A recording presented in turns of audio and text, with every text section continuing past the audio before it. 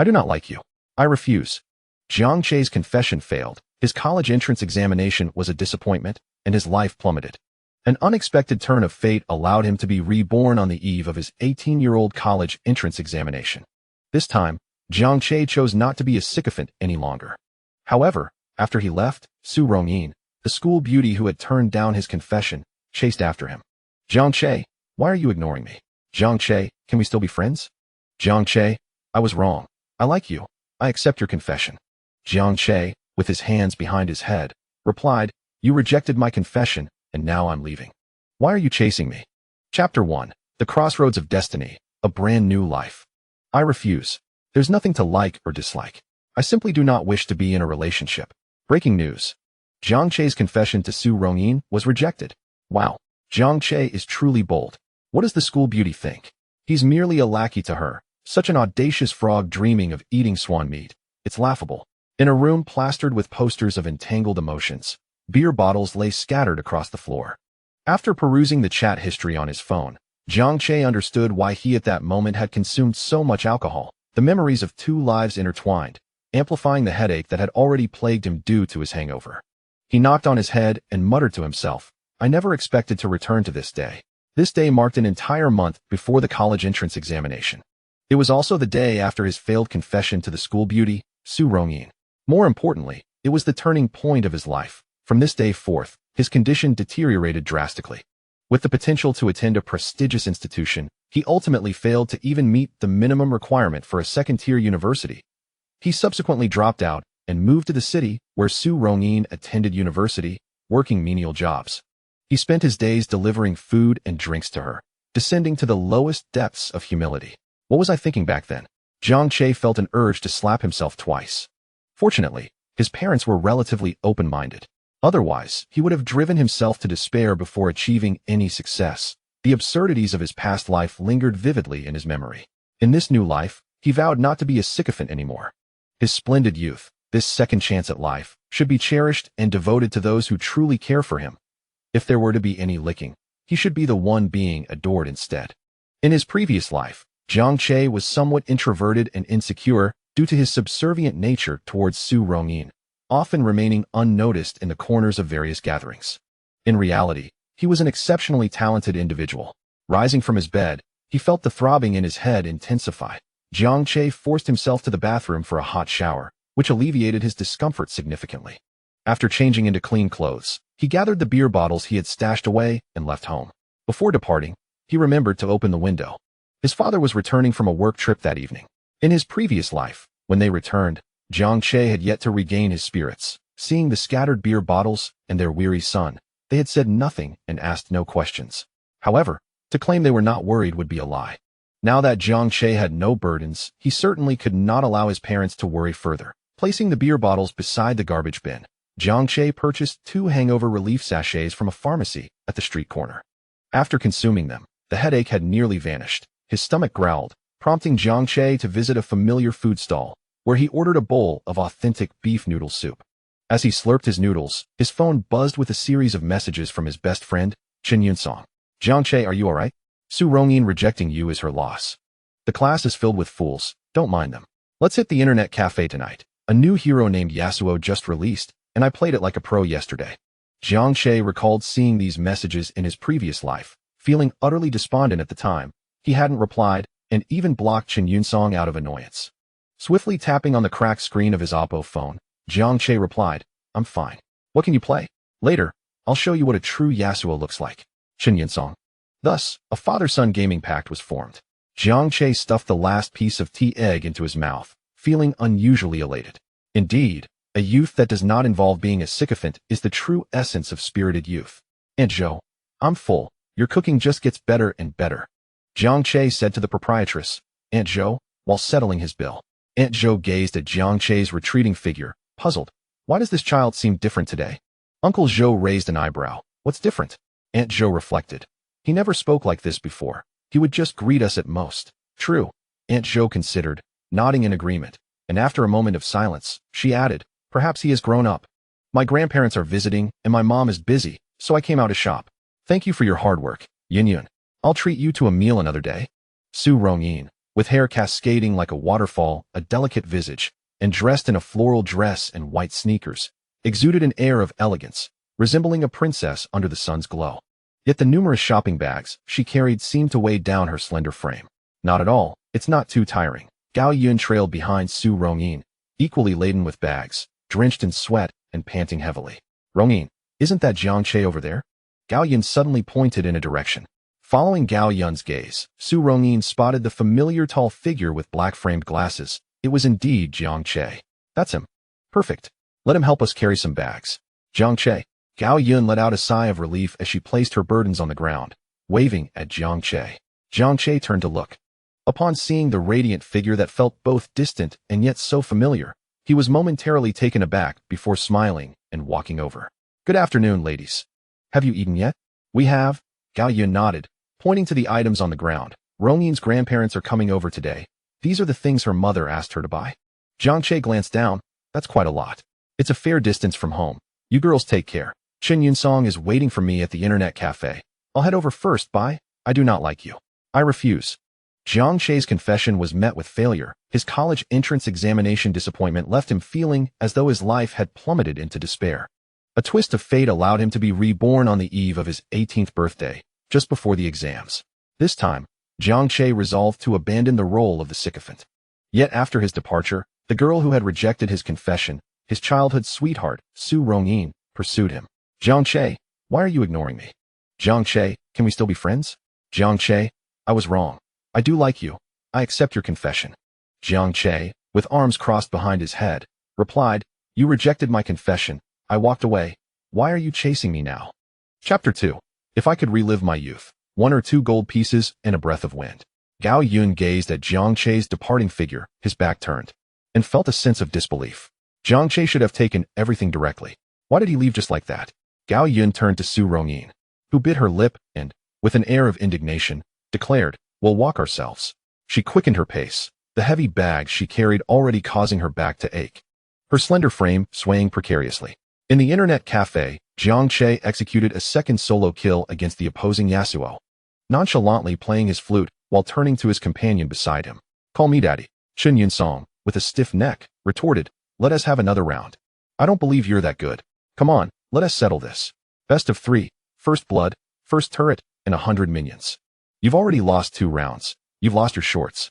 Hurry up and call me daddy. Jiang Che didn't give him a sliver of a chance.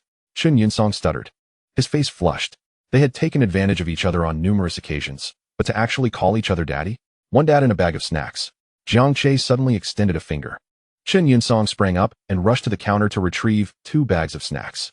Thus, their father-son rivalry concluded with Chen Yunsong purchasing 2 bags of snacks. Their bond was exceptionally strong, yet the pride and bravado of youth always demanded preservation. Each held a bag, munching contentedly, their friendship pure and untainted by any other elements. In truth, many years later, the relationship between Chen Yunsong and Jiang Che remained unchanged. This fellow married a virtuous wife, and, during Jiang Che's toughest times, lent him 30,000 yuan to help with the debts incurred from treating his mother-in-law and the heavy monthly mortgage. When Jiang Che achieved great success, he certainly did not forget Chen Yunsong. It could be said that Chen Yunsong was the kind of brother Jiang Che could trust implicitly without a second thought. Jiang Che, what are your plans moving forward? Chen Yunsong asked, crunching on his snacks and turning to Jiang Che. What else? Study diligently and strive for improvement. Jiang Che replied. I'm not asking about that. I mean Su Rongyin, Chen Yunsong pressed. Of course, the past is behind us. After all these years of unreciprocated feelings, it's time to wake up. Jiang Che replied lightly, cradling the back of his head. Are you serious? Chen Yunsong looked at him suspiciously. You're being overly pedantic. Something seems off. It's entirely true. What is off about it? Jiang Che stood up and declared, Let us go. Where to? Chen Yunsong hurriedly followed. Hey, we haven't even settled the bill yet. After both machines were settled, 10 minutes later, Chen Yunsong accompanied Jiang Che to a barber shop. Observing Jiang Che seated before the mirror, Chen Yunsong confirmed, Jiang Che, are you really going to cut your hair? That mushroom cut you've had since childhood? Think carefully. Don't act impulsively. During this time, the remnants of alternative styles still lingered, and Jiang Che's thick mushroom haircut carried a sense of heritage. Though it obscured his eyes, he would part it on either side when it interfered with his studies, rendering it manageable. Not acting impulsively. I'm not shaving it all off. Just changing my hairstyle, changing my mood. Tony, don't mind him. Let us begin. Jiang Che said with a smile to the barber in the mirror, being referred to as teacher rather than master. The barber's mood brightened, and he cut Jiang Che's hair with ease. Soon, a stylish, slightly longer layered hairstyle appeared in the mirror. Jiang Che removed his glasses, revealing an extraordinarily handsome face. Clothes make the man. And with a new hairstyle and the removal of his thick black glasses, Jiang Che transformed into a male idol. After his rebirth, Jiang Che discovered many differences in himself. Firstly, his previously nearsighted vision of over 200 degrees had vanished. His skin had become fair and flawless, and most importantly, his physical condition had improved dramatically. With all minor imperfections gone, his physique was nothing short of perfect. Evidently, this was the boon of Jiang Che's reincarnation. The barber was stunned. He gazed at his hands, questioning if this transformation was his handiwork. Chen Yinsong was equally taken aback. Had he not witnessed the change in Jiang Che firsthand, he would have suspected he had undergone cosmetic surgery. However, upon closer inspection, it appeared he hadn't. Jiang Che had always been quite handsome. The thick black glasses had made him look dull, and the mushroom cut had concealed his eyes. Now, it felt as if a seal had been lifted. Stepping out of the barber shop, Chen Yinsong felt elated for Jiang Che, his steps lighter. Old Jiang, I believe now you have a great chance to confess to Su, the campus beauty. Confess? Please. Jiang Che crossed his arms behind his head. I've long since come to terms with it. There are countless beautiful flowers in the world. University life is what truly matters. A bright future lies ahead. Why cling to a single tree? Huh, don't say that. Let us head home. My parents will probably be back. Watching Jiang Che's retreating figure, Chen Yinsong scratched his head, pondering whether university life was truly that wonderful. Had he really given up on pursuing the campus beauty he had long admired? On the way home, a warm breeze brushed against Jiang Che's face, and his mood was remarkably buoyant. If I could relive my youth, 1 or 2 gold pieces and a breath of wind. This was a profoundly resonant phrase from a past life. How many times had he stood at the floor-to-ceiling windows of the office on the top floor, fantasizing about returning to his youth? Little did he expect to actually be granted a second chance. In his previous life, after failing the college entrance examination and dropping out, Jiang Che had followed Su Rongyin to Jinling. At that time, they had existed in entirely different worlds. No matter how much he pursued, the gap between them widened. Ultimately, they became like strangers. After completely parting ways, Jiang Che finally awakened, reclaiming control of his life. Starting from scratch, he achieved significant success. Now, in the blink of an eye, decades of effort had been rendered futile, and he found himself once again with nothing. Yet Jiang Che felt no regret. A second chance at youth is something that cannot be bought with any amount of money. Moreover, having lived once, Jiang Che understood the tides of fortune and possessed the experience of success from his previous life. Navigating through various challenges to earn money was not a daunting task. Standing before that familiar door, he could faintly hear the sounds within, his mother, Chen Feirong, calling out to his father, Jiang Liyun, inquiring about his whereabouts. Taking out his keys, he opened the door to his home. After a lifetime apart, seeing his parents at this moment filled Jiang Che with overwhelming excitement. Dad, Mom, I'm back, Jiang Che exclaimed with fervor. His mother, Chen Feirong, a well-preserved beauty who appeared to be in her 30s, emerged from the kitchen with a spatula in hand, smiling at Jiang Che, which made him feel somewhat uneasy. Your dad said the whole house smells of alcohol. What have you been up to while we were away? Jiang Che glanced at Jiang Liyun, who strategically sipped his tea without even turning to acknowledge Jiang Che. Chapter 3. Who is this handsome guy? Is this Jiang Che? What a joke. Look at you, old Jiang, with those thick brows and big eyes. Jiang Che couldn't help but chuckle at his father's appearance. What happened to your hair? Where are your glasses? As Chen Feirong emerged from the kitchen, she noticed Jiang Che's dramatic transformation and asked in confusion. Jiang Liyun finally turned his gaze toward his son, noticing the change. The previous style was too obstructive, so I changed it. Without my glasses, you can see clearly. So what do you think? Am I handsome? Jiang Che tousled his bangs. The couple exchanged a subtle glance, a silent understanding passing between them. Chen Feirong turned back to the kitchen, saying, Dinner is ready. Lao Jiang, please bring out the dishes. All right. Jiang Liyun cheerfully followed suit. Soon, a lavish spread adorned the dining table. Jiang Che felt a wave of nostalgia for his mother's cooking.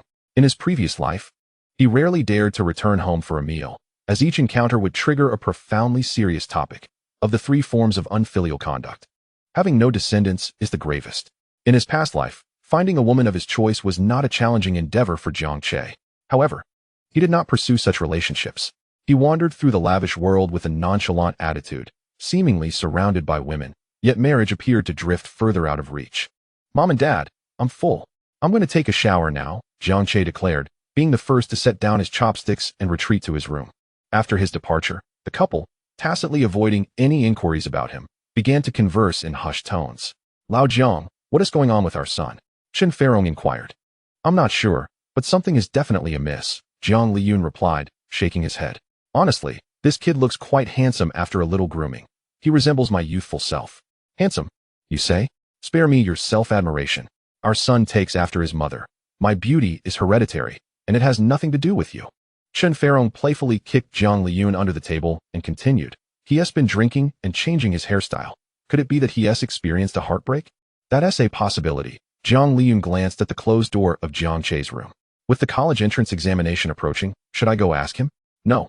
Chen Feirong firmly rejected the notion. "Since our son has made some changes, it indicates that he is all right. A little setback is beneficial for young ones. Haven't you noticed how much he seems to have matured? Let us give him some space and trust that he can handle it." Inside his room, Jiang Che eavesdropped on the conversation through the door. He could clearly perceive that his parents intentionally avoided discussing him. Listening to their dialogue made his heart ache. "Give myself space, believe in myself." They had supported him in this manner in his previous life, yet he had let them down. What parent does not wish for their child to attend a prestigious university? They never pressured him directly, but their hopes were evident. Jiang Che, who could have achieved excellent results, ultimately presented them with the disappointment of dropping out. This time, he vowed not to let them down again. He turned and sat at his desk, pulling out a sheet of paper and began to write fervently. "College entrance examination," he inscribed in large letters, emphasizing its significance with 3 exclamation marks. Following the exams, the World Cup would commence, presenting a monumental opportunity and a swift means to acquire seed funding for entrepreneurship. Betting on matches may not be the most virtuous act, yet the prospect of free money at such a critical juncture was too tempting to ignore.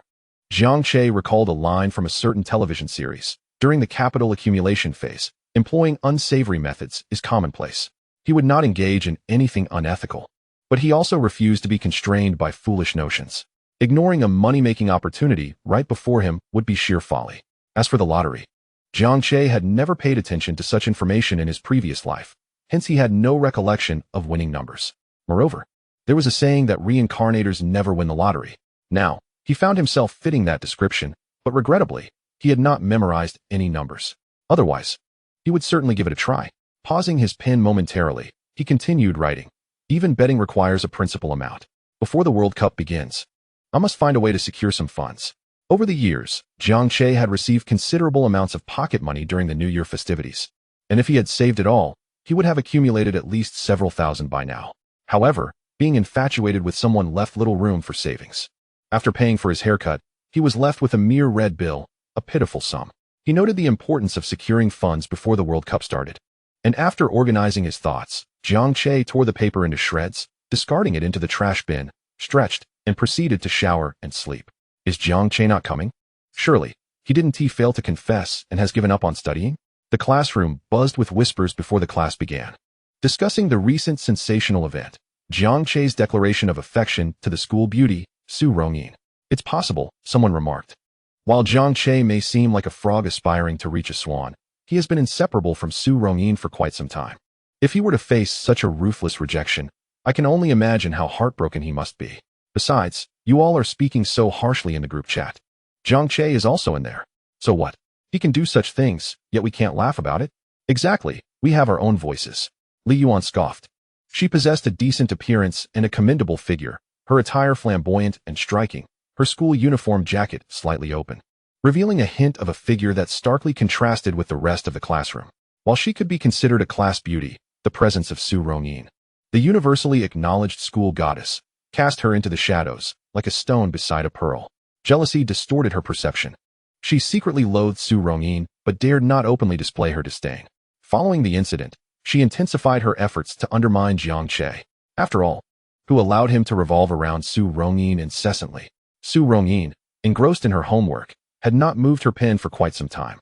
During this period, she frequently recalled Jiang Che's nonchalant greeting before he turned away without a backward glance. Now, hearing Li Yuan's voice and the chatter of her classmates only heightened her agitation. The more she attempted to suppress her thoughts, the more vexed she became, almost wishing to tear her exam paper to shreds. Just then, a young man with tousled, jet black hair, fair and delicate skin, and strikingly handsome features entered the classroom, carrying a backpack. Instantly, all the students turned to look, whispering amongst themselves. Who is this handsome guy? How did he end up in our class? He looks somewhat familiar. Did Jiang Che really drop out? And this new student was assigned to his seat? With his large black-framed glasses removed and a new hairstyle donned, Jiang Che's demeanor was profoundly different, almost as if he were an entirely different person. Even his classmates, who had shared 3 years with him, could scarcely recognize him at first glance. Amidst the speculation, another figure burst into the classroom, rushed to sit beside the handsome newcomer, and immediately began rummaging through his backpack. Jiang Che, where's the homework? Hurry up and let me copy it. We're running out of time. Shen Yunsong's actions and words left the entire class momentarily stunned. Jiang Che? What is going on? The shock was palpable, and as they scrutinized the newcomer, it became clear that this strikingly handsome face was none other than Jiang Che himself. Chapter 4. Clear memories of a past life, heightened intelligence, and an unforgettable memory. Gu Dafei was a plump figure, round and bespectacled, with a pleasant temperament. As the homeroom teacher, he had a knack for connecting with his students, making him one of the few teachers well-liked by the class. Carrying a stack of papers, he entered the classroom and immediately sensed an unusual atmosphere. A quick glance around revealed a rather unfamiliar face among the students, who greeted him with a wave. Adjusting his glasses and focusing intently, he realized that the handsome youth who had acknowledged him was none other than the owner of his seat, Jiang Che. Had he undergone cosmetic surgery? He was taken aback, only to discover that it seemed he had merely changed his hairstyle and removed his glasses. This young man was quite the hidden gem. With such an appearance amidst the vibrant crowd of students, he was akin to a bombshell. No wonder the atmosphere felt so peculiar. Retracting his gaze, Gu Dafei announced, "Class monitor, please distribute the papers." The class monitor, Qin Xiaolong, stepped forward to collect the papers and began handing them out to each student. However, when he reached Jiang Che, he deliberately attempted to toss the paper onto the floor. With quick reflexes, Jiang Che caught it and flashed a grin. "Careful, class monitor." "Humph." Qin Xiaolong snorted coldly, not even sparing Jiang Che a glance. Unfazed, Jiang Che dismissed it. While Qin Xiaolong performed reasonably well academically, his character and temperament decidedly limited his potential. Throughout life, one inevitably encounters a few nuisances. Jiang Che couldn't be bothered to address someone so inconsequential. With exactly 1 month remaining until the college entrance examination, Gu Dafei emphasized that these 30 days would be the most crucial of their lives. The culmination of 12 years of hard work hinged on this pivotal moment, and he urged everyone to remain calm and focused for the final sprint.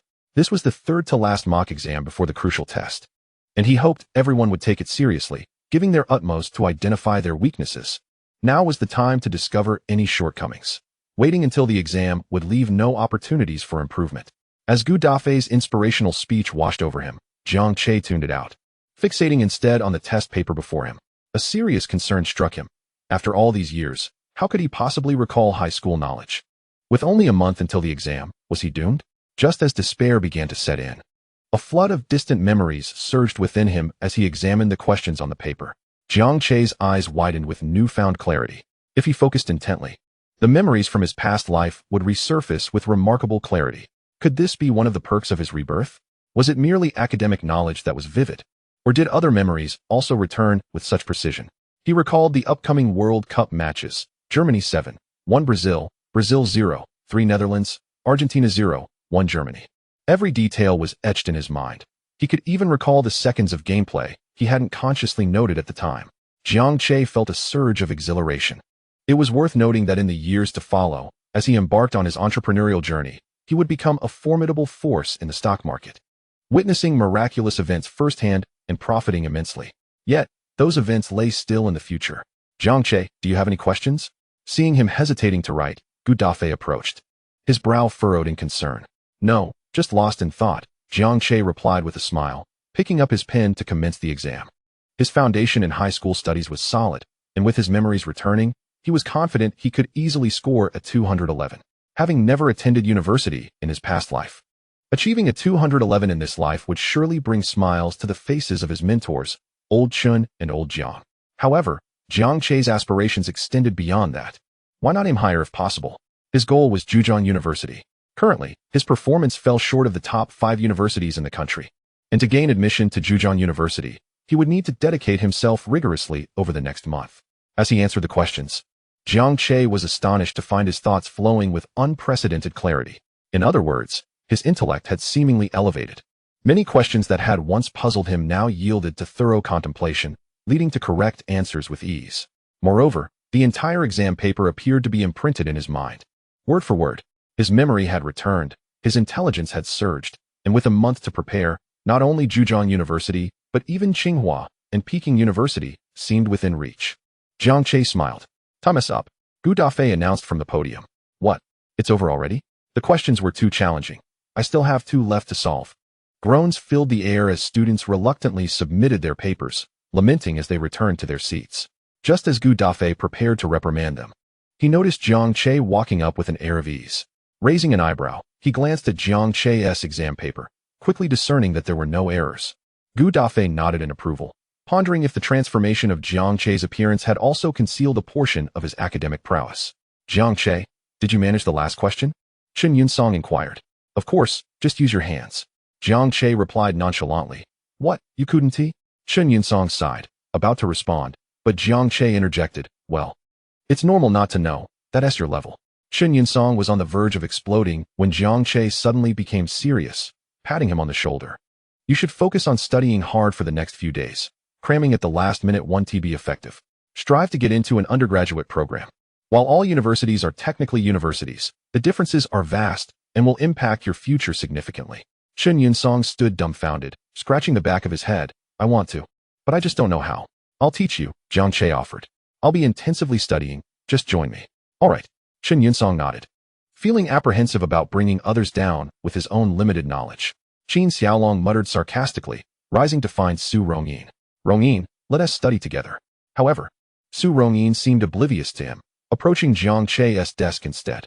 Jiang Che, I'd like to join you. Qin Xiaolong stood frozen, his face burning with embarrassment. Feeling as though all eyes were on him, mocking him, his fists clenched and muscles twitching. Yet, in reality, no one was paying him any mind. All attention was focused on Su Rongyin standing by Jiang Che's desk. Chen Yunsong nudged Jiang Che, his face glowing with happiness for him.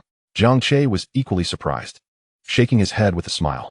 Su Rongyin's tone of notification remained as consistent as ever.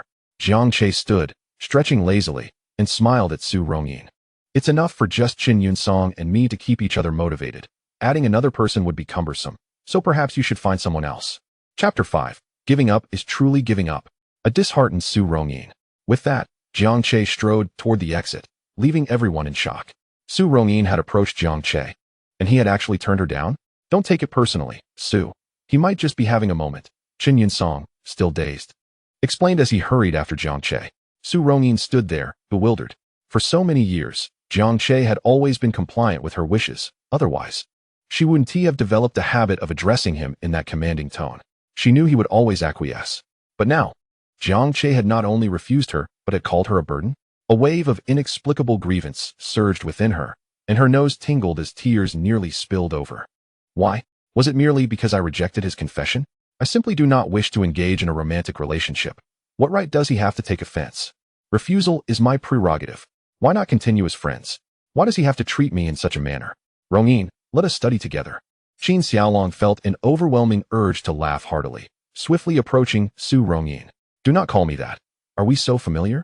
Su Rongyin did not even cast him a glance, coldly replying, please step aside. At this moment, all eyes genuinely turned toward him. Chetzi, have you lost your mind? Chen Yunsong chased Jiang Che to the restroom door. Su Rongyin expressed a desire to join us for study. Why did you refuse? Her initiative signifies you have a chance. Furthermore, studying together all day presents an extraordinary opportunity. I see, Jiang Che replied. You perhaps did not expect Su, the school belle, to suddenly want to join us. You feel my presence as a third wheel is unwelcome? No worries, I shall leave. Jiang Che halted in the restroom, glancing at Chen Yunsong. Do you recall what I said yesterday? Chen Yunsong inquired. What did you say? To give up is to give up. A mere glimmer of hope will not alter my decision. Chen Yunsong grew anxious. Come on. For 6 years in middle and high school, you have liked Su Rongyin. This long-standing affection is now blossoming. To abandon it now would be a pity. Jiang Che retorted, my hairstyle and glasses have also been with me since childhood. Yet I have relinquished them. Was the outcome unsatisfactory? But how could a person be compared to hair and glasses?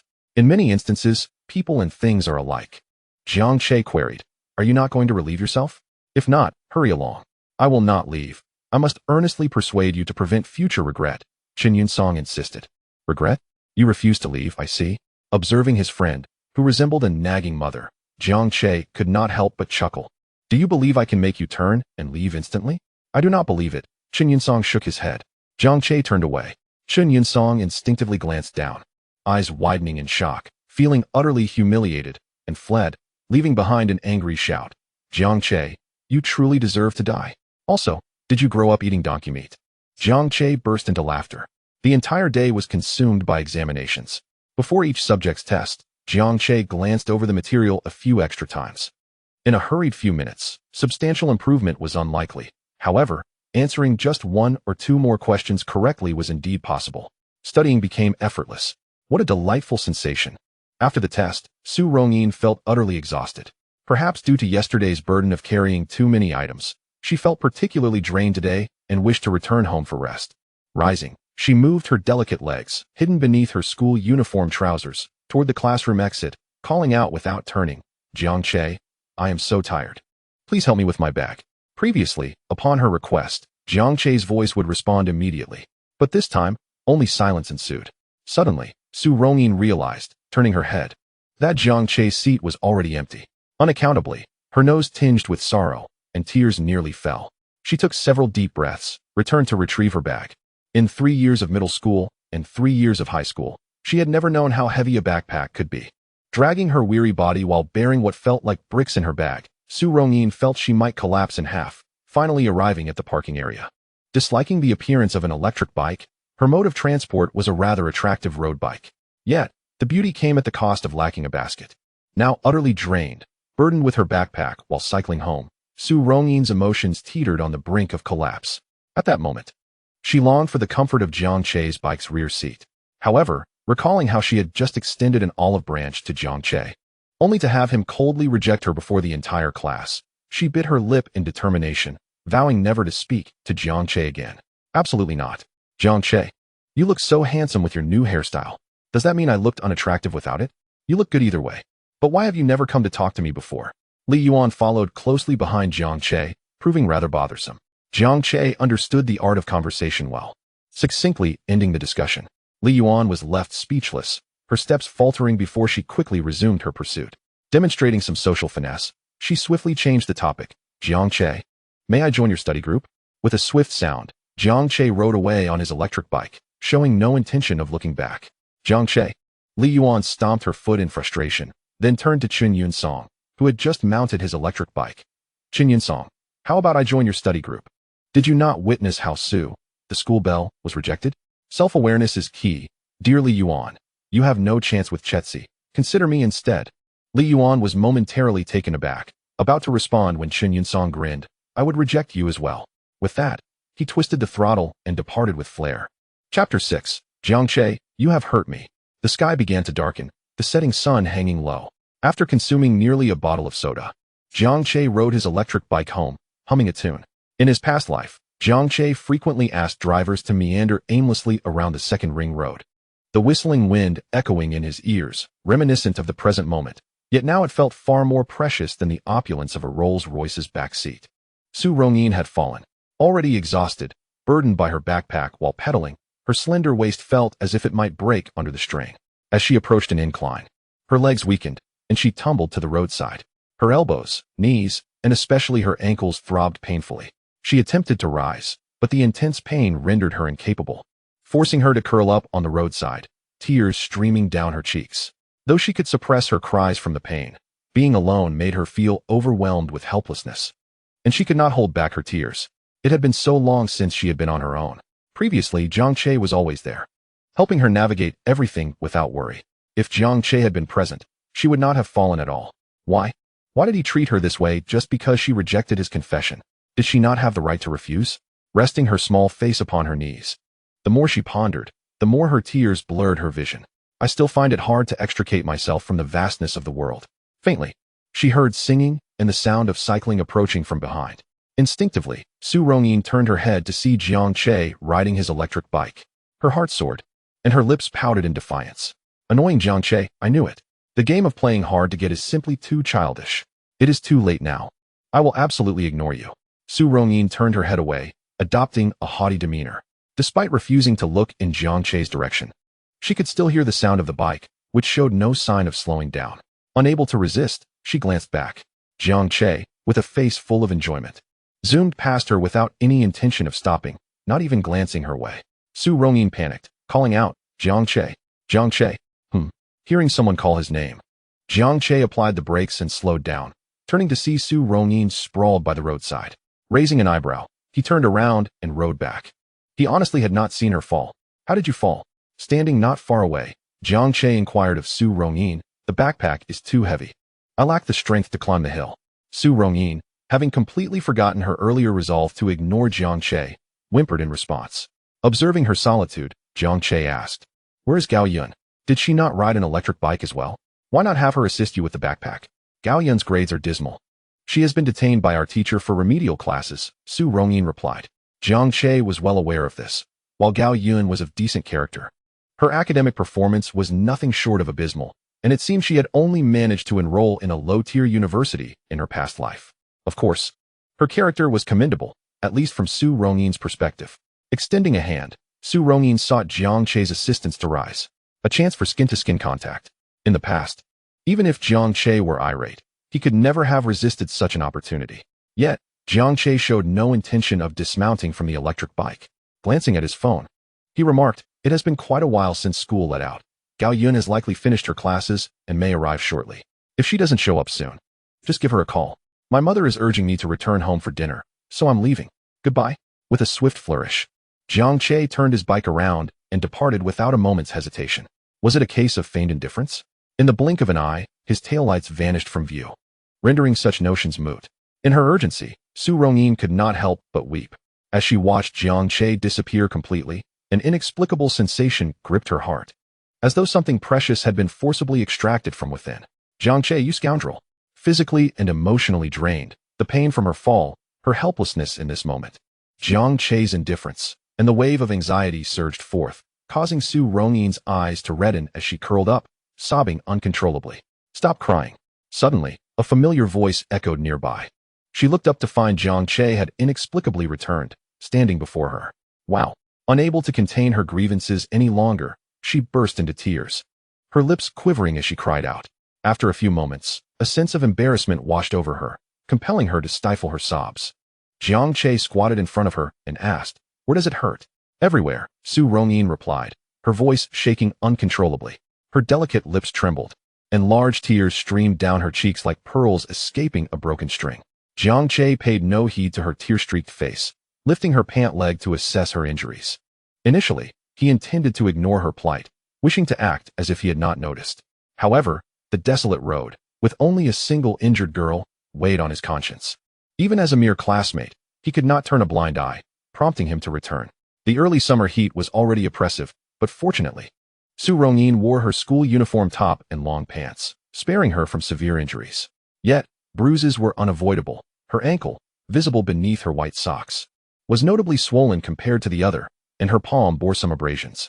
Lowering her loose school pants to conceal her pale calves, Jiang Che said, Your leg is fine. It will heal in a few days. However, you've sprained your left foot. It needs realignment, or it may cause complications later. As he spoke, he began to untie Su Rongyin's shoelaces. When he reached for her shoe, her foot instinctively recoiled. Jiang Che glanced up at her. It hurts, Su Rongyin weakly explained. In this moment, Jiang Che found himself looking at a face he had known intimately in a previous life, yet never had he seen it in such a state. Tear-streaked and vulnerable, it awakened a protective instinct within him. Even Jiang Che, in this current incarnation, could not escape the stirrings of his heart. The feelings he had harbored in his past life resurfaced, and despite being reborn, they persisted. Yet, this sensation was swiftly suppressed, akin to a stone cast into water, the ripples fading into tranquility. To repeat the same mistakes would be the height of folly. Gently, Jiang Che removed Su Rongyin's shoe. Her delicate foot, clad in a white sock, emerged beneath the setting sun. Chapter 7. Refusal is your right. The choice of friendship is mine. Jiang Che carefully grasped her ankle, seeking the misaligned joint. In his previous life, after achieving success in his ventures, he had taken to exercising regularly and, out of interest, had trained in free fighting for several years. He had a natural aptitude and had engaged in friendly matches, albeit with some injuries over time, granting him experience in this area. As Jiang Che held her foot, Su Rongyin's face flushed crimson. Her earlier flinching stemmed not only from pain, but also from the unfamiliarity of being touched by a male. Strangely, while Jiang Che scrutinized her, she only mentioned the pain, fearing that over-explaining would lead him to believe she disliked him. Yet, as she observed Jiang Che's focused profile, she realized he had indeed changed. It was not a matter of mere physical appearance, but a shift in essence. The feelings she now harbored for him were unlike anything she had felt before. But what was this feeling? While Su Rongyin recognized Jiang Che's transformation, she could not decipher her own heart. Just then, a sharp crack echoed from her ankle. Ah! Su Rongyin involuntarily cried out, the pain igniting the tears that had only just subsided. Jiang Che, you hurt me. Jiang Che shot her a glance, released her foot, and began to walk away. Jiang Che, realizing her involuntary rudeness, Su Rongyin panicked and grasped his shirt. I didn't mean it. It just hurt too much. The bone is resetting. Gao Yun is coming. I need to leave now. My mother really wants me home for dinner. Jiang Che gently pulled her hand away. Why are you doing this, Jiang Che? Su Rongyin's lips trembled incessantly. I have the right to refuse your confession. Why must you treat me this way? Can't we just be friends? Jiang Che mounted his electric bike and smiled. Refusal is your right, and whether to be friends is my prerogative. Su Rongyin was momentarily speechless. Jiang Che continued. Besides, did I ever say we aren't friends? We are still friends. With her big eyes glistening with hurt, she implored, if we are still friends, then why treat me like this? You weren't like this before. That way wasn't friendship. Jiang Che grinned, twisting the throttle and accelerating away. He had little desire to explain further. There was only 1 month left. After the college entrance examination, they would go their separate ways, and their lives would intertwine no more. Rongyin, what on earth happened? Why are you crying like this? Was that Jiang Che who just left? Did he bully you?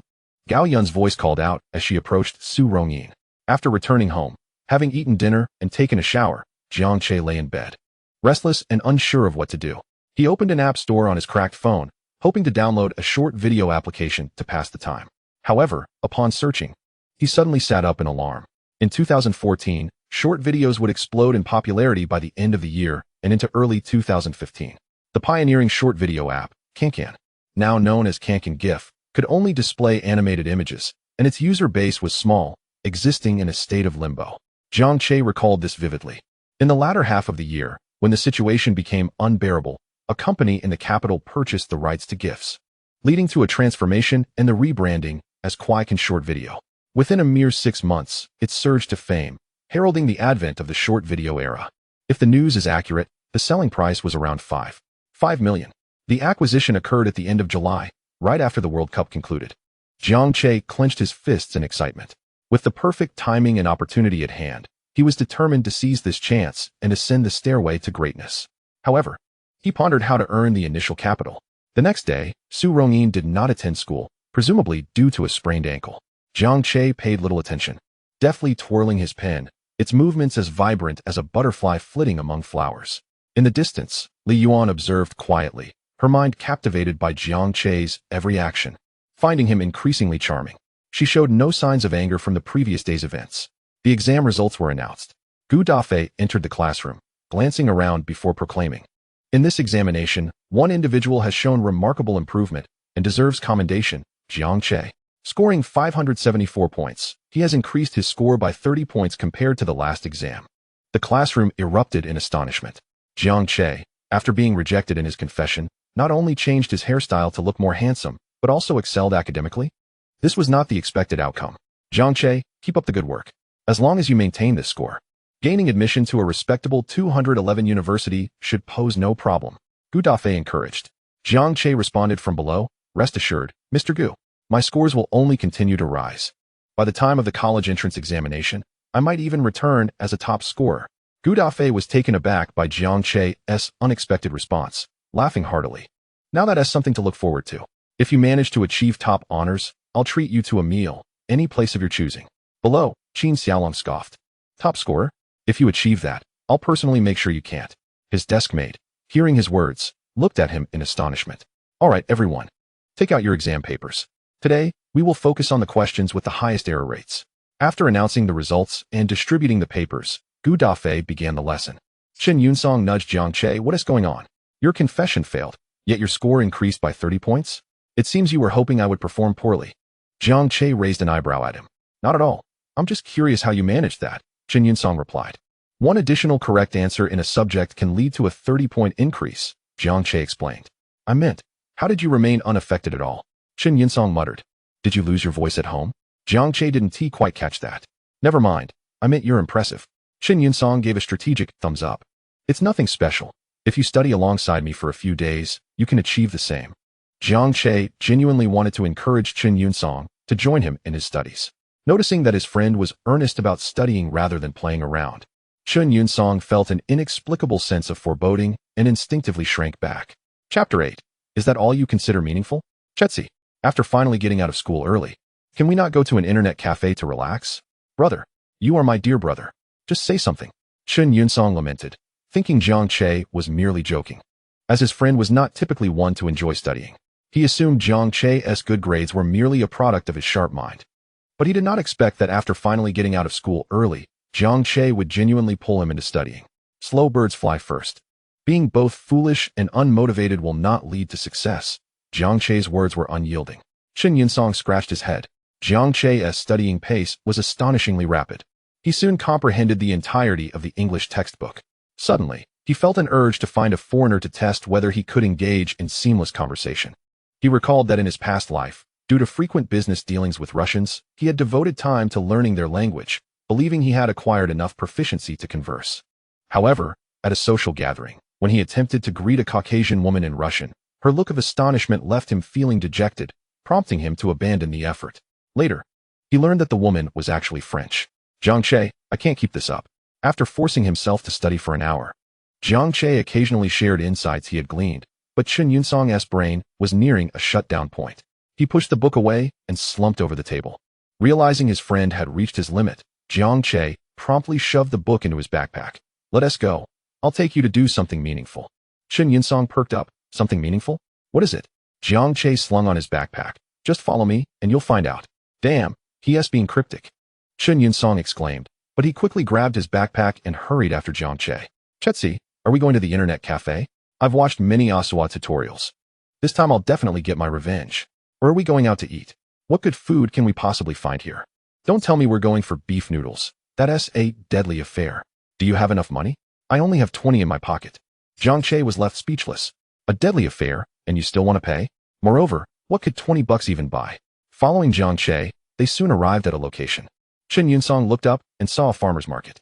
A market? What could possibly be found in a market? He scratched his head, surprised. No wonder they say the most dangerous places are the safest. If you hadn't brought me here, I'd never have guessed. But Chetzi, how did you know about this? Jiang Che was too lazy to respond. Upon entering the market, Chen Yunsong began to fidget nervously. Jiang Che, I suddenly have a strong sense of unease. Why don't we just go back? If we get caught, I won't be in trouble, just some embarrassment and a good scolding from my dad. But for you, it would completely ruin any chance with Su Rongyin.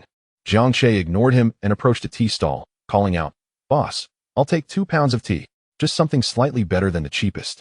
He turned to Chen Yunsong. I have no chance with Su Rongyin anyway. I'm just buying some tea. Why all the fuss?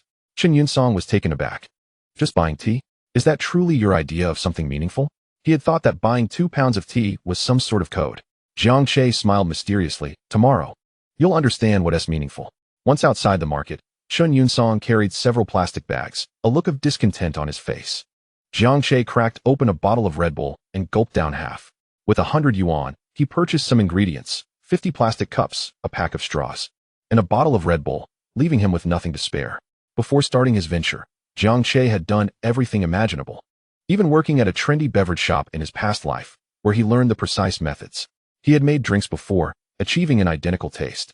However, with a plethora of beverage shops saturating the market, making a fortune from this was unrealistic. Yet, generating some initial capital was certainly feasible, especially when one knew the right location. Returning home, he was greeted by the tantalizing aroma of food wafting through the air. Chen Feirong had just finished cooking and, noticing Jiang Che's timely return, shot him a look. You think you can skip meals just because you're busy at school? I was studying. Jiang Che chuckled. Chen Feirong contemplated raising her doubts, but hesitated, fearing that questioning her son might dampen his enthusiasm for studying, especially with the imminent college entrance examination. She resolved to endure her concerns for the time being. However, witnessing Jiang Che's current demeanor filled her with frustration. Fortunately, once outside, he behaved himself. Otherwise, she could only imagine the worries they would have faced. Unbeknownst to her, Jiang Che was no longer as compliant as he once was. Previously, his apparent obedience stemmed from a deep-seated insecurity that made him timid and reserved in unfamiliar environments. However, the Jiang Che of today had shed that self-doubt. What did he have to feel inferior about? Regardless of circumstances, one should live joyfully and embrace life without overthinking. After dinner, Jiang Che gathered all the past examination papers, including the 3-year high school exams and 5-year simulations, and began his review. As his study pace accelerated, learning transformed from a burdensome task into an exhilarating pursuit. Before he knew it, it was 10 o'clock. Having reviewed a substantial stack of papers, he retired to bed. At 5 the next morning, he entered the kitchen, moving quietly as he prepared. Soon, he had crafted several cups of refreshing lemon tea, sealing them in cups. Su Rongyin adored beverages, and Jiang Che was certain she would relish this flavor. Unfortunately, he would no longer deliver them to her. On May 9th, a day of fervor for aspiring educators. The weather mirrored the excitement with its sweltering heat. A long queue stretched outside the Education Examination Center, where individuals donned their most formal attire, awaiting their interviews. The scorching sun overhead exacerbated their anxious sentiments, rendering each breath a struggle. Nearby, a fresh goods store became the focal point of Jiang Che's adept social skills. As he quickly struck up a rapport with the burly owner, who wore an apron like a butcher.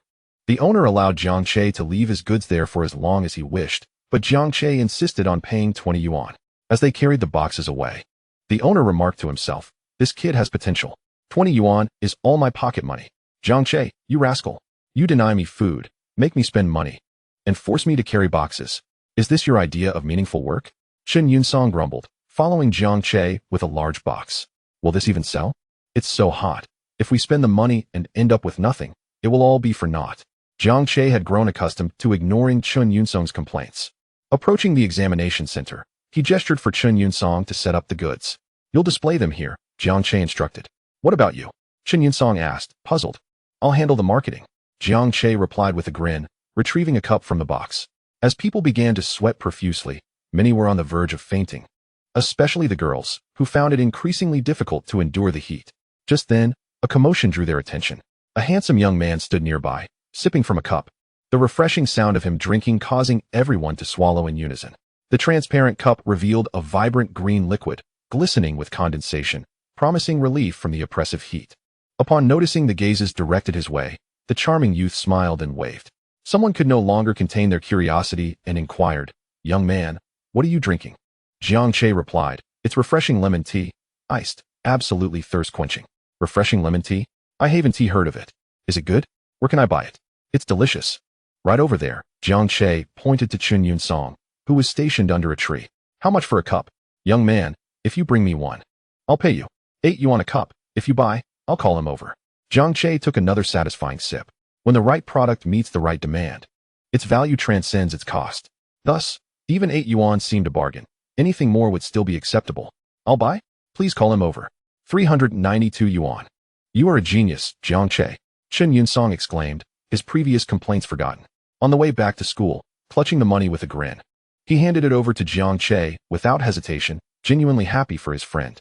Jiang Che pressed 100 yuan into his hand, but Chen Yunsong instinctively tried to refuse. "It's not a gift. You'll help me sell for the next few days. This is your pay." "This is too generous."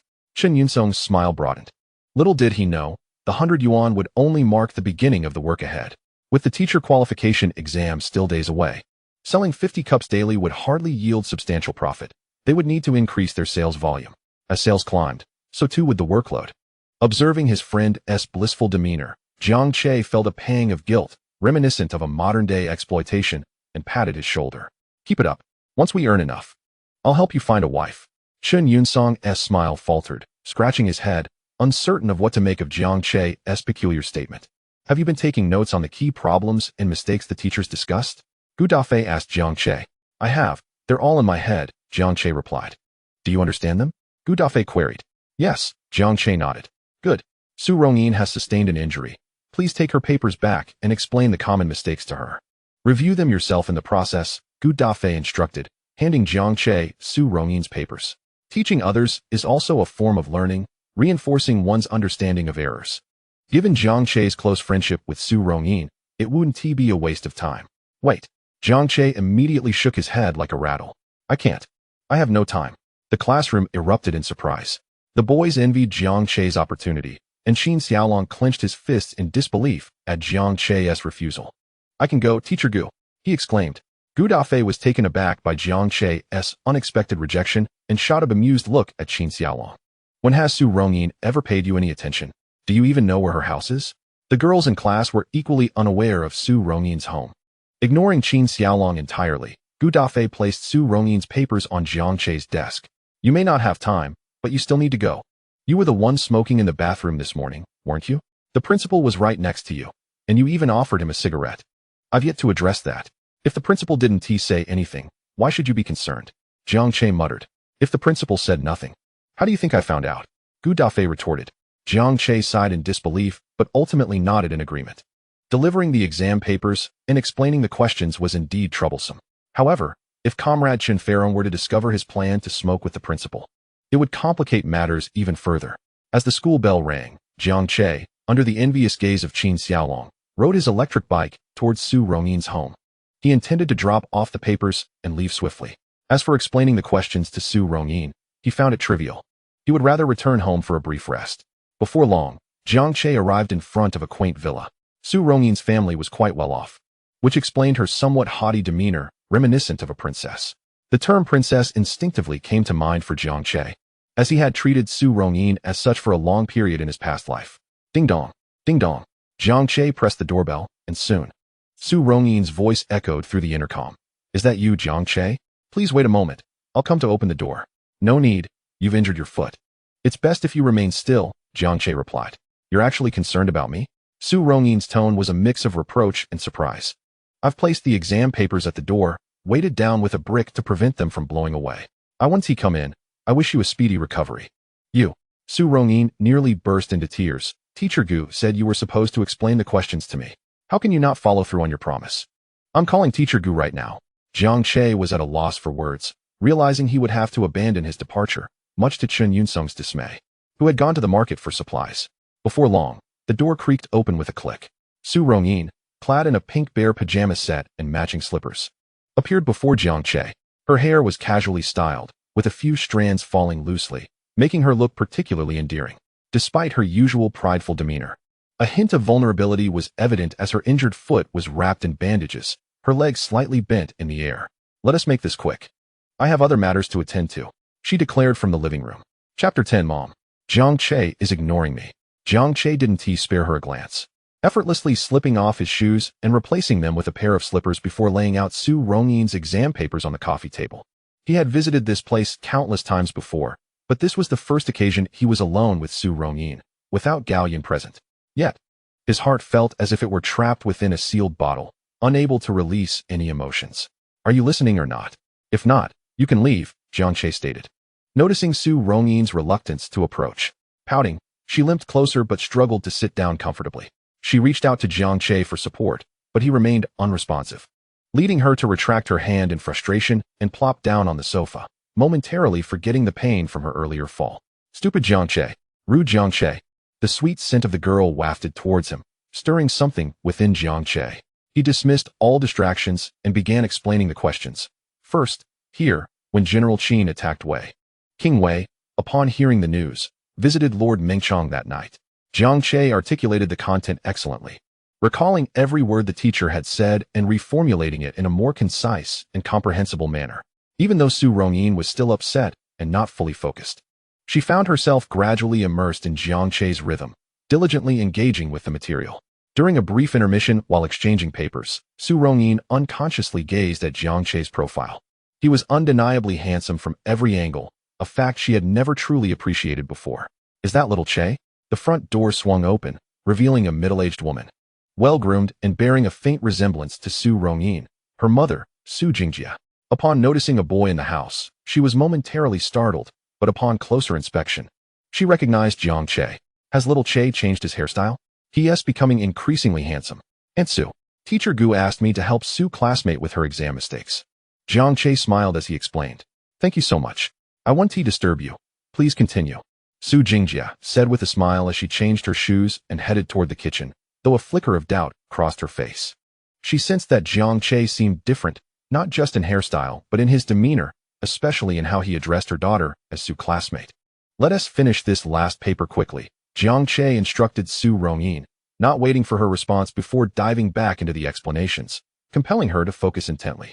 He spoke rapidly, and before she could fully absorb the information, he had already moved to change his shoes at the entrance. Su Rongyin, having taken notes, looked up just in time to see Jiang Che preparing to leave. An inexplicable sense of urgency surged within her, and she called out, "Jiang Che, where are you going?" "Of course, I'm leaving. It's quite late. Am I supposed to spend the night at your house?" Jiang Che replied as he slipped on his shoes. "You, go wherever you want."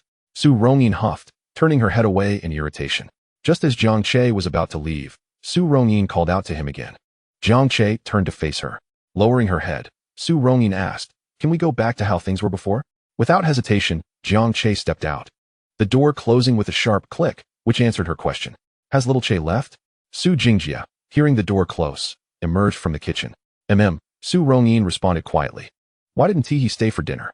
"It's so late." Su Jingjia wondered aloud as she returned to the kitchen, this time leaving the door ajar. Amidst the whirring of the exhaust fan, her voice floated out. "Inin, why does it feel like little Che is different from before?"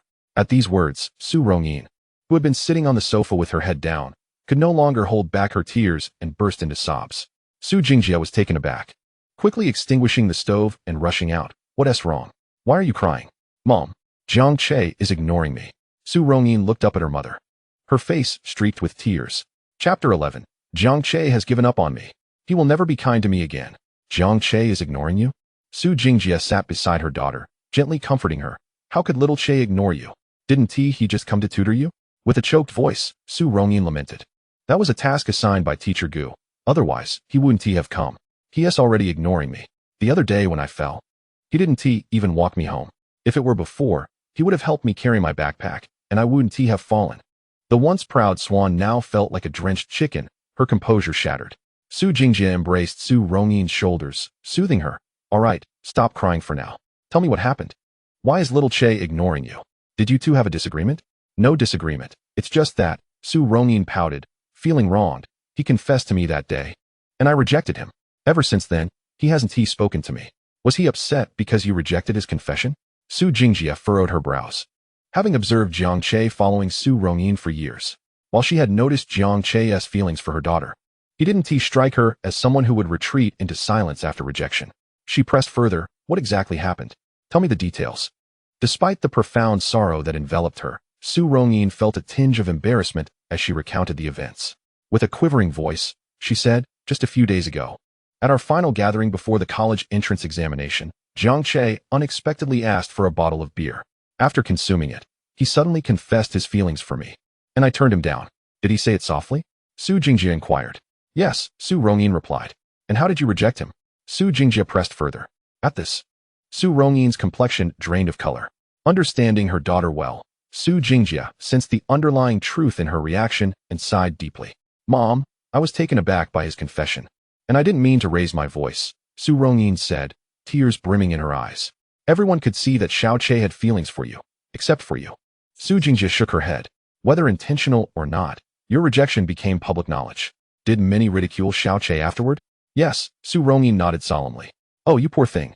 It's my fault for being overly protective of you since childhood, leaving you unaware of how to interact with others and consider their feelings," Su Jingjia lamented, filled with guilt. Su Rongyin lowered her head in self-reproach.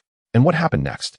"Then, the following day at noon, my grandparents came over for lunch, and you asked me to buy groceries." Su Rongyin recounted, her voice trembling. "I had gathered so many items with Gao Yun that I could barely move when I ran into Jiang Che.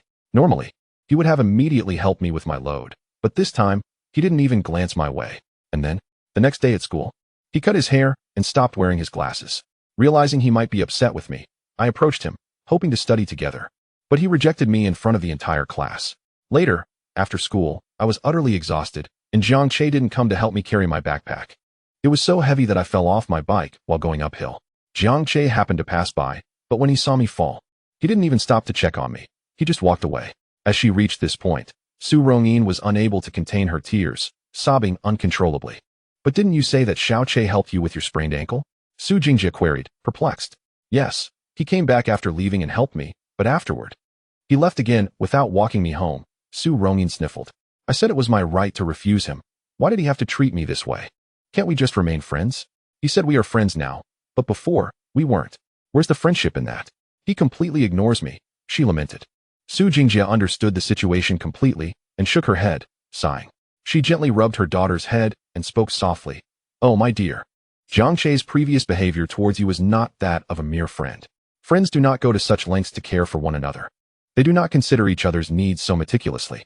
I have seen how Xiao Che treated you. He genuinely liked you and wanted to protect you from any sadness or hardship. You, on the other hand, took his kindness for granted, treating it as something ordinary and unimportant, even inadvertently trampling on his sincere feelings. Until now, he has quietly given, never once demanding acknowledgement. But now he has changed his hairstyle, removed his glasses, and verbally stated that you are just friends, which signifies that he has grown cold. He is prepared to change and abandon this unreciprocated relationship. Hearing her mother's words, Su Rongyin's face paled instantly, as though her heart had been sharply squeezed. Jiang Che was truly going to give up on her. Memories of Jiang Che flooded her mind, his gentle smiles, despite his glasses and awkward hairstyle. He had never allowed her to bear even the slightest burden. For 6 years, from junior high to now, she had never carried her own backpack. And he always fetched her meals, leaving her to relax and enjoy his kindness without a thought to reciprocate. Indeed, if they were merely friends, why should he treat her so well? That was not the essence of friendship. Now, they merely exchanged greetings while living their separate lives, and that was what friends did. Tears, large as pearls, cascaded from Su Rongyin's red-rimmed eyes, and she gasped for breath. Jiang Che is giving up on me. He will no longer be kind to me. From now on, we are just friends. Su Jingjie had intended to ask Su Rongyin how much she valued this relationship. However, she had already discerned the truth. If Su Rongyin did not care, she would not have cried. Observing her daughter's distress, Su Jingjie recognized that her daughter's feelings were far deeper than she had anticipated. Chapter 12 Su Rongyin. Jiang Che, I brought you lunch. Alas, this is the consequence of failing to cherish what one has until it is lost. Only then realizing its value. Su Jingjie sighed and embraced her daughter tightly, whispering, Oh, my dear, what good does crying do? Crying may serve as a weapon when confronting those who care for you, but it is utterly ineffective against those who do not. If you believe Jiang Che is not important, then being just friends may not be a bad thing. However, if you value this relationship and wish to salvage it, you must take action and make an effort, rather than wallow in tears. I think Jiang Che is very important, Su Rongyin stammered. Then show him your resolve. Su Jingjie urged. Most importantly, you must lower your defenses. Your attitude towards Jiang Che has become one of superiority. When he indulged you, he accepted you as you were. But if he decides to leave, maintaining that attitude will only breed resentment, and you may end up losing even the friendship. Su Jingjie exhaled deeply, Inin. In just a few days, you will turn 18 and become an adult. The path ahead is yours to navigate, and many decisions will rest solely on your shoulders. Therefore, whatever you do, whether concerning matters or people, think thoroughly and avoid acting on impulse. Once a mistake is made, it may be irretrievable. Mom, I understand, Su Rongyin replied, lifting her swollen eyes, resembling 2 blooming peach blossoms. So, if I seek out Jiang Che, is it possible to mend things? Where there is a will, there is a way, Su Jingjie smiled encouragingly. With determination, anything can be achieved. If the tricycle won't move, just stand up and pedal. Stop talking nonsense. Old Chun grumbled as he loaded a tricycle with a large haul of goods. Jiang Che had promised to come help immediately after delivering the items. But only when Chun Yun Song reached the entrance of Jiang Che's community did he finally catch sight of him, irritation evident on his face. As he grumbled, he suddenly leaned forward, raising an eyebrow and asking, Have you reconciled with Su Rongyin, or have you taken things a step further? Go buy me a pack of cigarettes. And I'll tell you, Jiang Che replied, gesturing towards the small shop beside the community's entrance.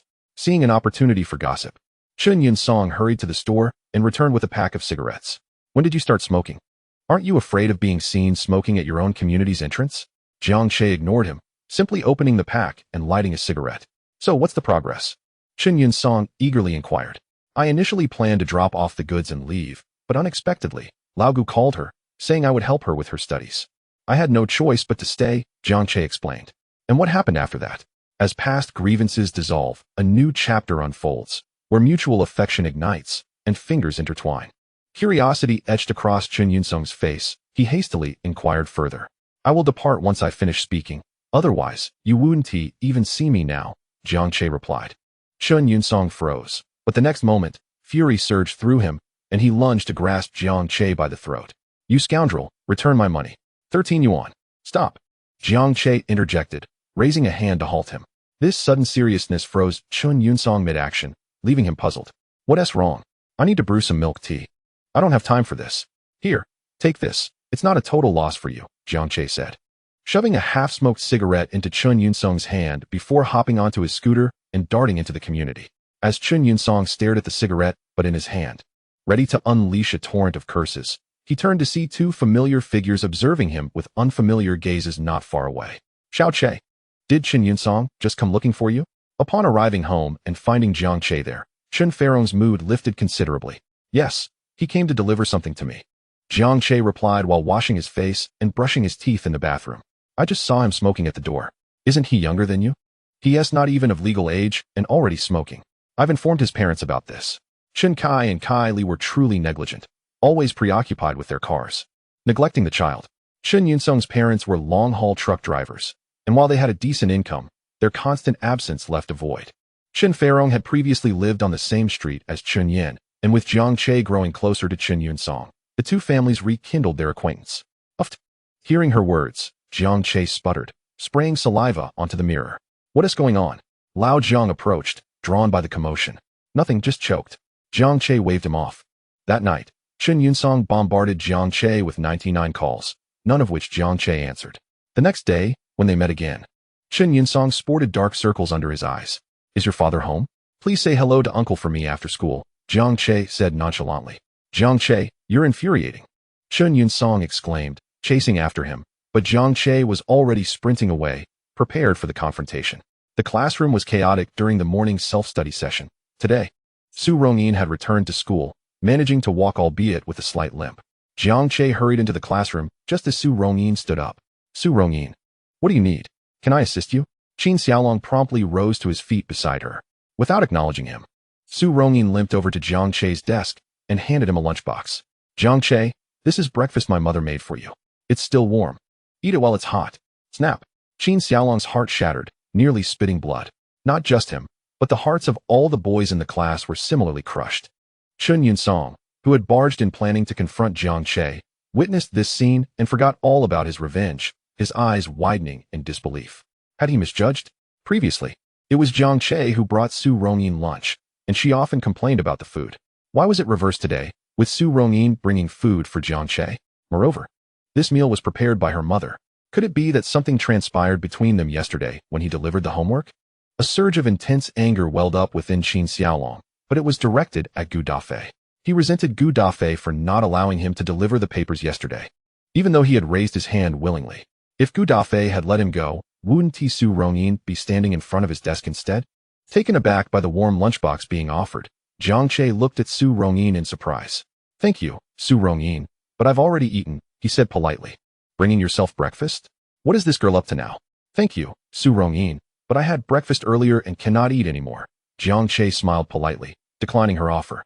A gasp enveloped the classroom. He rejected it again. Su Rongyin's hand holding the lunchbox froze midair, her eyes glistening with unshed tears as she swiftly returned to her seat, burying her head on her desk, her shoulders trembling in quiet sobs. Jiang Che, are you out of your mind? Chun Yunsung momentarily set aside thoughts of revenge and rushed over, elbowing him repeatedly. You're turning down her lunch.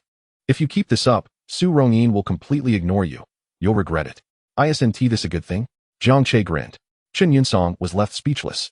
Jiang Che had no intention of rekindling any connection with Su Rongyin.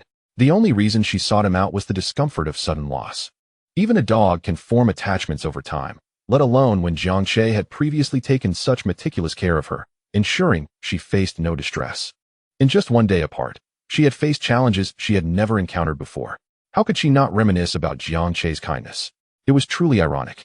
In the past life, he had treated her well for half a lifetime without any reciprocation. Now, after only a few days apart, she was bringing him meals. Jiang Che shook his head and picked up his book, preparing to focus on the upcoming college entrance examination. Not exerting effort was simply not an option, especially considering he aimed for Zhejiang University, a prestigious institution second only to Tsinghua and Beida. Jiang Che. Suddenly, Qin Xiaolong slammed his hand down, startling his deskmate. Go apologize to Su Rongyin. Excuse me, class leader, what have I done to warrant an apology? Jiang Che raised an eyebrow, casting a sidelong glance at him. You made Su Rongyin cry. Shouldn't you apologize for that? Qin Xiaolong insisted, twisting his neck defiantly. Jiang Che chuckled. If you try to sleep with a girl and she refuses, then you cry. Does that mean she must apologize to you? Class leader. Is that the logic you're using? Laughter erupted throughout the classroom. Rogue. Several girls muttered under their breath, sensing a mischievous aura from Jiang Che that only enhanced his allure. Jiang Che, you. Qin Xiaolong, feeling embarrassed and infuriated, stormed toward Jiang Che, seemingly ready to fight. Jiang Che stood up slowly. He had no fear of fighting this guy. However, the consequences of a brawl at this moment could be troublesome. Yet, he had no worries. Would Qin Xiaolong dare to confront him? Jiang Che had a firm grasp on the type of person Qin Xiaolong was. Standing at 6 feet tall, Jiang Che's physique was lean yet robust. Today, he wore only a short-sleeved school uniform in the sweltering heat, accentuating the muscular lines of his arms. After his rebirth, he exuded an aura distinct from that of a typical high school student. Upon rising, he towered over Qin Xiaolong, who appeared diminutive and intimidated. What do you want? Are you looking for a fight? Class leader, you charged at me. I thought you were going to hit me. I was all ready to be scared. Jiang Che replied with a smile. Laughter erupted again from Chun Yunsong, who now looked like a fool enjoying the spectacle. If a fight broke out, it seemed likely that Chun Yunsong's fist would connect with Qin Xiaolong's face before Jiang Che's even had the chance. You. Qin Xiaolong's face flushed crimson. Yet he refrained from making a move against Jiang Che, clenching his teeth as he tried to salvage some dignity. Jiang Che, this is in class. As the class leader, hold it against you. If you dare to provoke Su Rongyin again, I will make you regret it. Thank you, Qin Xiaolong. But my matters do not concern you, so there is no need for you to meddle, Jiang Che replied. Just as Su Rongyin unexpectedly stood up, her eyes reddened. However, she addressed Qin Xiaolong. Boom. It was as if a bolt of lightning struck above Qin Xiaolong's head. This moment truly called for a fitting background score. Observing the disheartened Qin Xiaolong return to his seat, Qin Yunsong found amusement in the situation. However, Jiang Che remained unamused. He considered Qin a fool, yet could not deny that they were both kindred spirits in their shared misfortunes. At least he had the privilege of being near Su Rongyin, able to bask in her presence, while Qin Xiaolong was left yearning from a distance, unable to even approach her. Undeterred by his surroundings, Jiang Che continued to study, his mind operating like a rapid transcription device, completely oblivious to the ringing of the class bell. A woman in her late 20s, with long hair cascading over her shoulders and a figure that could not be concealed by her loose attire, stood at the podium. If Su Rongyin was the goddess of the entire high school, then English teacher Qin Yun must surely be the object of affection for every young man's blossoming heart. Her attire was consistently modest, even bordering on austere, yet true beauty cannot be hidden. Her mature charm emanated even beneath a wide-brimmed hat. Yesterday, she had already reviewed the common mistakes from the exam, and the English lessons had reached a point of conclusion. What lay ahead were the repetitive small and large assessments for self-evaluation. However, before commencing this cycle of tests, Qin Yun intended to allow her students a final moment of relaxation. Thus, this particular lesson was dubbed English Song Concert. Upon reading this announcement, the classroom erupted into cheers. Save for Jiang Che, who remained engrossed in his book, oblivious to the excitement around him. Who wants to be the first to come up? Qin Yun inquired, placing her chalk back in its box and scanning the eager faces before her. I will. Lin Kan was the first to raise his hand. This chubby boy was known for his unabashed confidence, a true social butterfly in contemporary terms. Ladies and gentlemen, I am Lin Kan, and I will be performing Justin Bieber's Baby. His mixed accent during the introduction drew laughter from the crowd as he pulled out his phone to play the background music and began to sing. The audience erupted in laughter as he struggled to follow the phonetic lyrics. After Lin Kan's performance, the atmosphere in the classroom lightened considerably. The English class representative, Jia Jiaoyan, also took to the stage to sing Because of You. While her English was decent, her pitch was completely off, and her off-key voice made her laugh at herself. Inspired by their performances, other students began to join in, filling the classroom with laughter and cheer. Only Su Rongyin sat with her head down, her eyes red like a little rabbit, feeling utterly dejected. Her mother had advised her to express her feelings to Jiang Che, but despite her efforts, including bringing him meals, his indifference remained. Jiang Che, while dedicated to his studies, also needed to remember the importance of balance. Upon hearing Jiang Che's name, Su Rongyin instinctively turned her head to look, only to find their English teacher, Chen Yun, standing beside Jiang Che's desk. Chapter 14. Singing in English Class? Step up and sing. Jiang Che, deeply engrossed in his history book about the heroic figures of the Three Kingdoms, was startled when someone snatched the book from his hands, only to be met with the alluring scent of Chen Yun standing beside him. Teacher Chen, you look stunning, Jiang Che blurted out, feeling slightly embarrassed but unable to resist complimenting her.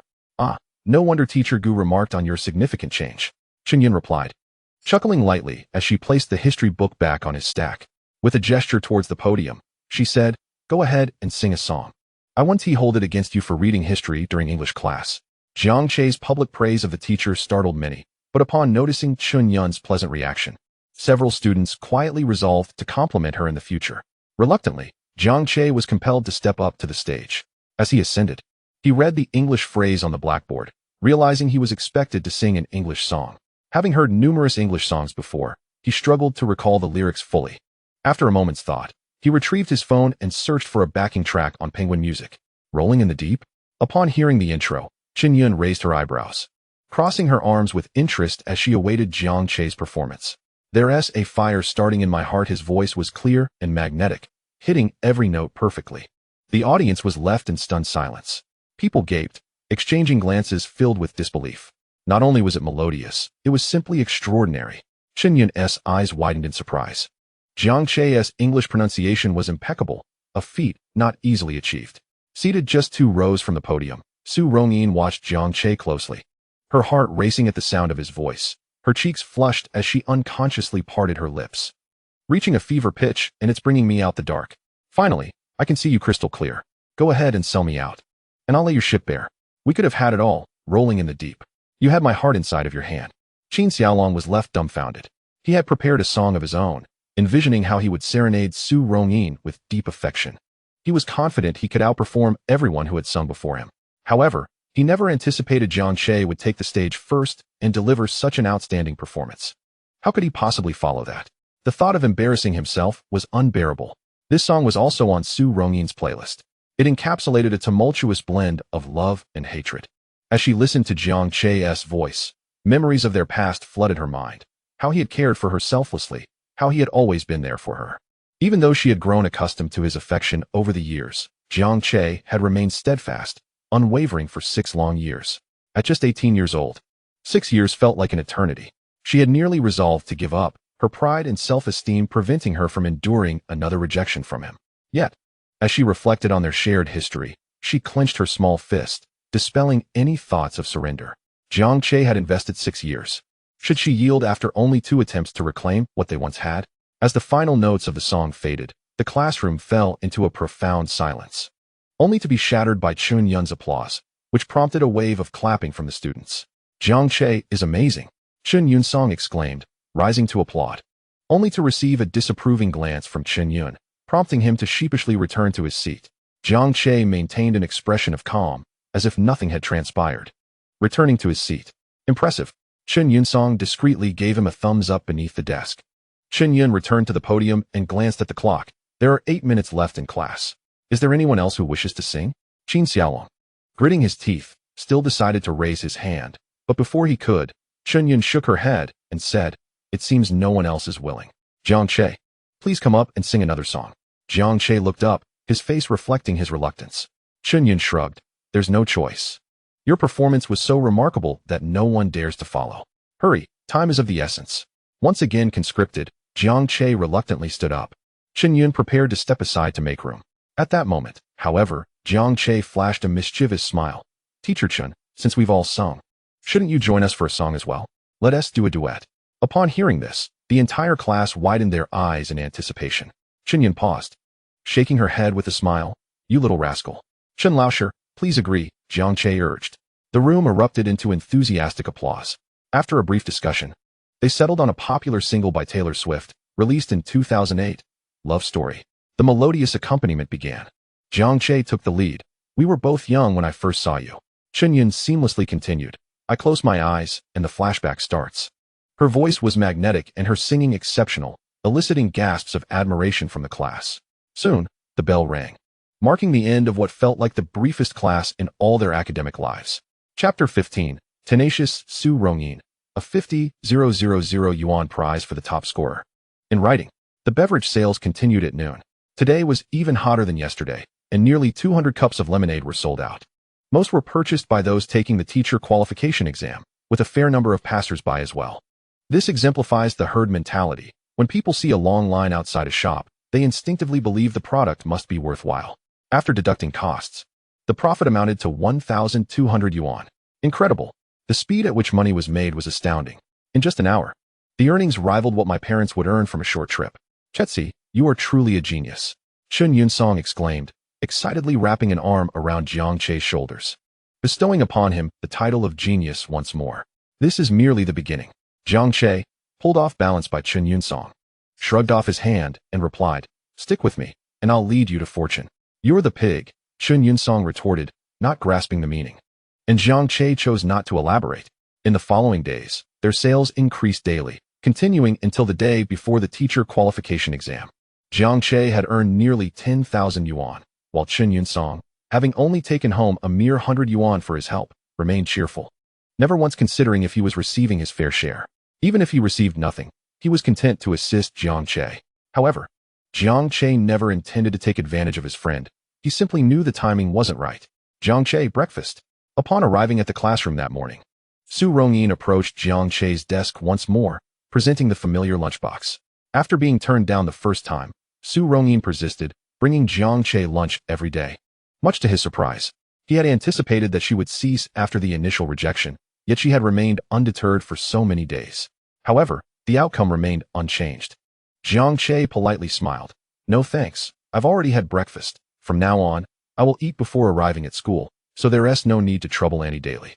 Each time Su Rongyin delivered food, a multitude of naive young hearts shattered. Jiang Che's repeated refusals only trampled further on those fragments, especially for Qin Xiaolong, whose jealousy transformed him into a different person. Su Rongyin bit her lip, reclaiming the lunchbox.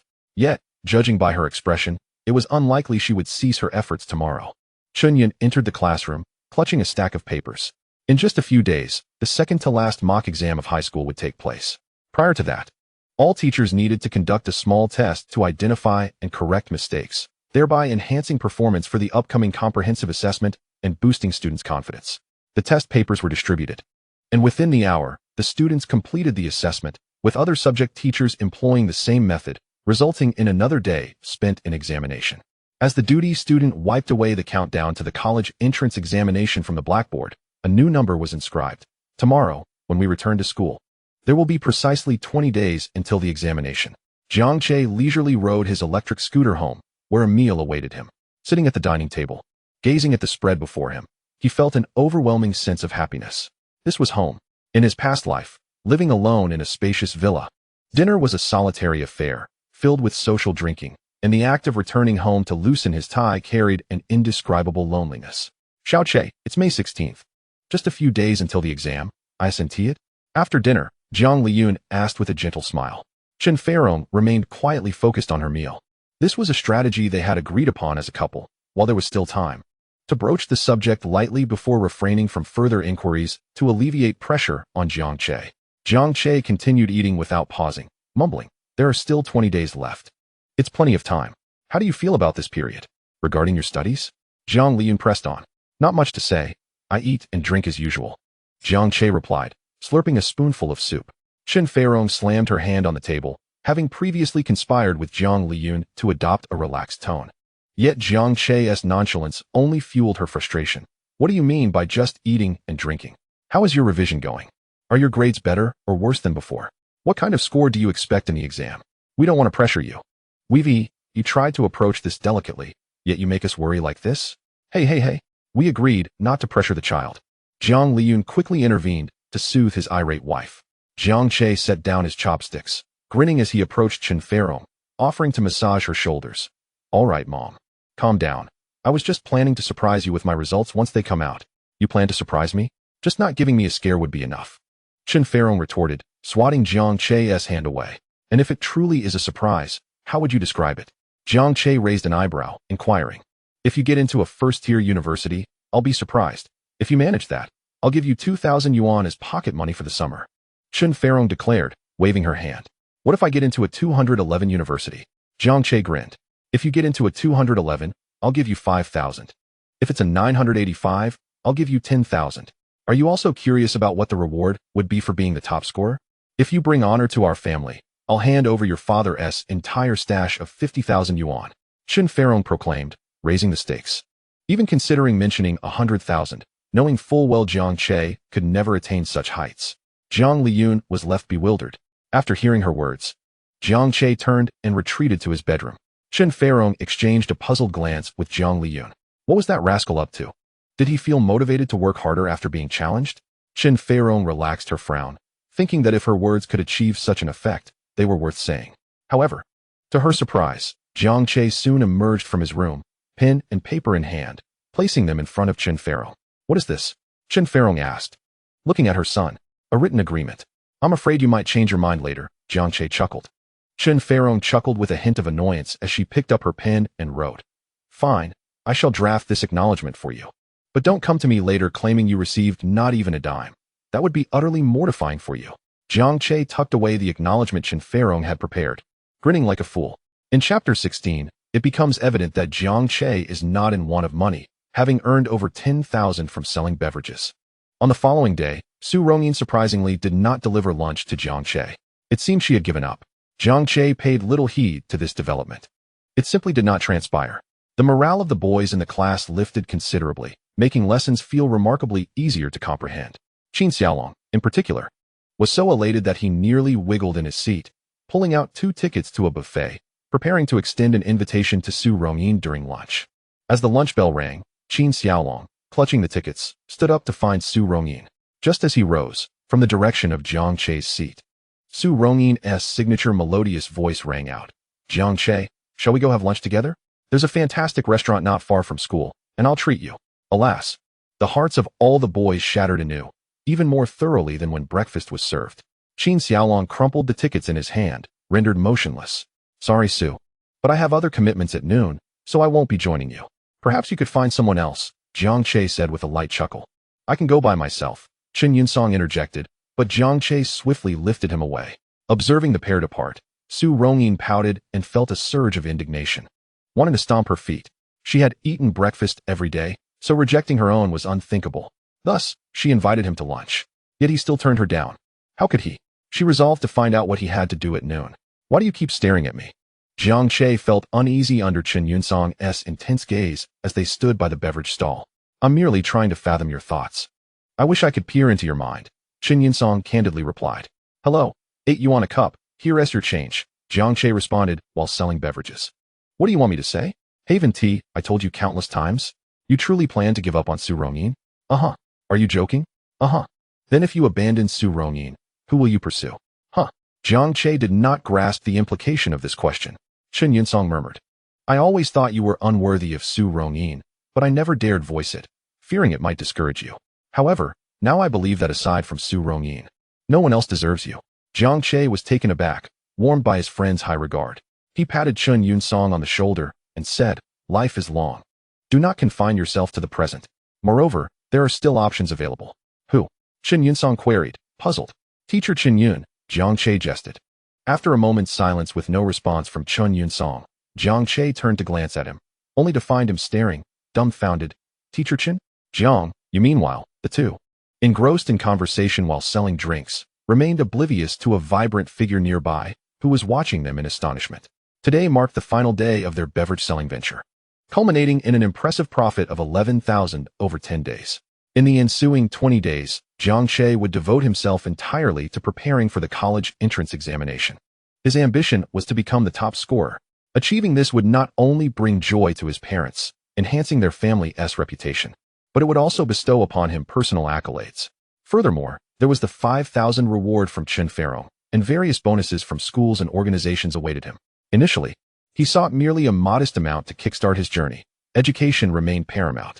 Since excelling in the exams could yield dual benefits, why exert himself elsewhere? As for the likelihood of success, Jiang Che was self-aware. This was a plan he had devised after careful consideration of his capabilities.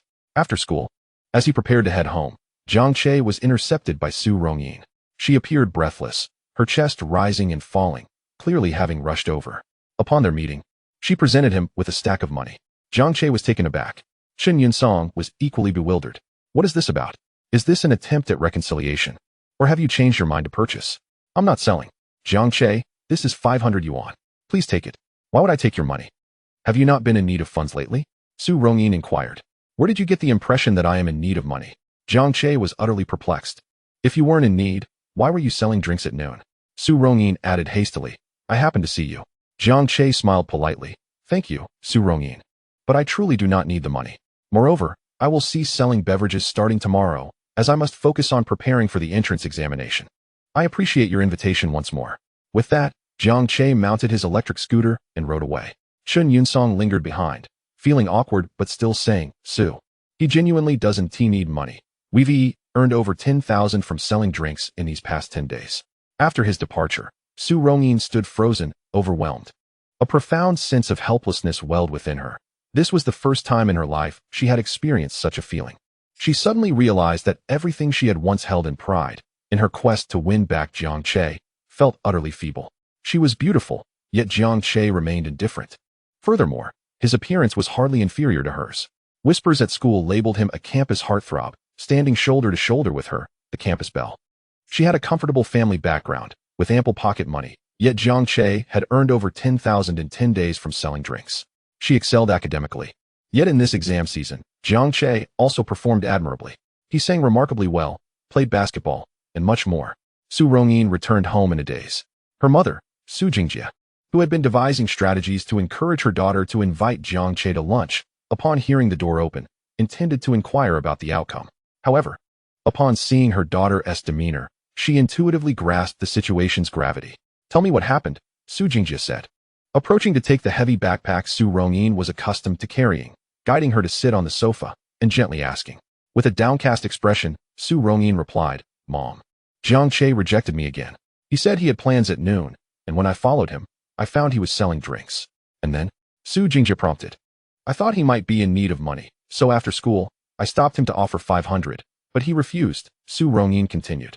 Su Jingje nearly smacked her thigh in exasperation, rubbing her forehead in resignation. In Chapter 17, the more challenges faced, the more resilient. Kaishi, why do I need to bypass obstacles to call you? My foolish daughter. Even if Jiang Che were truly in want of money, it is improper to offer it to him. Didn't I teach you to consider others' feelings? Among all these, self-respect is one of the most crucial aspects, especially at your age. Su Jingje meticulously analyzed the error in Su Rongyin's actions. Realizing her mistakes, Su Rongyin lowered her head, saying, I didn't think it through. Alright, I understand your good intentions, Su Jingje said, stroking her head. However, good intentions must be exercised with caution, otherwise, they may lead to unintended consequences. Do you understand? Yes, Su Rongyin replied. And then what happened? Su Jingje continued. Jiang Che was not angry. He stated he does not need money and will not be selling drinks anymore. However, he does not sell drinks and must focus on his studies. So he still lacks the time to have lunch with me. Education is essential. Jiang Che's refusal is not unwarranted.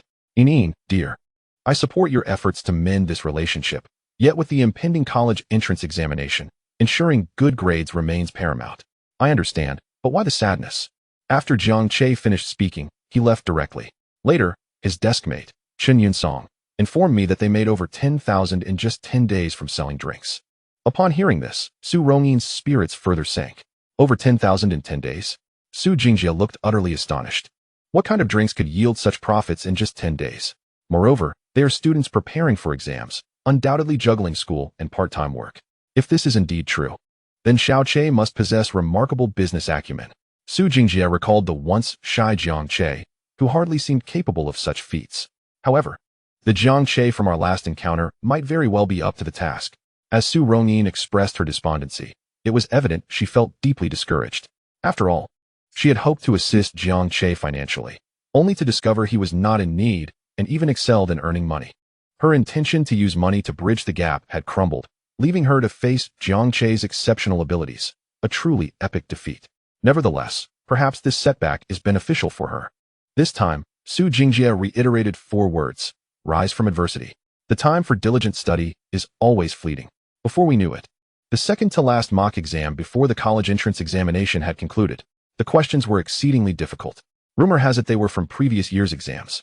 If the actual exam is this challenging, I fear I might have to settle for a junior college.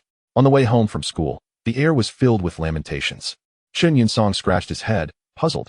Jiang Che, everyone is saying the questions were tough. Why didn't I feel the same? Jiang Che chuckled in silence. Is it possible that by studying alongside your father, your grades have improved significantly? Jiang Che chose not to clarify directly, leaving room for small surprises in life. Rongyin, please don't call me that. Su, how do you feel about this exam? I thought the questions were quite simple. Is there anything you struggled with? I can help you. Thank you, class monitor, but I don't need assistance. I have 2 tickets to a buffet. Do you have time to join me? No time. Su Rongyin's rejection was harsh and unyielding. Yet, Qin Xiaolong understood the essence of perseverance, persistently riding alongside her and chattering incessantly. Eventually, Su Rongyin's patience reached its limit. She abruptly halted her bicycle and glared at Qin Xiaolong. Are you annoying? Can you leave me alone? I'm really frustrated. As her words fell, she spotted Jiang Che passing by with Chen Song and called out, Jiang Che. Yet, he ignored her completely. Still, she mounted her bicycle and chased after him, leaving Qin Xiaolong behind, clutching the tickets tightly. Upon noticing Su Rongyin pursuing him, Jiang Che accelerated, leaving her breathless and nearly in tears. Why did he always seem to evade her? Rise from adversity. Rise from adversity. Thinking of her mother's words, she took a deep breath, stifling her tears. Jiang Che, I will not give up. In the office, a series of sounds drew the attention of the other teachers. Oh, who is this? It's so hot in here. Could you leave us some cool air? Gu Dafei couldn't resist teasing, eliciting laughter from the teachers grading papers. It's all your fault, replied Li Mei, a slightly plump teacher in her 30s, giving Gu Dafei an irritated look. Because of me? Gu Dafei exclaimed, pointing at himself in surprise. Li Mei slammed a test paper onto the desk. Look at this English paper from your student Jiang Che. Very poor? Poor. It's exceptional. Not only did he score full marks, but he also included advanced grammar and colloquialisms that only someone who has lived abroad would know. I had to consult resources. I doubted a foreigner didn't write this paper. Li Mei expressed her astonishment. Really? Let me see. A crowd of teachers gathered, especially the English teachers, who were the most curious. As they examined the answers on the paper, they gasped in amazement. Chen, how did you teach this student? Someone inquired. Chen was equally astonished. Jiang Che showed remarkable improvement in the last small exam. With his previous performance singing English songs, she was not overly surprised. But to achieve full marks in just a few days? How did he accomplish that? Kathy, welcome to Daxia. I must hang up now. Why must you hang up? Did our conversation upset you? Because in 1 minute, I'll incur another hour's fee for bypassing the firewall. Oh my, bypass the firewall? Jiang. Isn't the signal good on your end? The signal is excellent. Then why do you need to bypass the firewall to call me? Because, oh I see. My friend, I had no idea that calling me required such effort. You truly are my best friend. Let us chat tomorrow. I might not have time to talk for a while, as I am about to take the college entrance examination.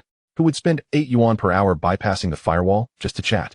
However, I did meet an interesting girl. Of course, the key factor is that she is quite attractive. Chapter 18. Perfect score in English. Once, Jiang Che faced his own unfulfilled aspirations. On the first morning class, Gu Dafei entered the classroom, carrying an enormous stack of test papers. Now, I will announce the results of the second mock exam. Most of our class's scores have declined compared to the last mock exam. But do not worry, there is still time to identify your shortcomings. During such times, students' confidence is crucial. If they perform poorly, they must be encouraged to avoid despair. After Gu Dafei finished speaking, the students who had not fared well visibly relaxed. A few students have significantly improved, so we will distribute their papers and commend them, hoping they remain humble and diligent. Gu Dafei pulled out several papers. Qin Xiaolong. Total score 630. The questions were quite challenging, but you improved by 20 points compared to the last exam, which is a substantial achievement. Keep up your current momentum. Upon hearing his name, Qin Xiaolong stood tall, striding confidently to collect his paper. On his way back, he cast a challenging glance at Jiang Che, who was oblivious. Just as Qin Xiaolong fantasized about earning Su Rongyin's admiration with his good performance, Gu Dafei announced from the podium, Jiang Che, total score 649. An impressive increase of 75 points from last time. Particularly in English, he achieved a perfect score of 150. He is the only student in Shurshur to score full marks in English on this mock exam. Qin Xiaolong was instantly rendered speechless. A wave of astonishment swept through the classroom. The only student with a perfect score in English. An increase of 75 points? Jiang Che is incredible. Oh dear. So handsome and talented.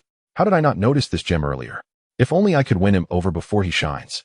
Li Yuan shot a glance at the girl behind her. Wake up, Lu Ming. He wouldn't have looked at you even before he shone. You. When the light dims. All I can see is Su Rongyin. We have no chance. When the light shines, Su Rongyin cannot even enter my sight, and our chances are even more elusive. It's truly a desire that is forever out of reach. Why? Why must a man like this appear in my life? Only for me to not even have a second of his time. Recently, I came across a term online, unresolved feelings, and Jiang Che embodies my unresolved feelings. Was I once Jiang Che's unresolved feeling as well? Su Rongyin pondered upon hearing this. Perhaps once, but now her complexion suddenly paled. Qin Xiaolong was utterly astonished. Disbelief etched across his face. He had improved by 20 points, believing it to be dazzling enough. Yet Jiang Che had surged ahead by a staggering 75 points. In comparison, his 20 points seemed trivial. Moreover, Jiang Che's total score surpassed his. Jiang Che must have cheated. Qin Xiaolong wished he could stand up and shout, fantasizing about Jiang Che's scores being revoked, perhaps even expulsion. But that remained a mere fantasy. In reality, he could only grit his teeth in silence. He was no fool. If he shouted and Jiang Che truly hadn't cheated, he would be the one in trouble. Despite a million doubts swirling in his mind about Jiang Che's integrity, he could hardly believe that Jiang Che could achieve such results. After all, the only perfect English score in the city, even if he were to cheat, he wouldn't be able to pull it off. Jiang Che, do not be arrogant, continue to strive. Gu Dafei handed the paper to Jiang Che. Jiang Che accepted it with a grin, saying, rest assured, I won't become anxious. We're all still waiting for you to treat our entire class to dinner. You little rascal. Gu Dafei chuckled. The teacher is eagerly anticipating that meal. Xiao Che, you're amazing. As Jiang Che returned, before he could sit down, Qin Yunsong gave him a thumbs up. Qin Yunsong, 456 points. An increase of 57 points from last time. Gu Dafei's voice rang out from the podium. Huh. Qin Yunsong froze in place. The entire class was equally stunned. Qin Yunsong? Increased by 57 points? Is this for real? Qin Xiaolong felt even more incredulous. Even Qin Yunsong had improved more than he did? How is that possible? Teacher, are you mistaken? Qin Yunsong scratched his head and asked. What mistake? Is there another Qin Yunsong in our class? Gu Dafei laughed. It's you. Why don't you come and collect your paper? Qin Yunsong, still in a daze, walked up to the podium. Upon seeing the paper, he exclaimed, it really is mine? Indeed it is. You've surpassed the undergraduate line. Keep up the good work. Study hard with Jiang Che. Aim to secure your place in the second tier, and strive for the first tier. Gu Dafei encouraged him. All right. Thank you, Teacher Gu. Qin Yunsong bowed deeply 3 times before dashing over to Jiang Che. Xiao Che, what you taught me was truly helpful. I love you. Get away from me. Jiang Che said, pushing his face away with a look of utter rejection. Gu Dafei observed the 2 classmates and couldn't help but chuckle. Birds of a feather flocked together. He originally thought placing Jiang Che and Qin Yunsong as desk mates would likely result in Jiang Che being influenced negatively by Qin Yunsong's performance. However, to his surprise, it turned out the other way around. Jiang Che had elevated Qin Yunsong's scores. When the class bell rang, Su Rongyin stood up and approached Jiang Che's desk, drawing the attention of the entire class, something she was already accustomed to. I can't solve this problem. Could you explain it to me? Jiang Che glanced at her. Her large eyes were filled with hope. This problem? I was just about to ask Xiao Che as well. Su classmate, please sit. Before Jiang Che could respond, Qin Yunsong had already pulled a chair for Su Rongyin. Jiang Che could only roll his eyes in silence, but he still began to explain to both of them. Su Rongyin listened attentively, unable to resist stealing glances at Jiang Che's profile. Su classmate, are you really here just to ask about the problem? Jiang Che inquired upon noticing her gaze. Yes, Su Rongyin quickly lowered her head, focusing on the paper again. Soon, the break ended, and Jiang Che had nearly finished explaining. Before returning to her seat, Su Rongyin couldn't help but ask, Jiang Che, which school do you intend to apply to? With Jiang Che's remarkable score improvement, Su Rongyin suddenly realized something. The college entrance examination was approaching, and after graduation, they would likely part ways, never to cross paths again. The thought pierced her heart. Definitely not Jinling University, Jiang Che replied with a smile. Su Rongyin's eyes turned red. Scoundrel. Cat. Bastard. Countless people silently cursed Jiang Che in their hearts upon overhearing. Chapter 19. The beautiful girl Chen Yun entered the classroom to continue discussing the most frequently misunderstood points on the test. However, this lesson, she planned to take it easy. Dressed in black and with a formal demeanor, she stood at the podium, still a striking presence, and said with a light smile, for this lesson, I'm bringing in another teacher to present.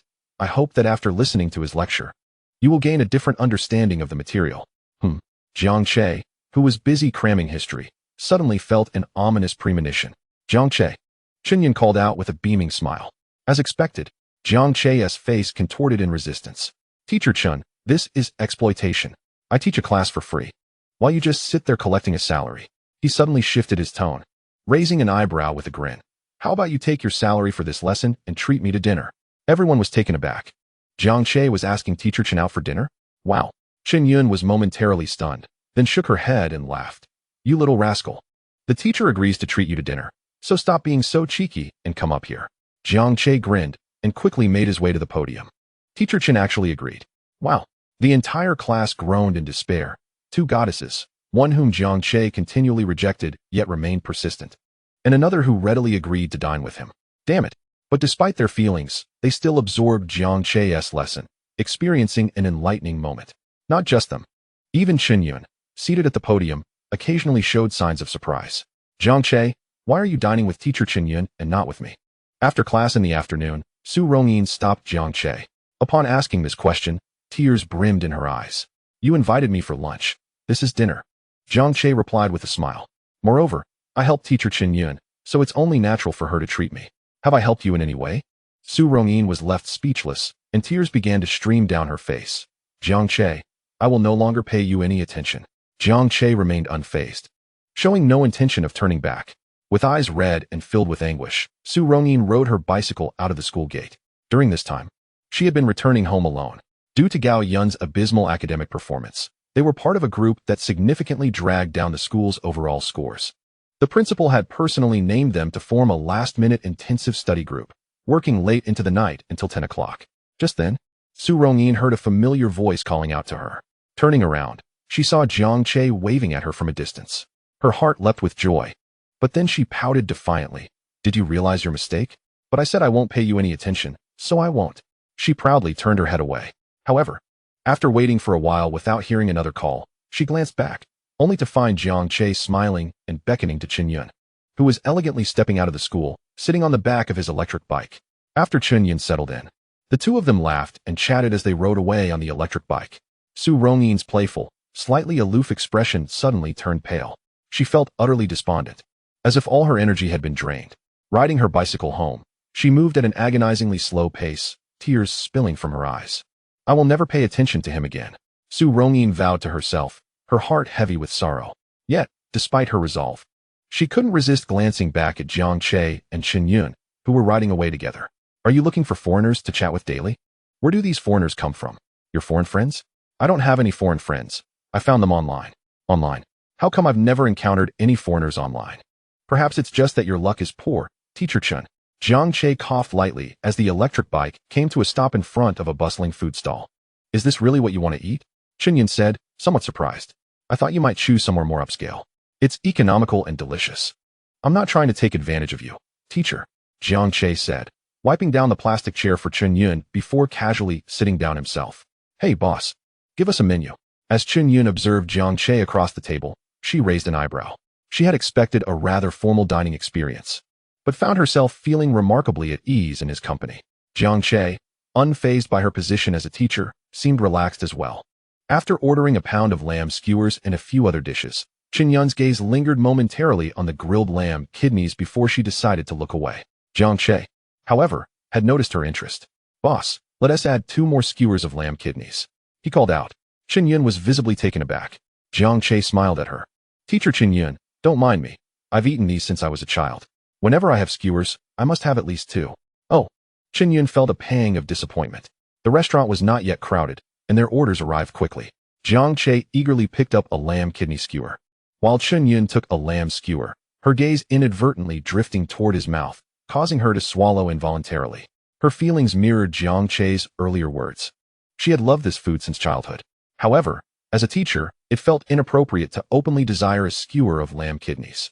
Teacher Chen Yun, why not have a skewer? Just as she was about to retract her gaze and indulge in something else, Jiang Che unexpectedly handed her a skewer. Hesitating for a moment, she finally accepted it as he continued. These are beneficial for girls. They nourish and enhance beauty. The chef here is skilled, perfectly grilling them. Just try it. If you don't like it, we can discuss it then. All right. She acquiesced, her lips curling upwards as she accepted the skewer. This was not an indulgence she sought for herself, but rather a taste offered by a student. She decided to have just a little taste. Holding the skewer in her hands, she took a bite, revealing a rare, youthful delight amidst her mature demeanor. Jiang Che couldn't help but smile at the sight. The situation felt somewhat surreal. Typically, one would associate such enjoyment with candies or cotton candy. Having savored what she desired, Chen Yun's mood significantly brightened, and they engaged in lively conversation. She leaned slightly forward and asked, Jiang Che, are you really not afraid of your teacher at all? How could I fear someone as beautiful as teacher Chen Yun? I would only cherish her, Jiang Che replied with a grin. How dare you? Chen Yun's cheeks flushed slightly as she feigned seriousness. You must show me respect. Beautiful things naturally attract admiration. Is that disrespectful? Jiang Che chuckled. Aristotle once said, the pursuit of beauty should not defile it. Such admiration is justified. My appreciation for you, teacher, is of that nature. Well, are you sure that was Aristotle? Chen Yun raised an eyebrow. Jiang Che honestly shook his head. I'm not certain, but I forgot who actually said it, so let us just attribute it to him. Why should it be attributed to him specifically? Chen Yun inquired curiously. Because he has said the most, Jiang Che replied earnestly. Haha. Chen Yun laughed heartily. Not far away. Su Rongyin had been riding for quite some time before finally spotting Jiang Che's electric bike. Upon seeing them laughing together, memories flooded back of the times she had shared with Jiang Che in this very spot. He had once promised to bring her here anytime she wished to dine. But now, the one sitting across from him was not her.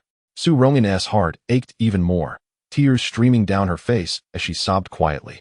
Nearly crying out loud, realizing she was attracting attention, she hastily turned into an alley. The darkness enveloped her, and through her tear-filled eyes, she stumbled over a brick, twisting her ankle once again. The sharp pain caused her to collapse onto the ground, curling up and burying her head in her knees as she wept, feeling even more lost than before. Why are you crying here, Su? A voice suddenly broke through her despair. Startled, she looked up to see Jiang Che standing beside her. Having somehow found her, it was impossible for him not to notice her. Her bicycle was parked right next to his electric bike. The sound of her sobs was all too familiar to him. Although he wished to avoid any further interaction with Su Rongyin, he couldn't shake the concern for her safety. A girl alone in a dark alley was already dangerous enough, especially one who was crying. Upon spotting Jiang Che, Su Rongyin nearly cried out in surprise, her voice trembling as she said, Jiang Che, I twisted my ankle again, and it hurts so much. Jiang Che knelt before her. This time, Su Rongyin directly extended her foot towards him. Is it the same foot? He asked, frowning slightly at the sight. Yes, she nodded.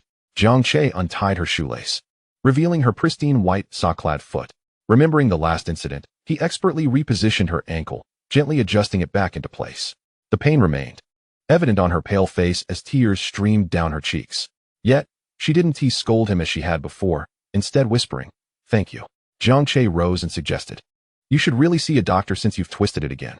Call your parents. Wait for them on the main street. It's not safe here, and it's getting late. I'll be on my way now. Goodbye. Just as he turned to leave, a cool, delicate hand grasped his fingers. Su Rongyin looked up at him, her big eyes shimmering with tears, appearing utterly pitiful. My parents aren't home. Jiang Che sighed, regretting his decision to enter the labyrinthine alley. Emerging from the shadows was a dashing youth clad in school uniform, carrying a vibrant girl with a ponytail on his back, drawing the attention of many. Jiang Che, supporting the girl's notably elastic thighs beneath her school uniform, attempted to place her on the back seat of his electric scooter. However, as soon as her bottom grazed the seat, she gasped sharply, wrapping her arms around his neck and climbing back onto his back. What's the matter? Jiang Che inquired, feeling slightly overwhelmed by Su Rongyin's clinging. I twisted my ankle, and it hurts too much. I fell on the ground, Su Rongyin murmured, her voice growing softer. It was not difficult to infer her unspoken conclusion. Her backside was also in pain. Sitting on the scooter was not an option. Would taking a taxi be any better? That didn't seem ideal either. Was he really going to carry her to the hospital and then back home? Su Rongyin. I believe you're cursed. Fortunately, after his rebirth, Jiang Che's physical stamina was more than sufficient for an Ironman triathlon. Otherwise, it wouldn't just be a matter of exhaustion. He might not even reach the hospital. The orthopedic department was staffed by a grandmotherly figure in her 70s or 80s, who examined Su Rongyin's ankle with surprise and admiration for Jiang Che's evident care. After taking an X-ray, she found no significant issues.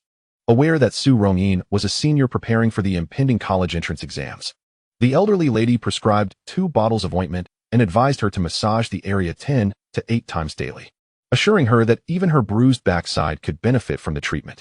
Listening to the instructions, Su Rongyin instinctively gestured, but found the motion difficult with her hands behind her back. Realizing something was amiss, she glanced at Jiang Che. "Don't look at me.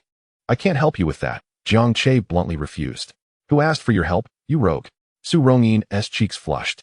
The elderly lady adjusted her reflective glasses, her face alight with amusement. The moonlight cascaded down the road, casting a silvery sheen upon the gray surface. Su Rongyin rested her pointed chin on Jiang Che's shoulder, feeling an unprecedented sense of joy, the previous pangs of anxiety replaced by a profound sense of security. "Jiang Che, have we returned to the way things used to be?" Jiang Che paused for a moment, then shook his head. "We cannot go back." Su Rongyin's joy instantly froze, and she anxiously inquired, "Why can't we go back?" Chapter 21. No longer wishing to be a doormat. Today's moon was the same as yesterday's. Yet today's people were no longer yesterday's. Jiang Che glanced up at the crescent moon overhead, his tone surprisingly light. "There's no reason. We simply cannot return." His nonchalant demeanor only heightened Su Rongyin's unease, as though his polite distance rendered him a stranger. Clutching Jiang Che's sleeve, she shook her head like a rattle drum, her voice breaking. "No, I don't want to not go back. I refuse. Jiang Che, I know you're angry with me. I shouldn't have rejected you in front of so many people. I didn't mean it. You startled me. I apologize, truly." Little did she know, the shock she felt was nothing compared to Jiang Che's feelings at that moment. He chuckled softly, a touch of irony in his smile. "It has nothing to do with that. You don't need to apologize. As you said, rejecting me is your right, and I respect your choice. This matter is inherently a mutual willingness. Then what is the reason?" Su Rongyin sobbed. "Why can't we go back? Please tell me, Jiang Che." Jiang Che took a deep breath and replied, "The reason is that I have been a doormat long enough, and I no longer wish to be one." "A doormat? What does that mean?" Su Rongyin's tear-filled eyes widened. "My past actions towards you were those of a doormat," Jiang Che explained. "Unreciprocated devotion. Finding joy in even the slightest acknowledgement, regardless of how disproportionate the effort was." As Jiang Che spoke, Su Rongyin's mind flooded with memories of how he had treated her over the years. "Rongyin, let me carry your backpack." That simple statement marked the beginning of 6 years during which Jiang Che carried her backpack. Yet, she had completely overlooked that the other backpack on his shoulder was hers, never sparing a thought for it. "Rongyin, I queued for ages to get you your favorite ice cream." Under the scorching sun, the boy, drenched in sweat and wearing a soaked t-shirt, rushed towards her with an ice cream cone. He had braved the heat, eager for her to savor her favorite treat on a hot day. What did he receive in return? Merely a dismissive comment. "It's all melted. How can I eat it? You should have it instead." How could she have been so cruel? Even she recognized her own wrongdoing. How much heartache lay beneath Jiang Che's ever-present smile when he heard those words. This scenario was just one of many, far too numerous to count. Su Rongyin clutched Jiang Che's short-sleeved uniform tightly, burying her head in his shoulder as she wept bitterly. "How could I have treated you this way? Jiang Che, I'm so sorry, truly sorry. No need to apologize. I willingly did it, and I took pleasure in it," Jiang Che reassured her. "All right, stop crying. We're almost at your home, and if your mother sees you like this, she might think I've bullied you." With that, he fell silent. Continuing to carry the girl forward, their previous unspoken bond transformed, yet distinctly different. "Jiang Che." Su Rongyin lifted her head, her swollen eyes earnestly studying Jiang Che's profile as she struggled to suppress her sobs. "It was my fault for not cherishing you, for failing to recognize your kindness. Can we go back to how things were before? I won't let you be a doormat any longer. I promise." Jiang Che, though he did not turn to face her, could sense the hopeful gaze in her eyes. He merely smiled. Life is long, and the journey ahead is vast. Anyone can merely be a transient passerby. "Su classmate, you need not dwell on it so." "I don't want you to be a passerby," Su Rongyin exclaimed anxiously. Just as she was about to speak, Jiang Che suddenly called out, "Annie." Ahead stood Su Jingjia, who had just alighted from a BMW and was preparing to head home. "Xiao Chain, what is going on?" Initially puzzled, Su Jingjia quickened her pace upon seeing Su Rongyin on Jiang Che's back. "Su auntie." Su classmate accidentally twisted her ankle. "We've just come from the hospital. It's nothing serious." As Jiang Che gently lowered Su Rongyin with her mother's assistance, he added, "Her bicycle is at the entrance of the Dongxing Street, Liji de Peidang. The total cost for the x-ray and diagnosis is 180 yuan. She can bring it to school tomorrow. It's getting late. I'll take my leave now." With a wave of his hand, he turned away, leaving no opportunity for further conversation between the mother and daughter. As Jiang Che's resolute figure disappeared into the distance, Su Rongyin raised her eyebrows slightly. Su classmate. This title had never before crossed Jiang Che's lips in reference to her daughter. In the past, whenever Jiang Che had helped them, Su Rongyin had insisted on reimbursing him, but he had always politely declined. Yet this time, he had directly suggested that Su Rongyin bring the money to school. Su Rongyin sighed deeply, realizing that such a profound change could only stem from genuine heartbreak. She began to question the wisdom of encouraging Su Rongyin to pursue Jiang Che. Upon reflection, I realized that I have not made any decisions for my daughter. Rather, I have merely imparted to her the principles of a correct worldview and moral understanding. Ultimately, the choices lie in her hands. Given Su Rongyin's temperament, even if I remained silent, she would inevitably arrive at this decision on her own. However, adhering to her nature might lead her further away from the outcomes she desires, resulting in greater sorrow. Su Rongyin shook her head and supported Su Rongyin, saying, "Come on, Inin, let us go home and discuss what transpired." Without hesitation, Su Rongyin knew the reason behind her daughter's tears. It could not solely be attributed to the pain from her ankle. Something else must have occurred. No longer wanting to be a sycophant? The term sycophant was indeed an apt description. Returning to the couch, after hearing her daughter's account, Su Rongyin let out a long sigh. "It seems that your desire to mend your relationship with Xiao Che is even greater than I initially imagined." Su Rongyin's eyes welled with tears. "I must restore it. However, you are about to face the college entrance examination. Soon, you will go your separate ways, perhaps never to meet again. By then, you will also make new friends." Su Rongyin stated. "Then I will attend the same university as Jiang Che?" Su Rongyin declared resolutely. "But how are Xiao Che's grades?" Su Rongyin gently inquired. "If they are poor, I cannot approve." "Not poor at all.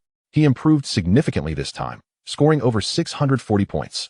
Su Rongyin replied eagerly. "Over 70 points of improvement." Su Rongyin exclaimed in surprise. "Yes, he even improved by over 30 points last time." Su Rongyin spoke with a hint of pride in her voice. "In that case, you two are on a similar level. Applying to the same school should not be difficult." However, Su Rongyin changed her tone. "His scores have improved so much. There is no guarantee he will not continue to excel. Inin, you must work hard, or else if Xiao Che surpasses you, you may find yourself unable to attend the same university." But I don't know which university he plans to apply to. When I asked him, he said he wanted to apply to Jinling University. Su Rongyin pouted. "I mentioned wanting to apply there," Su Rongyin said, ruffling her hair. "We will find out where Xiao Che is applying, but first, your score must meet the requirement. So, Inin, focus on your studies. The exam is just around the corner." "All right." Su Rongyin wiped her tears and nodded vigorously, her gaze filled with unprecedented determination. The countdown on the blackboard was repeatedly erased and rewritten. In the blink of an eye, the college entrance examination was imminent. With just 7 days remaining, the final mock examination for the third year of high school commenced. In this examination, Jiang Che's score increased significantly, reaching 660 points, placing him 7th in the entire school. With a stroke of luck, such a score in the liberal arts could potentially secure him a place at prestigious universities. After this exam, both the mathematics and physics teachers approached Jiang Che. They believed his answers indicated he was a genius in the sciences, lamenting why he had chosen to study liberal arts instead. Jiang Che had opted for liberal arts solely because Su Rongyin chose that path. In today's job market, liberal arts graduates are often seen as managerial talent, while science graduates are seen as pragmatic. "I tend to be a bit lazy and prefer not to engage in practical matters," he stated bluntly, leaving both teachers speechless. Qin Xiaolong, in this examination, could not replicate his previous exceptional performance, reverting to his usual score of around 600 points. His decline was further exacerbated by Jiang Che's soaring scores, which felt more painful than a death blow. Yet, Su Rongyin was even more distressed. She had hoped that with effort, she could catch up to Su Rongyin's scores, but during this mock exam, Su Rongyin had raised her total score to over 650 points, surpassing him by a full 50 points. Qin Xiaolong came to terms with his reality, tightly clenching the 2 spent vouchers in his pocket. Upon receiving her exam paper, Su Rongyin immediately began correcting her mistakes. Jiang Che's total score eclipsed hers, solidifying her determination to not allow the possibility of being separated from him by mere points. Yet, unbeknownst to Su Rongyin, Jiang Che had not fully unleashed his potential in this final mock examination. "Are you even human? After so many exams, you've only scored 450 points?" Jiang Che pointed at Qin Yunsong's score sheet. "I just happened to doze off during history." Qin Yunsong scratched his head and replied, "Don't worry. I can guarantee I'll pass the undergraduate threshold." You fell asleep during an exam. Jiang Che stared at his friend incredulously. Did you reward yourself with a personal development seminar last night? Personal development seminar? Reward myself? What do you mean? Chen Yunsong asked in naive confusion. Had he grasped the implications of Jiang Che's words, he would have turned beet red. On June 5th, the weather was overcast, with a chance of light rain. For office workers, it was an unremarkable Monday. For students, it was just another day off from school. However, for the third-year students, these 2 days would determine the trajectory of their lives. The 2014 college entrance examination officially commenced. I forgot my exam admission ticket. Teacher, I can't find my exam seat. Classmate, could you let me copy from you later? Get lost. Amidst the tense atmosphere, chaos reigned both inside and outside the examination hall, with anxious parents pacing back and forth, their worry palpable. The following day, the situation improved somewhat. Though many parents were still on edge, Jiang Luyan and Chen Feirong were among them. Jiang Che had insisted they not accompany him, deeming it unnecessary to endure the heat outside for an entire day.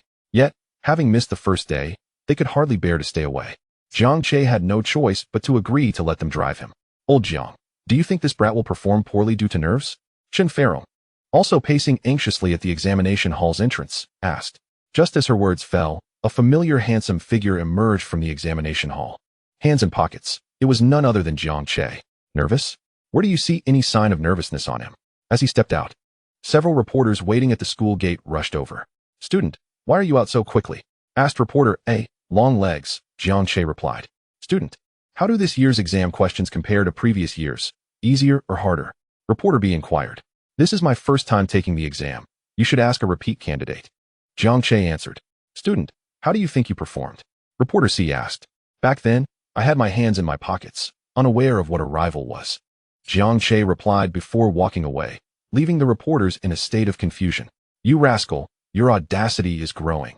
Even during interviews, you're bold enough to be cheeky. Chen Feirong playfully punched Jiang Che's shoulder. Let us get in the car, it's sweltering. Jiang Luyan opened the door of a nearby Volkswagen La Vida. Jiang Che slid into the back seat, glancing back. The college entrance examination marks a significant transformation. In his previous life, Jiang Che drifted through the college entrance examination, barely aware of what transpired, ultimately achieving a dismal outcome that led him into the depths of despair. However, in this life, he would transform into a radiant beacon of success. Chapter 23. Which university to apply for? Wherever I get in is fine. Jiang Che was fortunate, as his birthday fell in May. Chen Yunsong, on the other hand, was unfortunate, having his birthday in October. Once the college entrance examination concluded, it felt as if the world had fallen silent. The urgency that once surrounded even the simplest of tasks vanished, leaving an abundance of time that seemed never-ending. This stark contrast left everyone at a loss, unsure of how to fill their days. Jiang Che promptly enrolled in a driving school, recognizing it as the perfect time to obtain his driver's license. As a seasoned driver from his previous life, having piloted several vehicles, he navigated the steering wheel with ease. Observing Jiang Che's proficiency, the instructor lost interest and retreated to the shade, engrossed in a popular mobile game. Yet, Jiang Che was not alone in the car. Xiao Che, why the hell did you drag me here to get my license? Chen Yunsong grumbled from the back seat. This is just to get you familiarized. Jiang Che replied earnestly. Since your birthday falls when school starts, the earliest you could take the exam would be during the winter break. And that is only a few days. Time will be tight, so it's wise to adapt now. Chen Yunsong was momentarily taken aback, his mind racing towards belief. However, Jiang Che added, besides, the winter sun is too weak to achieve a nice tan. It's better to soak up some sun now. A little color is healthier. Curse you, Jiang Che. Pull over. I want to go home. Chen Yunsong exploded with rage. Naturally, he couldn't escape Jiang Che's car. After practice, Jiang Che bought a 10 yuan ice cream and shoved it into Chen Yunsong's mouth, somewhat alleviating his grievances. Xiao Che, how do you think I did? Chen Yunsong mused, leaning against the shade while savoring his ice treat. I believe I did quite well. If I can manage to touch the threshold of a prestigious university, that would be ideal. If not, I'm content with a second-tier school.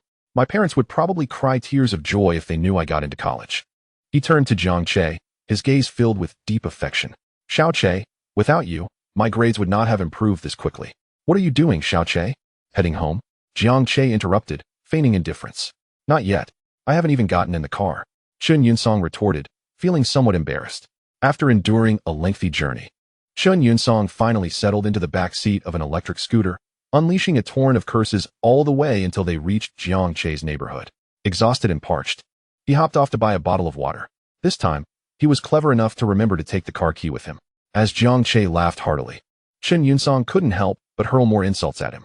You scoundrel, always making a fool of me. Enough of the banter, I want to ask you. What major do you think I should apply for at university? How can you decide on a major when you don't even know where you'll get accepted? Why the rush? Jiang Che raised an eyebrow. Isn't it wise to prepare in advance? Chen Yunsong gulped down a large mouthful of water. If it were up to me, I would suggest you pursue a career in IT, Jiang Che said, twisting open his own bottle. Why IT? Chen Yunsong inquired, puzzled. Because I intend to start my own company in the future, and that knowledge will be beneficial, Jiang Che replied candidly. Then I shall study IT. Chen Yunsong declared without hesitation, sealing his fate based on Jiang Che's words. This lad was undeniably foolish. Jiang Che found the routine of driving practice monotonous. However, the most tiresome aspect was undoubtedly having Chen Yunsong accompany him every day, enduring unnecessary hardships. After dragging him along the first day, Jiang Che didn't plan on inviting him again. Yet, to his surprise, Chen Yunsong showed up at the entrance of Jiang Che's community like clockwork, leaving Jiang Che feeling a bit guilty for not bringing him along. As another evening approached, Jiang Che returned from practice and treated Chen Yunsong to skewers as a reward. Jiang Che, a sudden voice called out as they arrived at the street vendor. Turning around, Jiang Che spotted a pure and radiant figure greeting him. Dressed in a flowing white dress, her hair casually styled, the enchanting Su Rongyin stood before him. Su Rongyin had spent the day shopping with Su Jingjie.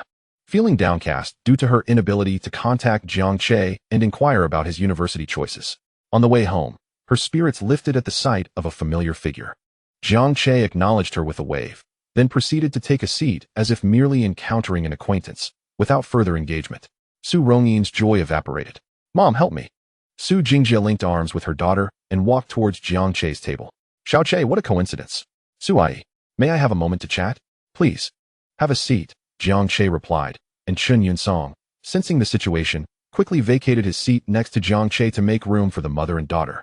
As Su Jingjie settled down, Su Rongyin remained standing, feeling inexplicably nervous and hesitant to face Jiang Che directly. Xiao Che, I saw your mother a few days ago.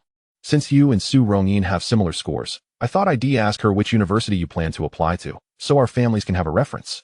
Su Jingjie began, but she said she didn't know what you were planning. Now that we've run into you, why don't you share your thoughts and any preferred majors? Jiang Che shook his head. Majors don't matter. I'm fine with any field. As for the university, it depends on my scores.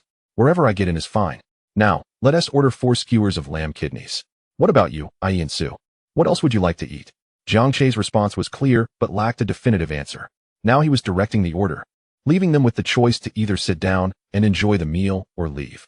As an adult, how could she accept a meal paid for by a child?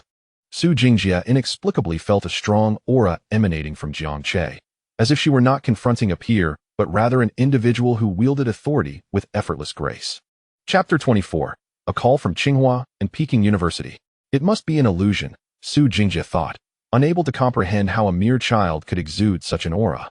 She smiled and waved her hand, declining Jiang Che's offer to order, before departing with Su Rongyin. Upon returning home, Su Jingjie resumed her role as her daughter's strategist. Analyzing the situation, Jiang Che's words likely indicated a lack of confidence in his own scores. If Su Rongyin performed well and outscored him, applying to the same university would certainly be achievable. As for Jiang Che's university choice, there was no need for concern. When the results came out, and it was time to fill in preferences, she would simply call Chun Ferong and ask. Just don't worry, she reassured her daughter. Thank you, Mom. Su Rongyin exclaimed, embracing her mother tightly. Su Jingjie sighed in relief, patting her daughter's back. Let Su Rongyin continue down this path. The outcome remains uncertain for her. She cannot predict whether it will lead to prosperity or ruin. Yet, she finds herself incapable of dissuading Su Rongyin from her chosen course. From the very beginning, it was a futile endeavor. Her daughter's stubbornness only intensifies with resistance. Moreover, it has become evident that Su Rongyin's emotional reliance on Jiang Che has reached a critical point. To persuade her to relinquish this attachment seems utterly implausible. Thus, regardless of how events unfold, Su Jingjie resolves to silently support Su Rongyin in her journey. If, against all odds, you and Xiao Che do find happiness together, it would indeed be a commendable outcome. Upon hearing her mother's words, Su Rongyin immediately sprang up in denial, exclaiming, Mom, what are you saying? I merely wish to restore my friendship with Jiang Che. There is no question of being together. Su Rongyin chuckled. Oh, who might this be? Is this Jiang Che's family calling from Peking University? One morning, Chen Feirong received an unusual phone call. Just the day before, she had attended an anti-fraud seminar at work. And now, she unleashed a torrent of indignation upon the caller.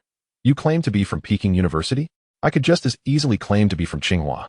How devoid of humanity are you frauds, exploiting students during such a critical juncture in their lives? Do you comprehend the lasting scars you inflict on their futures? You are not a fraud. Am I the one being deceived? I know my son well enough. If he truly had the potential to be admitted to Peking University, would I be fooled by your claims? Chen Feirong pondered. How is it that you already possess our information before the examination results are even released? Who has leaked this to you?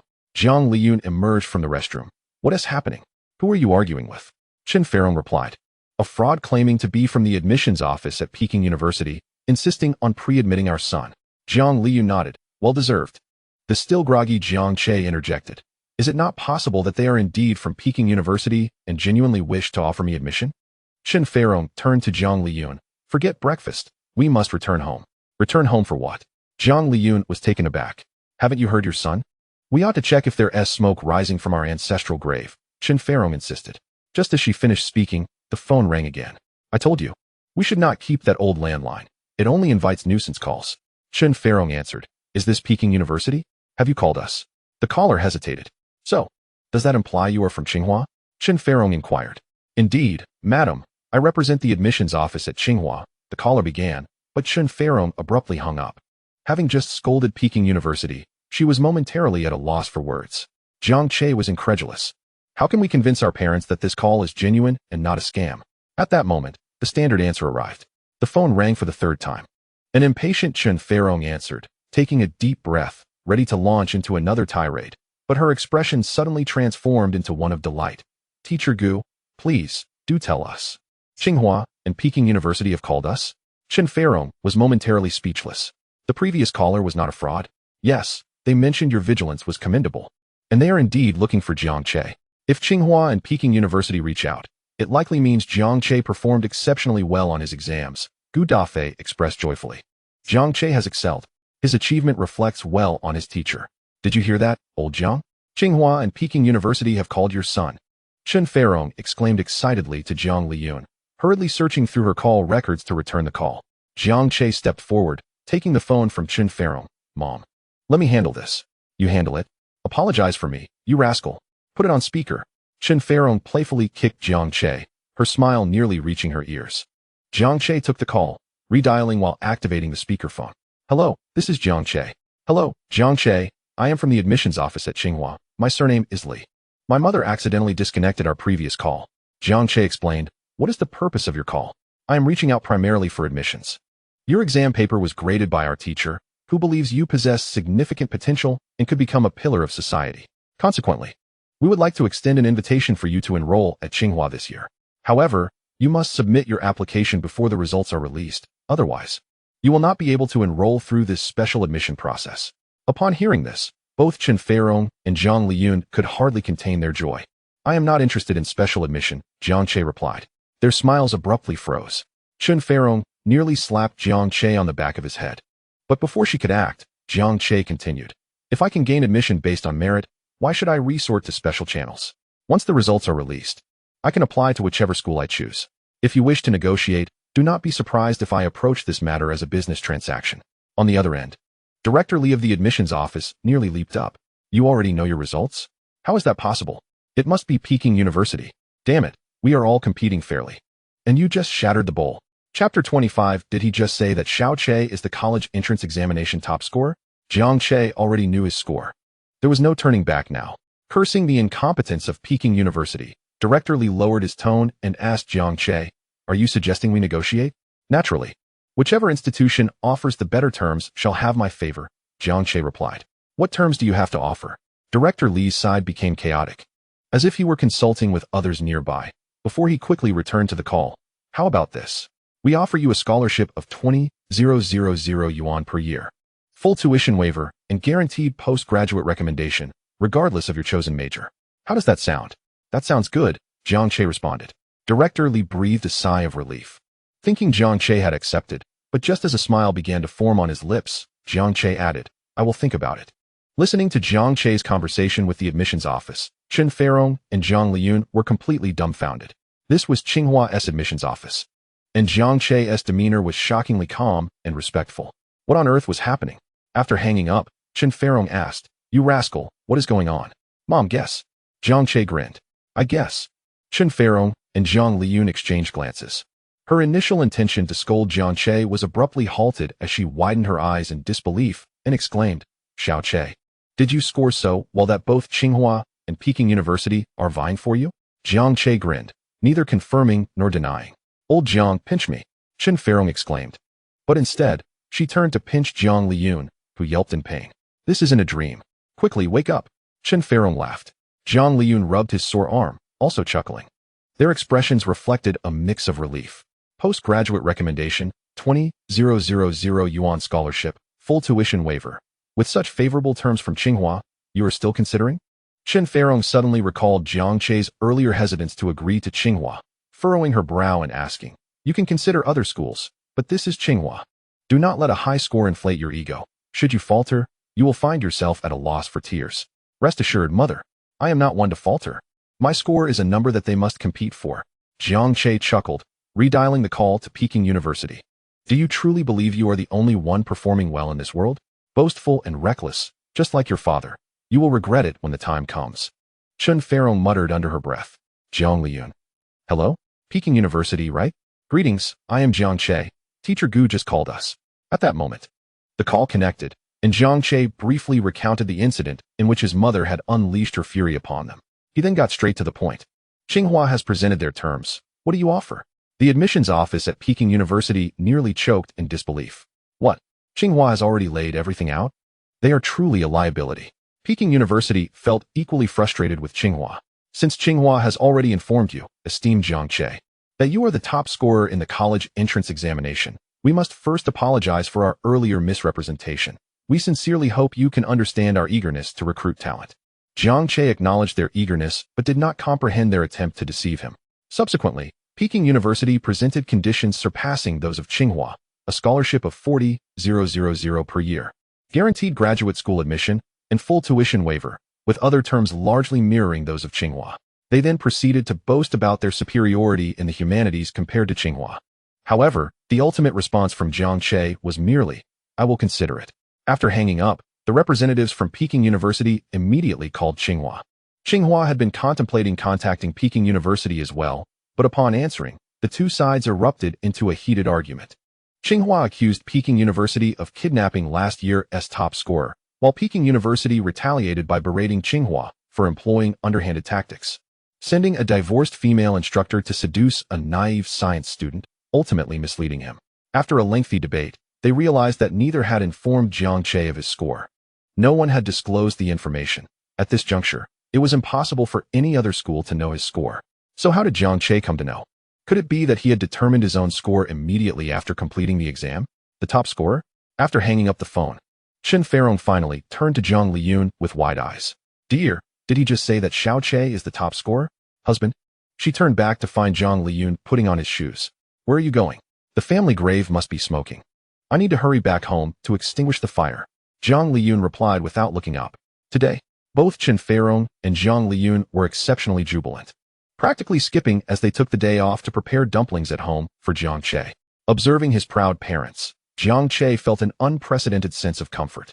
The contrast between this moment and the previous life's aftermath of receiving exam results was stark. After a while, his parents chuckled to themselves, reassuring him that attending a prestigious university was not the sole path in life. Should he wish to repeat a year, he could. Or he could simply enroll in a decent vocational school, as transferring to a university later was always an option. Jiang Che then opted for a decision that exceeded his parents' most pessimistic expectations, dropping out. Reflecting on it now, he could only imagine the heartache and worry his parents must have felt in his previous life. In the afternoon, another call came in. It was from Zhejiang University, Jinling University, and Ruda University, among others, who had finally received the news.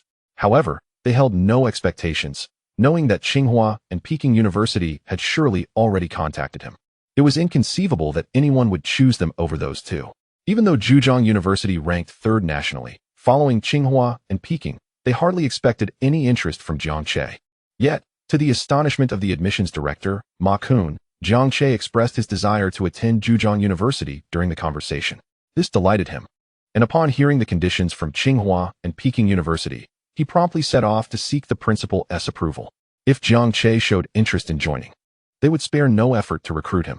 It is crucial to note that despite being ranked third in the nation, Zhejiang University had not admitted a top scorer in nearly a decade, let alone one with such exceptional scores as Jiang Che's. Chapter 26. Truly unproductive. Rapidly doubling the principal. Indeed, an exceptional score. Jiang Che achieved a total of 735 in the college entrance examination, just 15 points shy of the maximum. Compared to those who scored 749, just a point away from perfection, it might seem lacking. However, the value of both scores is nearly comparable, as Jiang Che is in the humanities. For years, the scores of humanities top scorers have never surpassed 710. Jiang Che's score of 735 is thus remarkable. Apart from these institutions, others such as Renmin University, National Defense University, and the Political Science and Law University also reached out to Jiang Che without any appealing offers. He had no intention of considering them. In fact, from the moment he was reborn, his choice of university had already been made. Xiao Che, it seems you are not particularly inclined towards Tsinghua or Peking University. While enjoying the dumplings, Chen Feirong, momentarily clouded by joy, began to regain her clarity. Based on Jiang Che's earlier conversation, she inferred his general intentions and inquired. Yes, I do not wish to attend Tsinghua or Peking University. Jiang Che nodded, directly affirming his desire to attend Zhejiang University. Zhejiang University? Chen Feirong glanced at Jiang Liyun and asked, what about it? Your father and I have not looked into it. Tsinghua and Peking University are the most renowned institutions, but beyond that, we have not researched other universities. For instance, currently, Zhejiang University is the third-ranked university in the country. Although it does not fall within the realm of world-class universities, many of its programs are on par with those of Tsinghua and Peking University. Most likely, I intend to enroll in the Business Administration program, which recently received an A rating, placing it among the top tier in the country, comparable to Tsinghua. Jiang Che briefly outlined the situation at Zhejiang University. Well then, wherever you choose to attend, your father and I will support your decision. Chen Feirong said with a rare smile, feeling a sense of satisfaction. After all, our initial hope was merely for you to gain admission to a good university. We never anticipated that you would return as a top scorer. Zhejiang University is also commendable. Jiangsu and Zhejiang are wonderful places. Jiang Liyun succinctly expressed his opinion. Mom and Dad, you truly are the most open-minded parents in the world. Jiang Che praised. Indeed. Chen Feirong happily replied, relishing the compliment from Jiang Che. Then, with such open-minded parents, perhaps you could fulfill the promise you made to me back then? Jiang Che produced the document Chen Feirong had signed, raising an eyebrow. No problem. Chen Feirong readily agreed, setting down her chopsticks and heading into the bedroom to retrieve a savings book, which she handed to Jiang Che. Here. Your father's savings have reached 50,000, and the password is your birthday. Jiang Liyun immediately stood up. Chen Feirong turned to him. What? Do you have an objection? I made it clear that this was your private savings. You did not object, thus you accepted it. Additionally, I have yet to address the issue of your secret savings. What do you plan to do with this money? Of course, it is to reward our son for his excellent exam results. Look, isn't it perfectly timed? Jiang Liyun immediately changed his tune. Just be careful with this money, understood? Jiang Che, perhaps I should manage it for you. Jiang Che, hand over the savings book. What do you need such a large sum for at your age?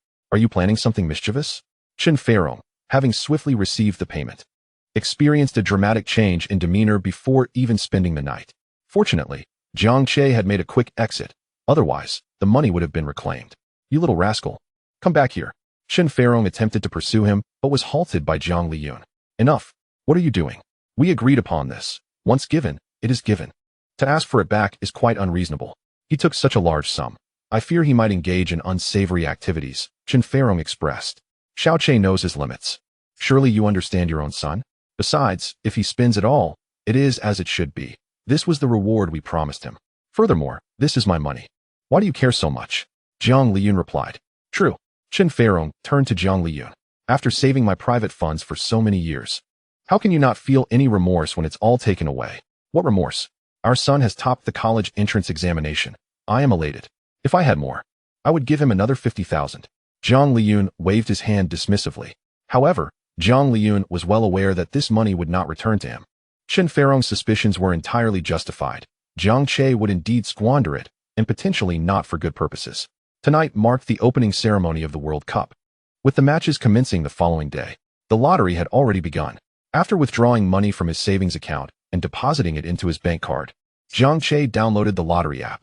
Betting on Brazil versus Croatia, he placed a wager of 60,000 on a score of 3-1.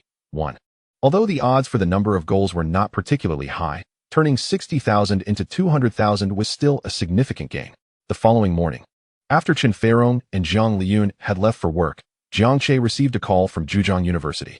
If he enrolled, he would receive a one-time scholarship of 200,000, with all expenses covered, including guaranteed postgraduate opportunities and independent dormitory arrangements. With just a verbal agreement, the money would be transferred immediately to his account. Consequently, Jiang Che placed another bet of 200,000. His total investments amounted to 260,000, which within a day soared to 740,000, a staggering increase of 2,846 times. Jiang Che was not an avid football fan. During his previous life, he was consumed by melancholy and hardly followed the sport. Thus, he had limited knowledge of the match results. However, that was sufficient. Throughout the group stage, he placed bets on 6 matches, wagering on victory without knowledge of the scores, and his account balance rapidly doubled to 4 million. Following the conclusion of the first knockout match, that amount would further multiply by 300. Germany's 7-1 victory over Brazil, known as the Mineiro Pain, was the highest odds match in history. Betting through external websites would have resulted in even greater losses due to safety concerns. If the match outcome were to inexplicably change to 7-2 or 8-1, it would be akin to a reborn individual failing to win the lottery. A very real possibility. He merely sought a sum to start a business, not to become the world's richest through betting.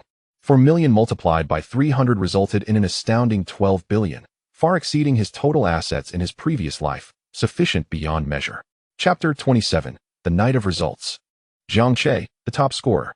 The results were imminent. The scores will be released soon, brothers. The previously quiet class group erupted around 10 o'clock. Only 2 hours until the results are announced. Hurry to the website to check your scores. Xiao Che, why are you still sitting there? Chen Feirong, who had been preparing for bed, rushed out of her bedroom upon seeing the group messages. Mom, do we even need to check? Jiang Che raised an eyebrow. You little rascal, why not? If we hadn't known the results beforehand, we would have been so anxious we could have had heart attacks. Now that we don't have to worry, it transforms into a delightful experience, understand? Chen Feirong chided him. And even if you're the top scorer, do you know how many points you scored? We still need to check. As Chen Feirong spoke, Jiang Liyun joined them. Observing their excitement, Jiang Che decided to assist them in checking the computer. After numerous website crashes, they finally retrieved Jiang Che's score. Name, Jiang Che. Total score, 735. Old Jiang, come quickly. What does this number say? Is it a 7? Chen Feirong rubbed her eyes. Jiang Liyun squinted. I can't make it out. Wait, I'll get my glasses. Jiang Che chuckled. What glasses? It's just a 7. 735 points. If it were anything else, could I have been the top scorer? 735 points. You little rascal. Have you been channeling Li Bai? Chen Feirong playfully hit Jiang Che again, though her eyes glistened with tears. Well done. Jiang Liyun inhaled deeply, saying, if I remember correctly, this should be the highest score ever in the history of the National Liberal Arts Examination. Enough with the sentimentality, let us celebrate with a song. Jiang Che embraced his mother, wanting to hug Jiang Liyun as well, but was met with a direct refusal. He picked up his cracked phone and played a song. Today is a good day. All that is wished for can come true. Get out of here. Chen Feirong kicked Jiang Che playfully, though her gaze remained fixed on his cracked phone. Old Jiang, Chen Feirong remarked, isn't that phone my outdated one from last year that you broke? You should know better than I do. What's wrong? Jiang Liyun replied. Nothing. Sleep now. After a long while, Chen Feirong said, I can't sleep. Jiang Liyun echoed. Neither can I. Our son actually topped the exam. It feels surreal. Jiang Liyun stood up. Let us go out for a late-night snack to celebrate. That is not a bad idea. Should we call our son? Jiang Liyun asked. Call him for what? We're celebrating his success. What does he have to do with it? Chen Feirong countered. Meanwhile, in the dimly lit 2-story house of the Su family, lights still burned brightly. Su Rongyin and Su Jingjie repeatedly refreshed the website, feeling numb yet still anxious with each refresh. It's out. Finally, the website was functioning and the results loaded. Name, Su Rongyin. Total score, 653. Upon seeing these 3 digits, Su Rongyin nearly burst into tears of joy, covering her mouth with her hand, her eyes already red. My darling, you did so well. I'm so proud of you. Su Jingjie, also teary-eyed, embraced Su Rongyin tightly. After lingering in her mother's warm embrace, Su Rongyin looked up and said, "Mom, I can go to the same school as Jiang Che?" Su Jingye gently stroked her hair. Just as she was about to speak, Su Rongyin's phone erupted with notifications. Picking it up, she saw messages from Gao Yun. "I'm going crazy. Inin, this is insane." Su Rongyin, puzzled, asked, "Your results exceeded your expectations?" Gao Yun responded, "No. Image, JPG, look at your class group. There should be an announcement." Su Rongyin opened the image to find a message from their class teacher congratulating Jiang Che for achieving an outstanding score of 735 in the liberal arts, making him the top scorer of the year. Jiang Che, wow, the top scorer? Incredible. 735 points. Is this not the highest score achieved in the humanities in history? Congratulations to Jiang Che. Last year, the top scorer in the arts only scored 690, and both Tsinghua and Peking University were eager to recruit him. How could they not be clamoring for Jiang Che with his 735? His first exam saw an increase of 30 points, followed by a staggering 75-point leap in the second. Now, he has emerged as the top scorer in the college entrance examination. Jiang Che's grades seem to have skyrocketed within a mere month. It appears that this surge began after being rejected by Su Rongyin. No wonder Jiang Che has persistently turned down Su Rongyin, severing emotional ties to ensure his success. "Someone, bring me my knife." Chen Yunsong exclaimed, "Wow, Jiang Che has become the top scorer? No wonder I managed to get into a prestigious university. Even Chen Yunsong has secured a place in a top-tier university? I am utterly shocked. Alas, I did not meet the cutoff for a second-tier university. Had I known, I would have humbly begged Jiang Che to study with me." Li Yuan remarked, "Jiang Che is so impressive. No one is home tonight. May I invite you over to help me with my studies?" Chen Yunsong retorted, "The college entrance examination is over. What studies are you still on about?" Li Yuan snapped back, "Could you please just disappear?" Su Rongyin's phone slipped from her grasp. "What's wrong?" Su Jingye looked at Su Rongyin in surprise, picked up the phone, and began to scroll through it, her face morphing into one of astonishment. Jiang Che, the top scorer in the college entrance examination? The news spread rapidly. Jiang Che's achievement became the talk of every teacher at their high school. Banners were raised overnight at the school gate, fervently celebrating Jiang Che's triumph as the top scorer. One banner could rival thousands of recruitment advertisements. Students who had recently liberated themselves after the exams and were battling through the night at internet cafes could not help but exclaim in disbelief that a classmate had become the top scorer. The school contacted Jiang Che to award him a prize of 50,000 yuan. The local authorities also reached out to grant him an additional 100,000 yuan. Such scholarship awards are, of course, not conducted in secrecy. A multitude of journalists accompanied the event, with cameras set up like an arsenal. Jiang Che stood among various leaders, adorned with a bright red flower around his neck, while Ms. Chun and old Jiang held signs proclaiming the 100,000 yuan and 50,000 yuan prizes, respectively. The snapshot was captured. Chapter 28. Is it true that Jiang Che forsook Tsinghua and Peking University to enroll in Zhejiang University because of me? Mother, are you off to buy groceries? Haha, yes. Off to buy some groceries. Your Jiang Che has truly excelled, achieving the status of a top scorer. Such a remarkable rise from silence to brilliance. Old Jiang, with a top scorer in the family, surely you must host a celebration? Please, let us all gather tonight. Chen Feirong and Zhang Liyun had been unable to contain their joy for several days. Jiang Che's achievement also helped Chen Yunsong gain admission to a prestigious university. Chen Yunsong's parents were overjoyed, repeatedly expressing their gratitude. For both families, this was a momentous occasion. Yet, while some rejoiced, others were disheartened. After hearing the news of Jiang Che's top scorer status, Su Rongyin, who should have been celebrating her unexpectedly good exam results, fell into a deep melancholy. Su Jingye, noticing her friend's sorrow, felt a pang of sympathy but could do little more than sigh. With Jiang Che as the top scorer, it was inevitable that he would attend Tsinghua or Peking University.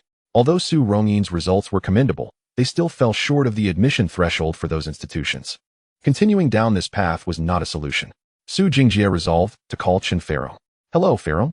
I heard Jiang Che is this year's top scorer. Congratulations." As soon as the call connected, Su Jingye extended her congratulations. Thank you. Chen Feirong, who was cooking, quickly set down her spatula and called out to Zhang Liyun in the living room. "Zhang Liyun, I'm taking a call. Please watch the fire for me. We're having dinner at home, so please convey my congratulations to old Jiang." Su Jingye smiled. "I'll cut to the chase to save you from too much chit-chat and delay your meal. Has Jiang Che decided which school to attend? Our Su Rongyin scored over 650, and I'm pondering which school to apply to. With a sigh, she continued, revealing her concern. Su Rongyin's father had been abroad for over a month, and during this significant time for his daughter, he only managed a single phone call. Such a monumental event had left her to manage alone. Over 650? That's quite impressive. Congratulations. Chen Feirong reciprocated with her own congratulations. Jiang Che has chosen Zhejiang University. Zhejiang University? Su Jingjie was momentarily taken aback, her tone instantly brightening. That is wonderful. Feirong, please enjoy your meal. I won't keep you any longer. Bye.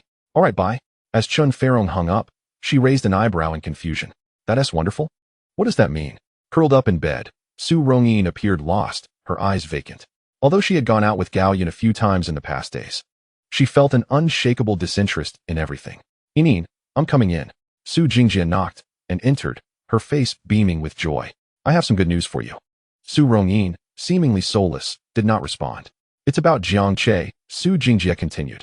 Su Rongyin finally lifted her lifeless gaze. Su Jingjie, not wanting to prolong the suspense, smiled and said, I just spoke with your Aunt Chun. Jiang Che did not go to Tsinghua or Peking University. He applied to Zhejiang University. Zhejiang University? Without even putting on slippers, Su Rongyin dashed out of bed and opened the website for college applications, checking the historical admission scores for various majors at Zhejiang University. Suddenly, she seemed to revive, her spirit restored. Her score surpassed the admission line for Zhejiang University. I originally intended to advise you to give up, but unexpectedly, Jiang Che chose Zhejiang University. Su Jingjie gently stroked her daughter's head. With his top scorer status, he could have easily been accepted anywhere, yet he chose Zhejiang University. Are you implying that Jiang Che chose Zhejiang University because of me? Su Rongyin's joy was indescribable as she proudly lifted her fair neck. I do not need him to make concessions for me. I was already planning to apply to Zhejiang University. You, Su Jingjie chuckled helplessly. Having just completed the college entrance examination, Jiang Che effortlessly passed the second subject exam. After achieving full marks, he was taken back to his grandmother's house by Chen Feirong. Chen Feirong had only one brother, Jiang Che's maternal uncle, who, along with his wife, treated Jiang Che well. Upon learning of Jiang Che's top scorer status, they took a day off to prepare a grand feast and celebration. This city is neither too small nor too large, and the news of Jiang Che's high school achievement was reported nationwide. Naturally, those who knew him were aware. The elderly couple, one fond of square dancing and the other of chess, found their joy amplified. After Jiang Che's success, the sound of chess pieces being struck grew louder. During that celebratory meal, the grandfather became intoxicated, and Zhang Liyun and Uncle Chen Feihai also indulged. Cousin Chen Qing, who dedicated herself to her studies, enrolled in a prestigious 211 university. Now, with Jiang Che as the high school top scorer, both children had promising futures ahead. The day after leaving his grandmother's house, Jiang Che and his parents set off once more to return to the countryside. His father, Jiang Liyun, hailed from a rural area in a neighboring county, and his story is truly inspirational. A tale of a poor rural boy who diligently studied, gained admission to university, bettered his circumstances, and married a wealthy beauty. Had he not remained humble, he could have penned a book about his journey. Grandfather and grandmother were reluctant to follow Jiang Liyun to the city, so Jiang Liyun built them a convenient house in the village. The elderly couple, still robust, continued to tend to their fields. Aunt's family lived right across the street and visited daily, while her two sons, though kind-hearted, had all gone to the same internet company in Shenzhen, becoming wage slaves, and had not returned for several new years. At this moment, the term wage slave was also referred to as diligent workers. After dining with Aunt's family to celebrate Jiang Che's academic success, old Jiang inevitably indulged in excessive drinking.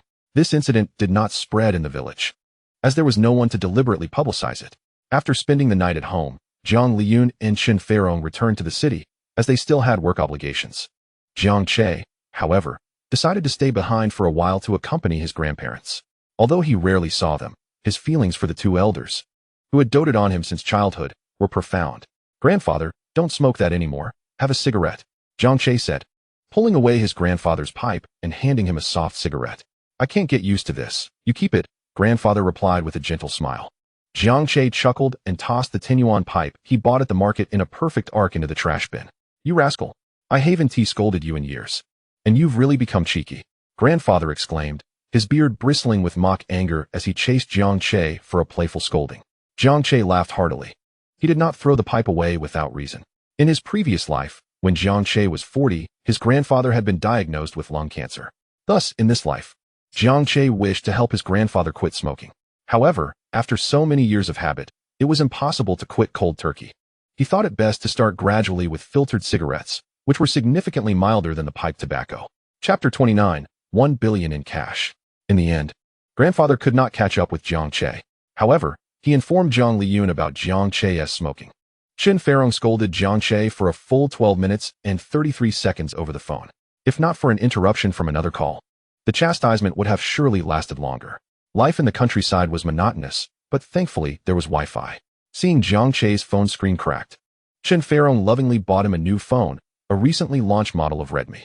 The price was irrelevant. It was her expression of affection. Using his new phone, Jiang Che opened a particular folder, slid to the right, and logged into Bluebird. In the stillness of the night, under the dark moonlit sky, it was the perfect moment to appreciate the scenery. As soon as he logged in, before he could browse through messages from some caring older sisters, he was bombarded with a slew of messages from Kaishi. The college entrance examination in Dachau? Are you still a high school senior? I wish you all the best. How did your exam go? The results should have been out for quite some time now. Where are you? Jiang Che replied, sorry, I've been a bit busy. All right. How did the exam go? Kaishi inquired. First in the nation, and you? Jiang Che answered truthfully. No way, that's amazing. Your academic performance is so impressive. Want to come to Mylikin? If you study nearby, you can stay at my place. A direct invitation to cohabitate? How bold of her. Jiang Che replied, no need. I do not plan to study abroad. Okay then, Kaishi responded, my internet connection is poor since I'm in Brazil for the World Cup. I'll reply to you later tonight. A picture of a blonde, wavy-haired beauty wearing Neymar's jersey appeared, resembling a vibrant scene. Just to reiterate, you are stunning, rivaling my looks. However, I must log off soon. It's rare for me to be online, and I cannot squander my time chatting. Before closing the chat window, Jiang Che added, oh right, since you're watching the World Cup, are you betting on the games? No, she replied. How can one not place a bet in Brazil? Since you're a fan of the Brazilian team, you should bet on Germany beating Brazil 7-1 in the knockout stage. On the other side of the globe, Kaishi was left bewildered in the stands. As a fan of the Brazilian team, why would she bet on Germany winning 7-1 against Brazil? After noticing that he had gone offline, she tucked her phone into her pocket. Nonetheless, as she left the venue, she placed a bet of €50 on Germany winning 7-1 against Brazil. Due to needing to take the third driving test, Jiang Che returned to the city after a few days. Before leaving, he bought his grandfather 10 packs of cigarettes and secretly stashed his prized tobacco at Anne's house. Infuriating his grandfather, who continued to shout even after Jiang Che had left for the city, he passed both the third and fourth driving tests. The current driving license examination system was quite favorable for students who could only test during summer vacation. Xiao Che, you're too fast, Chen Yunsong exclaimed, enviously eyeing Jiang Che's driving license. A man should not say he is fast. Apologize to me. Screw you. Apologize, and I'll treat you to a feast. I'm sorry, Chen Yunsong immediately apologized. Jiang Che rode his electric scooter and took him to KFC. However, just as they arrived at the entrance, they encountered two familiar figures, Su Rongyin and Gao Yun. Upon seeing Jiang Che, Su Rongyin haughtily lifted her chin and turned away. Jiang Che intentionally announced the name of a school, indicating that all this time, he had been playing hard to get. He had made her sad and embarrassed repeatedly. She wouldn't forgive him so easily. Isn't that the game you were playing? She thought. I won't pursue it any longer. Let us see who gets anxious in the end. Humph. Gao Yun, unaware of Su Rongyin's thoughts, followed her closely. What is going on with you two? Su Xiaohua. Have you two gotten into trouble again? Chen Yunsong asked, perplexed. I don't know. Jiang Che shook his head, equally bewildered. Su Rongyin ignoring him was a good thing worth celebrating. Upon entering KFC, Jiang Che ordered the crazy Friday discount combo. While eating, Chen Yunsong suddenly froze midair. Across from them was a mirror.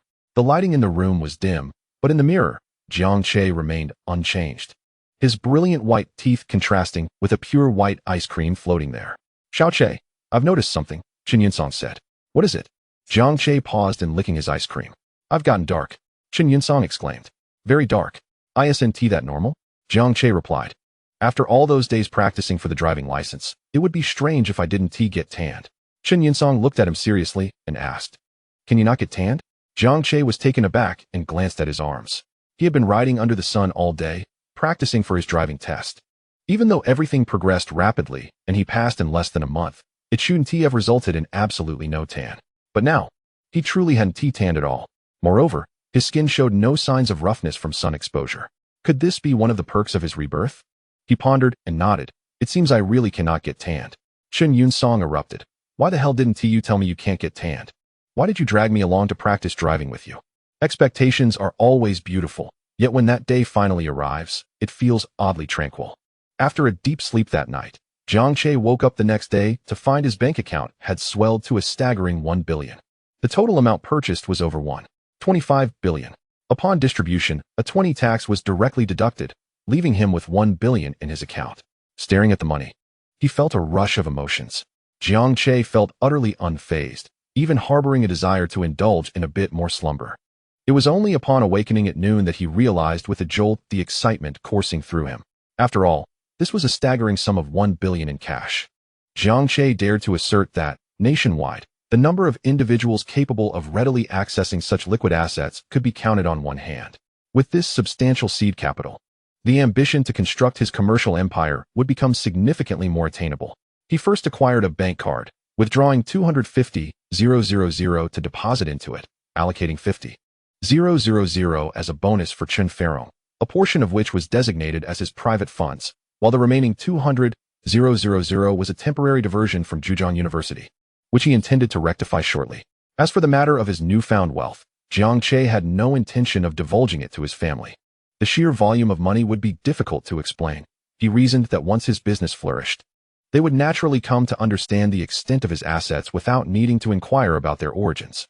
Regarding the prospect of continuing to gamble on forthcoming matches, Jiang Che refrained. While he was privy to the outcomes of a few upcoming games, the odds were not particularly favorable. Unless he were to invest a substantial sum, the potential gains would be meager. The risks did not warrant the endeavor. As evening approached, Gu Dafei dropped a message in their group chat, announcing that he would treat the entire class to dinner at the Chunlai restaurant the following night. Gu Dafei quipped that this feast was made possible by Jiang Che's fortune, jesting that had he not merely wagered on a meal during their bet, he might be forced to take refuge beneath a bridge now. Laughter erupted in the chat. Class Vice President Han Lei chimed in, suggesting that they had been contemplating a final gathering after graduation, given that future opportunities for reunion would be scarce. This meal could serve as a fitting farewell. Jiang Che, the class valedictorian, was asked for his thoughts. Han Lei, a girl whose looks were commendable, comparable to Li Yuan's, though not strikingly beautiful, was well-liked among her peers. Her popularity stemmed from her adept interpersonal skills, as evidenced by her articulate invitation to organize the event while also including Jiang Che in the conversation, thus ensuring her presence was noted without overstepping her bounds. Jiang Che recalled that in his previous life, Han Lei had thrived in her career, and they had crossed paths again, almost leading to an unusual incident, which he was grateful to have avoided. Reflecting on their past as classmates now turned into acquaintances, he chose to disregard any notions of romantic entanglement. In contrast to Qin Xiaolong, Han Lei commanded greater respect among their classmates, and had her academic performance not fallen short of Qin Xiaolong's, the class presidency would undoubtedly have been hers. Jiang Che responded affirmatively, noting that the dinner was courtesy of old Gu, marking a splendid conclusion to their 3 years of youth. This remark took Gu Dafei by surprise, eliciting a chuckle and a playful reprimand, as Jiang Che subtly downplayed the dinner's significance tied to his achievement, ensuring his peers retained a favorable impression of him. Han Lei inquired if Gu Dafei had made reservations. Upon learning he had not, she offered to secure a private room, asking for a head count. As classmates reported their attendance, the response was enthusiastic, except for a few who could not join. When the topic reached Su Rongyin and Qin Xiaolong, Su Rongyin, despite her previous determination to ignore Jiang Che, felt conflicted about attending the gathering, given it was their final chance to convene as high school classmates.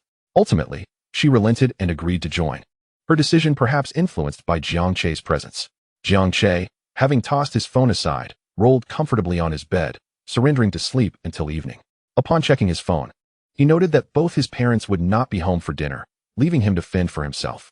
After a day of fasting, he took a shower, donned a casual white t-shirt and denim shorts, and slipped on some sandals as he ventured out in search of sustenance. As he strolled, he perused messages on the official website for the National Small and Medium Enterprises Share Transfer System.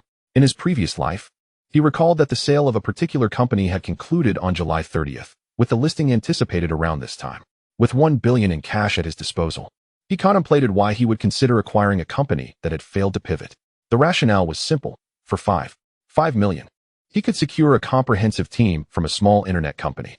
In his past experience, after the acquisition, the original team had remained intact. Their emotional investment in the project irreplaceable. The success of the rebranded company was inextricably linked to their dedication. Moreover, the opportunity presented itself as a shortcut. To forego it would be sheer folly. If he did not acquire the company, it would likely be snatched up by another, thus becoming a formidable competitor. As Jiang Che walked, he attracted attention, his effortless charm prompting several individuals to request his contact information, including a woman who playfully mentioned plumbing issues at her home. Amused yet exasperated, he sighed at the burdens of his appearance.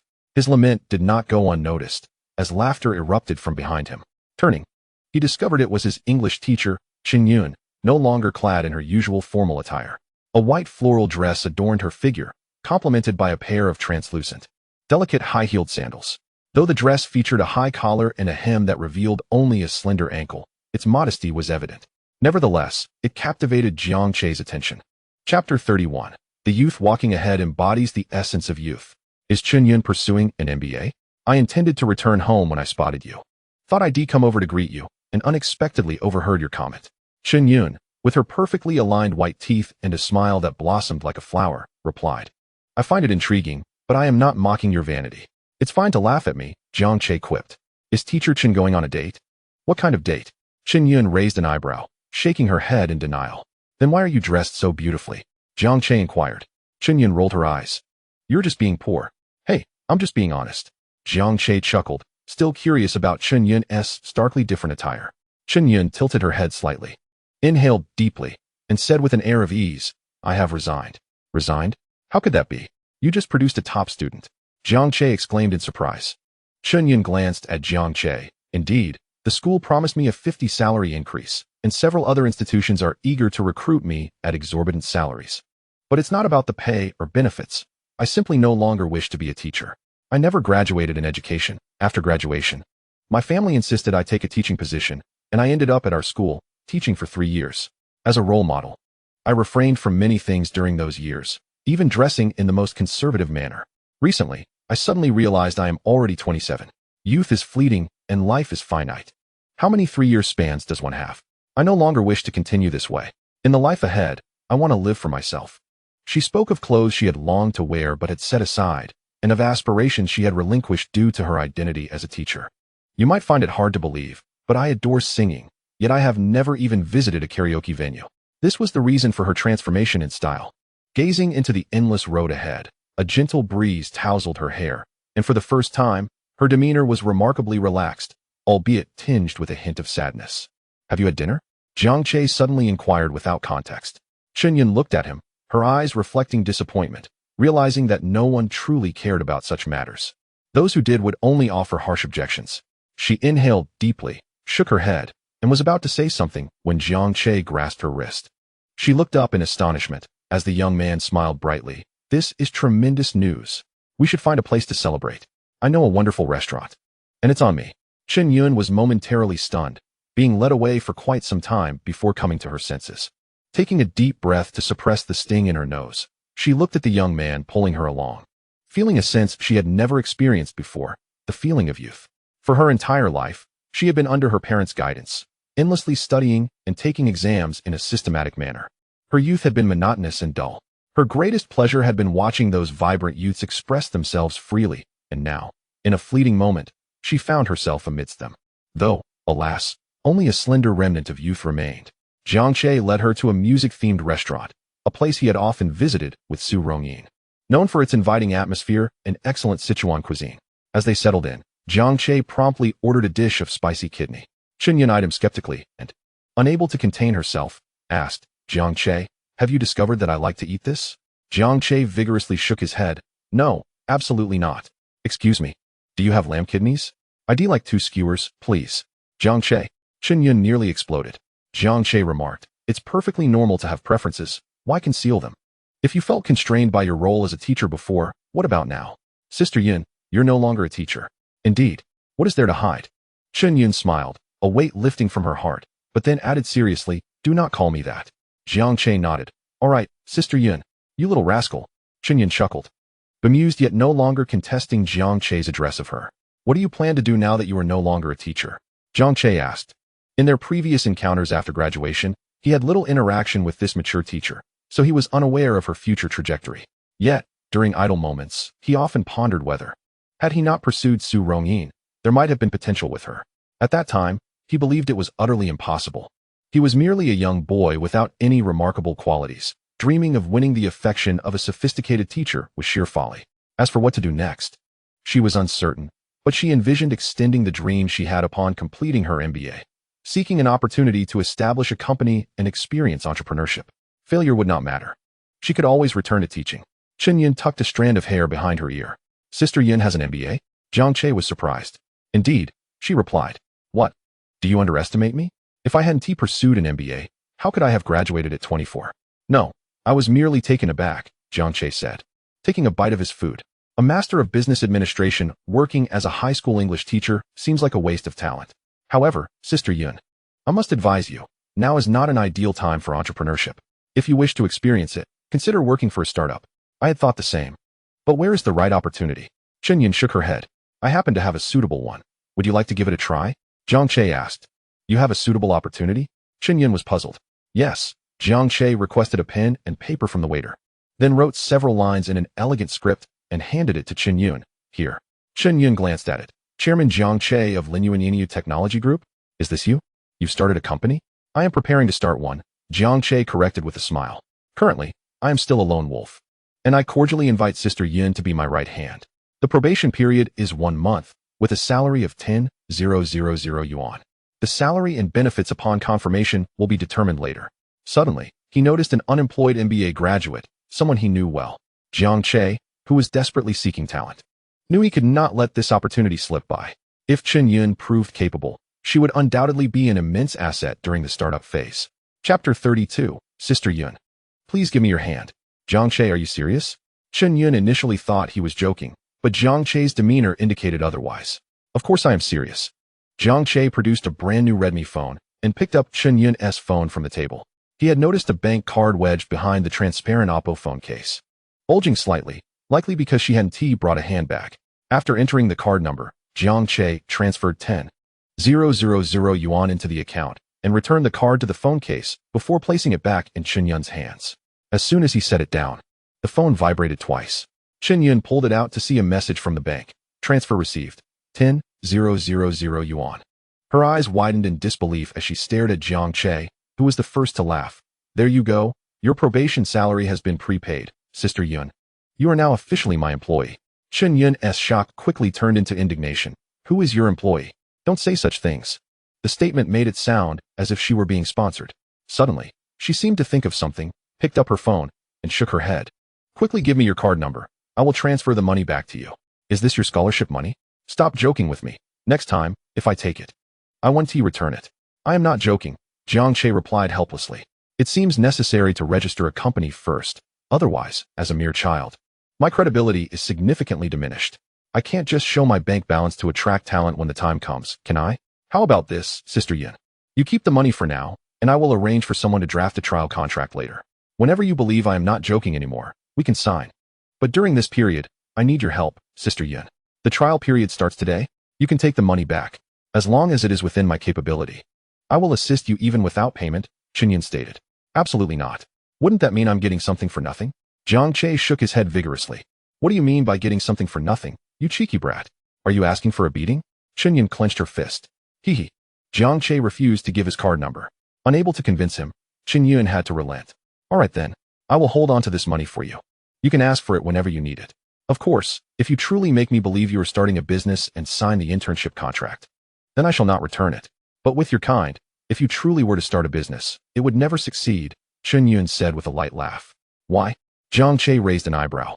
Others who start businesses are always careful, stretching every penny. How could you offer a salary of 10,000 right from the internship period? Aren't you afraid of losing it all? Chen Yun remarked. Sister Yun, aren't you an MBA? A 10,000 monthly salary during the probation period isn't a loss for me. Even if I do end up losing, it doesn't matter, Jiang Che replied with a smile. At that moment, the live singer took the stage and began to play. The melody was quite pleasant, lifting everyone's spirits. As the song concluded, Jiang Che suddenly turned to Chen Yun and asked, Sister Yun, you mentioned you love singing, but have never even been to a karaoke venue, right? Yes, Chen Yun nodded. In her upbringing, Such commonplace entertainment as karaoke was deemed inappropriate. Jiang Che stood up and approached the live singer, engaging in conversation. To Chunyun's surprise, Jiang Che stepped onto the stage, took the guitar handed to him by the singer, and sat in front of the microphone. After strumming a few chords, a lively prelude burst forth. With only the sound of the guitar, the accompaniment felt somewhat monotonous, but once Jiang Che began to sing, his resonant voice made everything else feel insignificant. Outside the window, sparrows chatter on the power lines, bringing a taste of summer. The rain falls all night, my love spills like rainwater. The fallen leaves in the courtyard are like my thick stack of thoughts. The live singer, initially worried Jiang Che might sing off-key, was left in awe as he performed flawlessly. Diners set down their chopsticks, captivated by Jiang Che on stage. As the last note rang out, the audience erupted into applause. Bravo! Impressive, young man. Your voice is simply extraordinary. Chunyun clapped enthusiastically, genuinely impressed by Jiang Che. Not just by his singing, but also by his courage to take the stage. Encore. Young man, give us another song. The crowd began to cheer for more. Jiang Che adjusted the microphone and said, I apologize for interrupting everyone. I must take up more of your time as I wish to invite a young lady to join me on stage for a duet, to remedy some regrets in her life. With that, he stepped off the stage and approached Chunyun, extending a gentlemanly invitation. Sister Yun, please take my hand. Understanding the meaning behind Jiang Che's earlier question, Chunyun felt the weight of everyone's gaze upon her, an overwhelming sensation that made her uneasy. Nevertheless, she extended her hand and grasped Jiang Che's. He led her towards the stage. Woohoo! The crowd erupted in cheers, making Chunyun's cheeks flush. Once on stage, Jiang Che cradled the guitar and leaned close to Chunyun, asking what song she wished to sing. After a moment's thought and a deep breath, she responded. Before she could inquire whether Jiang Che knew how to play that particular song, he had already begun strumming the chords. New boy. In the years to come, this song would gain significant popularity, but for now, not many had heard it, which was why Chunyun had asked if Jiang Che could play it. Yes, I see sunshine everywhere, joy floating above the city. Chunyun's voice was melodious, harmonizing beautifully with Jiang Che's. Initially nervous, she gradually found her rhythm, her voice becoming lighter and more enchanting with each note. Jiang Che remained focused, skillfully playing the guitar, while Chunyun stood before the microphone, basking in the spotlight. This was a moment she had never experienced before. Time to wear new clothes, get a new hairstyle, and relax. In this moment, she felt as if she were stepping into a new era, everything marking a fresh beginning. Chapter 33. High School Reunion. Jiang Che, thank you. After declining an invitation to perform at the restaurant, Jiang Che left with Chunyun. The mature beauty in a white dress walked with her hands behind her back, her steps light as if she were preparing to waltz. She turned back to Jiang Che, her hair dancing in the breeze, her smile radiant. I had a wonderful time today. Yes, truly delightful. The remnants of her teacher's restraint faded, and in Jiang Che's presence, the invisible barrier lessened, replaced by subtle feelings. Jiang Che grinned. Shall we take a photo for memories? Sure. He took Chunyun's phone and found a good angle for a selfie. This was the first time Chunyun had used her Oppo phone for a selfie. The sunlight was perfect, and both of them smiled brightly. Even though it was a selfie, it appeared like an artistic photograph, leaving Chunyun enamored with the result. To establish a company, one must first secure an office location. Jiang Che intended to set up in Hangzhou, as he would reside in this city for the next 3 years. Furthermore, with favorable internet company policies, Hangzhou was becoming increasingly attractive, rivaling Shenzhen. Currently, residential prices in the city center hovered around 15,000 per square meter, expected to double in 5 years. Commercial office space prices were projected to rise even more, possibly tripling, especially in the Tianjin New City CBD area, which had recently experienced explosive growth. Thus, Jiang Che aimed to purchase an office space in this area. He recalled seeing an advertisement recently about a 4-story, 4,500 square meter standalone building in the heart of Tianjin New City being sold online. Buying a standalone structure was more advantageous than a standard office building. At that time, the asking price was only 50 million, with a price per square meter just over 10,000. In 2 years, this figure would quintuple. The appreciation of standalone properties would far outpace that of office buildings. It must be said, the advantages of being reborn are astounding. Jiang Che even remembered the phone number and directly called, finally getting through after several attempts. The initial negotiations did not proceed smoothly. The other party firmly insisted on a price of 55 million. However, Jiang Che remained unfazed. The seller, Ma Chun, was rumored to be in a dire financial situation. desperately in need of cash flow due to a corporate crisis. With unsuccessful attempts at financing, he began selling off all physical assets of the company.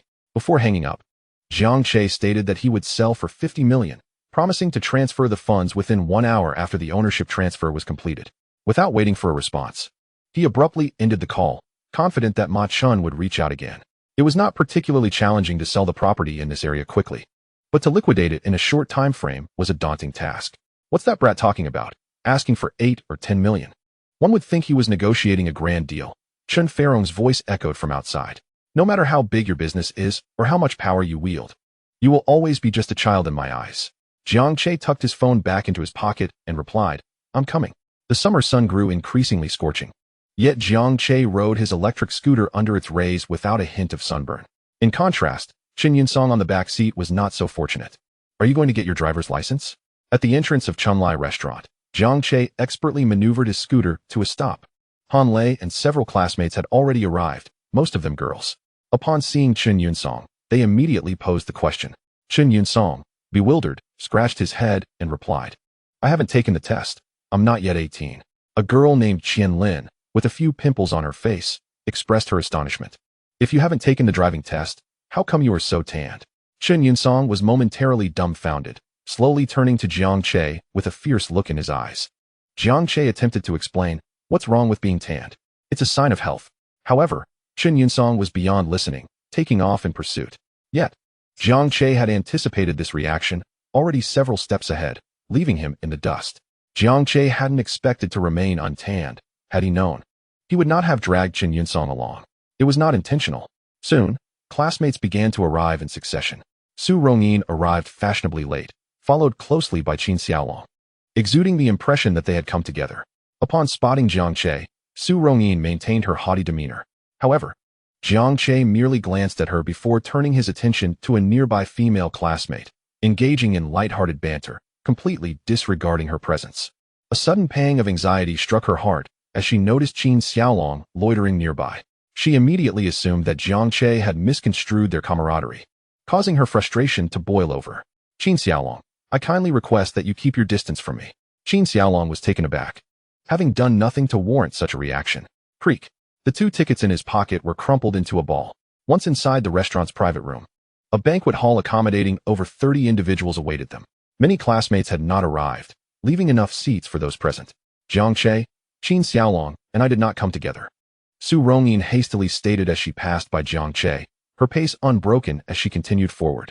Jiang Che was left perplexed. Hadn't she been ignoring him? Why was she clarifying her situation? Jiang Che, impressive. Top scorer, let us take a photo together. Jiang Che, may I request a picture with you?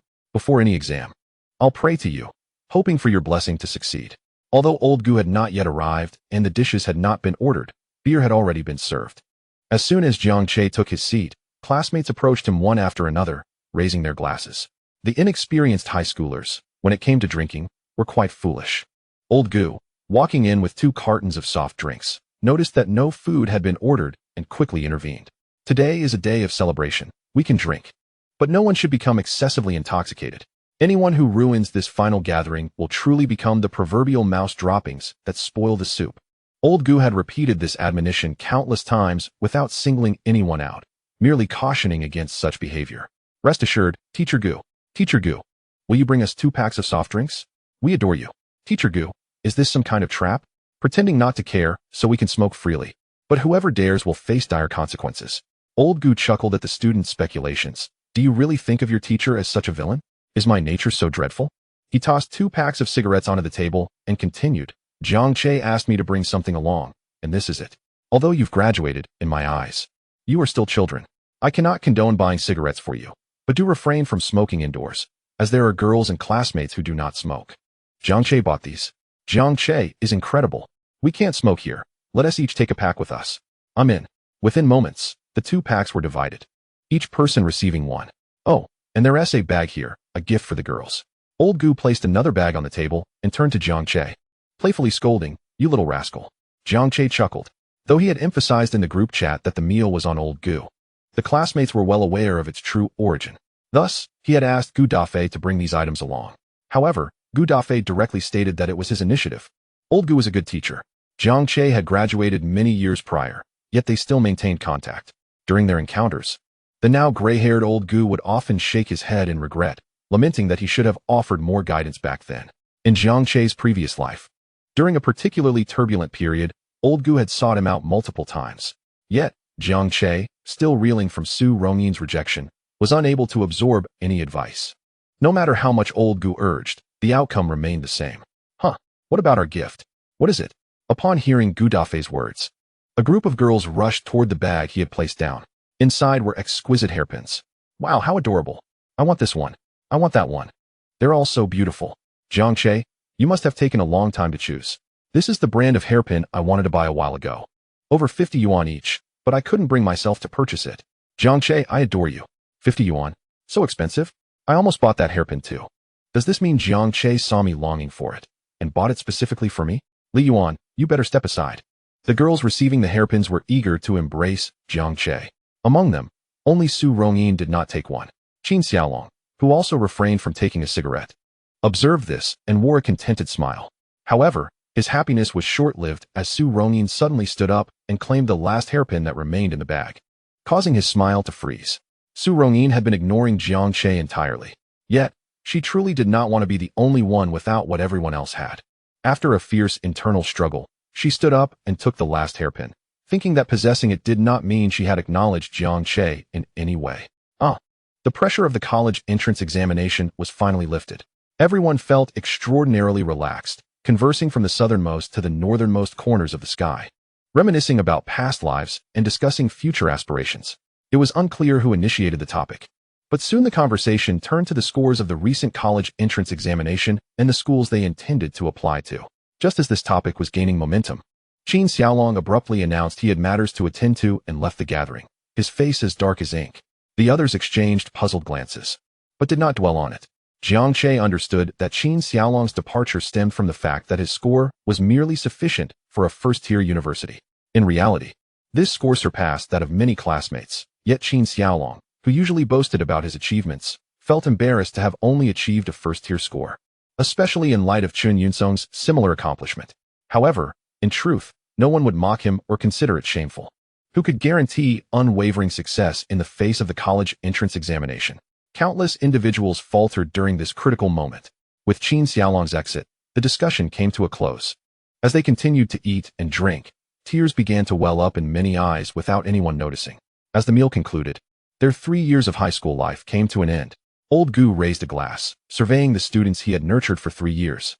His eyes bloodshot as he spoke. There is no banquet that does not end. This farewell is merely a prelude to a better reunion. Therefore, I implore you all not to be sorrowful. Yet, even as he uttered these words of reassurance, Gu Dafei struggled to contain his emotions. Taking a deep breath, he completed his final words. Though the mountains are high and the roads long, may you all soar to great heights. With that, he raised his glass and downed it in one gulp. Everyone joined in, their eyes misty with tears. Many girls embraced one another, sobbing, while the boys discreetly wiped their tears. Witnessing this scene, even Jiang Che felt a profound ache in his heart. Melancholy was the prevailing theme of graduation season. Youth is always fleeting. The mundane and numbing 3 years of high school, when it reached its conclusion, evoked an overwhelming sense of reluctance. Chapter 35, truly taking Chenyun to Hangzhou. Sunshine streamed through the gaps in the curtains, illuminating Jiang Che's eyes as he lay in slumber. He furrowed his brow and opened his eyes, reaching beneath his pillow to retrieve his phone. For the past few days, the first thing he did every morning upon waking was to check the stock transfer website for small and medium enterprises. Finally, it was listed. Upon seeing the listing information for the Kankan Gift Company, Jiang Che sprang up and immediately dialed the contact number. Cheng Yuan sat in a modest office, looking haggard as he stared at the dismal data of Kankan Gift on his computer. It was impossible for him not to feel a pang of sorrow over selling the company, as it represented the culmination of years of hard work from all the employees. However, the poor performance of the data over the years indicated that their product had failed to resonate with the market. After so much effort, this was the outcome. Cheng Yuan felt a deep sense of unwillingness, yet he was helpless. He could no longer even pay salaries. Those who had followed him for years had long surpassed the point where one person's income sufficed for the whole family. They needed to support their households. A month without pay would leave them in dire straits. Thus, his concerns were less about the product itself and more about whether his employees could retain their jobs after the sale. If not, they would need to seek new employment. The job application process requires time, energy, and often necessitates internships, leading to a prolonged period without income. The $5 million he planned to sell the company for would barely cover the unpaid salaries for that month, with the remainder going towards repaying the massive debts accumulated over the years. After sitting in silence for a while, Cheng Yuan opened his computer again and decided to add a note to the listing. If original employees were to be laid off, 3 months' salary would need to be compensated. Since listing the company last night, he had already received several calls, all of which were attempts to negotiate lower prices. Some offered $5 million outright, while others absurdly demanded a reduction to $4.5 million. Adding this condition would undoubtedly complicate the sale further. Cheng Yuan's debts were nearing the point of being due. Yet, despite the dwindling time, he remained resolute in adding that note. Ding ding ding. Just as he finished editing and before he could add the note, Cheng Yuan's phone rang again. Seeing it was an unfamiliar number from another region, he answered, placing it to his ear. Hello. This is Kankan GIF, Cheng Yuan speaking. Hello. Mr. Cheng, your Kankan GIF company is prepared to be sold for $5 million, correct? The caller was Jiang Che, who was on speakerphone, simultaneously dressing. Indeed, $5 million is a very reasonable price. If it weren't for my financial constraints, I would not consider selling at this rate, Cheng Yuan replied. As a programmer, he knew this statement was true, yet it sounded cliched coming from him. He had just said the same thing, and the other party had dismissed it. Immediately launching into price negotiations. The price of $5 million is not an issue, Jiang Che said. Huh. Cheng Yuan was taken aback, expecting the other party to negotiate, but instead being met with agreement. However, his anticipated joy was tempered, as agreeing to this price did not necessarily mean they would accept his additional conditions. But I have one condition, Jiang Che continued, shifting the conversation. In addition to the price, I have an extra stipulation. Both spoke almost simultaneously. You go first, Cheng Yuan hurriedly insisted. You go ahead with your condition. I shall listen first, Jiang Che replied. Very well. Cheng Yuan paused before stating. My condition is that if you decide to terminate the original employees after purchasing the company, you must provide them with 3 months' salary. Although it may seem abrupt, these employees have been with me for many years, and they have families to support.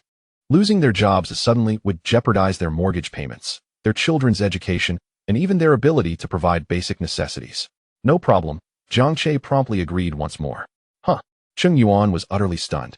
I said your condition is not an issue, Jiang Che clarified. My condition is simply that you retain the original staff. Cheng Yuan, overwhelmed with excitement, stood up from his chair. I'm flying to Hangzhou this afternoon. Do you have time, Mr. Cheng? Jiang Che inquired. Yes, I have time. Cheng Yuan eagerly responded. Then let us meet to discuss the other details, Jiang Che suggested. Sure, absolutely. Cheng Yuan was excessively respectful, fearful that any misstep might cause Jiang Che to reconsider the acquisition. After hanging up, he could no longer contain himself and punched the table in excitement. He wanted to rush out and share the good news with everyone, but held back, knowing that until the contract was signed and the money exchanged, all verbal promises were mere words. Yinjia, I have a job for you. Jiang Che stepped outside and dialed Chen Yun's number. Chen Yun was currently contemplating where to begin her entrepreneurial journey, analyzing which sectors in the current market held promise. Upon hearing Jiang Che's announcement, she burst into laughter. All right. What job is it? You need to go to Hangzhou. I've booked a ticket for you to arrive at Shaoshan Airport at noon today. I'm heading over to pick you up, Jiang Che replied. He hadn't anticipated that the headquarters of Kankan GIF, before its sale, would also be located in Hangzhou, making it even more convenient. Chen Yun was taken aback, her smile fading as she asked, Going to Hangzhou? Yes, Jiang Che replied, already hailing a taxi. Sister Yun, I'm in the car now. I expect to arrive at your community's entrance in about 10 minutes. Don't forget to bring your ID. Is this brat for real? Chen Yun set her phone down, her brows furrowing in confusion. The taxi quickly arrived at the entrance of Chen Yun's rented apartment complex. With her long hair cascading like a waterfall and dressed in a light pink gown that accentuated her mature charm, she approached Jiang Che, who greeted her. As she opened the back door, a fragrant breeze wafted in, and she settled beside him. Jiang Che instructed the driver, to the airport. Are we really going to the airport? Chen Yun turned to him, her natural beauty unadorned, resembling her usual light makeup look. Of course we are, Jiang Che assured her. Yet, Chen Yun maintained her skepticism until they reached the departure lounge, where Jiang Che retrieved the tickets and prepared to board. Only then did she truly believe it. Jiang Che was genuinely taking her to Hangzhou. In first class, they sat side by side on the plane. Chen Yun couldn't help but inwardly chastise Jiang Che for his extravagance in purchasing first-class tickets. further fueling her curiosity about his intentions in Hangzhou. What are we doing in Hangzhou? You don't intend to take me to some unfamiliar place with ulterior motives, do you? She whispered, lightly punching Jiang Che, who was resting with his eyes closed. Jiang Che opened his eyes, gazing seriously at Qinyun. Is that permissible? Qinyun was momentarily taken aback by his response, taking a second to grasp his meaning before retorting, no way. Hurry up and tell me what we are actually doing. Jiang Che replied earnestly. We are acquiring a tech company. Acquiring a company? Qinyun's eyes widened slightly. Here are the details of the company. The acquisition has been settled at a price of 5 million. He handed his phone to her, maintaining her skepticism. Qinyun accepted the phone and began to review the information. The company's prospects appeared rather average, unless they could reform their core product, an app, to align better with the market. The 5 million acquisition price was reasonable yet risky. She keenly recognized the underlying issues. Jiang Che nodded subtly in agreement. Qinyun looked at Jiang Che with surprise and inquired, you just mentioned the agreed price is 5 million, but isn't this quote the same? Regardless of whether it's a genuine acquisition or not, shouldn't you negotiate? I need to retain and utilize their original team. When a company changes ownership, trust is paramount. And that cannot be bought at any price, Jiang Che explained. Qinyun's eyes widened further. From this perspective, he had a point. In that instant, her perception of Jiang Che shifted significantly, leading her to genuinely question whether he was indeed serious about acquiring a company. Around 1:30 p.m., the plane landed. Jiang Che hailed a cab, but did not head directly to his intended destination. Instead, they went to a shopping mall. Qinyun couldn't help but chuckle. This brat had just put on a serious act, and now he was taking her shopping. As she pondered this, a sensation stirred within her. She glanced at Jiang Che's profile, and in an instant, that feeling was suppressed once more. Single for 27 years, she had longed for a sweet romance. Jiang Che truly seemed like an ideal partner, if only they weren't 9 years apart. Louis Vuitton? Jiang Che, are you buying luxury goods? Lost in thought, Qinyun found herself following Jiang Che into a boutique, where the prominent LV logo caught her eye. She quickly attempted to intervene, knowing he had received a considerable scholarship, but believing such money should not be spent frivolously. To her astonishment, Jiang Che pointed at her and told the sales clerk, hello. Please help her choose a professional outfit. Certainly, sir. Please follow me. The sales assistant smiled sweetly, seemingly unaffected by Jiang Che's casual attire that barely amounted to 3 digits. This left Jiang Che somewhat disappointed. Typically, the narrative would depict a poor boy being looked down upon during his first visit to a luxury store, only to later flaunt his assets to prove a point. Perhaps next time. Jiang Che, why are you buying me clothes? To wear, he replied candidly. Or what? There are thousands of items, and I can't wear them all. Qinyun grasped Jiang Che's arm, feigning irritation. Jiang Che, I don't know where you've learned this method of courting, but let me tell you, I am not like other girls. I do not fancy such things. Excuse me? Jiang Che raised an eyebrow. You don't think I brought you here to buy clothes to pursue you, do you? Isn't that the case? Qinyun frowned. Jiang Che grinned. Is that permissible? If so, I wouldn't mind. Absolutely not. Qinyun swiftly dismissed him. Laughing, Jiang Che took hold of her wrist and led her forward. Sister Yun, I'm buying you clothes because you will be interfacing with the company's personnel and overseeing the entire transition. You need to dress more formally. Qinyun remained unmoved, casting a doubtful glance at Jiang Che. He too paused, releasing her hand and appraising her figure clad in a pink gown. Where are you looking? Qinyun exclaimed, flustered. Jiang Che chuckled. If you don't try it on, I'll have to guess your size and choose something for you. You're about 168 meters tall. And as for your measurements, stop looking. Qinyun kicked him in annoyance. Deep down, Qinyun harbored doubts about Jiang Che's claims of purchasing a company and hiring her, suspecting he was trying to entrap her in Hangzhou and compel her to buy clothes. She wasn't angry with Jiang Che's intentions, but was indeed upset with his actions. Did she really appear to be that kind of materialistic woman? Realizing she had no choice but to try on the clothes, Qinyun understood that Jiang Che would indeed estimate her size and select an outfit for her. Reluctantly, she followed him to the women's suit section, taking the chic blazer he had chosen into the fitting room. I'll try it on as you suggested. But if this is a ruse, you're in trouble. Qinyun clenched her fists as she regarded her reflection in the mirror. Unbeknownst to her, during her time with Jiang Che, she had transformed from her usual mature and composed self into someone who felt almost like a girl again. Dressed in a white lace blouse and a classic black women's suit, Qinyun's figure resembled a perfectly ripened peach, radiating a mature and intellectual aura magnified manifold. Reminiscent, yet distinctly different from her days as a teacher. Jiang Che had initially thought that once Qinyun resigned, her teacherly charm would fade. However, He now realized that even without her teaching position, the essence of a teacher remained within her. Now, she exuded an additional layer of allure, a sophisticated, youthful executive. What are you staring at? Chun Yun felt uneasy under Jiang Che's intense gaze, as she had been focused on merely returning the outfit. She completely overlooked the fact that she hadn't worn anything of this style in 3 or 4 years. Absolutely stunning, Jiang Che replied with utmost honesty, momentarily captivated.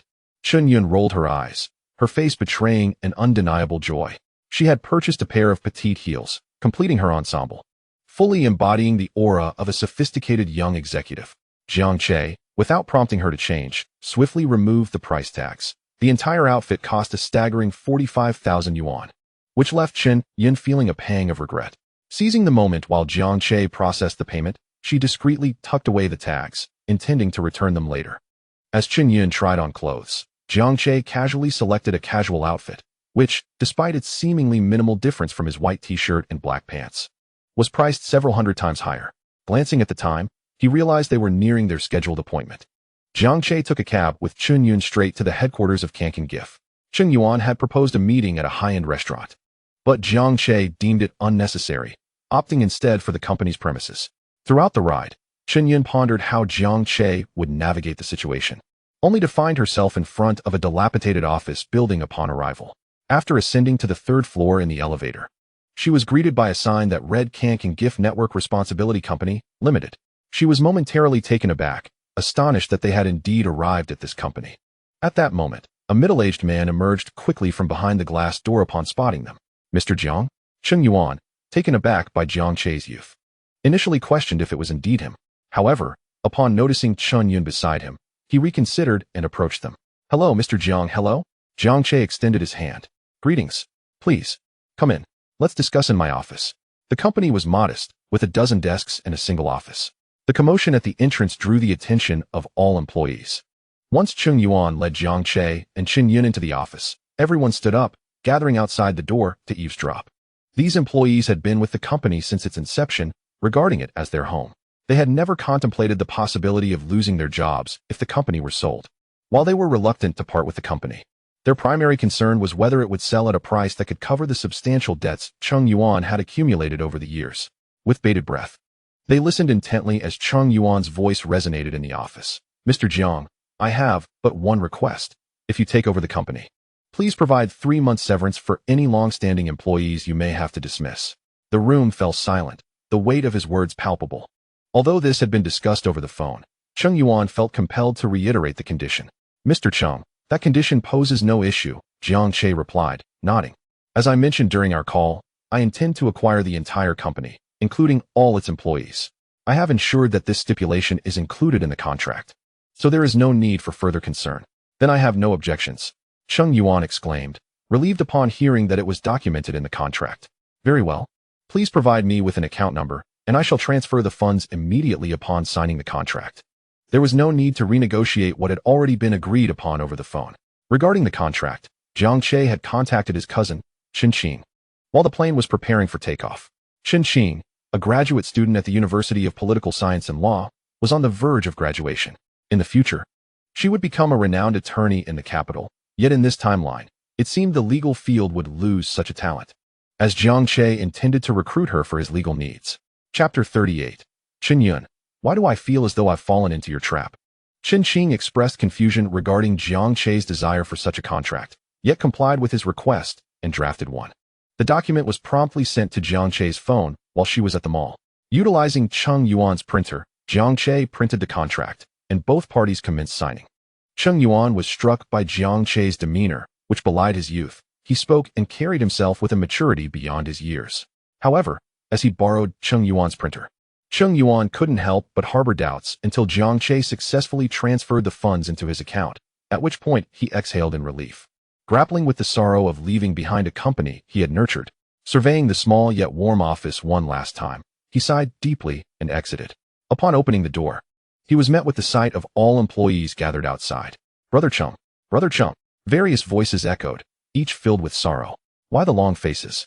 The company has been sold, and Mr. Jiang has not haggled over a single cent. You all get to keep your jobs. This is a cause for celebration, Chun Yuan exclaimed. Forcing a smile, fearful that their somber expressions would displease Jiang Che. However, his smile appeared strained, only deepening the employee's distress. "Thank you, Brother Chung. I can't bear to part with you." Someone sobbed, and soon, the floodgates opened, as everyone began to cry.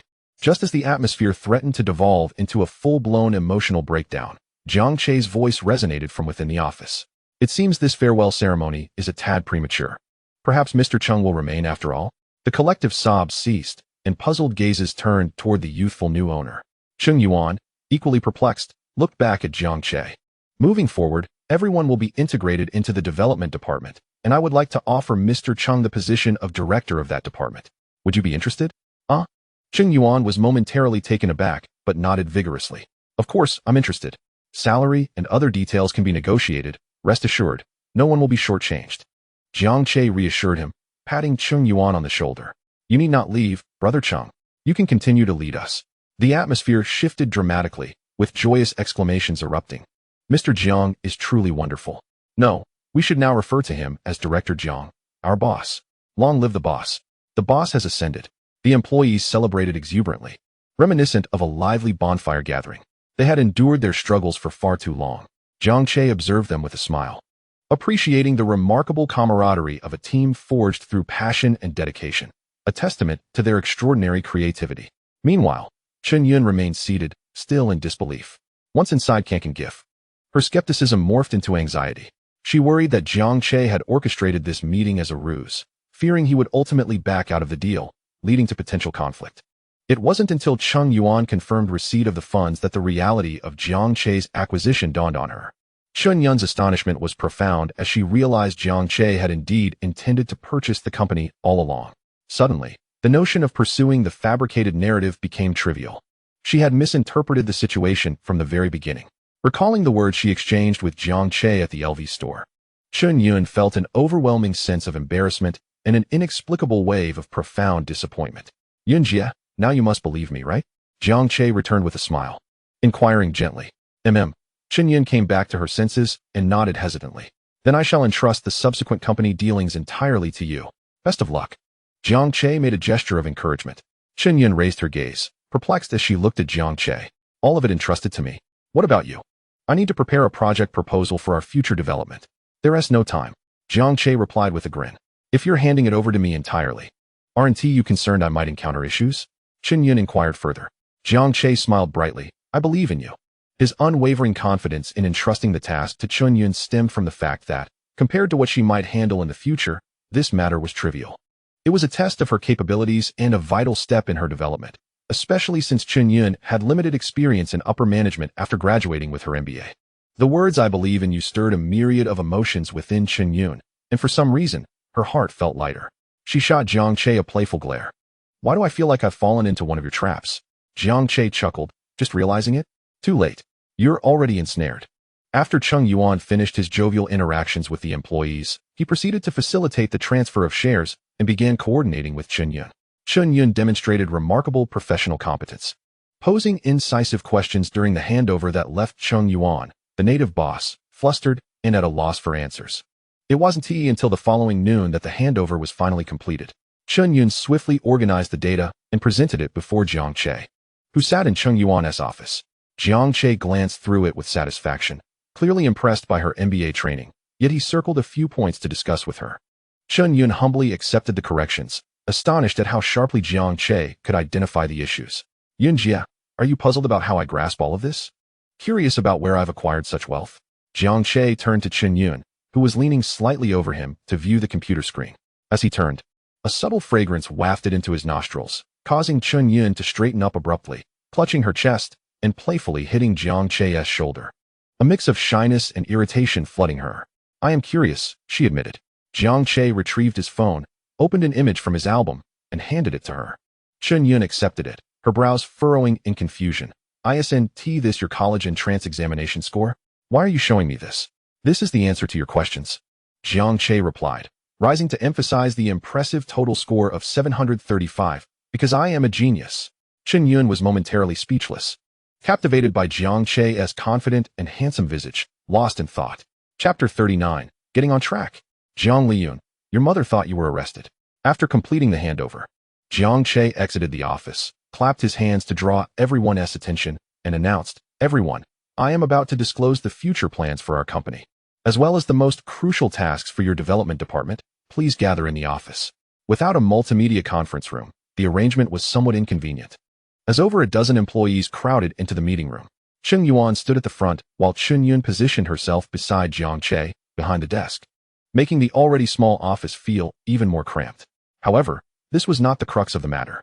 Jiang Che introduced a revolution for the Kankan app, transitioning from merely uploading and sharing GIFs to a platform for uploading and sharing vlogs with real-time updates, random browsing, and tailored video recommendations based on big data analytics to create a vlog social media platform. He turned the computer screen towards the audience, showcasing the product reform proposal PPT he had prepared. As they listened to his explanation, a clear vision of the future emerged in their minds, leaving everyone in awe. Remarkable. Cheng Yuan felt an unprecedented sense of disruption within. Cheng Yun felt the same. "Mr. Jiang, this proposal is nothing short of revolutionary. But switching to vlogs will significantly increase server requirements. And regarding the big data analytics you mentioned," Cheng Yuan pointed out the challenges they faced, his voice tinged with bitterness. "Our current server cannot even support a single vlog, let alone the big data algorithms, and it's nearing expiration. Not only is the server lease about to expire, but our office space will also be up in 3 months. None of that poses a problem. I will contact Zhejiang University to lease their servers and ensure we complete the integration before our current server expires," Jiang Che assured. The Computer Science and Technology Department at Zhejiang University is one of the nation's premier computer disciplines. They had only recently completed a set of ultra-large servers and were actively seeking partnerships, which would more than suffice for initial use. Once the company was fully operational, they could consider establishing their own servers. As for the office space, I'm currently looking at a location in Xinjiang New Town. If all goes well, I should secure it in a few days, giving us enough time for renovations within the 3-month period. As anticipated, not long after, Ma Chun called Jiang Che, agreeing to sell the property for 50 million. Jiang Che, already in Hangzhou, promptly went to sign the purchase contract, completing the transfer. This 4-story standalone commercial building became Jiang Che's asset, poised to serve as the inaugural stronghold of his burgeoning business empire. After securing the location, Jiang Che registered the company Lin Yuan Xianyu, transferring the original Kankan network technology under its subsidiary. Chun Yun meticulously refined Jiang Che's proposal, having not followed him around during this period. Cheng Yuan had also begun guiding the team to develop the app according to Jiang Che's vision. Everything gradually fell into place. Meanwhile, Chen Feirong had incessantly called Jiang Che, wondering whether he had been out enjoying himself or had met with some misfortune during his prolonged absence. With little else to attend to, Jiang Che prepared to fly back to Shiqing, intending to spend a brief period at home before the school year commenced. However, Chun Yun bore the brunt of the workload. As Jiang Che had effectively become a hands-off manager, she not only had to recruit talent, but was also responsible for overseeing the renovation of the office building. Returning home each day exhausted and covered in dust. Ding dong. Sitting idly on the sofa, Su Rongyin heard the notification sound and hurriedly checked her phone. Upon realizing the sender was not the name she had anticipated, a wave of disappointment washed over her, prompting her to angrily delete the chat. "Student Su, shall we go for a buffet tonight? It's on me. Student Su, how about lunch together? Student Su, do you want to join for dinner tonight? Every day?" Qin Xiaolong sent Su Rongyin a message inviting her to a buffet, convinced that his persistence would eventually earn her agreement. However, after sending the latest message, a red exclamation mark shattered his hopes. Su Rongyin had activated friend verification. "You are not her friend. Please send a friend request. Only after the request is approved can you chat. Send friend request. Wu Zhe, let us go out for a buffet at the Fran Buffet restaurant. Hurry." Qin Xiaolong called his tablemate Wu Zhe, eager to drown his sorrows in the buffet's offerings, which included alcohol. "Apologies, gentlemen, but these 2 tickets are excessively wrinkled, and we cannot read the numbers, so we cannot honor them." The front desk returned the 2 crumpled tickets, plunging another knife into Qin Xiaolong's heart. "I'll pay." Wu Zhe was called over, and with the tickets no longer valid, he was ready to leave. Qin Xiaolong, feeling somewhat embarrassed, took out his wallet and handed over the last few hundred yuan he had to the front desk. "Class monitor, this is absolutely delicious. It's quite pricey here. I've always wanted to come, but never had enough money.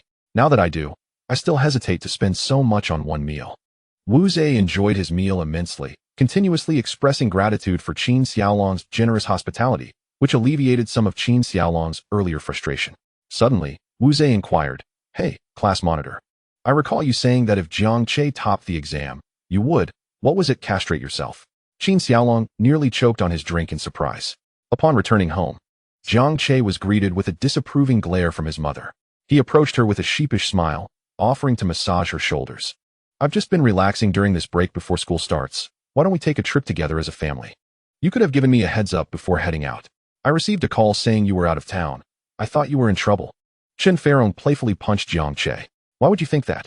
Jiang Che asked, bewildered. Your mother feared you were up to no good and even checked with the authorities to ensure you weren't in jail, Jiang Liyun chimed in. Jiang Che was left speechless. Chapter 40. Embarking on University Life. In the sweltering August heat, it took less than 5 minutes for Jiang Che to break into a sweat. He settled on a storefront that was under renovation, intending to open a light meal cafe. With beverage shops saturating the market and fierce competition looming, he recognized the limited prospects of success. However, the light meal sector presented a different opportunity. As living standards improved, the obesity rate had surpassed 40. In a few years, it would exceed 50, and in a decade or so, the rate would escalate even further. Thus, the market for light meals and weight loss cuisine was substantial. Having been involved in this industry in a past life, Jiang Che felt confident in his ability to navigate it again, especially with the prospect of delegating responsibilities to a capable individual. Determining who would oversee the operations remained a pressing concern. Finding a manager was relatively easy, but locating someone to handle the entire business segment proved more challenging. Yet, Jiang Che remained unconcerned, confident that suitable candidates would emerge when necessary, or he could simply recruit. Given the abundance of talent available in today's world, the waves of the internet revolution continued unabated. Numerous delivery riders clad in yellow uniforms had appeared on the streets. The initial rounds of funding for delivery companies had already been secured, establishing them on solid footing. Otherwise, Jiang Che had considered investing further. After arranging matters with Chen Yinsong, he braved the blazing sun and made his way to the headquarters of the Industrial and Commercial Bank of China. The bank manager had invited him for tea several times, and despite his initial reluctance, he acquiesced after the recent transfer complications.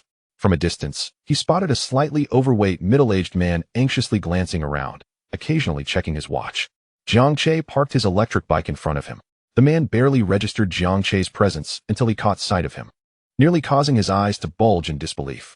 The bank system allowed for verification of Jiang Che's identity, and Gu Han had scrutinized Jiang Che's ID photo multiple times, anxious not to miss recognizing someone whose personal savings equated to that of a medium-sized enterprise. Upon seeing Jiang Che in person, Gu Han was struck by his youthful appearance. Even more striking than in the photo, he had previously doubted the system's accuracy, but now he was astonished that a young man with such wealth would arrive on an electric bike. Overcome with anxiety, he was grateful for having seen the photo beforehand. Otherwise, he feared a blunder would have occurred. As Jiang Che dismounted, Gu Han hurriedly rushed down the stairs, extending his hand. Mr. Jiang, greetings. It's a pleasure to meet you. I'm Gu Han. Hello, Manager Gu. Jiang Che replied with a light smile as they shook hands.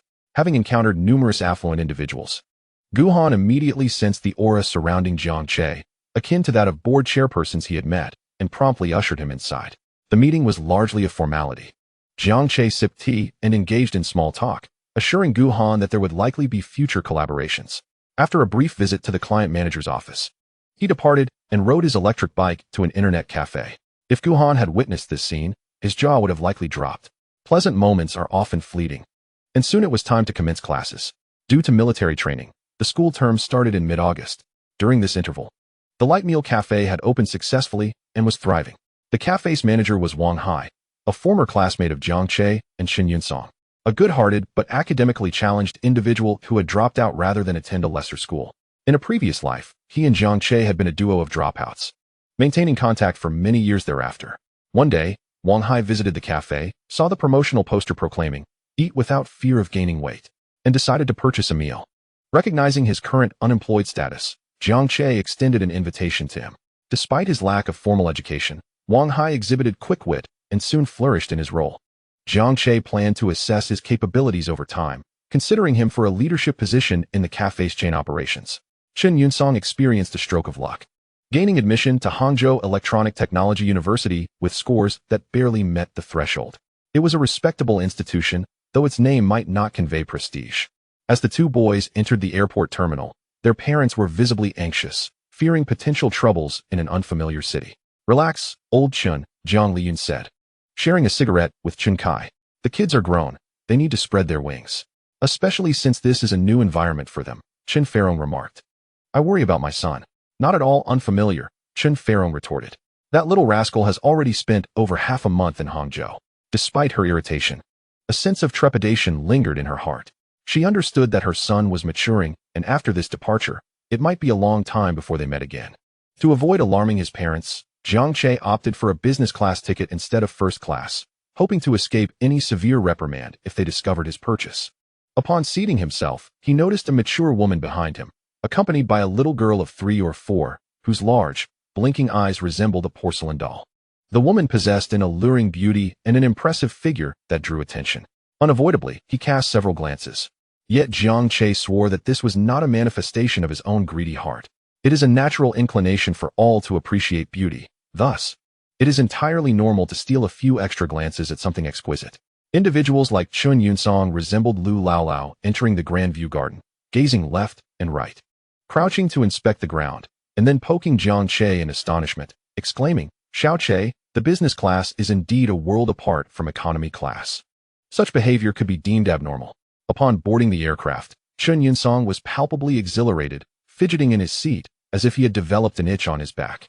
At that moment, a child's sweet voice emerged from behind them. Mommy, this uncle must be a foreigner, right? Jiang Che turned instinctively, noticing the little girl staring at him with a face full of innocence and curiosity. Her question momentarily froze the excitement on his face. Chapter 41. How about I also squeeze some out of Sister Yin? Jiang Che chuckled. Over the past half-month, Chen Yunsong, who had performed well in his exams, had gained his freedom and spent his days in internet cafes, becoming several shades darker. The extent of his tanning could be gauged from the woman's earlier incredulous remark. You're still laughing. If it weren't for you, would I have tanned so much? Chen Yunsong glared at Jiang Che in frustration. This has nothing to do with me. If you had just stayed at home for a few days instead of going to the internet cafe, I doubt you would have reached this shade. Although Jiang Che's presence had indeed played a significant role in Chen Yunsong's tanning, he chose to deny it. The woman quickly covered her daughter's mouth, her face flushed with embarrassment as she apologized profusely. It's all right. The little sister is not wrong, Jiang Che interjected, forgiving the mother and daughter without hesitation. The plane soon ascended. Throughout the flight, Chen Yunsong disregarded Jiang Che, twisting his neck as if he had slept uncomfortably. Jiang Che, unfazed, engaged the little girl in conversation, eliciting peals of laughter from her, while the mother beamed with delight. Before long, their 2-hour flight concluded, and Chen Yunsong, having dozed off at some point, was jolted awake by the aircraft's landing. Upon seeing Jiang Che, he resumed his aloof demeanor, to his utter astonishment. As they began to disembark, Jiang Che stood up and walked away.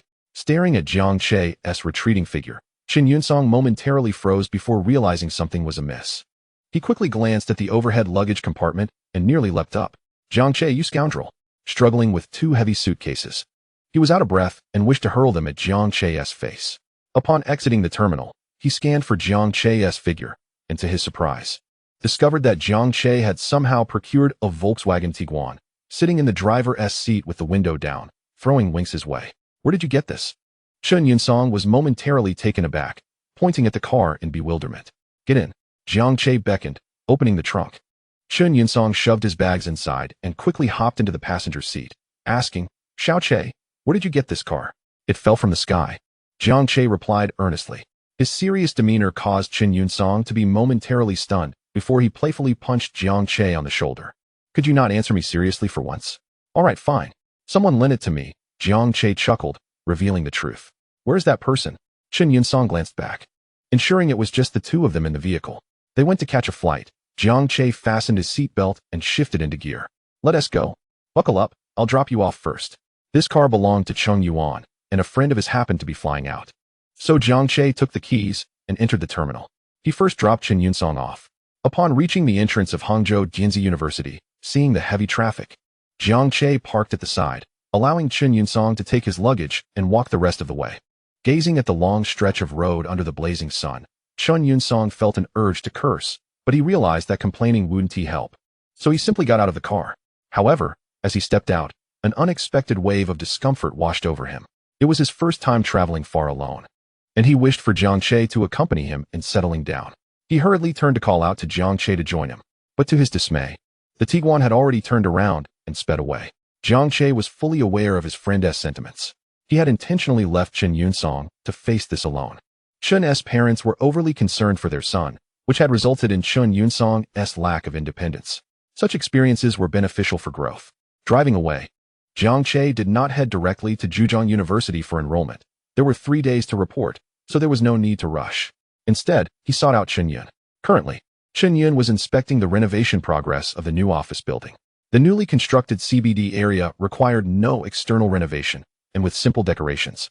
It had taken on a remarkably elegant appearance, adorned with the company's name and logo, exuding a high-end vibe that caught the eyes of all passers-by.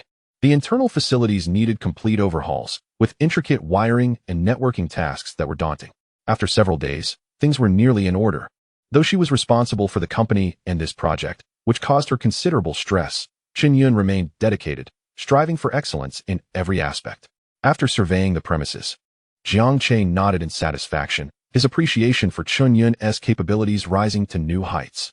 She demonstrated strong business acumen, efficiently managing all matters and showcasing impressive leadership within the company, proving herself to be quite capable. Jiang Che was pleased, yet Chen Yun was not. Upon seeing her relentless overseer, she regarded him with a hint of reproach. All right, Sister Yun, I know you've worked hard, but those who can do more should do more. Jiang Che approached her, gently massaging her shoulders, and teasingly suggested, how about I also put some pressure on you? Get lost. Despite her refusal, she could feel the warmth of Jiang Che's hand through her clothing. She was no longer a naive girl. She understood the jest behind his words and turned to kick him playfully. You've really worked hard. Let us go, Sister Yun. I'll treat you to a feast. The boy's radiant smile was infectious, and seeing it, Chen Yun's accumulated fatigue melted away. She preferred not to dine on Western cuisine, so they opted for a Hunan restaurant. After their meal, Chen Yun returned to the office to handle some matters. After escorting her back, Jiang Che ventured near Qianzhong New City and arrived at a Mercedes-Benz dealership. Upon entering, a G63 caught his eye. At this moment, the man's dream car had not yet experienced severe price inflation, yet he felt no urge to purchase it. The G-Class was notoriously difficult to drive. Good day, sir. Are you looking to see a car? Upon entering the showroom, Jiang Che was promptly approached by a salesperson. Although young and driving a Tiguan, he did not appear to be impoverished, primarily due to his handsome features. The saleswoman, a 25 or 26-year-old with bold makeup and pleasant looks, thought that even if he couldn't afford it, a conversation wouldn't be a waste of time. Yes, I'd like to see the C-Class. Jiang Che pointed to the recently revamped Mercedes C-Class nearby, chuckling at his own amusement. Thank goodness I asked to see the C-Class. Imagine if I had asked for the B-Class. That would have been a different story altogether. Chapter 42. The first man to taste the meal I cooked in this lifetime. The name tag of the saleswoman, due to its curved reflection, took Jiang Che several glances to decipher, revealing her name as Wang Lin. She evidently did not comprehend the humor in Jiang Che's laughter. After bringing Jiang Che to the exhibition car, she began to introduce him to the vehicle. Her method of introduction was rather unique, often suggesting that they could connect on WeChat, implying that if he had any inquiries later, he could directly message her. However, to her surprise, Jiang Che decided to purchase the car on the spot, and even opted for 2 vehicles at once, leaving the saleswoman Wang Lin unsure whether to feel elated or bewildered. After acquiring the cars, Jiang Che also purchased a 160 square meter apartment in the upscale Jingrui Yuqing, located not far from Qianzhong New City. The property was fully furnished, ready for immediate occupancy, and came with 2 parking spaces. Subsequently, as he passed by a Porsche dealership, he wandered inside. The 2 newly acquired Mercedes C-Class vehicles were intended for company errands and everyday use, but he also wanted to provide Chen Yun with a separate car. He selected a white Boxster with a red top, the soft-top version of the later 718, which was conveniently available on the lot with a commendable configuration. He purchased it for 800,000 yuan. The likelihood of Chen Yun disliking it was exceedingly low. While waiting to complete the paperwork, Jiang Che messaged Chen Qing to assist him in preparing another contract. This time, Chen Qing couldn't resist asking, "What do you need these contracts for?" Jiang Che replied, "What do you think contracts are for?" Chen Qing retorted, "Are you acquiring a company for 5 million?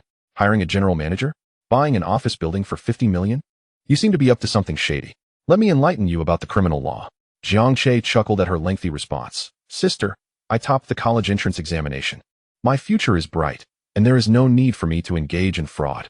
Chen Qing replied, "Indeed, there is no need. So are you just teasing me?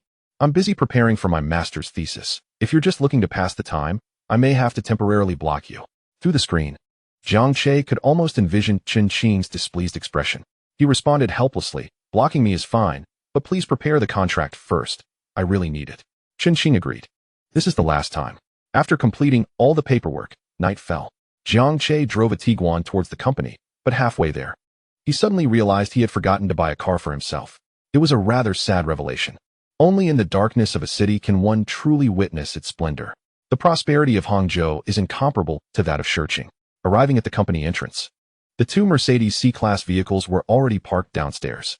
Jiang Che returned the Tiguan to Cheng Yuan, who was still working tirelessly on developing a new app, took one of the Mercedes keys, and printed out the contract Chen Qing had sent him using Cheng Yuan's computer. This, too, was a somewhat disheartening tale.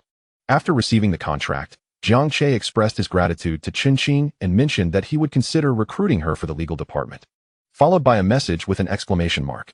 "Boss, good evening." Upon seeing Jiang Che, everyone greeted him with smiles. Since the day of the company acquisition, they had developed a deep appreciation and admiration for their young boss. Now that Jiang Che had provided them with two Mercedes for their current use, they felt a strong sense of being valued, and even though their salaries remained unchanged, they worked diligently, brimming with enthusiasm. "Everyone has worked hard. I will transfer 50,000 yuan to General Cheng shortly as a bonus and a form of overtime pay."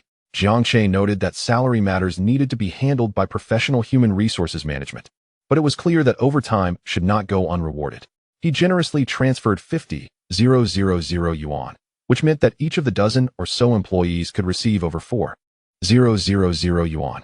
What a lavish boss. The office erupted in cheers, with a group of 30-something burly men nearly rushing to express their gratitude to Jiang Che. Chen Yun emerged from her office, and Jiang Che waved goodbye to everyone as they left the company together. After Jiang Che's departure, his colleagues praised him, feeling even more motivated to dive into their work. It's worth noting that 4,000 yuan was equivalent to more than half a month's salary for them. In recent days, Chen Yun had purchased several outfits for herself. Dressed in a blue suit and high heels, her well-proportioned legs were both slender and elegant, perfectly complementing her overall graceful figure. As she gracefully settled into the passenger seat of the C-Class, her allure was captivating. Chen Yun noticed Jiang Che's gaze and playfully scolded. "You little rascal, what are you staring at?" Jiang Che, regaining his composure, started the engine and replied earnestly, "I'm not just looking, I'm appreciating." Chen Yun was amused by his audacity. "If you use that gaze to admire flowers, they might wither from your stare. Where are you taking me for a lavish dinner tonight?" "Sister Yun, can you cook?" Jiang Che inquired. "Of course," Chen Yun replied without modesty. "Then let us eat the meal you prepare. Where will I find a place to cook for you?" "You'll find out when we get there." Jiang Che drove them to Jingrui Yuqing. With a click, he opened the door and turned on the lights, revealing a bright and spacious living room bathed in warm French decor, sure to appeal to a woman's aesthetic. Everything appeared pristine and immaculate, with large floor-to-ceiling windows offering a view of the nearby Shantang River. Chen Yun's eyes lit up, clearly enamored with the place as she walked in, surveyed the surroundings, and stood by the window, exclaiming, "This is beautiful." Jiang Che smiled and said, "Everything here is meticulously cleaned and sanitized, including the kitchenware, which is ready for use. I just bought some groceries to stock the fridge, so Sister Yun, it's time for you to showcase your culinary skills." "No problem." Chen Yun nodded and added with a smile, "You'll be the first man in my life to taste my cooking. My family has never tried it." "What an honor that will be," Jiang Che replied with a grin. Chen Yun slipped off her high heels, her delicate feet touching the floor as she headed towards the kitchen. However, just a few steps in, Jiang Che suddenly pulled her back. "Jiang Che, what are you doing?" Chen Yun exclaimed in surprise. He seated her on the sofa and retrieved a pair of women's slippers from the shoe cabinet. Jiang Che simply wanted her to wear the slippers. As Chen Yun put on the shoes and hurried to the kitchen, her heart raced, and her cheeks flushed with embarrassment. Chapter 43. Sister Yun, do you wish to have both wealth and love? Don't get your hopes up. Chen Yun's culinary skills were exceptional and catered beautifully to Jiang Che's palate. Not only was the food delicious, but her presence in the kitchen while cooking was equally captivating. Jiang Che gave a thumbs up, referring to her as a virtuous wife and good mother. Upon hearing this, Chen Yun playfully scolded, "Who is your virtuous wife? Don't be ridiculous." "Sister Yun, I'm saying you're a virtuous wife, not that you're my virtuous wife." Jiang Che corrected, spoon in hand, gazing at her. "Just eat your food." Chen Yun rolled her eyes. The meal included 3 dishes and a soup, each bursting with flavor, and the rice was perfectly steamed. Jiang Che soon reclined on the sofa, patting his full belly. Qinyun also felt satisfied. It had been quite a while since she had cooked, and while dining out was enjoyable, it could never compare to home-cooked meals. However, she refrained from sitting down, stating that sitting right after eating could lead to a potbelly. Perhaps due to this habit, her abdomen was remarkably flat. Noticing that Qinyun wouldn't sit, Jiang Che decided not to either, beckoning her as he stood and led her outside. Qinyun, puzzled, allowed him to guide her down to the underground parking garage. On the first basement level, after exiting the elevator and taking a few steps, Jiang Che halted in front of the parked Porsche Boxster. "Isn't this car beautiful?" Jiang Che asked, pointing to the vehicle. The white body, complemented by a red convertible top and red interior, has earned its title as the quintessential car for charming young women, and it is little wonder why. No girl can resist the allure of such a vehicle. Qinyun, without a moment's hesitation, nodded in affirmation. "It's beautiful. Is it newly purchased?" "Indeed. Although it was bought for you." Jiang Che handed over 2 car keys along with the keys to an apartment upstairs. "Here, these are the car keys, and the vehicle registration is in the glove compartment." "Yes, the apartment is also yours." As Qinyun gazed at the keys in Jiang Che's hand, her beautiful eyes fixed upon his handsome face. "What does this mean? A car and an apartment? Are you trying to support me?" She was infuriated, deeply so, by Jiang Che's audacity. What did he think of himself? Yet, just as her anger reached its peak, Jiang Che burst into laughter. "Support? This is merely a perk. Given your exceptional performance, Sister Yun, your probation period has been terminated early. This is your official employment contract." Jiang Che produced the contract and presented it to Qinyun. As the contract landed in her hands, Qinyun felt an overwhelming urge to find a hole to hide in. Jiang Che teased, "Sister Yun, do you wish to have both wealth and love? Don't get ahead of yourself." "Shut up." Qinyun, flustered and indignant, took a step forward to chase after Jiang Che. However, she had forgotten that she was still wearing her high heels and stumbled. Fortunately, Jiang Che caught her just in time. Yet, the scene bore an uncanny resemblance to an embrace, leaving Qinyun utterly mortified and reluctant to meet his gaze. "Be careful, don't twist your ankle. In the future, avoid such high heels. Comfort should come first. Let us take the car for a spin and see how you like it. If it doesn't suit you, I can exchange it for something else." Jiang Che pressed a button to open the convertible top. Noticing that he had deftly changed the subject, Qinyun exhaled with relief. In human interactions, the most crucial element is a balance of ease and restraint, a principle that Jiang Che understood all too well. Qinyun took the driver's seat, and Jiang Che handed her a pair of white flats, perfectly fitting her size. It is common sense not to drive in high heels, and Jiang Che had anticipated that she wouldn't have any flats in Hangzhou, so he had thoughtfully purchased a pair for her. As she slipped into the shoes, they fit just right, stirring some tender feelings within her, successfully touched by Jiang Che's consideration. Qinyun had not driven in quite a while, and under Jiang Che's patient guidance, she gradually reacquainted herself with the controls, finding satisfaction in the vehicle. However, she was less pleased with the fact that Jiang Che had provided her with such luxury. She had previously mentioned to Jiang Che that during the startup phase of a business, every penny should be stretched to its fullest. It was reasonable for him to purchase 2 Mercedes for the company and offer substantial bonuses to employees, but providing her with a lavish car and apartment was entirely unnecessary. Moreover, the contract Jiang Che had drafted for her position as the executive president of Lin Yuan Xianyu was daunting. She worried about her ability to fulfill such a role. Setting aside that concern, Jiang Che had proposed an annual salary of 2 million, providing a car, an apartment, and a 2 million salary. These were not conditions typical of a startup. Furthermore, she was not a renowned figure in the industry. If he were trying to lure a high-profile executive, such conditions might be justifiable, but she had little experience, merely a master's degree in business administration. Additionally, Jiang Che's grand renovation of the new company office raised questions. If he had only rented the space for a few years, such an extravagant renovation would be a waste. Qinyun could not contain her thoughts and voiced her concerns. Jiang Che regarded her intently. Qinyun raised an eyebrow. "Why are you looking at me like that? Am I wrong?" "Not at all." Jiang Che chuckled. "I didn't expect you to care so much about me. This position of president is undoubtedly meant for you." Qinyun remained serious. "Jiang Che, I am speaking earnestly." Jiang Che nodded. "I understand, and I am responding earnestly as well. I appointed you as president based on your performance during this period, after careful consideration. Your abilities are on par with those of so-called renowned executives, merely lacking the superficial accolades. Therefore, Sister Yun, do not underestimate yourself. I believe in you. And you should believe in yourself too." Jiang Che smiled. "It's fortunate you haven't worked elsewhere. Otherwise, headhunters would be chasing after you, and I would miss my opportunity." Again, The word believe resonated deeply within Chen Yun, piercing her heart. He believes in her, and she believes in Jiang Che. Yet, she feared that his youth might cloud his judgment regarding the potential financial investments necessary for the company, leading to a lack of funds. In her mind, a plan began to form. If Jiang Che insisted on paying her this salary, she would save it. Should he ever find himself in financial trouble, she would return the money to him, reminiscent of the 10,000 yuan she had temporarily held for him. However, before this thought could fully materialize, Jiang Che gently interrupted her train of thought, saying, I know what you are worried about, Sister Yun. Rest assured, financial matters are not an issue. We have ample startup capital, and there is no chance of halting progress. As for the office building, I purchased it outright. I wouldn't be foolish enough to spend that much on renovating someone else's property. At first, Chen Yun remained skeptical of the first part of his statement.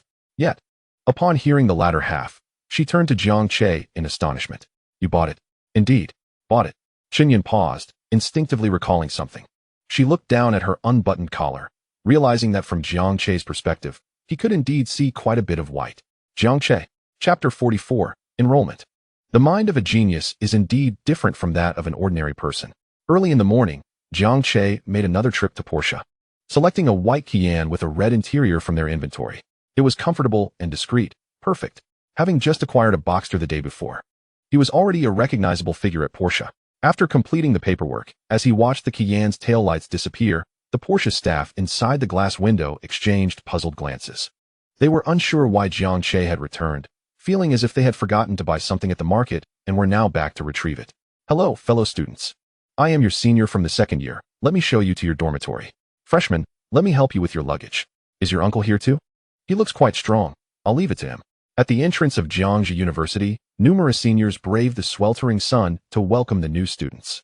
Welcome to the new students. Embrace a fresh start. Above the school gate, two banners were hung, one welcoming new students, and the other reading, A warm welcome to the National College Entrance Examination top scorer, Jiang Che. This banner sparked considerable discussion regarding Jiang Che's name. Both second and third year students were aware of the high achiever Jiang Che, while first year students had learned that he had enrolled in Zhejiang University. This knowledge brought them a sense of comfort. The top scorer had chosen their university. They too had chosen Zhejiang University, which implied that they were also high achievers. However, where was he? Ma Kun had been waiting at the security office for 2 days and had yet to catch a glimpse of Jiang Che. He was growing anxious and had contemplated calling Jiang Che several times, but ultimately decided to wait a little longer. After waiting for quite some time again, Ma Kun once more considered calling Jiang Che. Just as he was deliberating, a car pulled up in front of the gate where the barrier had just lowered. I'm sorry, but vehicles delivering new students are not allowed to enter the school, the middle-aged security guard signaled. Jiang Che lowered his window and smiled. I'm not here to drop off a new student. I am the new student myself. Huh. The guard was taken aback. In recent days, it has been mandated that vehicles delivering new students are not permitted to enter the campus, as an influx of cars would disrupt the order of the school. Yet, here is Jiang Che, arriving in his own vehicle for enrollment. So, are they allowing entry or not? Jiang Che, Ma Kun, upon hearing some commotion, glanced outside and through the security office window, recognized the figure inside the car as Jiang Che, whom he had been anticipating for so many days. He hurriedly made his way outside, exclaiming, Jiang Che, you have finally arrived. Noticing Jiang Che's surprised expression, Ma Kun introduced himself. I am Ma Kun from the admissions office. The one who called you during the summer. Director Ma. Greetings. Jiang Che replied, stepping out of the car and extending his hand. Ma Kun had not expected Jiang Che to alight from the vehicle. To his astonishment, Jiang Che took the initiative to shake his hand. Having achieved the top score, yet choosing Zhejiang University over prestigious institutions like Tsinghua and Peking University, Jiang Che displayed no airs of superiority. He remained humble and composed, a true gem of talent. As they shook hands, Ma Kun sincerely remarked, it's a pleasure to finally meet you, Jiang Che. You truly are a remarkable individual. Jiang Che smiled, replying, Director Ma. Your presence is equally striking. You too are a person of distinction. Their laughter filled the air. This brief exchange provided Ma Kun with a preliminary insight into Jiang Che's character. He recognized him as someone who is not overly concerned with trifles. Thus, he felt at ease and patted Jiang Che on the shoulder, saying, Come, let me assist you with the paperwork. Did you bring your admission notice? I did. Jiang Che responded, retrieving the acceptance letter from his bag in the back seat. Is this your car, Jiang Che? Ma Kun inquired. Yes, it is, Jiang Che confirmed. Since Jiang Che's vehicle was obstructing the entrance, Ma Kun suggested he drive into the campus and park aside. He then instructed the security personnel, "This is Jiang Che, this year's top scorer in the college entrance examination. Li Gu, please assist him by granting access for his license plate for unrestricted entry." After exchanging pleasantries, Ma Kun proceeded to fill out the necessary forms, and with the efficiency typical of the admissions office director, Jiang Che merely had to sign one document to complete all the required procedures. A group of senior students watching the scene couldn't help but admire Jiang Che as he entered a Porsche Cayenne, with Ma Kun taking the passenger seat. Driving into the campus. "What a handsome junior. How could I have forgotten to ask for his contact information?" One exclaimed. "Is that a Porsche Cayenne he is driving?" Another asked. "Indeed. It's said to cost around 1,000,000 yuan. 1,000,000. Wow. So he is the epitome of a rich and handsome guy." Someone remarked. "I wanted to ask for his contact, but with Director Ma present, I didn't dare. Why is Director Ma helping a new student with the enrollment process?" Another wondered, instinctively glancing at the registration form. "Jiang Che? Jiang Che." The senior suddenly looked up at the banner above, exclaiming, "The junior we just saw is the top scorer in the liberal arts with a score of 735. The reason Ma Kun had been waiting for so long was not merely to assist Jiang Che with his enrollment. He intended to fulfill the promises made during their phone conversation. He guided Jiang Che to park behind the dormitory building, in front of a tranquil bamboo grove. Nestled within the grove was a standalone cottage, which had been promised to Jiang Che as an incentive for his enrollment, having just become vacant. Jiang Che, naturally, did not refuse but expressed a desire for a regular dormitory bed as well, feeling that living alone in a cottage would not quite complete his university experience. Upon hearing Jiang Che's request, Ma Kun was taken aback. "You have a standalone cottage yet still want to stay in a dormitory? How peculiar. A genius's way of thinking certainly differs from that of ordinary individuals." He shook his head but agreed to arrange for Jiang Che to have a dormitory space, room 202 in the industrial management department. Little did Ma Kun know, it wasn't merely the thinking of a genius that was different, it was the mindset of someone reborn. Jiang Che had never attended university in his previous life, feeling a sense of loss for much of it. Now that he had a second chance, he was determined not to miss anything. After organizing everything, Ma Kun was set to take Jiang Che to meet the principal, as per the principal's instructions upon Jiang Che's arrival. Jiang Che, eager to meet the principal, followed Ma Kun to the administrative building, where they ascended to the top floor and knocked on the principal's office door. "Please come in." A deep voice resonated from within.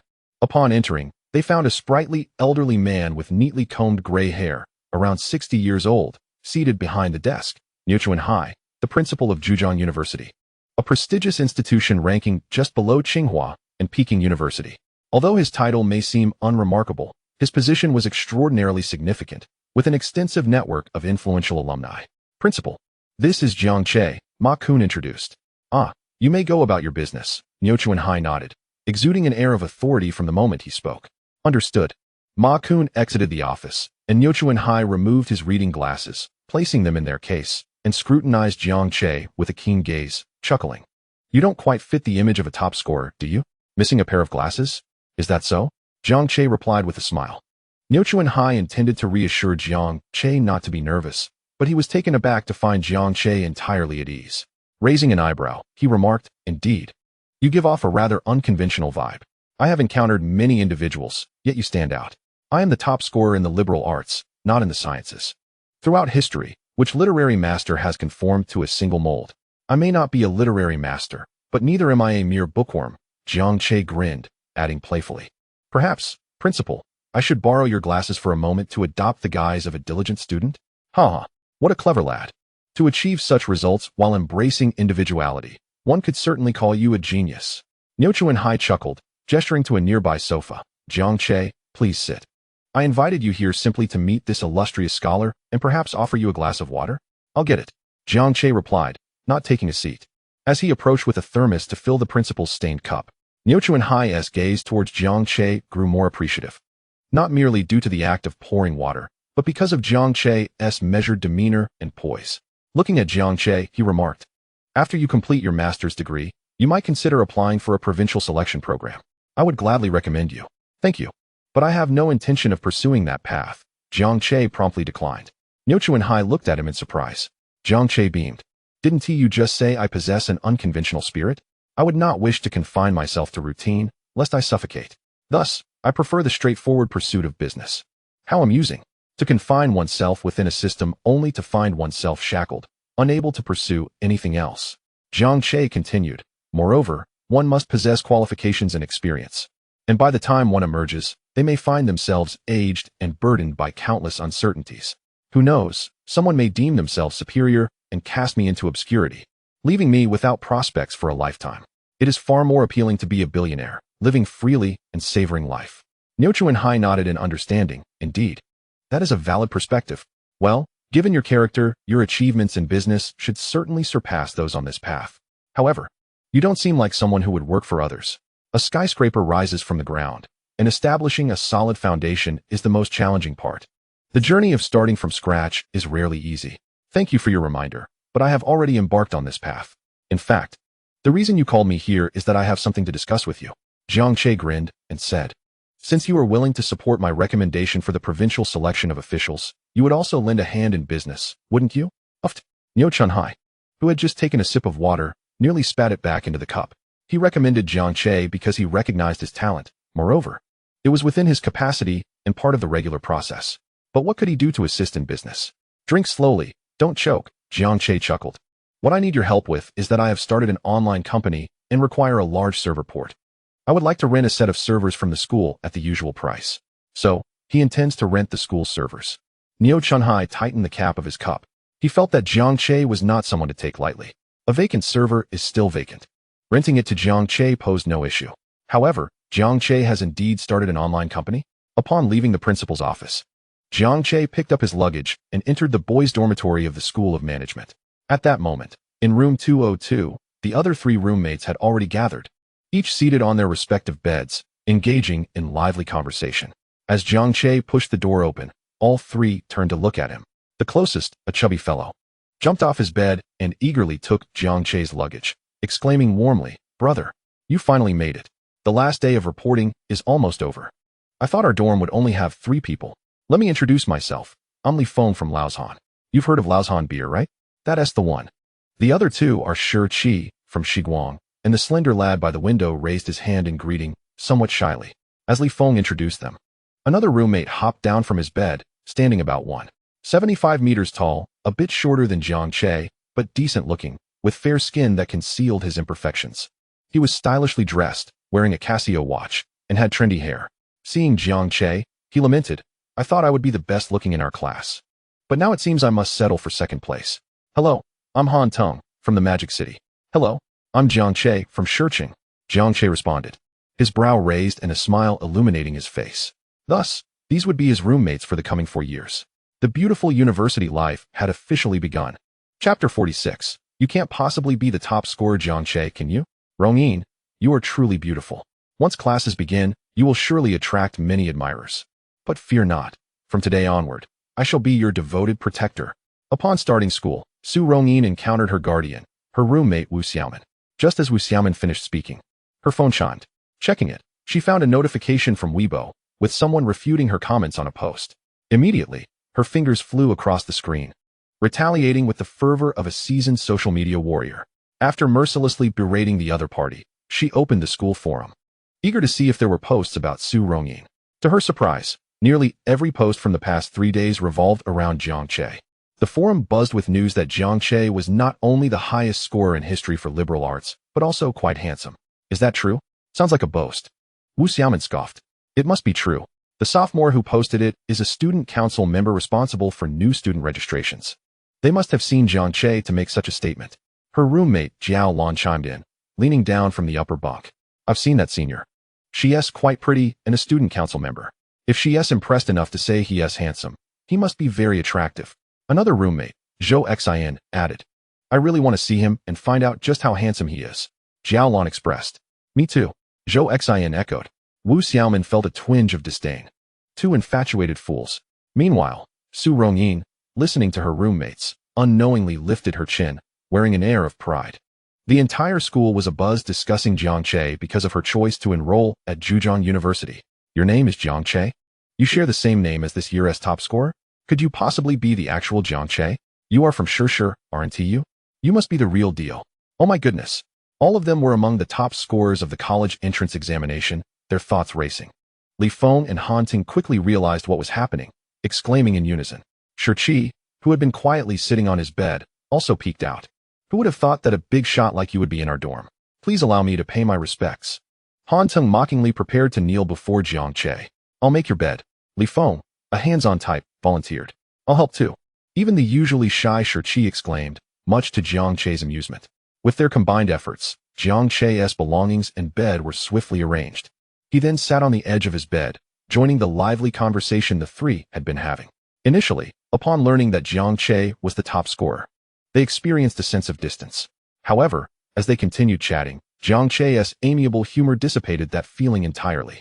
Li Feng initiated a discussion on why people choose Zhejiang University, drawing quizzical looks from Shi and Han Teng.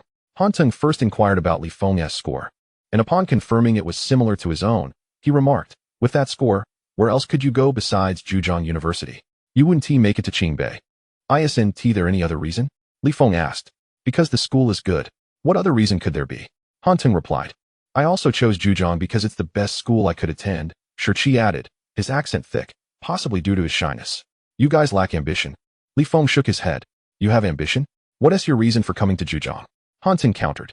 I came to Zhejiang because my grandmother lives in Hangzhou. Li Feng answered. Han Teng paused for a moment before bursting into laughter, and even Shi couldn't help but chuckle. What are you laughing at? Li Feng scoffed. I'm not looking for my grandparents to take care of me. I want to take care of them when I have the time. The laughter abruptly ceased, and they exchanged glances, giving Li Feng a thumbs up. And Jiang Che? You can't possibly be here just because Zhejiang is the best school you could attend, right? Li Feng asked. And both Han Teng and Shi turned to Jiang Che, who was sitting cross-legged, smiling as he listened to their banter. Yes, Jiang Che. You must have a reason for choosing Zhejiang over Qingbei, Han Teng prompted. From the moment Jiang Che was reborn, he had resolved to attend Zhejiang University. So how could he not have a reason? Yet, he chose to say little, engaging in casual chatter instead. Before proposing that they all go out for a meal to celebrate their fortuitous gathering in this vast sea of humanity, the four quickly agreed. As evening descended, the four walked out of Zhejiang University and arrived at a bustling street filled with food stalls. They were not alone in their intentions. The street was teeming with like-minded individuals. After a lengthy wait, they finally secured a table, and the first thing Li Feng shouted was, Boss, bring us a box of Laozhan beer. As the green bottles were placed on the table, the atmosphere instantly brightened. The camaraderie of youth rapidly flourished as they toasted and exchanged stories, their conversations ranging from cars to romantic interests. This is a timeless topic for men, regardless of their age. Upon entering school, when the opposite sex was still unfamiliar, the conversation merely brushed upon the hope that there would be more beautiful girls in the class before swiftly moving on. As they exited, did you all see it? A white Kian parked outside our dormitory. Han Teng remarked. Of course we saw it. A Porsche. How could we possibly miss it? Li Feng nodded. Do you know how much that car costs? Han Teng feigned mystery. How much? Shi, though not well versed in cars, was nonetheless intrigued. Over $1 million, right? Li Feng raised an eyebrow. So expensive? Shi was taken aback. To be precise, it costs around 130 to 40,000. I just caught a glimpse. That's this year's newly released model, the Platinum Edition. Han Teng, having researched more thoroughly, stated the price directly. Parked beneath our dormitory. It's likely a student from our department's car. Li Feng enviously remarked. How wonderful. I've decided. My current aspiration is to own such a car. Me too. Han Teng nodded. So do I. Shi chimed in eagerly. The three of them transitioned from admiration to ambition. Jiang Che, smiling, raised his glass. Here's to your aspirations. To aspirations. Cheers. The four glasses clinked together, and they all downed their drinks in unison. After setting down their glasses, Han Teng noticed something and turned to Jiang Che, who had been silent. Jiang Che, why didn't you speak earlier? Isn't your dream to buy a car like that? Jiang Che shook his head. My aspiration is to study diligently, to enjoy these 4 years of life. The three exchanged glances, then collectively scoffed. This celebratory gathering, in honor of their meeting, concluded as Shi, having consumed 2 bottles of beer, succumbed to sleep on the table. The following morning, the four made their way to the classroom of the Management Engineering Department. Only Jiang Che appeared unaffected. The other 3 bore dark circles under their eyes, looking quite haggard, each murmuring complaints about never drinking so much again. Yet, in truth, they hadn't drunk excessively. A case of beer contained 12 bottles, with Shi consuming a maximum of 2, and Li Feng and Han Teng only 3 each. To Jiang Che, that amount was hardly enough to fill a gap between teeth. On the way there, The three had handed money to Jiang Che to split the previous day's bill, which he had covered. Jiang Che refused to accept, feeling that their willingness to offer was sufficient. He suggested that he would treat this time, and next time someone else could take their turn, to which the three readily agreed. Chapter 47. Xiao Xiaoyu. The classroom was already populated with numerous students.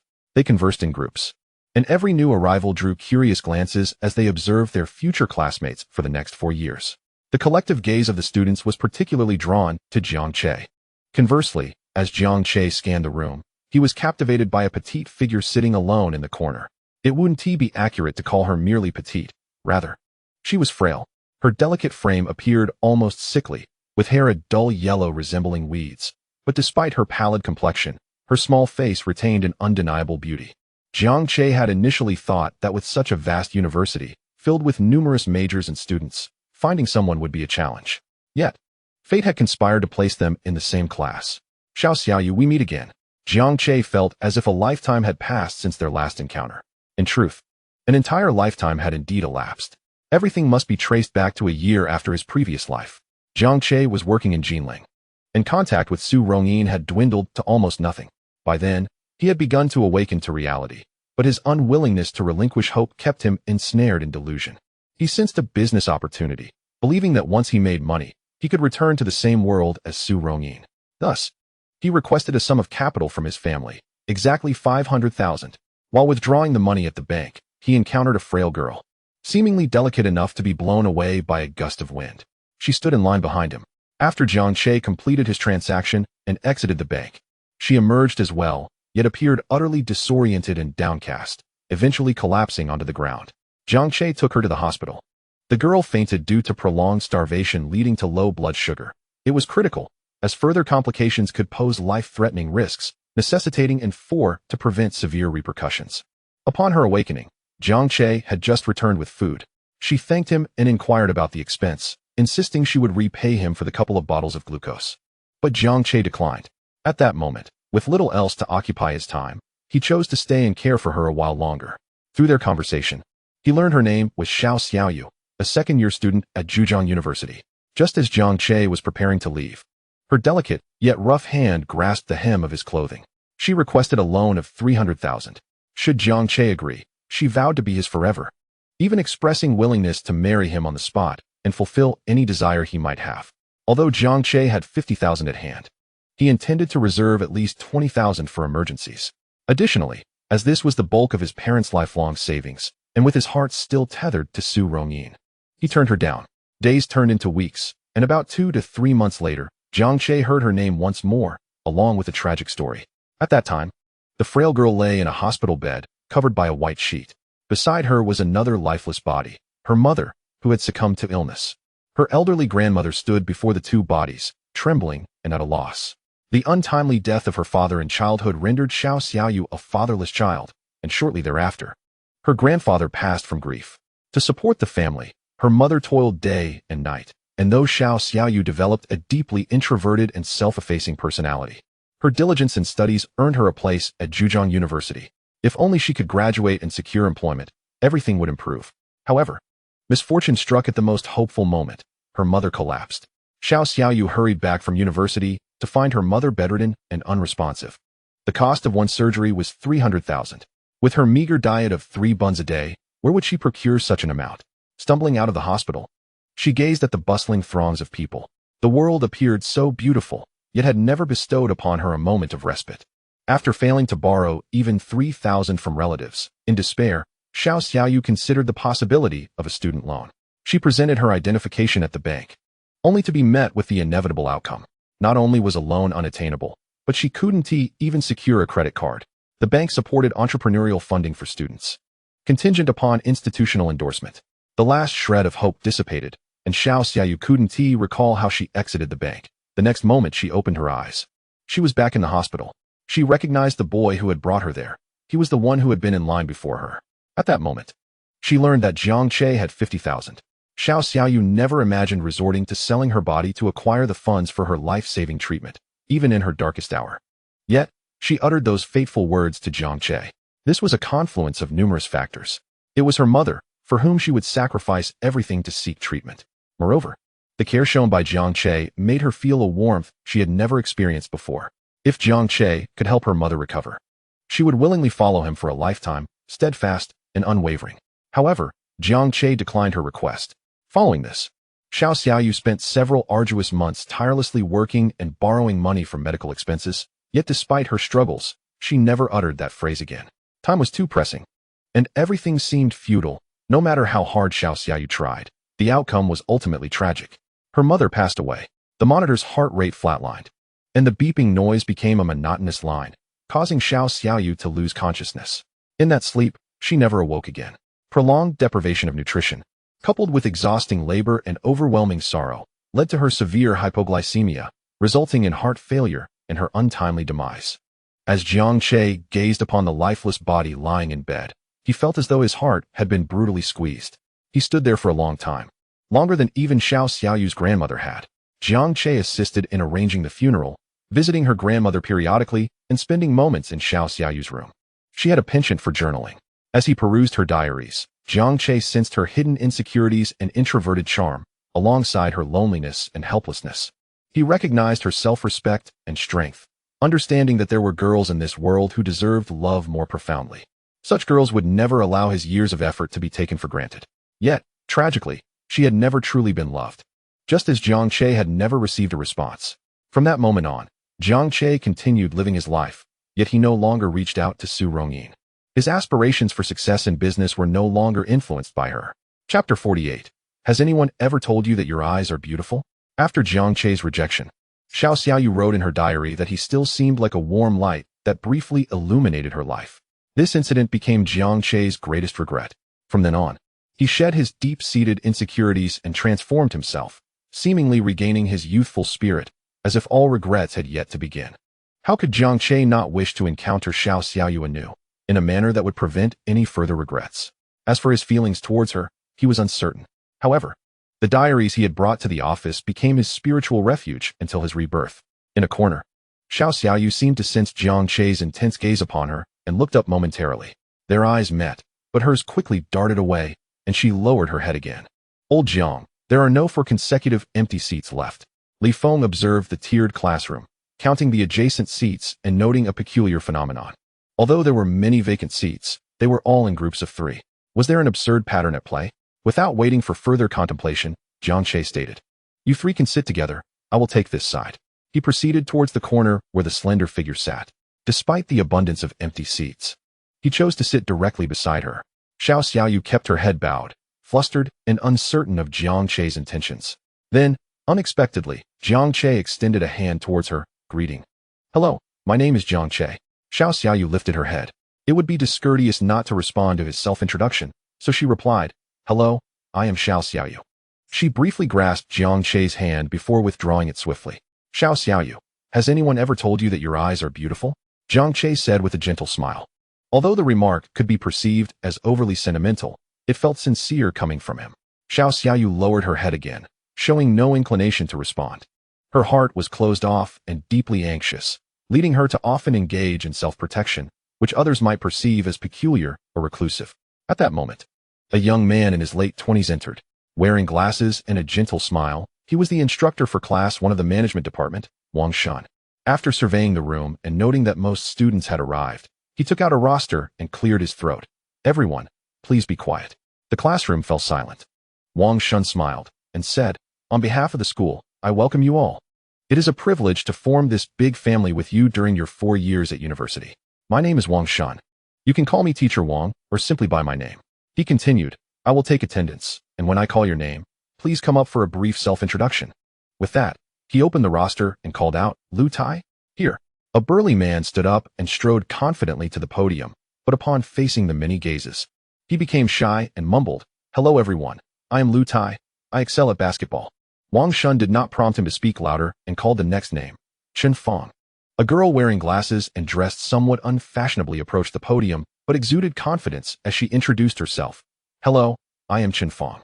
I have been class president from elementary school through high school." Jiang Che. The next name was Jiang Che. A murmur rippled through the class. "Jiang Che? The top scorer of the college entrance examination? Is he in our class? Could he be the one rumored to be exceptionally handsome?" As whispers circulated, Jiang Che stood up and walked to the podium. Xiao Xiaoyu glanced at Jiang Che's back. Before coming to school, she had not heard his name. As someone else had filled out her application, but with such a large banner at the entrance, she could hardly be unaware. As Jiang Che took the stage, he seemed to radiate light, drawing everyone's attention. A hint of envy flickered in Xiao Xiaoyu's eyes, quickly replaced by anxiety. She had no desire to introduce herself. Standing confidently, Jiang Che wrote his name on the board. Hello, I am Jiang Che, the one you all speculated about. My stated interest is studying, but the truth is, I enjoy surfing the internet, smoking, and gaming. Also, well, I like everything that men typically enjoy. Laughter erupted in the classroom, and Wang Shun chuckled as well. After completing his introduction, Jiang Che wrote 3 words on the board. Xiao Xiaoyu? Who is this? Murmurs arose. Jiang Che continued. This is the girl sitting next to me earlier. Her true interest is likely studying.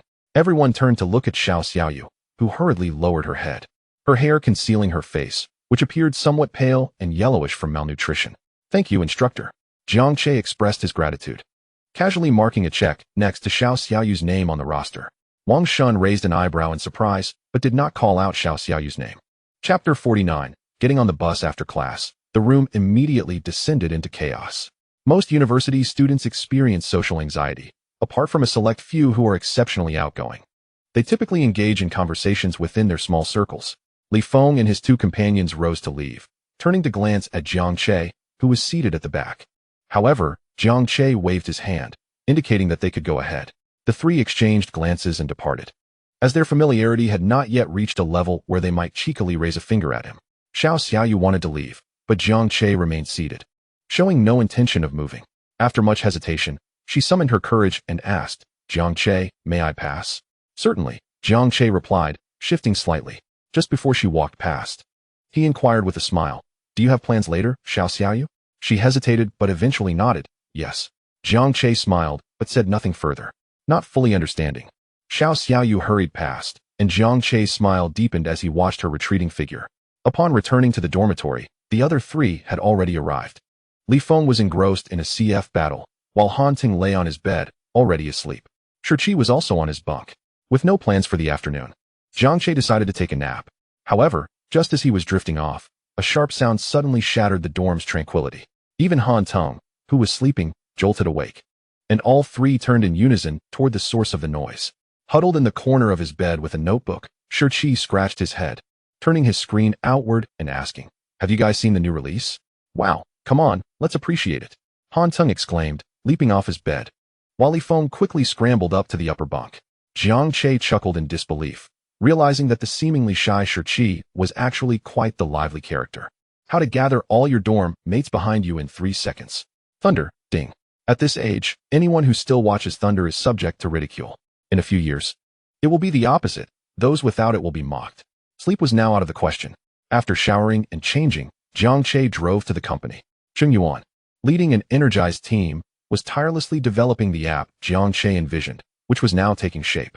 Jiang Che provided guidance on some necessary improvements, and it was anticipated that in about half a month, they would be ready for product testing.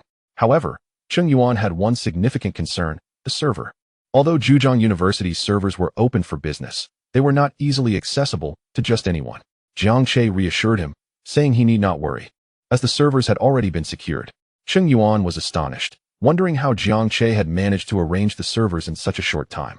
Perhaps it was due to Jiang Che being the top scorer in this year's college entrance examination, who chose Zhejiang University over Tsinghua or Peking University.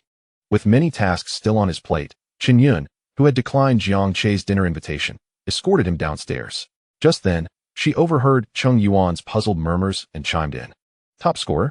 Wow, the boss is impressive. Wait, the boss just graduated high school. The employees, who had been diligently working, all lifted their heads in astonishment. As Jiang Che drove toward a nearby snack street, he spotted a familiar figure, Xiao Xiaoyu, who was searching for part-time work. He surmised that her earlier plans were likely related to this endeavor. Slowing down, he rolled down the window as he observed her asking at various shops. The slender and introverted girl was trying hard to appear competent, but each hopeful inquiry only led to disappointment. If she were walking, it would take quite some time to reach this place, and given her repeated inquiries, she had likely been searching for a while. The sun was blazing, and even though it was already evening, the heat was still oppressive. As time passed, Xiao Xiaoyu turned back toward the school, feeling somewhat lost. She wanted to work and had done so from elementary through high school, but now she couldn't find a suitable job. Perhaps I'll try another direction tomorrow, she thought to herself. Xiao Xiaoyu. At that moment, a voice called out, and she turned to see Jiang Che in his white Qian, waving at her. Come over. Xiao Xiaoyu hesitated, clutching her clothes nervously, but eventually approached him. Jiang Che, is there something you need? Get in. I'll give you a ride back, Jiang Che said. No, it's fine, I can walk back. Thank you, Jiang classmate. Xiao Xiaoyu shook her head. What time is it now? At this rate, you'll miss dinner. Do you want to go hungry all night, Xiao Xiaoyu? Jiang Che gently prodded. Xiao Xiaoyu realized how late it had gotten. Her phone's battery was faulty and often shut down unexpectedly. She was using an old Nokia that had been discarded by a relative. In the cafeteria, meals were affordable. But if she missed dinner, she would go hungry tonight. Still, she remained motionless. I'm heading back to school too. It's on the way. Just hop in. It's no trouble at all. If I get caught for a violation, at least 200 will be lost. Jiang Che pointed at a nearby camera. Upon hearing about the potential fine, Xiao Xiaoyu panicked and hurried to the car, but mistakenly reached for the back door. Sit in the front passenger seat. The back door is broken, Jiang Che said, deliberately locking the car doors. Oh, Xiao Xiaoyu circled around to the passenger side, cautiously opening the door. Once she saw the luxurious Bordeaux red interior, she hesitated again. Just then, a police car passed by, startling her into quickly jumping into the vehicle. 200 yuan was half of her living expenses for the semester. Jiang Che's tactic to frighten her worked remarkably well. If he offered her 200 yuan, she would decline, but if she caused him to lose that amount, she would feel extremely anxious, and that was even more distressing. Seated in the passenger seat, Xiao Xiaoyu sat stiffly, barely touching the edge of the seat. Is the seat too hot? Jiang Che asked. No, not at all, she replied, shaking her head. Then why are you sitting like that? He probed. I'm a bit warm today, and I'm worried about getting it dirty from sweating, she said, her hands intertwining nervously. It's fine. Relax and sit comfortably. It won't get dirty, Jiang Che reassured her with a glance. Really, it's unnecessary, Xiao Xiaoyu insisted, shaking her head again. But if you don't buckle your seatbelt, how can I drive? Jiang Che inquired. If caught, it's a 50 yuan fine. Why are there so many fines for just riding in a car? Xiao Xiaoyu quickly searched for the seatbelt, tugging at it too hastily, causing it to jam. Unsure of what to do, she glanced back at Jiang Che. To her surprise, Jiang Che leaned over towards her.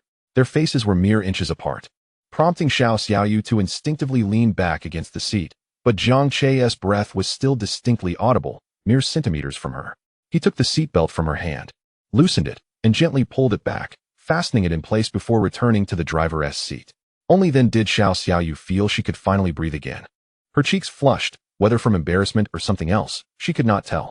All set. Jiang Che engaged the gear and began to drive. At which point Xiao Xiaoyu realized she had unconsciously leaned against him. She hurriedly attempted to sit up, but Jiang Che, without turning his head, halted her with. Since you've already sat down, there's no need to exert yourself. Just stay comfortably. You can clean it later when you have the time. Having risen halfway, Xiao Xiaoyu paused, contemplating, and then settled back down, declaring, I will keep it clean. How about this? Jiang Che said, turning to face her. You help me clean the interior of the car thoroughly, and I will treat you to dinner tonight. What do you think? I can clean without needing you to treat me, Xiao Xiaoyu replied, shaking her head. You drove me back to school. I haven't had the chance to thank you yet. And thank you for assisting me with my self-introduction in class this morning. Taking you back to school is merely a small effort. And the introduction was just a casual comment. If you insist on framing it that way, then cleaning the car should at least cover 3 meals. After that, we would still owe 2 meals. So it's settled. Jiang Che I. Xiao Xiaoyu's hands flailed as if trying to wave away the notion, eager to refuse. However, before she could voice her thoughts, Jiang Che's phone rang. It was a call from Chen Yunsong. Hearing his friend's voice alleviated several days of anxiety, and they discussed recent events at school and his impressions of the new environment. After a brief conversation, Jiang Che ended the call. Nevertheless, it was indeed fortuitous that the call arrived at that moment. Xiao Xiaoyu's words were interrupted, and Jiang Che did not revisit the subject.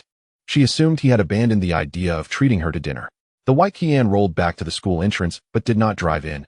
Instead, it halted in front of a street-side shop. Wait a moment, I'll buy something. Jiang Che unbuckled his seatbelt and exited the vehicle. Before shutting the door, he added, I haven't turned off the engine, so please keep an eye on the car. Sure. Xiao Xiaoyu nodded earnestly in agreement.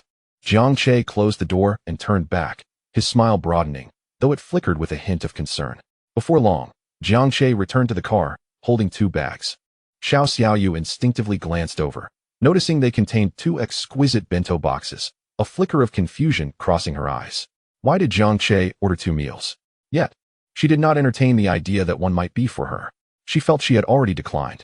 Throughout her life, apart from her grandmother and mother, she had never been significant to anyone, not even once. Thus, she had long ceased to indulge in self-deception, dismissing even the slightest hope. As the car drove back to school, it halted in front of the girls' dormitory for the School of Industrial Management. Xiao Xiaoyu awkwardly opened the car door and prepared to rush to the cafeteria for a meal. Xiao Xiaoyu. At that moment, Jiang Che called out to her. She turned in surprise to find him stepping out of the car, holding a bento box. You forgot your food. Was this meal genuinely for her? Xiao Xiaoyu was momentarily stunned, a novel sensation stirring within her, something she had never experienced before. As Jiang Che approached, she snapped back to reality and waved her hands, insisting, I really don't need you to treat me. You've already bought it. How can I eat 2 portions by myself?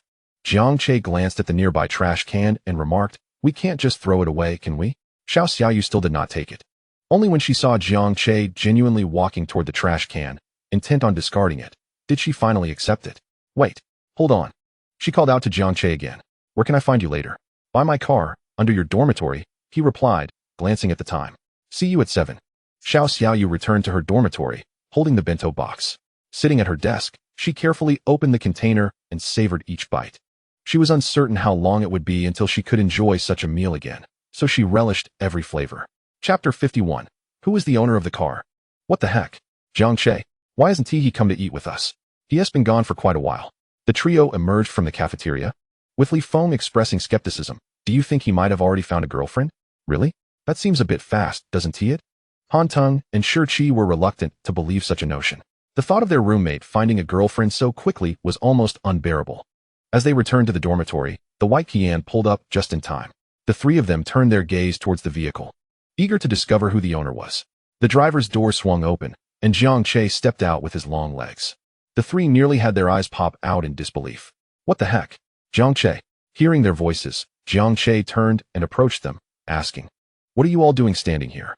Wait, this car is yours. Why didn't you say anything sooner? Well, you didn't ask, Jiang Che replied. Seriously? You wouldn't mention it unless we asked? Han Teng exclaimed, smacking his thigh. No wonder your aspirations are just to focus on studying. It turns out our dreams revolve around your lifestyle. When we were saying all that, you must have been laughing your head off.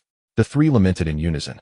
Especially Li Feng and Han Teng, who had been passionately discussing how great the car was, only to discover Jiang Che was its owner, leading to their social demise. Upon returning to her dormitory, Xiao Xiaoyu noticed that her 3 roommates had already hung curtains around their beds, while hers remained bare. She gently bit her lip and approached her own bed, searching for something to clean Jiang Che's car. Her belongings were minimal, in the Zhejiang University dormitories. The layout consisted of a bed on top and a desk below. The others had computers, makeup mirrors, and a plethora of items, while her desk only held books. And beneath it sat a basin and an old, worn black tote bag. She rummaged through it, but found nothing suitable. She didn't even have a single unused towel. Climbing to the upper bunk, she pulled down a neatly folded towel from an old wire hanger, which she usually used to wash her face. As Xiao Xiaoyu prepared to leave the dormitory with the towel, her roommates returned from their meal. Xiaoyu, you still haven't bought a bed curtain? We all got ours from the daily necessities store across the school for just 40 yuan a set. If you want to buy one, we can go with you. It'll be a nice stroll after eating. A girl with a ponytail and a somewhat square face, who slept in the bed opposite Xiao Xiaoyu, suggested. No, it's fine. Thank you, Li Ling. Xiao Xiaoyu quickly expressed her gratitude and hurried out of the dormitory. After entering university, the stark sense of disparity became increasingly pronounced. They would be living together for a long time, lacking a good phone, a decent computer, and not engaging in discussions about the latest cosmetics like them. She could avoid comparison by keeping her distance. However, with 4 beds in the dormitory, only her bed remained without a curtain. How could she escape that? 40 yuan was already enough for her to purchase meals for an extended period. Xiao Xiaoyu bit her lip, striving to disregard it all. She had been doing so for many years. Jiang Che promised to take her 3 roommates for a drive the next day, which finally convinced them to relent and stop pestering her. As she exited the dormitory, the white car stood under the streetlight, and a slender figure awaited there. Jiang Che checked the time. There were still 10 minutes until 7, and approached her, asking, Didn't we agree on 7? Why are you here so early? Xiao Xiaoyu pressed her lips together. I was worried about being late. and since I didn't have anything else to do, I came early. Jiang Che gazed at her face illuminated by the soft yellow light of the street lamp. Do you have a phone? Yes, Xiao Xiaoyu nodded. Give it to me. Jiang Che extended his hand. Xiao Xiaoyu clutched her phone tightly, instinctively hiding it behind her. I forgot my phone. It's back there. Please use yours to make a call, Jiang Che suggested. Xiao Xiaoyu hesitated for a moment before cautiously retrieving her hand from behind her, revealing a long, exquisitely beautiful hand. Albeit marred by scars and calluses, clutching an old Nokia keypad phone of an unknown model. Jiang Che took it, nearly fumbling with it, but ultimately succeeded in unlocking it by pressing the app button. He dialed a string of numbers. Buzz, buzz, buzz. The sound of Jiang Che's phone rang from his pocket. He hung up and returned the phone to Xiao Xiaoyu with a smile, saying, It turns out I did bring my phone. Thank you, Xiao Xiaoyu. Xiao Xiaoyu replied, tucking the phone back into her pocket. Let us hurry and clean the car. All right. Jiang Che nodded, unlocking the car and letting Xiao Xiaoyu in. He then took out his phone and saved the number that had just called him into his contacts. Xiao Xiaoyu meticulously cleaned every nook and cranny of the seats. Taking great care, Jiang Che did not assist her, nor did he suggest that she could stop. For her, this was a means to earn a meal, and she felt it necessary to do it well. Observing her worn white t-shirt and faded jeans, coupled with the seemingly clean towel in her hands, Jiang Che furrowed his brow. Where did you get that towel, Xiao Xiaoyu? Xiao Xiaoyu was taken aback. She looked up at Jiang Che, who wore a frown, and quickly explained, This is my face towel. I washed it several times. It's clean. If you think it's not suitable, I can find another one. I'm so sorry. She assumed Jiang Che was displeased and hastily apologized. Why are you apologizing? Jiang Che guessed the towel was indeed her face towel. And it was exactly as he thought. I was merely curious why you used your face towel to clean the seats. What will you use in the future? Xiao Xiaoyu clutched the towel tightly, her head bowed, without responding. Just continue cleaning, Jiang Che said. Okay. Xiao Xiaoyu resumed her task. After several thorough rounds, she finally finished, beads of sweat forming on her forehead. At that moment, Jiang Che said, Hand me the towel.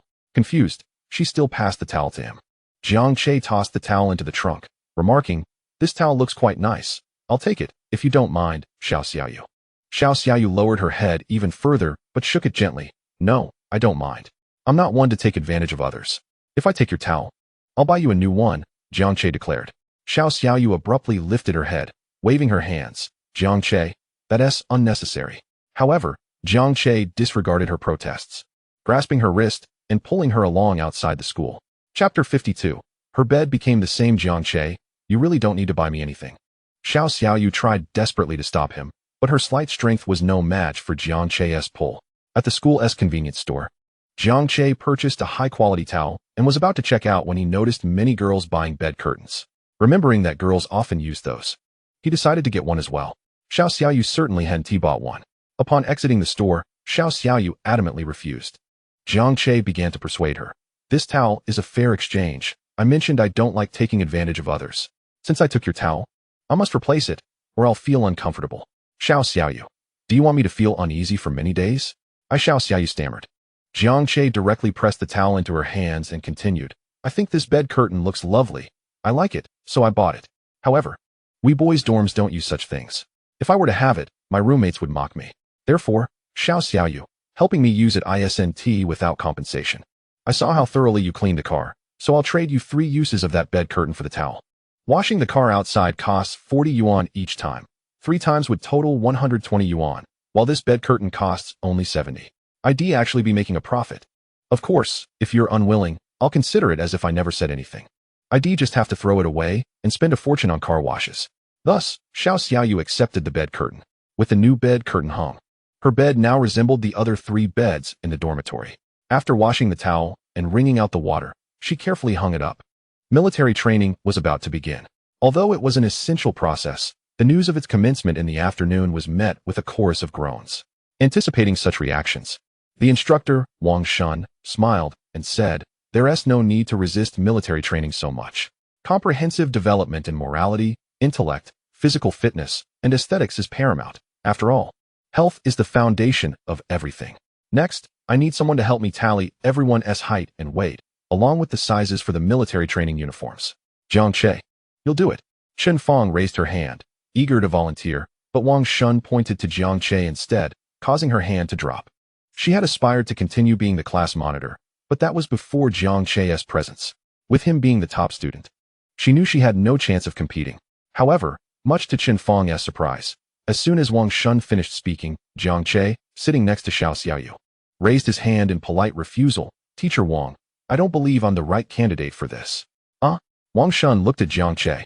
Jiang Che stood up, smiling. Teacher Wang, such tasks are better suited for those who intend to take on class duties in the future. Didn't Chen Feng mention yesterday that she has been a class monitor from elementary school to high school? I believe she is more suitable than I am. It's a joke. Today's task will lead to tomorrow's, and the day after, one might just thrust themselves into the position of class monitor. And the day after that, into the student council. I'm not interested in managing these trivial matters. Upon hearing Jiang Che's words, Chen Feng was stunned. She turned around, her eyes filled with gratitude. Indeed, it's best to prioritize your studies. Wang Shun nodded. Then Chen Feng, you'll be responsible. Any objections? Teacher, I have no objections. I promise to complete the task. Chen Feng answered decisively as she stood up. Chen Feng's competence in this area was indeed commendable. She quickly finished the tally and submitted the form. Afterward, she approached Jiang Che to express her gratitude. She had been prepared to give up on the competition. Yet Jiang Che had chosen to step aside for her. Xiao Xiaoyu stood at a height of 165, which was commendable among the girls, but she was exceedingly slender. When she donned the military training uniform, it hung loosely on her, appearing quite ill-fitting. Regardless of her attire, her pallor from long-term malnutrition did not overshadow her bright, star-like eyes, partially obscured by her bangs, adorned with long eyelashes. Hello everyone. I am your instructor. With the instructor's entrance, military training officially commenced. The first lesson was to stand at attention under the blazing sun, with everyone remaining standing until sunset before finally being dismissed. What left everyone in despair was the instructor's announcement that today was merely an appetizer. The real training would commence the following day, prompting another round of groans. As they made their way toward the cafeteria, Xiao Xiaoyu's face was ashen. Her malnourished body could hardly withstand the intensity of military training. Had it not been for Jiang Che's nutritious meal the day before, she would have felt even worse than she did now, struggling against fatigue and discomfort. She prepared to head to the cafeteria, but just as she took a few steps, she heard someone call out to her from behind, Xiao Xiaoyu. Few people in the school called her by that name, and without a doubt, she knew who it was. Turning around, she saw Jiang Che approaching with a lunchbox in hand. Jiang Che, my dear classmate, you really need not treat me to any more meals. We agreed that you would treat me twice, and if you do not fancy this dish, I shall purchase something else. Jiang Che smiled and glanced around. Xiao Xiaoyu hurriedly waved her hand. No, I'm fine with anything. Chapter 53. Thank you, Jiang Che. You are truly a good person. I have heard that the military training tomorrow will be quite arduous. Thus, Jiang Che decided against attending. In Shurcheng, Wang Hai was thriving in his endeavors. Jiang Che resolved to allow him to develop in the business sector. However, Wang Hai alone would not suffice. He was indeed a talent in business development, but he lacked in management capabilities. Therefore, it was essential to find an additional person to form a partnership with Wang Hai. One would manage the company while the other would expand its reach through a national chain. Finding such a person proved to be a challenge, but there was no rush. Wang Hai had come to Hangqing to expand the business, and Jiang Che shared a meal with him. Although Jiang Che had not been in Hangqing long, the business expansion proved more convenient than in Shurcheng, as he did not need to worry about renovations. He could simply hire the company that had previously renovated the office building. The owner of this renovation company, a robust man from the northeast named Wang Zhuang, was as solid as his name suggested. He was straightforward, and during the office renovation, Jiang Che had managed to win him over with drinks, which led to a brotherly camaraderie. Upon hearing Jiang Che's request, he readily agreed. Jiang Che extended an invitation for another drink when time permitted, but the ever-drinking Wang Zhuang flatly declined, stating that drinking with someone who could not get drunk, like Jiang Che, held no allure. In his past life, Jiang Che had a remarkable tolerance for alcohol. Now reborn, he found that he could consume without any noticeable effects, regardless of whether it was white liquor or beer. It ultimately resulted in a swift release. On his way back to school, Jiang Che stopped at a supermarket to purchase 3 large bottles of mineral water and 3 watermelons, along with a knife for cutting fruit, placing them in the trunk as he prepared to drive back to school. At that moment, he received a call from Niu Chunhai, who requested Jiang Che to serve as the representative for the freshmen and deliver a speech at the upcoming opening ceremony. A representative? A speech? What an ungrateful task. Jiang Che was initially inclined to refuse.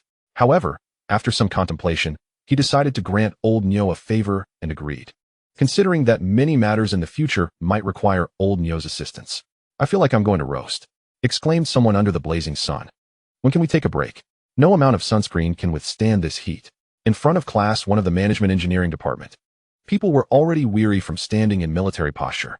With the instructor absent, murmurs of despair began to circulate. Is Jiang Che ill? Chun Feng wondered aloud. Ill? He was lively this morning. Li Feng retorted. Then where is he? Why hasn't he shown up for military training? We don't know. Han Ting replied. As they spoke, a white Qian approached, stopping under a nearby tree.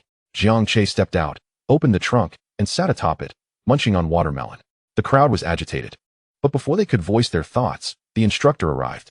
Everyone quickly fell silent, anticipating Jiang Che's reprimand. To their surprise, the instructor merely glanced at Jiang Che, showing no reaction. Jiang Che offered him a piece of watermelon as a gesture, and the instructor walked over to accept it, joining him in eating. Wow, this watermelon is quite sweet, Instructor Li Xiang remarked. Bought it at the entrance. Want one to take away? Jiang Che asked with a smile. No need. Li Xiang shook his head. We cannot accept gifts from students. Jiang Che observed the watermelon in the instructor's hand. Li Xiang discarded the rind into the garbage bag Jiang Che had prepared, wiped his mouth, and casually turned to leave, calling out, Dismissed. Jiang Che chuckled softly. The two words sounded like heavenly music to the exhausted crowd, who immediately slumped down, turning their gazes toward Jiang Che, their expressions filled with resentment. They longed to curse him, yet Jiang Che waved and called out, I brought watermelons and water. Come and eat. Sweaty and fatigued, the crowd devoured the watermelon and drank the water, transforming their intended curses into expressions of gratitude. Thank you, Jiang Che. You are truly a good person. Chapter 54. Why not attend military training? This is my enrollment benefit. Under the scorching sun, Su Rongyin felt utterly drained, nearly fainting. Finally, the training was dismissed, and she heard several voices nearby. Su, would you like some water? Here, Su, have some water. Surveying her surroundings and failing to spot the person she hoped to see, she dismissed them and walked away. Others attempted to follow and engage, but Wu Xiaoman, with a fierce demeanor, blocked them, saying, Can't you see she doesn't want to talk to you? Go away. Don't bother her again. Dressed in military training attire, Wu Xiaoman, with her more robust physique, intimidated the others, causing them to retreat from Su Rongyin. After purchasing a bottle of water and taking a large gulp, she felt revitalized. She then noticed that her class had not yet been dismissed and wondered if Jiang Che's class was in the same predicament. If military training was this arduous, surely he would bring her water, right? Perhaps she should take him a bottle? After all, he had given up on Qingbei to enroll in the same school as her. Should she forgive him? No. With a quick glance at the cooler, she immediately dismissed that idea. She had endured too many hardships during that time. There was no way she could easily forgive him unless he came to apologize. Absolutely not. Xiaoyu, come and get your water. Jiang Che called to Xiao Xiaoyu, who was standing alone. I brought my own. Thank you, Jiang Che, she replied, lightly pursing her lips. Then come and enjoy some watermelon, Jiang Che said, handing her a piece. Looking around, noticing that everyone else was eating, she hesitated, not wanting to take advantage of Jiang Che, yet not wanting to seem out of place. Just as she was torn, Jiang Che stepped forward and placed the watermelon in her hand, insisting, Take it. There is plenty more. Xiao Xiaoyu gazed at the fruit in her hand, her fingers tightening around it. Okay, thank you. Jiang Che, what is your situation? Li Feng asked, munching on his watermelon. Yeah, you took a leave of absence from military training and still showed up here. How come the instructor didn't reprimand you? Han Ting chimed in. Students nearby, curious about the discussion, leaned in closer. Who told you I was on leave? Jiang Che raised an eyebrow. You didn't take leave? Then how could you skip military training? Han Ting was taken aback and quickly inquired. Exactly, how did you manage that? Please share your method. Seeing the eager faces of his classmates, Jiang Che found their curiosity amusing. This is my enrollment benefit. Exemption from military training was one of the conditions for Zhejiang University to recruit me. With a collective wave of their hands, the students dispersed, lacking enthusiasm. The difficulty of that process seemed too daunting. They decided it was best to stick to their military training after all. Upon returning to the dormitory, Xiao Xiaoyu found her 3 roommates sprawled on their beds, groaning incessantly. Xiao Xiaoyu also felt extremely fatigued, her nutritional deficiencies weighing heavily upon her. However, she did not express her weariness as her roommates did. After all, she had endured far more hardships in the past. Many times, she had faced far greater exhaustion than what she felt now, persevering through it all with determination. As mealtime approached, Xiao Xiaoyu packed her belongings and prepared to head to the cafeteria. The cafeteria offered inexpensive meals, and aside from it, any other dining options presented a significant burden for her. This was why Jiang Che's mention of closing the cafeteria concerned her deeply. Jiang Che invited her to dine twice. The meal they shared last night was the second. Xiao Xiaoyu, who had no intention of taking advantage of Jiang Che, similarly believed that he would not ask her again. Throughout her life, aside from her two remaining relatives, she had never received any special treatment, not even in the slightest. Thus, she had long ceased to harbor expectations about anything. With no expectations, there would be no disappointment. However, just as she stepped out of the dormitory and had not walked far, she once again spotted that familiar figure, still holding two lunchboxes in hand. Xiao Xiaoyu. What a coincidence. I was just looking for you, he called out. She froze in her tracks, as Jiang Che waved at her with a smile. Her eyes suddenly welled with tears. Jiang Che, thank you, but I truly cannot allow you to treat me to another meal. Really? Thank you, thank you. Xiao Xiaoyu stepped forward to refuse him, yet her lips kept murmuring words of gratitude, her head bowed, the dampness on her eyelashes unnoticed by anyone else. Take it first. Jiang Che lifted the bag, gesturing towards her. Xiao Xiaoyu did not extend her hand.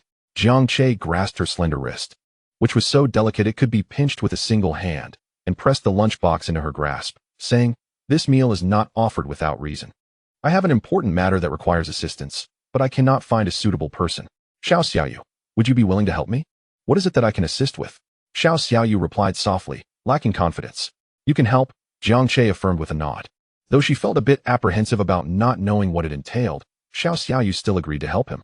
She wanted to say that she could assist without him treating her to another meal, but Jiang Che simply said, "Then it's settled," before turning and striding away.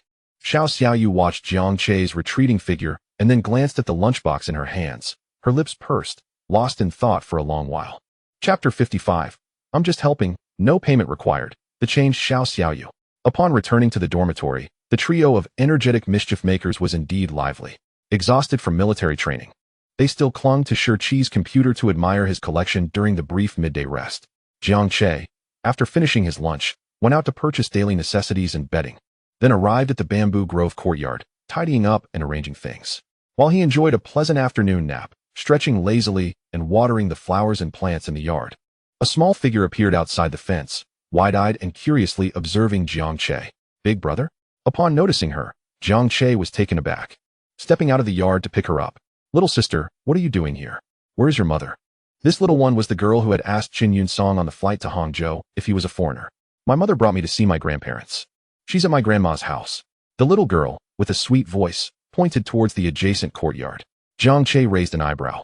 Those courtyards were inhabited by senior professors from Zhejiang University. Yao Yao. At that moment, a graceful woman hurried out from the courtyard, startled to see Jiang Che holding her daughter. Hello, good to see you again, Jiang Che greeted with a smile, raising his hand in salutation. Hello. The woman returned a smile and approached, saying, I'm sorry to trouble you, as she attempted to take the girl from Jiang Che. But the little girl clung to Jiang Che's neck, refusing to let go. Mommy, I want to stay with Big Brother. But Big Brother will get tired holding you. Yao Yao. Be good, the woman coaxed gently. No. The little girl buried her head into Jiang Che's shoulder. The woman offered Jiang Che an apologetic smile. I'm truly sorry. She is usually very obedient. I don't know why she is acting this way now. It's all right. I have nothing else to do. Jiang Che said, ruffling the little girl's hair. He played and frolicked with her in the open space, eliciting her peals of laughter while the woman stood nearby, occasionally joining in, her face bright with joy. During their playful banter, Jiang Che quickly learned their names. The woman's surname was Bai Shiyun, and her daughter also bore the surname Bai, named Bai Yao. Jiang Che keenly noted this detail, recognizing the shared surname. Yun. Yao Yao. It's time for dinner. A voice with a strong Hangzhou accent called from the adjacent yard, belonging to a stylishly coiffed elderly woman beckoning Bai Shiyun and her daughter. Yao Yao. Grandma is calling for dinner. Let go of Big Brother. Bai Shiyun ruffled Bai Yao's hair and tried to take her. But little Yao Yao still refused to release Jiang Che's neck. Big Brother Jiang Che hasn't eaten either, Mommy. Shall we invite him to eat with us? How does Yao Yao know that Big Brother hasn't eaten? Jiang Che asked with a smile, looking at the girl in his arms. Because Big Brother looked like he had just woken up when he came out. Bai Yao replied with a sagacious expression. Upon finishing, her chubby little hand hugged Jiang Che's neck, and her cherubic face leaned in to nuzzle against his cheek. Big Brother Jiang Che, come eat with Yao Yao. Grandpa cooks delicious food. Jiang Che, both amused and exasperated, turned to glance at Bai Xiyun, who bit her lip. If you don't mind, come have a bite with us. All right, then I'll go eat with Yao Yao. Jiang Che lifted the little girl high above his head, placing her on his shoulders, and jogged toward the adjacent courtyard, leaving behind a trail of sweet laughter. Jiang Che was quite fond of Bai Yao. This sentiment had little to do with her mother. Perhaps it was due to the absence of children in his past life, or perhaps he simply felt an affinity with the little girl. Bai Xiyun brought Jiang Che, still holding Bai Yao, into the house, where the refined elderly lady sitting at the dining table was taken aback, as was the elderly man emerging from the kitchen with dishes in hand. The couple gazed in unison at Bai Xiyun. Yun, you brought your boyfriend home. And you didn't even inform us to prepare ourselves. The elderly lady exclaimed. Mom, what nonsense are you talking about? Bai Xiyun hurriedly explained. We met on the flight back to Hangzhou from Shicheng, and just happened to run into each other again. Yao Yao insisted on clinging to him. Her explanation was met with skeptical looks from the elderly couple, their faces practically emblazoned with the words, I don't believe you. The elderly lady waved her hand dismissively. Enough, stop spinning tales. What are the odds of that happening? Besides, all the children living around here are professors' offspring. How could we not know whose child is whom? She stood up and beckoned Jiang Che. Come, sit down. This boy is quite handsome. What is your name? How old are you? Where are you from? My name is Jiang Che. I just turned 18, and I am from Shicheng. Jiang Che could not suppress his laughter. The elderly lady's personality was truly remarkable. 18? Jiang Che? The elderly lady and her husband exclaimed in unison. The elderly lady pointed at Bai Xiyun, her finger trembling in disbelief for a while before she finally managed to exclaim, Yun, I didn't expect you to be so impressive. Finding such a young and handsome boyfriend. This is akin to a balding old man finding a beautiful student. Bai Xiyun retorted, Mom, is that polite? Do you think there is no difference between your daughter and a balding old man? Stop your nonsense. Bai Xiyun's father interjected, pulling his wife aside, and asked Jiang Che. Are you Jiang Che? Yes, Jiang Che nodded. The top scorer of this year's college entrance examination, the one who got assigned to that dormitory next door? Bai Xiyun's father inquired further. Yes, Jiang Che nodded again. The elderly lady raised her eyebrows, suddenly realizing that perhaps her daughter had not been exaggerating. It seemed this was a misunderstanding. Bang! The elderly man suddenly slammed his hand on the table, startling the old woman, who quickly tugged at his arm and exclaimed, Not your son-in-law, please don't scold people indiscriminately. After his outburst, the old man burst into laughter. You have a discerning eye, Jiang Che. Your choice of the Industrial Management Department at Zhejiang University truly displays your insight. Oh, where are my manners? I am Bai Gaofeng. Jiang Che mused that this eccentric couple was indeed amusing, but he was taken aback to discover that Bai Gaofeng, a professor and the dean of the Industrial Management Institute at Zhejiang University, was the father of Bai Xiyun and the grandfather of Bai Yao. Bai Gaofeng was a figure of great stature, instrumental in elevating their department to the same esteemed rank as Tsinghua and Peking University, a feat achieved by only a handful nationwide. Bai Gaofeng invited Jiang Che to sit and eat, explaining his delight at Jiang Che's presence. Although their department had recently achieved an A rating, equating them with the likes of Tsinghua and Peking, the old professors from those institutions remained rather pompous. After Jiang Che confirmed his enrollment in the Industrial Management Department, Bai Gaofeng spent an entire week playfully taunting the professors from Tsinghua and Peking, who ultimately blocked him out of irritation. Observing Bai Gaofeng's childlike glee, Jiang Che couldn't help but smile. As Bai Gaofeng expressed a desire to take Jiang Che under his wing, Jiang Che found no reason to decline. Having such a mentor would undoubtedly be advantageous as he sought to establish a much grander enterprise than in his previous life. The intensity of military training gradually escalated, culminating in a dispersal only after sunset, hours beyond the scheduled mealtime. All participants, ravenous, surged towards the cafeteria like a horde of zombies. Xiao Xiaoyu spotted Jiang Che and the 2 lunchboxes in her hands. After a moment of hesitation, she approached him. You've become more obedient. Jiang Che observed her with a smile in his eyes. Chapter 56. The launch of the Xinyu app. A legendary life journey. The month-long military training had left everyone noticeably darker and leaner, except for Xiao Xiaoyu, whose complexion and physique remained unchanged. Her sallow face was a testament to long-standing malnutrition, not easily remedied by a few meals of adequate nutrition. Despite Jiang Che consistently bringing her nutritious lunches, the intense training demanded significant energy. Had she continued her previous eating habits, she would have surely struggled throughout the training. After a month of waiting, Xiao Xiaoyu found herself still without any tasks Jiang Che wanted her assistance with. Each time she inquired, Jiang Che assured her it would be soon. The month of hardship flew by, and even the instructor, whom they had privately cursed, began to appear more endearing as parting approached, stirring a pang of reluctance in their hearts. Following the successful conclusion of the final assessment, military training came to an end, marking the official commencement of university life. On the corporate front, progress was substantial. The office building had been fully renovated and was set to undergo a period of ventilation to eliminate formaldehyde before moving in. The app had completed all development, testing, and server integration, officially launching under the name Xinyu. The name, while not particularly catchy, would become familiar in time, much like how oddities become commonplace when widely accepted. Upon the app's launch, Jiang Che dismissed Cheng Yuan's inquiries regarding investment for traffic generation. While attracting users was essential, the app needed to have compelling content to retain them. The first step was to expand the app's offerings.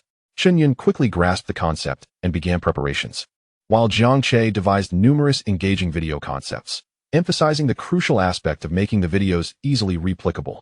A video featuring Beauty A dancing, accompanied by the same music, would entice Beauty B and Beauty C to create their versions. During this period, recruitment was ongoing but yielded few results. Now that the Xinyu app had launched, the company urgently required talent, and the entire HR department was vacant.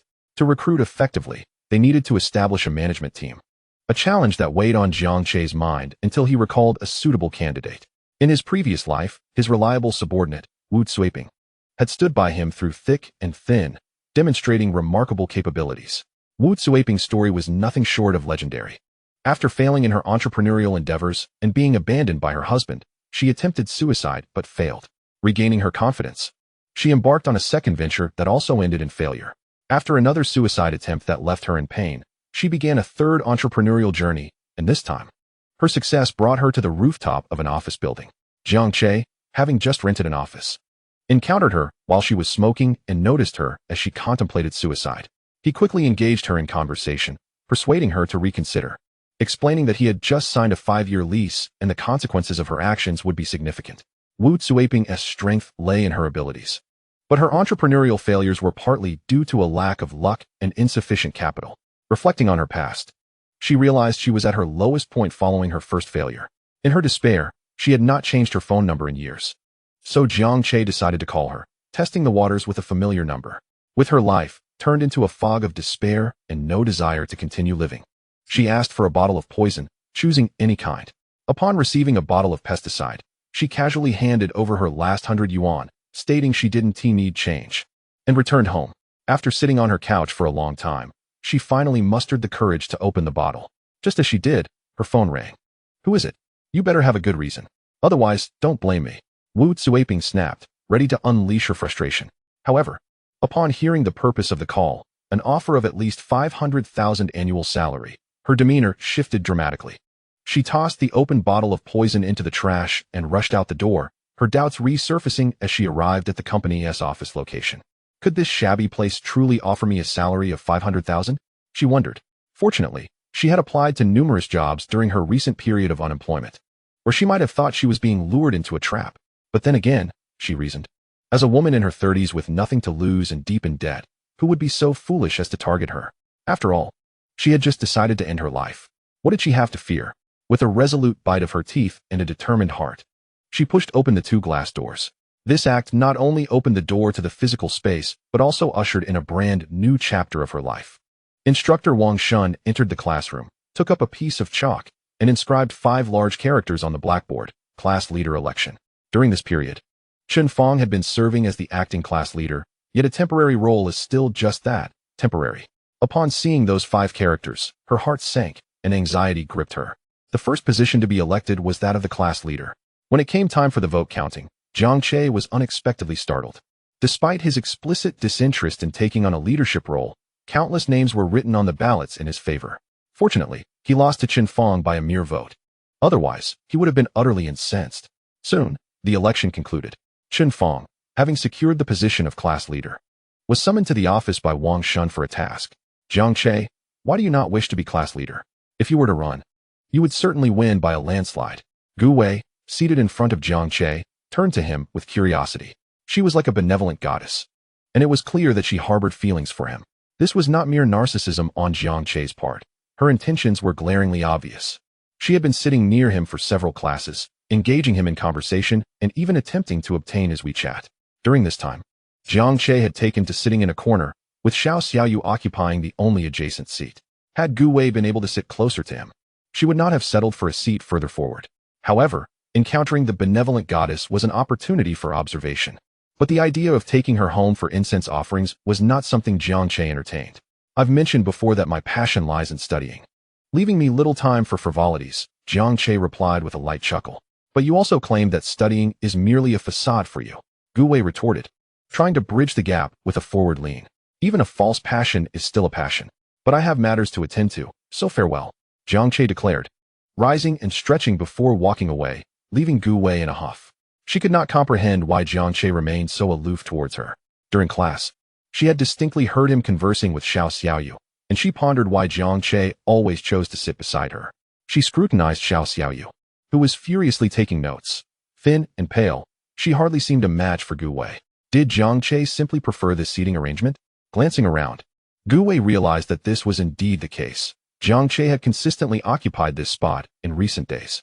Hello, Xiao Xiaoyu, she greeted her. Hello, Xiao Xiaoyu replied, pausing her writing to glance at Gu Wei before returning her gaze to her notes. Could you possibly change your seat during class? Gu Wei inquired. Xiao Xiaoyu responded, perplexed, her fingers fidgeting with her pen. Have I affected you in some way? You haven't affected me. It's just that how about I treat you to a week's worth of drinks? Gu Wei suggested, raising a finger. That's unnecessary. I can simply sit elsewhere. Xiao Xiaoyu replied, lowering her head even further. Thank you so much, Xiao Xiaoyu, Gu Wei exclaimed, her smile brightening instantly. Chapter 58 Gu Wei Why? Why not? Teacher. You called for me.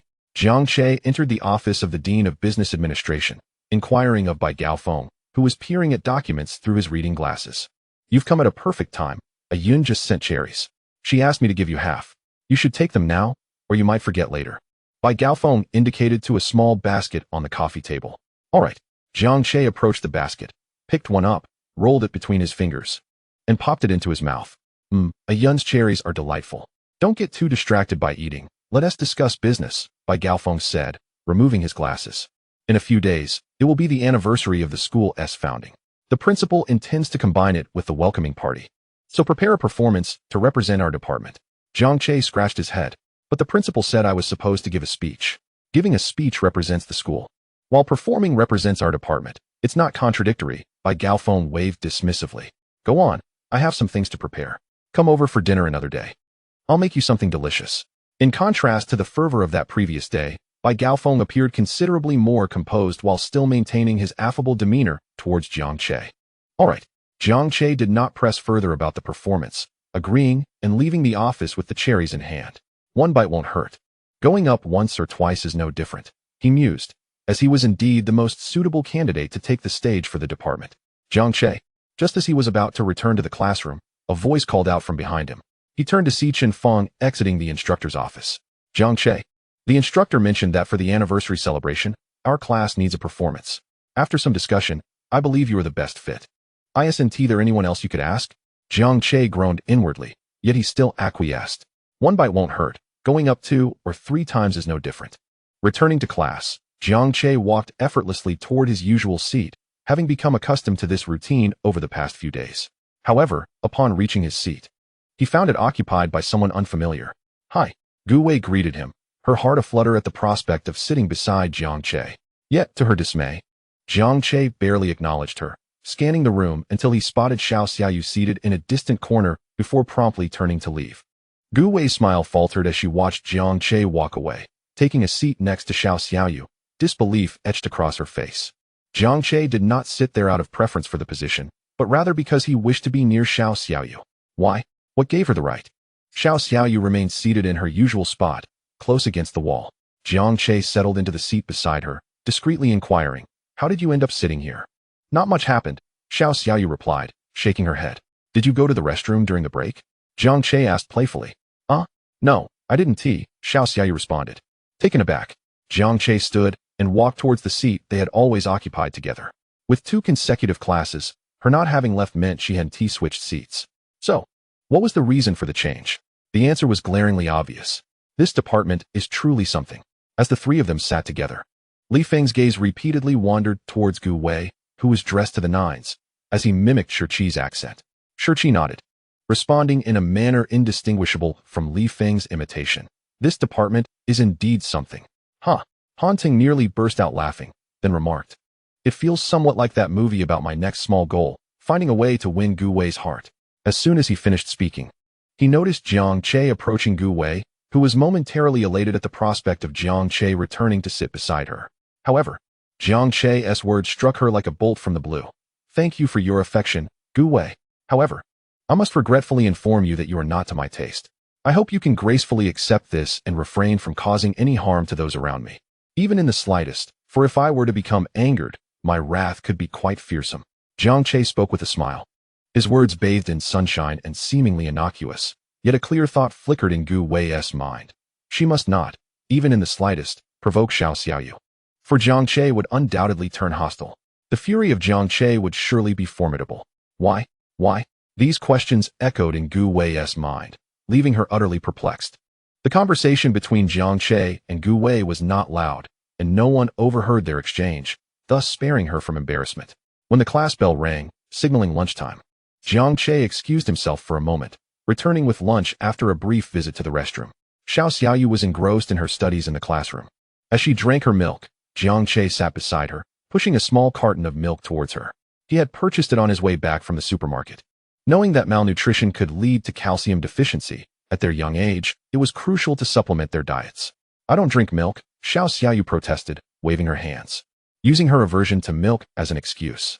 "I bought 2 cartons, and since I accidentally opened this one, please help me dispose of it if you want to drink it."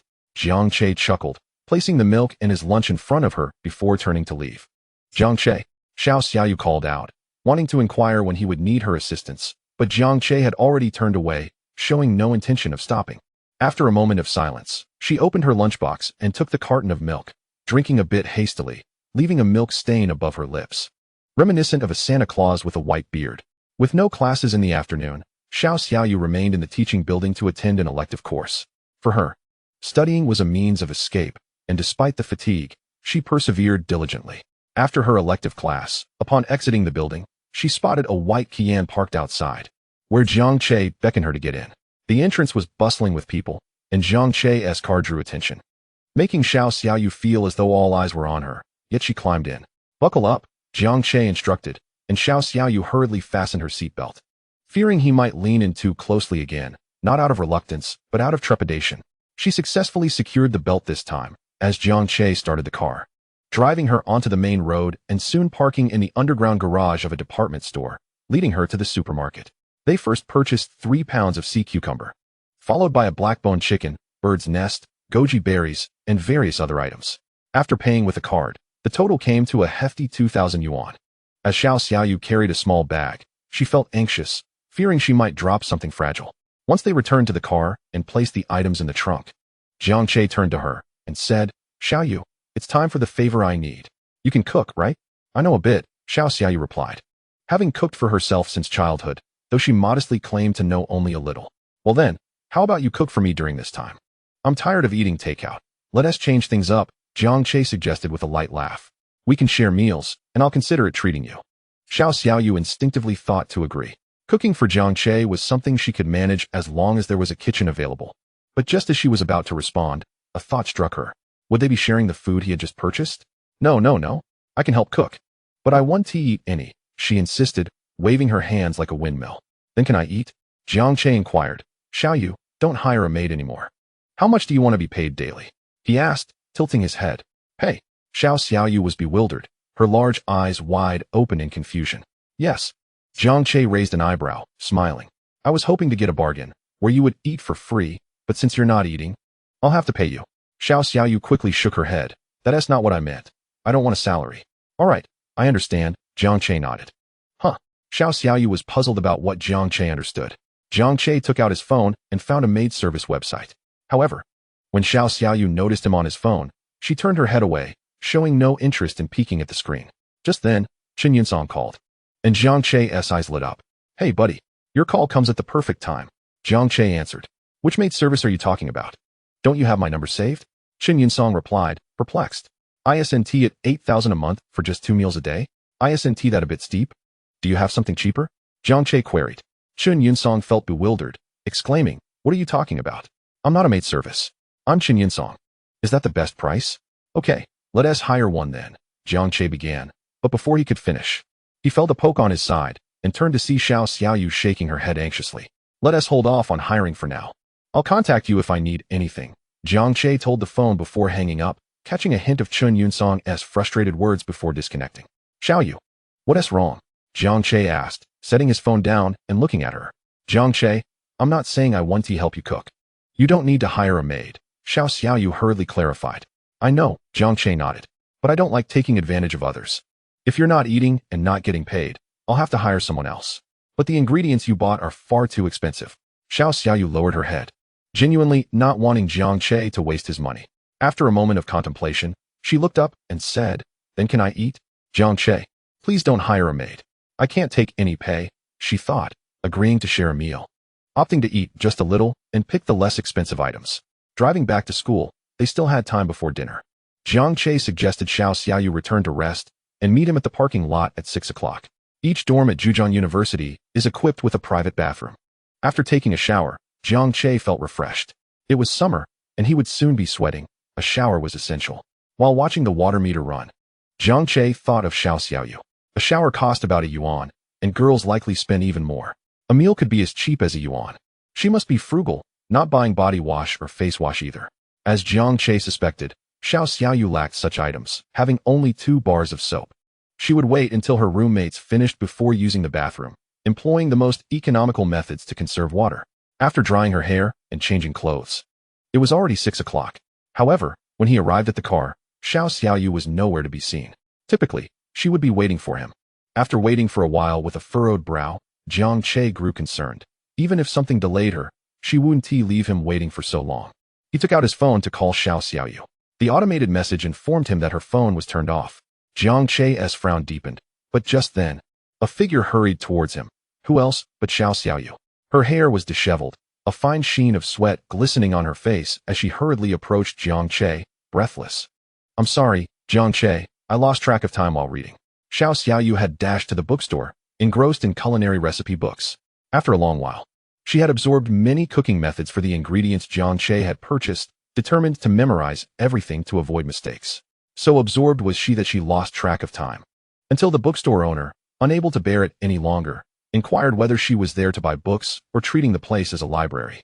Only then did Xiao Xiaoyu snap back to reality, realizing how late it had become.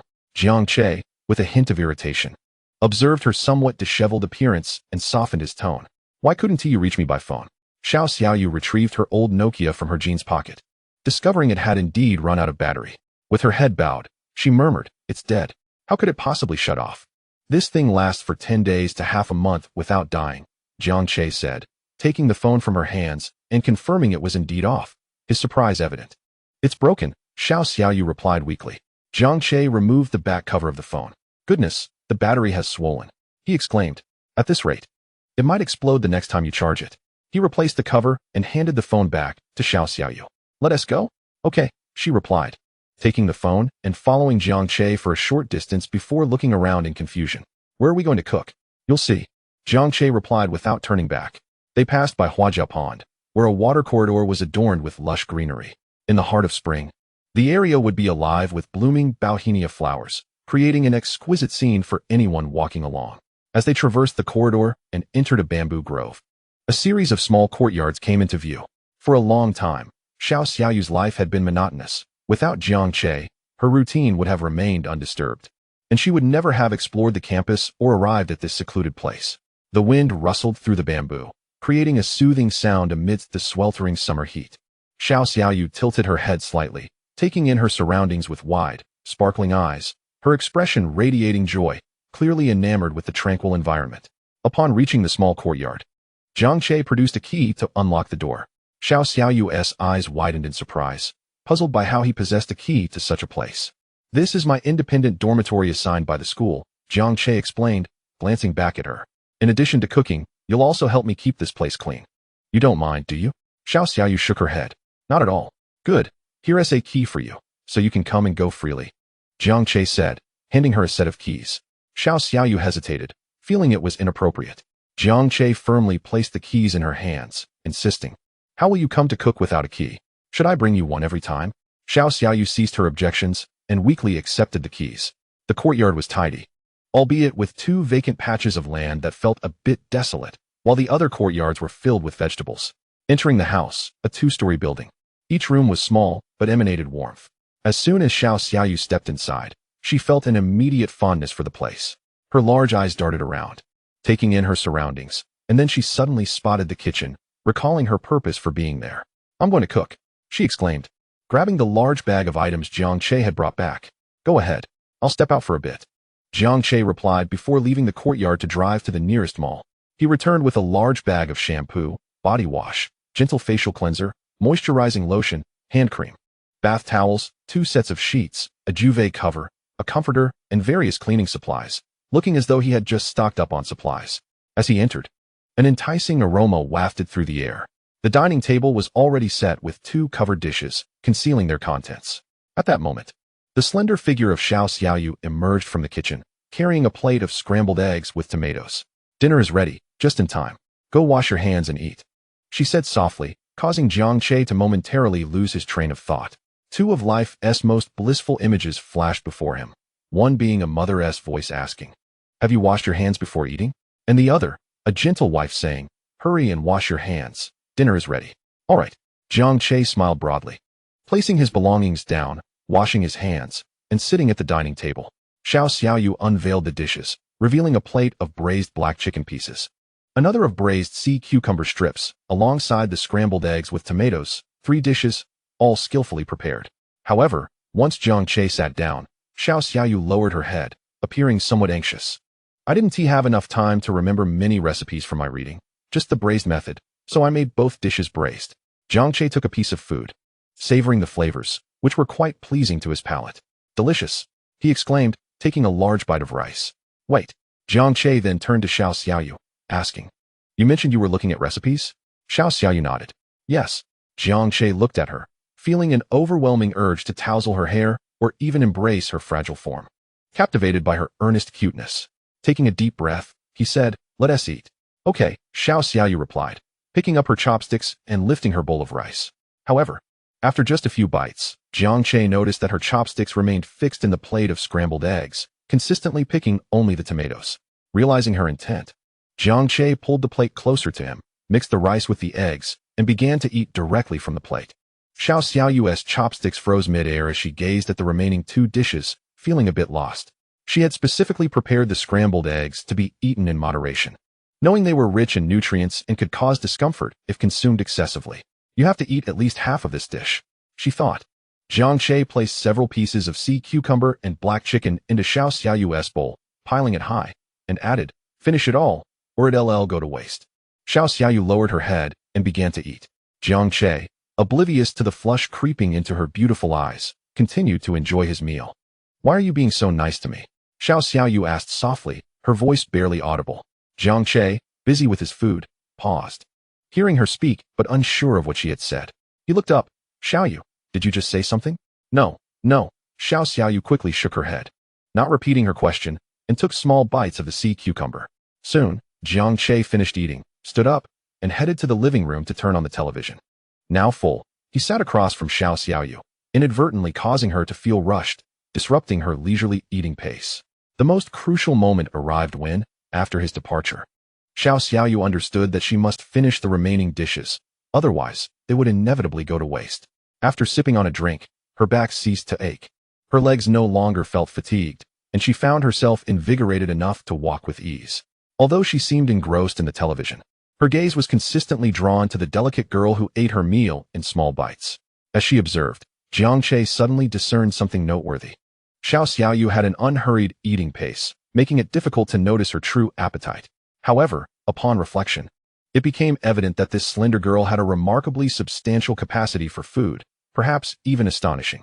Jiang Che himself had a considerable appetite, yet she seemed to consume even more than he did. This realization evoked memories of a character from an animated series, deepening his concern for her well-being. It was perplexing that someone with such a hearty appetite had previously subsisted on so little, mostly just pickled vegetables and rice. How could she not be malnourished? She meticulously finished every morsel on the table, even savoring the rice mixed with savory sauce from the pot, before letting out a gentle belch. Realizing something was amiss, she discreetly glanced at Jiang Che, and upon confirming he was oblivious to her, she breathed a sigh of relief and began to tidy up the dishes, carrying them into the kitchen to wash. Chapter 61. What do you think I meant when I said I would cook for Sister Yun? Xiao Xiaoyu worked swiftly, completing the washing of the dishes and wiping down the table within 10 minutes. She then set about cleaning other areas with equal diligence. Standing before the broom and mop that Jiang Che had just purchased, she inquired, Jiang Che, are these usable? Yes, he affirmed, rising to unfold a bundle of bags. The broom and mop are for use here. These shampoos, body wash, toothpaste, and toothbrushes are also for you. Later, we'll place them in the bathroom. I've also bought you a complete set of toiletries, so you can shower here without worrying about water fees. It's free to use. The sheets and blankets are here too. Just remember to wash them. The washing machine is clean and ready for use. You can bring any clothes here in exchange for helping me with the cleaning. I'll take my leave now. Remember to lock the door and take the key. With that, Jiang Che departed without giving Xiao Xiaoyu a chance to respond. She stared at the closed door for a long moment before placing the sheets into the washing machine, continuing her meticulous cleaning, leaving no corner unattended. Although Jiang Che had left the air conditioning on, her first act was to turn it off. She didn't want to waste electricity, uncertain if it incurred a cost. Consequently, by the time she finished tidying up and put on the freshly laundered sheets, she was drenched in sweat. After contemplating for some time at the bathroom door, she finally stepped inside, but only rinsed herself off with water, making no use of the body wash or shampoo. The toothbrush and toothpaste that Jiang Che had bought remained unopened. It was getting late when Xiao Xiaoyu turned off the lights in her room, plunging everything into darkness. Accustomed to solitude, she still harbored a fear of the dark. Locking the door behind her, she quickened her pace as she exited the small courtyard, only to be greeted by the blinding headlights of a familiar white vehicle. Jiang Che had just returned to the dormitory building. The white Qian paused at the entrance as Jiang Che tossed a pack of cigarettes into the security office. Uncle Li, you're on duty again? Thank you for your hard work. Li Tao cheerfully poked his head out, responding, it's all part of the job. Be careful driving out this late. Will do. Jiang Che waved and pressed the accelerator, merging onto the road. With one hand on the steering wheel and the other holding a cigarette by the window, he found that the wind snuffed out his few puffs. Discarding the cigarette butt, he immersed himself in the rich, soulful music emanating from the car's speakers. Sugar. Yes, please. One tea. You come and put it down on me. As he arrived at the company at 9 o'clock. He noted that only those who had urgent matters were leaving. The rest were still hard at work, the office ablaze with light. Jiang Che was not inclined to work overtime unnecessarily, yet he found it impossible to disperse his colleagues. Checking the current status of the Xinyu app, he noted that, thanks to substantial financial backing, it had accumulated a wealth of engaging content even before marketing efforts commenced, with a commendable number of downloads and high user retention. However, Jiang Che felt that this was still not impressive enough. Once it evolved into a ubiquitous vlog media social platform, Xinyu would seamlessly integrate into everyone's daily life, akin to phone calls and text messages, becoming indispensable. The pace of this progress was astonishingly swift, surpassing even his expectations. Jiang Che transferred 100,000 yuan to Chung Yuan as overtime pay and bonuses, igniting jubilant cheers throughout the company. Turning with a smile, he caught sight of Chun Yun at the office door, who also wore a smile as she entered. After he followed her inside, he closed the door behind them and took a seat across from her at the desk. Today, she wore a light blue suit that accentuated her slender legs, complemented by a pair of chic white heels, exuding an air of intellectual allure. The Xinyu office had undergone thorough cleaning and formaldehyde treatment, having been ventilated for several days with high-quality materials, resulting in levels well within safe limits. I've asked Sister Wu to begin handling the company's affairs, Chen Yun reported. Jiang Che nodded. How is Sister Wu doing? Very well. She is quite capable and personable. Since her arrival, she has helped me delegate many tasks, Chen Yun replied. You've certainly been working hard, Sister Yin. Once the various departments are established and the company reaches full scale, you won't have to bear such a heavy burden, Jiang Che said with a light chuckle. Is a simple thank you all that is needed? Chen Yun crossed her arms, regarding Jiang Che with a mock scrutinizing gaze. Such a sentiment holds great weight. Jiang Che replied, winking as he approached her to knead her shoulders. Leaning in, he whispered, then how about I get lost? Before he could finish, Chen Yun swatted his hand away, interrupting him with an eye roll. I said I would cook for you. So why are you telling me to get lost? Jiang Che raised an eyebrow, teasingly inquiring, do you think I meant, shut up, you brat? Chen Yun, flustered and embarrassed, sprang to her feet and chased Jiang Che, delivering playful kicks. Chapter 62. Why not love someone and climb a mountain? Upon returning to Jingrui Yuqing, Jiang Che prepared a sumptuous dinner for Chen, a delightful surprise for her. She had assumed he was merely jesting about his culinary skills. To her astonishment, Jiang Che indeed knew how to cook.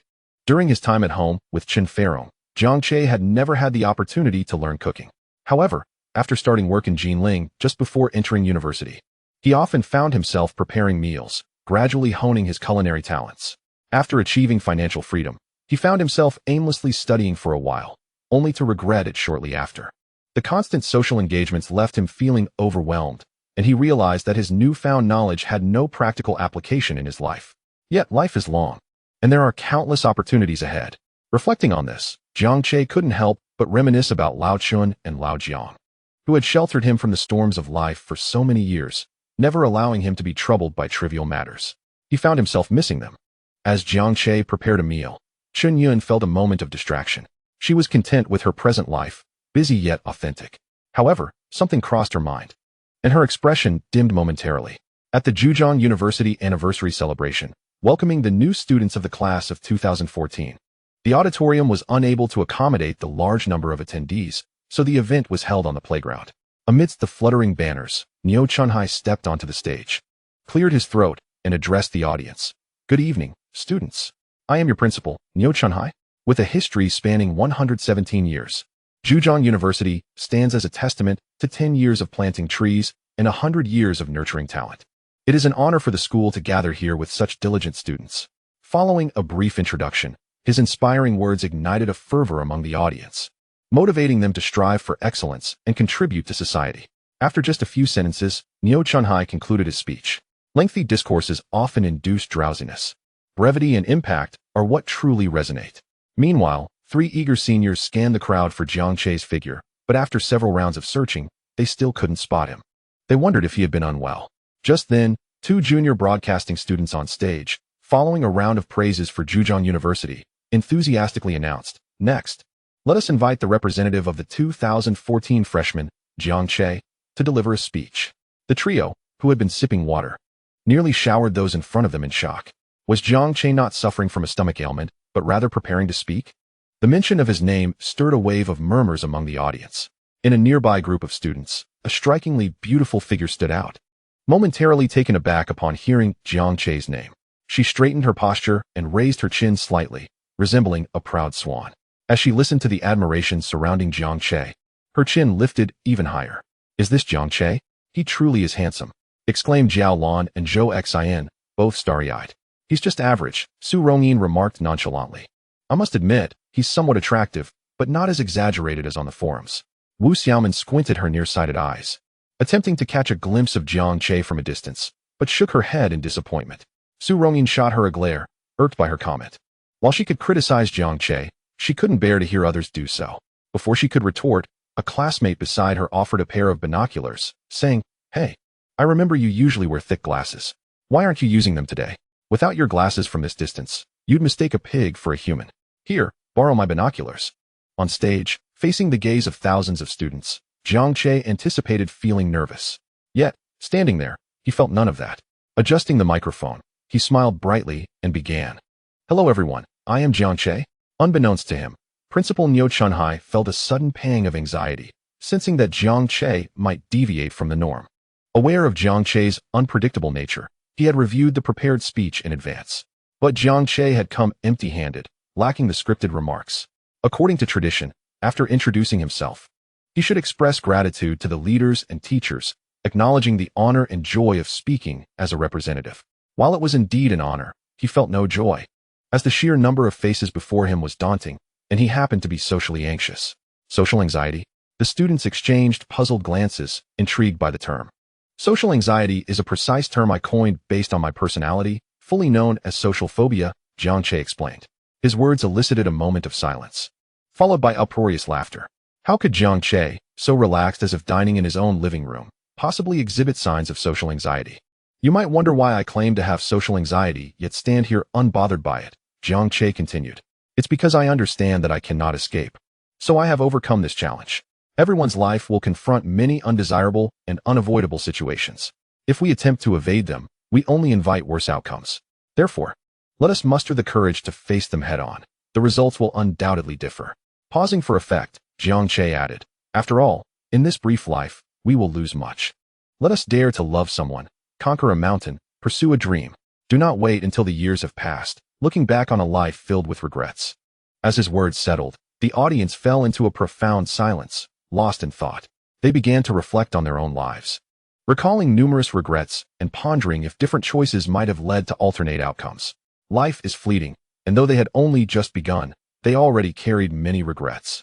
If they did not find the courage to act now, how many more regrets would they face in decades to come due to their momentary fears and avoidance? Principal Niu Chunhai stood up, applauding vigorously, shattering the heavy silence. In the next moment, thunderous applause erupted. Initially regretting having allowed Jiang Che to speak without a script, Niu Chunhai was taken aback by how Jiang Che had clearly conveyed his message amidst laughter and cheer. Face challenges bravely. Avoidance only leads to worse outcomes. Especially the final statement resonated profoundly. Whether it could be considered a classic, he could not judge, but it would surely echo in the ears of these students. Chapter 63. After wandering in circles, returning to the place where it all began, Xiao Xiaoyu sat in the audience, gazing at Jiang Che on stage, lost in thought for a long time before lowering her head once more, contrasting sharply with the proud Su Rongyin nearby. Indeed, let us dare to love someone. Conquer a mountain. Han Tong, inspired, suddenly turned to Gu Wei, who sat behind him, and declared earnestly, "Gu Wei, I like you." Gu Wei glanced around at the amused faces nearby, frowning. "Are you out of your mind?" "No, I'm not crazy. I've simply come to terms with myself." Han Tong replied seriously, "As long as you're with me, you'll see Jiang Che every day. Get lost." After a brief, yet impactful speech, Jiang Che's charisma only grew in the eyes of the students. This was an appeal to character, unrelated to appearance or ability. After stepping down, Jiang Che was called over by Niu Chunhai to sit beside him. As he gazed at him, Niu Chunhai found himself at a loss for whether to commend or reprimand. Finally managing to utter, "Young man, should such an event arise again, you are strictly prohibited from taking the stage." However, scarcely had his words faded when the host on stage called out, "Now, please welcome Jiang Che, representative of the School of Business Administration, to perform." Niu Chunhai could only respond with a resigned expression as Jiang Che chuckled, "Principal, I promise it won't happen again." Thankfully, it was merely a performance and not another speech. Niu Chunhai felt a sense of relief, albeit mixed with a tinge of exasperation. Before long, Jiang Che emerged from behind the stage, cradling a guitar, and took a seat before the microphone, his fingers deftly strumming as he began to sing softly. The little yellow flower of the story has been drifting since the year of its birth, swinging in childhood memories, swaying until now. On the day you skipped class, on the day the flowers fell, in that classroom, why can't I see the rainy days that vanished? How I long to feel the rain once more, unexpectedly. The courage I lost still remains. I wish to ask again, will you wait or will you leave? A magnetic timbre resonated through the air, igniting a wave of excitement among the audience. Wow, what a captivating performance. Jiang Che sings so well. This is incredible. People eagerly raised their smartphones to record Jiang Che's performance, some students having captured the entire scene, their excitement akin to discovering a hidden treasure. These songs were among Jiang Che's favorites from a previous life. He had refrained from preparing any elaborate performance, opting instead to sing a familiar tune.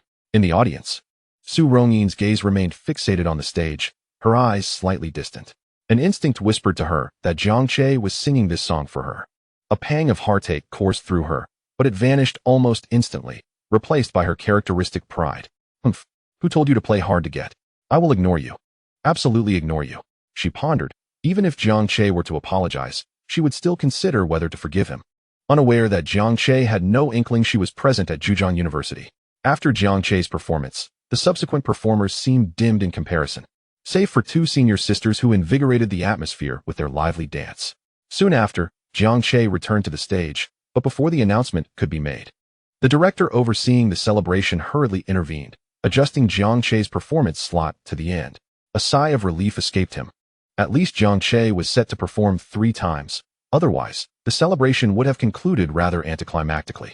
Realizing he was to be the final act, Jiang Che understood the implications and requested a piano.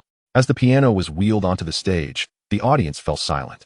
Jiang Che approached the instrument, seated himself, and with graceful fingers, began to evoke enchanting melodies that flowed through the speakers, captivating all in attendance.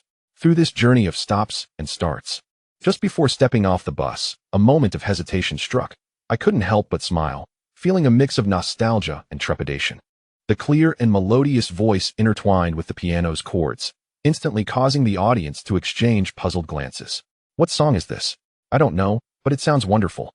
Once, I was enamored by the world, lingering in its embrace, gazing at the horizon as if it were within reach, willing to brave fire and water to experience it all. Now, having traversed this world, I find myself lost in memories, unexpectedly confronted by your smile.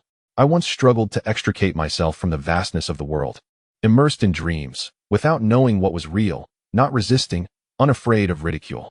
I once transformed my youth into her, and let my fingertips dance through summer.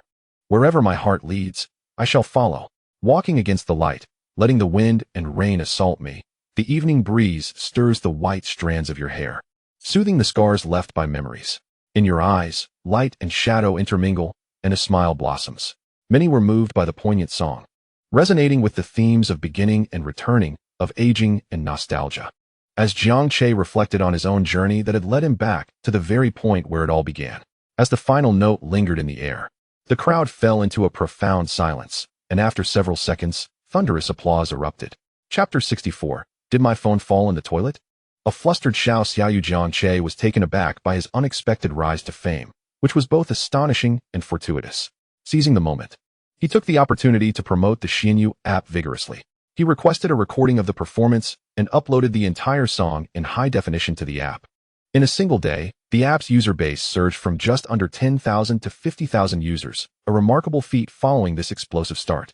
Jiang Che allocated a staggering $10 million for promotional efforts and meticulously crafted a marketing plan that eschewed forceful advertising in favor of subtle influence.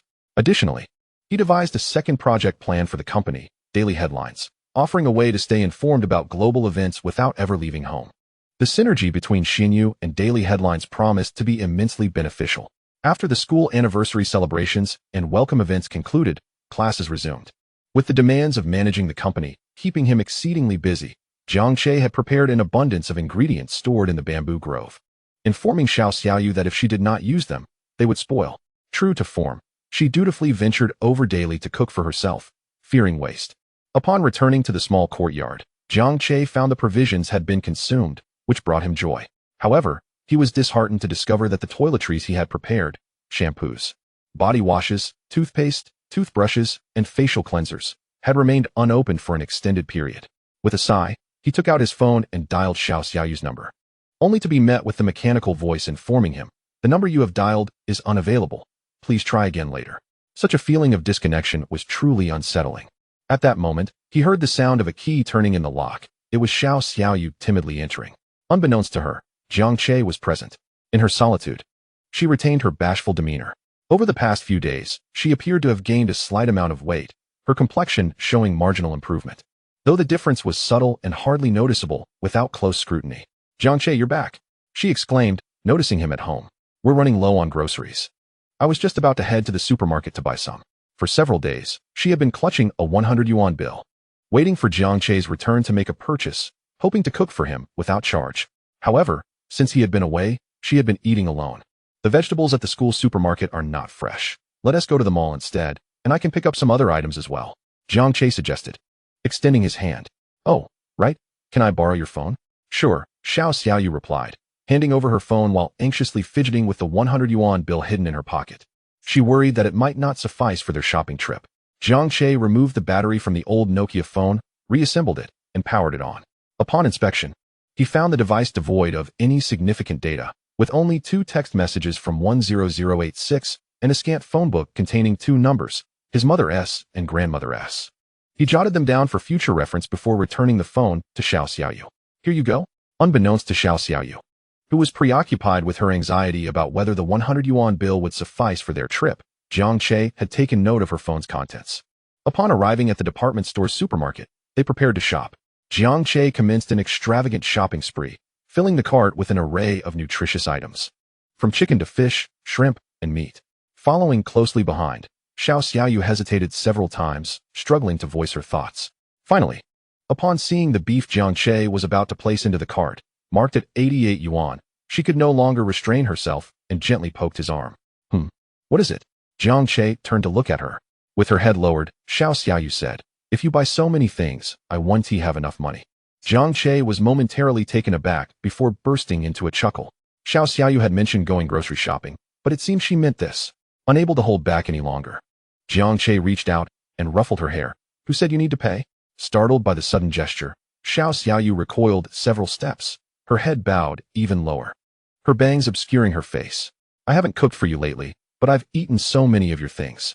Didn't you say you dislike taking advantage of others?"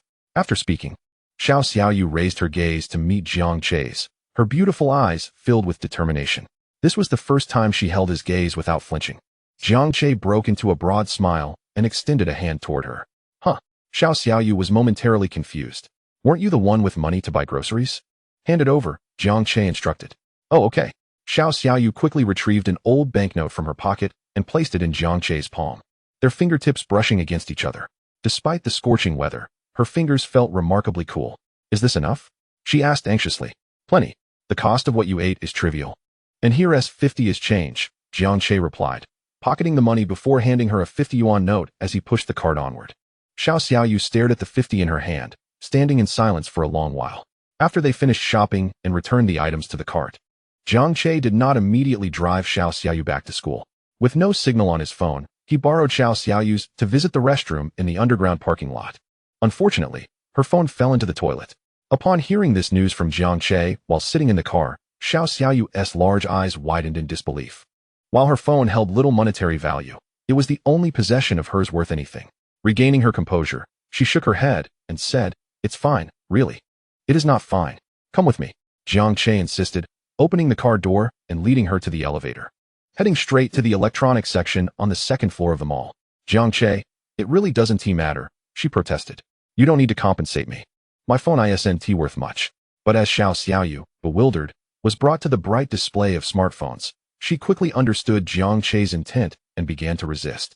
Jiang Che paused, turned back, and, mimicking her earlier demeanor, stated earnestly, "It matters greatly." Once again, they locked eyes, and after a lengthy moment, Jiang Che finally pointed to a phone priced around 1,000 yuan, instructing the clerk to retrieve it. Indeed, only magic could defeat magic. After selecting the phone, he asked for a newly released iPhone 6 and arranged for Xiao Xiaoyu to have a supplementary card under his plan, allowing them to share the package and expenses, with the total nearing 8,000 yuan. Upon hearing the exorbitant price, Xiao Xiaoyu finally came to her senses. But Jiang Che had already completed the transaction and turned to leave with the bags. Desperate, she rushed to the clerk, wanting to say something, but instead hurried after Jiang Che, nearly on the verge of tears, exclaiming, "Jiang Che, this is too expensive. You really don't need to pay for it." Jiang Che replied, "This isn't expensive at all. Just a few hundred yuan. The real expense is my newly released iPhone 6. Xiao Xiaoyu wore that stubborn expression once more, her large eyes seeming to convey disbelief. "Didn't you just say you dislike taking advantage of others? Therefore, you must compensate me. I can't buy you an exact replica of your phone now, so if you feel like you've taken advantage, just cook for me for a while." "Enough. It's late. Let us hurry back before we starve," Jiang Che said without looking back. That evening, as Xiao Xiaoyu sat on her dormitory bed, she laid out various items before her, including a small notebook, her diary.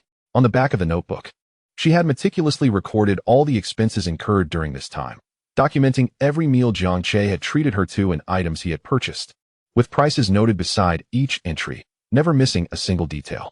Just now, she added 2 new lines. Mobile phone, 500, SIM card, 50. Jiang Che claimed her phone cost 2 to 300 yuan, but she intentionally recorded a higher amount. The SIM card was indeed 50 yuan. She had purchased a phone for her grandmother before coming to school for easier communication, which had also cost 50 yuan. Yet now, she realized she no longer had her mother's or grandmother's phone numbers. Fumbling with her phone, she opened the contacts list, her eyes widening in astonishment as she discovered that both her mother's and grandmother's numbers were still saved within. Meanwhile, Jiang Che was busy refining the business operations for their light meal dining company. With the groundwork laid, it was now only a matter of opening branch stores. Wang Hai had temporarily taken on the company's responsibilities, but he soon found himself overwhelmed. While he excelled at business development and opening new stores, managing personnel and the company's various aspects left him feeling daunted. Simultaneously, the promotion for their brand, Xinyu, entered a new phase. They established collaborative promotional agreements with numerous stores. As long as customers featured Xinyu products in their posts, they could receive discounts or free perks. The promotional spots were strategically located near major universities, where students, often strapped for cash, yet looking for deals, flocked to take advantage of minor discounts. These university students represented an ideal demographic. Once they discovered the charm of Xinyu, they would inevitably share it with others, leading to a ripple effect. Despite the time that had passed, Xiao Xiaoyu had yet to secure a job. The competition for part-time work was fierce among students, with many options available, and employers tended to favor those who appeared capable. Xiao Xiaoyu, being petite and delicate, though resilient and hardworking, was often overlooked, as employers feared she would struggle with demanding tasks. When Jiang Che returned, he called Xiao Xiaoyu while she was busy with elective assignments in the classroom. Realizing how late it had become, she promised to hurry back and prepare dinner for him. Jiang Che stopped her, saying he would buy takeout at the entrance, and they would eat that instead. As they arrived at the school gate, Jiang Che parked the car at the roadside. Previously, the area had been filled only with employees, but today, there was an elderly lady in her 60s, adorned in gold and silver, exuding a fashionable aura. She surveyed the surroundings with an air of authority. Jiang Che stepped back and looked up at the sign. Recognizing the logo that bore her likeness, she was undoubtedly the owner. Jiang Che ordered 2 servings of bento. As the elderly lady stood at the door rummaging through her bag, a cigarette was offered to her. Startled, she turned to see Jiang Che extending the cigarette and accepted it. With a click, she lit it with a flip-top lighter and cast a sideways glance at Jiang Che, slightly surprised. "Young man, how did you know I smoke?" Her fingers were yellowed, and a faint scent of tobacco lingered around her. The way she searched through her bag unmistakably indicated she was looking for a cigarette. Jiang Che lit one for himself as well and casually explained his reasoning. He exuded a calm demeanor, which piqued the elderly lady's interest, prompting her to engage in conversation. During their chat, Jiang Che inquired whether she could hire another employee. The elderly lady was taken aback, based on his demeanor. She could not imagine him needing a job at a bento shop. She chuckled, thinking perhaps he should stop working altogether. As her granddaughter was of the same age and their family had only one descendant across 3 generations, she mused that if fate allowed, Jiang Che could potentially run several chain stores throughout Hangzhou. However, before she could voice her thoughts, Jiang Che clarified that it was not for himself, but for a girl named Xiao Xiaoyu, whose wages she would cover. He wished for her work to be manageable yet fulfilling. Upon hearing this, the elderly lady dismissed her idea of introducing her granddaughter, realizing that helping a girl in such a manner needed no further justification. Intrigued, she delightedly agreed to assist Jiang Che and began discussing various details. While they were conversing, a sudden applause startled both Jiang Che and the elderly lady. Turning around, they spotted Niu Chunhai standing nearby with 2 boxes of bento. "Old Niu, you personally came to buy bento?" Jiang Che remarked with a smile. "Eavesdropping is not a commendable behavior." Niu Chunhai chuckled. "I was just returning home after work and heard your conversation from a distance. How could I eavesdrop?" He approached Jiang Che, patting him on the shoulder in approval. "Going to such lengths to help a girl while remaining humble, you truly possess the spirit of an ancient literary figure." The following noon, Xiao Xiaoyu prepared to return to her residence in the bamboo forest to cook, but Jiang Che stopped her, expressing his desire for bento again and insisted she accompany him. Not wanting to eat alone, he took her by the hand and led her out of the classroom. Nearby the school gate, Gu Wei happened to witness the scene, her initially cheerful expression abruptly freezing. She still couldn't comprehend why Jiang Che would be attracted to Xiao Xiaoyu. With her vivacious spirit, good figure, and pleasant appearance, she was well aware of the numerous admirers she had. What could Xiao Xiaoyu possibly have that she lacked? After pondering for an extended period, she remained perplexed. Just as she turned to leave, a figure approaching her caused her to furrow her brow. The girl had a long neck, a delicate face, and her hair styled in a ponytail, exuding an air of undeniable pride. This instantly ignited a strong sense of rivalry in Gu Wei, who herself harbored a streak of pride. However, the other girl merely cast a cursory glance at her, seemingly indifferent. As they passed, Gu Wei overheard the stocky girl beside her sarcastically remark, "Rongyin, it's been so long since school started, why is this banner still up?" Did Jiang Che pay the school? At the bento shop, the elderly lady had already coordinated with several employees. Upon seeing Xiao Xiaoyu, she was momentarily surprised, having expected a girl resembling a celestial being. However, upon closer inspection, she found Xiao Xiaoyu to be indeed very beautiful, albeit a bit pale and thin, which detracted from her beauty. Simultaneously, the elderly lady felt even more admiration for Jiang Che.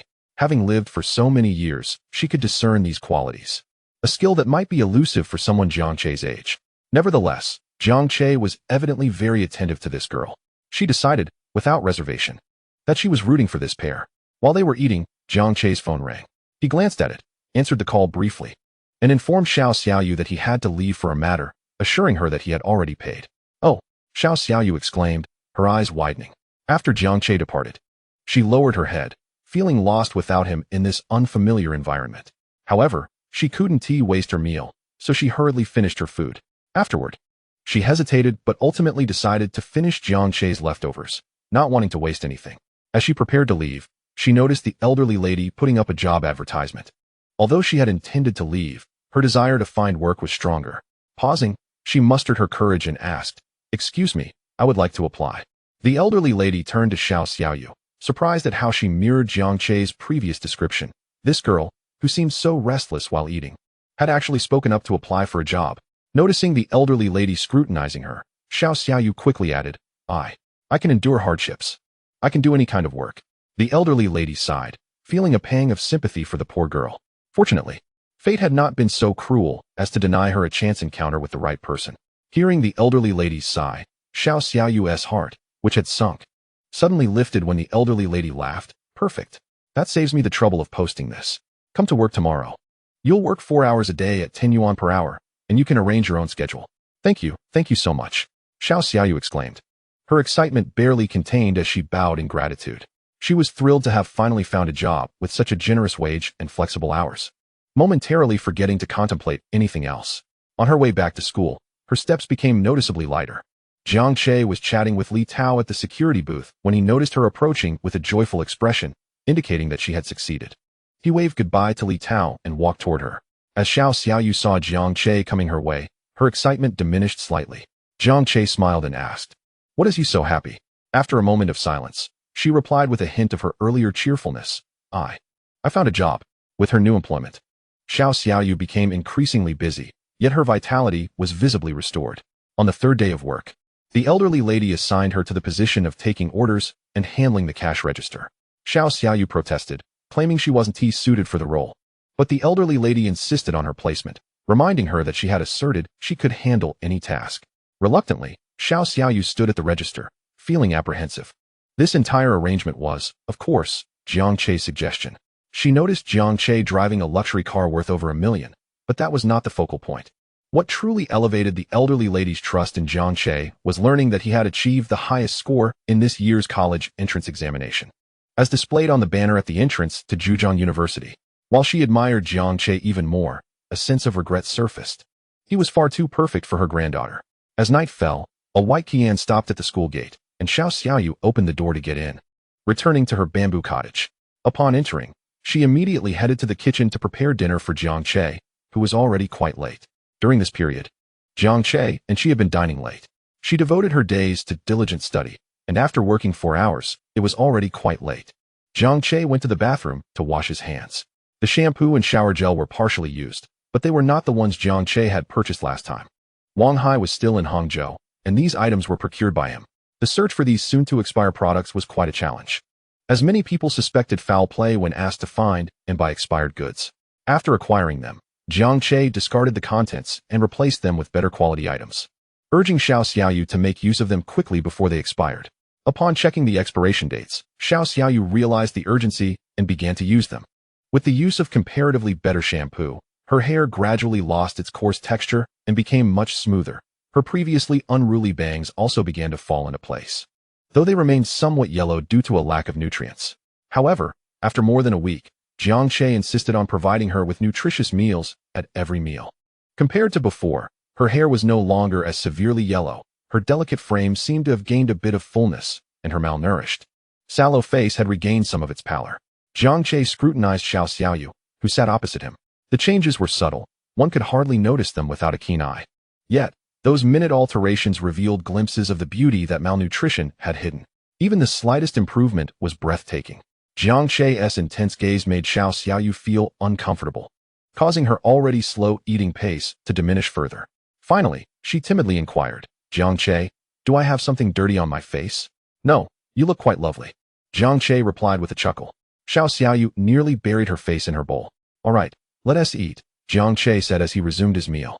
After a while, Xiao Xiaoyu continued to eat as well. As September drew to a close, the weather in Hangzhou had yet to cool significantly, though the evening breeze had become less stifling and more refreshing. The long National Day holiday was approaching, yet Xiao Xiaoyu had no plans to return home. Although she yearned to see her grandmother and mother, the cost of a return ticket was over 50 yuan, making it more than 100 for a round trip.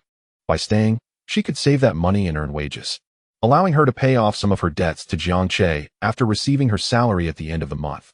On the afternoon before the holiday, there were no classes. Among the 3 roommates in the dormitory, 2 had already left. Han Teng returned to the bustling metropolis, while Li Feng went to his grandmother's house. Shi Qi chose to seclude himself in an internet cafe, making his departure no different from the others. After discussing the schedule with Chen Yunsong, Jiang Che booked a flight for 7 p.m., taking 2.5 hours to reach home by 10 at the latest, and requested Wu Zuiping to arrange transportation to the airport for them. Upon reuniting with Chen Yunsong after a month, Jiang Che was amused to see that his friend had become 3 shades darker. Jiang Che couldn't help but chuckle, which earned him a resentful glare from Chen Yunsong. If it weren't for Jiang Che's prior warning about the sun exposure, he wouldn't have expected such a dramatic change after a military training session. Returning home late at night disrupted Mr. and Mrs. Zhang's peaceful slumber. Although Mrs. Chen Feirong feigned displeasure, her eyes sparkled upon seeing Jiang Che. She had thought he would remain away until October 1st, perhaps indulging in wild adventures. What on earth did you bring back? You didn't return with a month's worth of dirty laundry and smelly socks for your mother to wash, did you? She asked skeptically, opening the bags Jiang Che had brought. Upon seeing the contents, her words faltered. As she opened each bag, Chen Feirong suddenly stood up, staring intently at Jiang Che. Have you committed a crime? Mr. Jiang Liyun, puzzled, approached to inspect the bags, and after looking, he turned to Jiang Che with the same incredulous expression. Jiang Che, bemused, replied, what crime? This is my earnings. Are you trying to fool us? 2 people cannot share the same bed and produce different outcomes, the couple replied in unison. It's genuinely earned. Why would I deceive you? Jiang Che insisted. I would eventually have to come clean, so why not do it now? Otherwise, many of my plans would remain unfulfilled. As Jiang Che explained, he stood before the coffee table, adopting an almost formal demeanor. Stop with the playful banter and tell us the truth, Chen Feirong demanded, slapping the table. All right. I've opened several light meal shops, and they're quite profitable, Jiang Che confessed.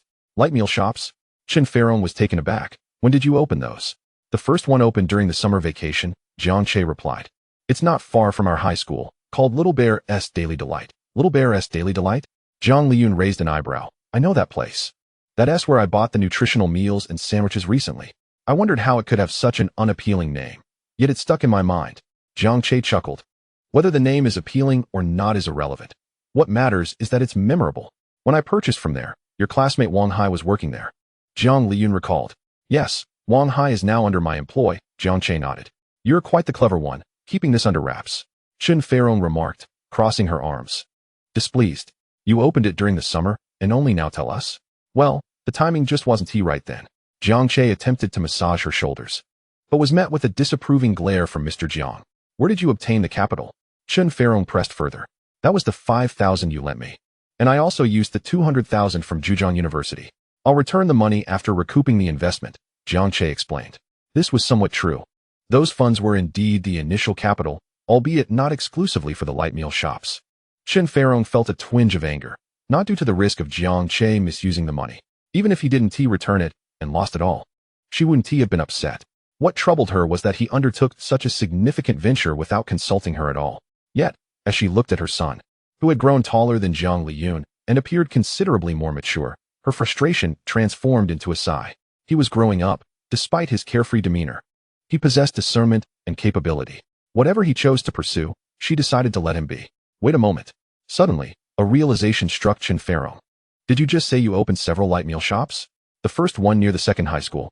She emphasized the words several and first. Yes, Jiang Che confirmed.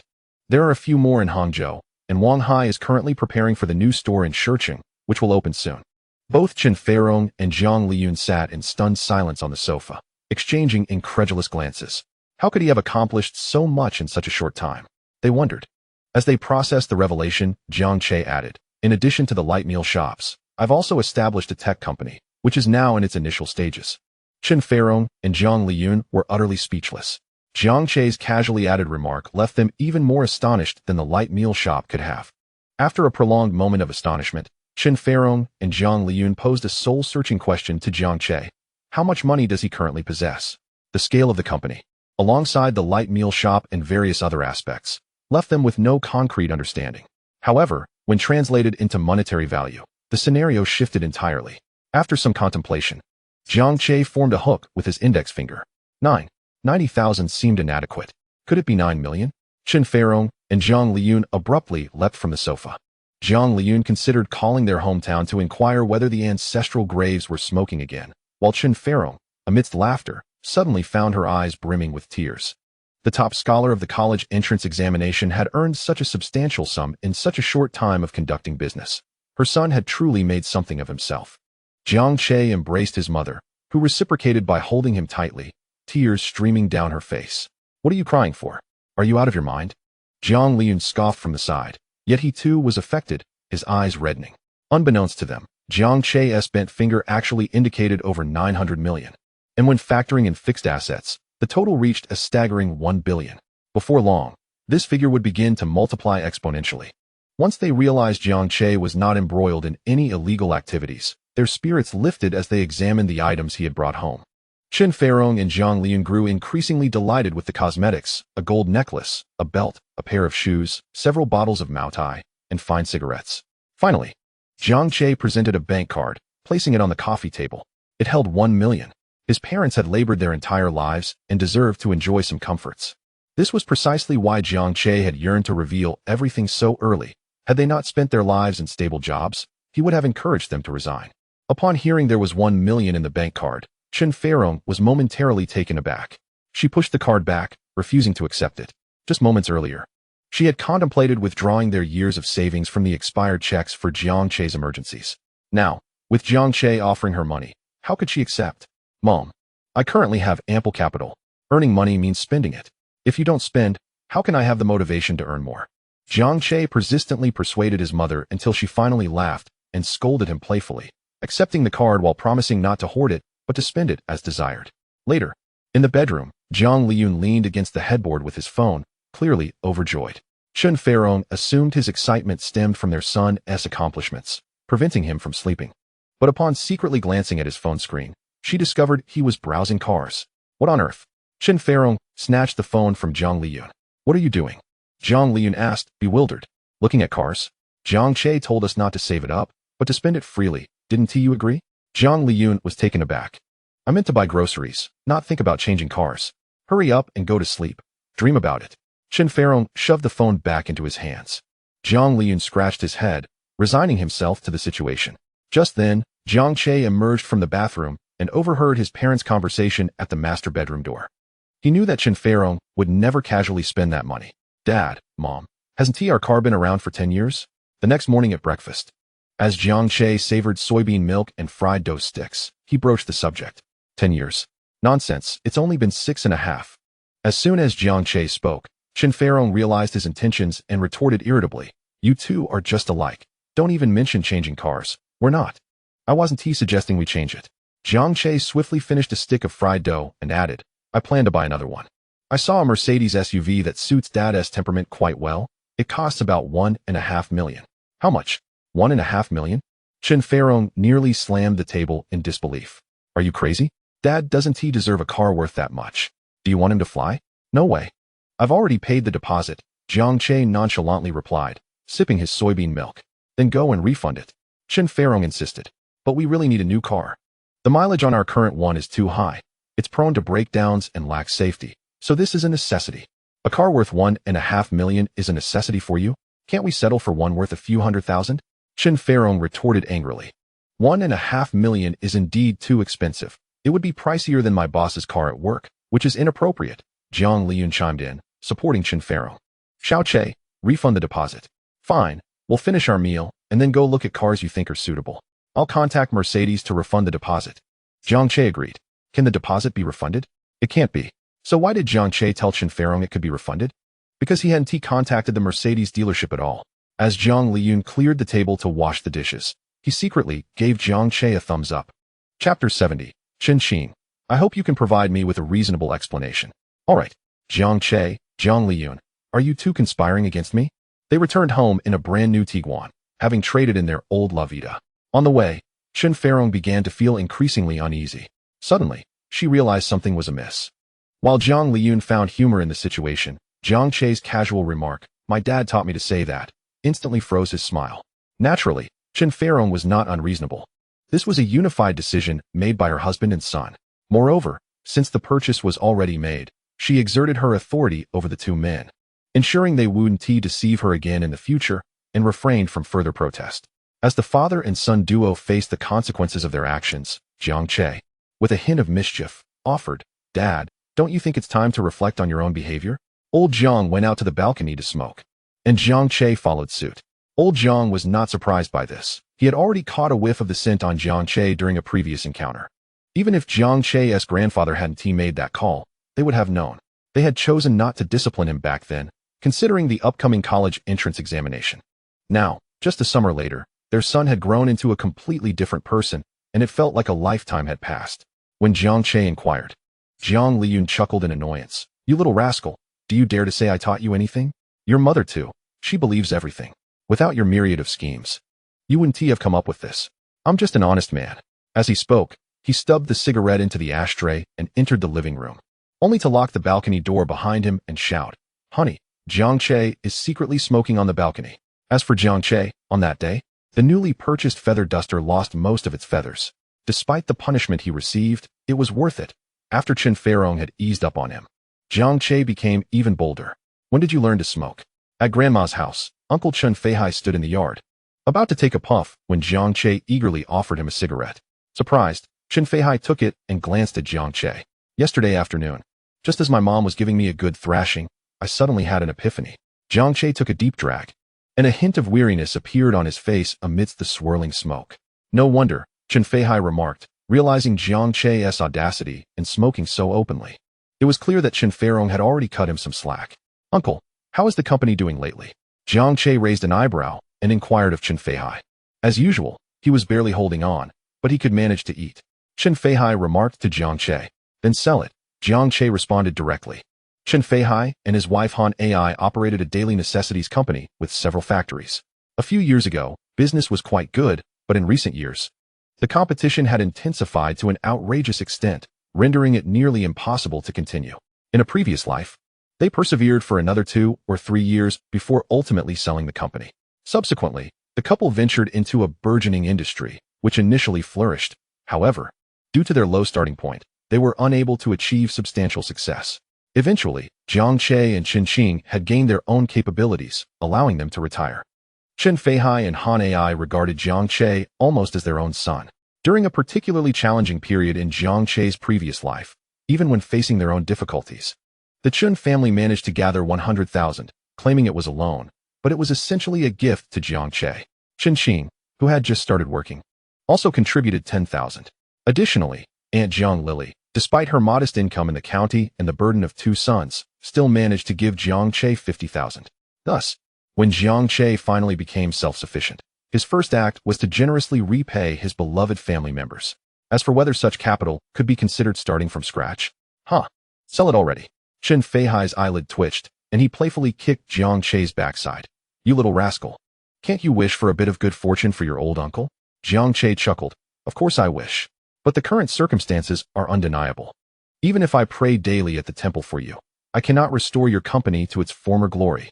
Chen Feihai's expression darkened, and after finishing his cigarette, he smiled resignedly. "If we can hold on a few more years, then we will.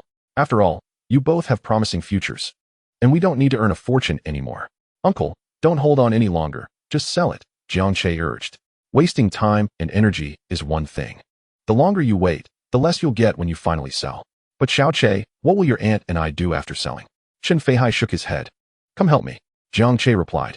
"I have a chain restaurant company that needs management, and you and Auntie would be perfect for the role.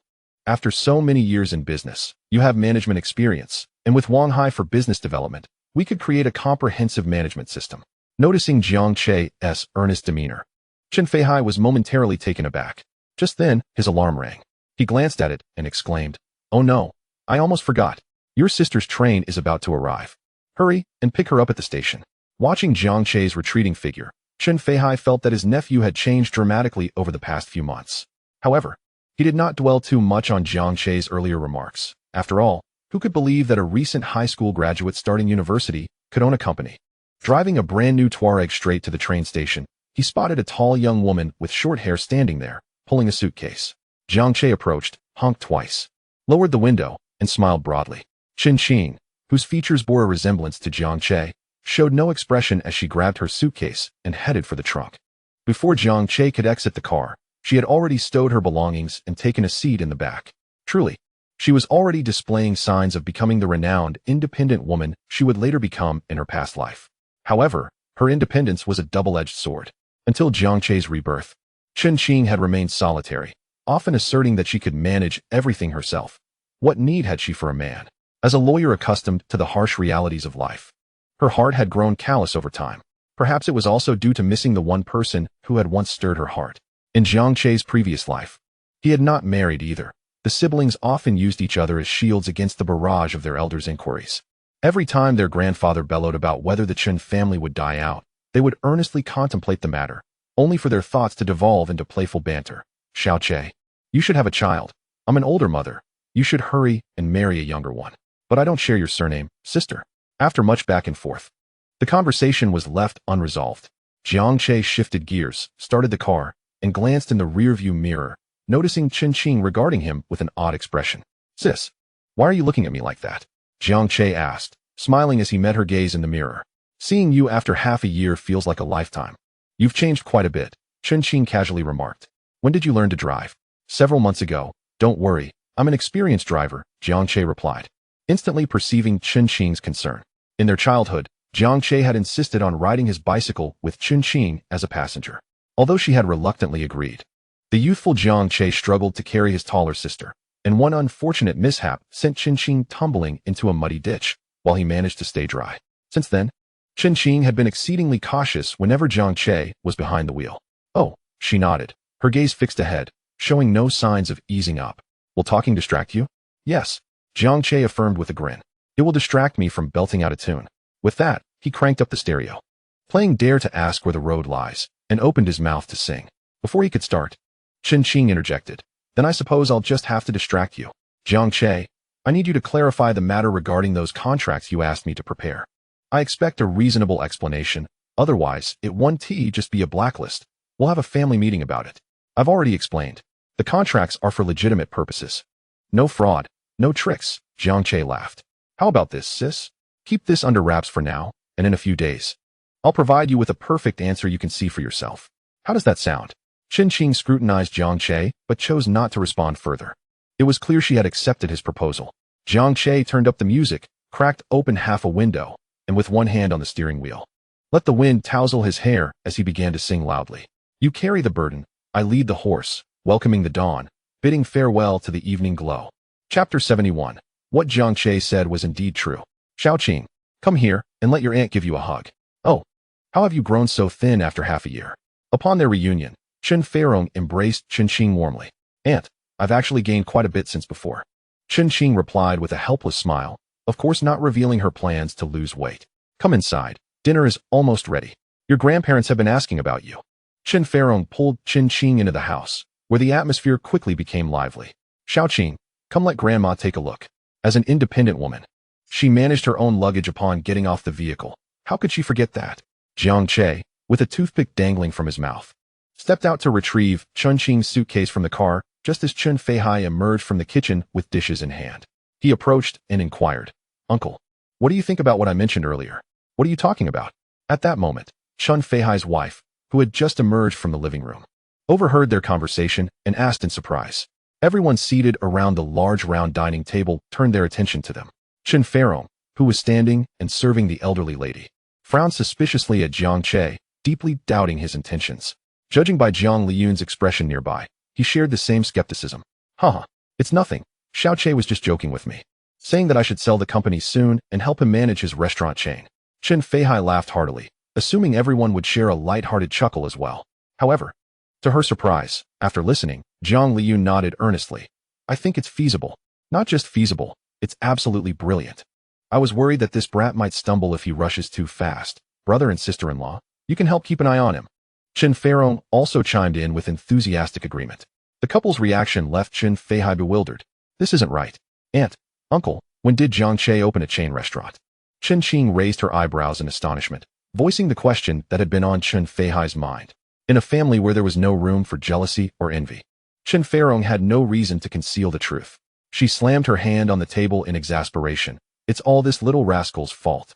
He only told me about such a significant matter yesterday, and this morning, he conspired with his father to switch my car. And he dares to smoke openly while I was too busy scolding him. After berating Jiang Che, she began recounting what he had told her the previous night. Good. This little rascal is quite accomplished. Exceptionally accomplished. Grandpa exclaimed with a hearty laugh that resonated throughout the room. Why are you shouting so loudly?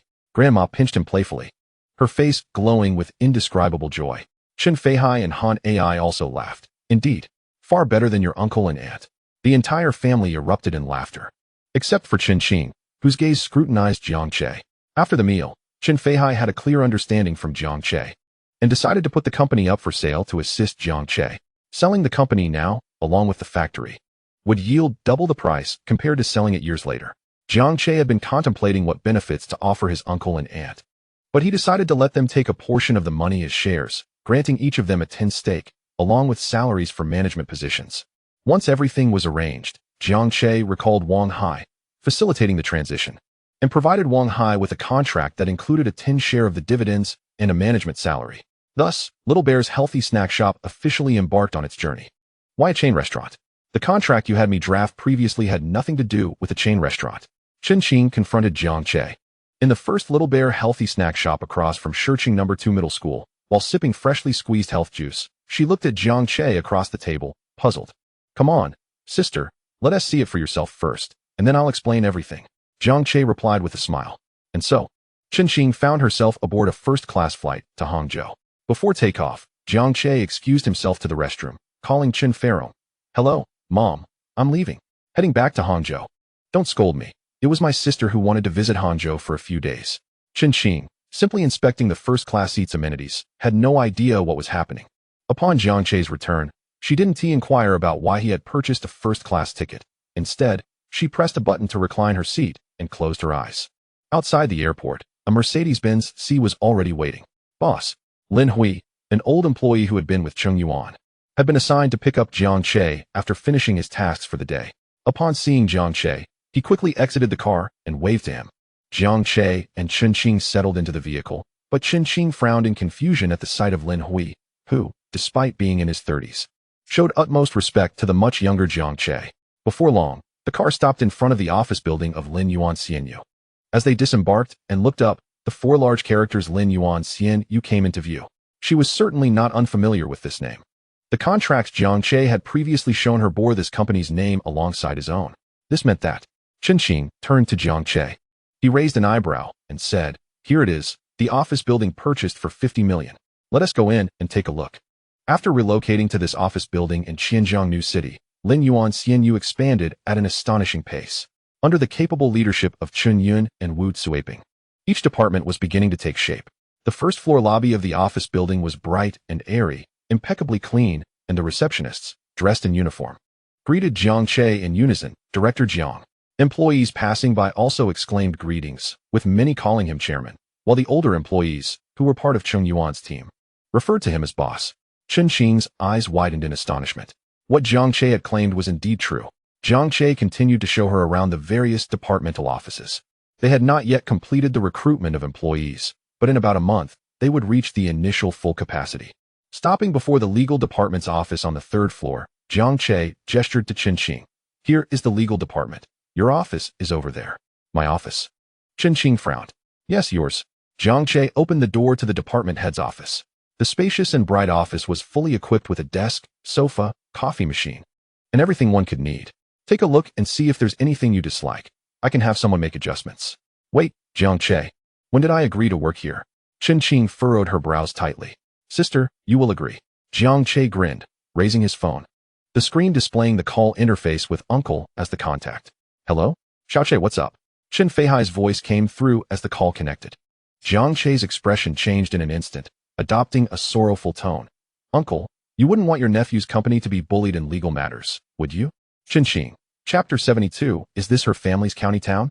Xiao Yu? Why did you change your phone number? My phone fell. Haha, it's no big deal. Mom has a day off tomorrow. Paid leave. My work here is great. They gave each of us a 100 yuan holiday bonus today. And last month's salary was also distributed. I bought medicine for grandma, and the rest I'll send to you. In her solitary dormitory, Xiaoyu had just finished washing up after work and dialed her mother's number. Hearing her mother's words, she quickly shook her head. Mom, no need. I have a part-time job at the school gate, earning 40 yuan a day. I want to have a holiday during National Day, and I can still receive a 200 yuan bonus. I have enough money. Xiaoyu maintained good relationships with her co-workers at the store. Aside from her, everyone knew that this bonus came from Jiang Che. On the other end of the line, her mother, Su Rongyin, fell silent for a moment before chuckling through her tears. I'm sorry, dear. You're in college now, and I still have you working so hard. Xiaoyu's eyes immediately turned red. Mom, I'm fine. Please don't say that. You're the one who's working hard.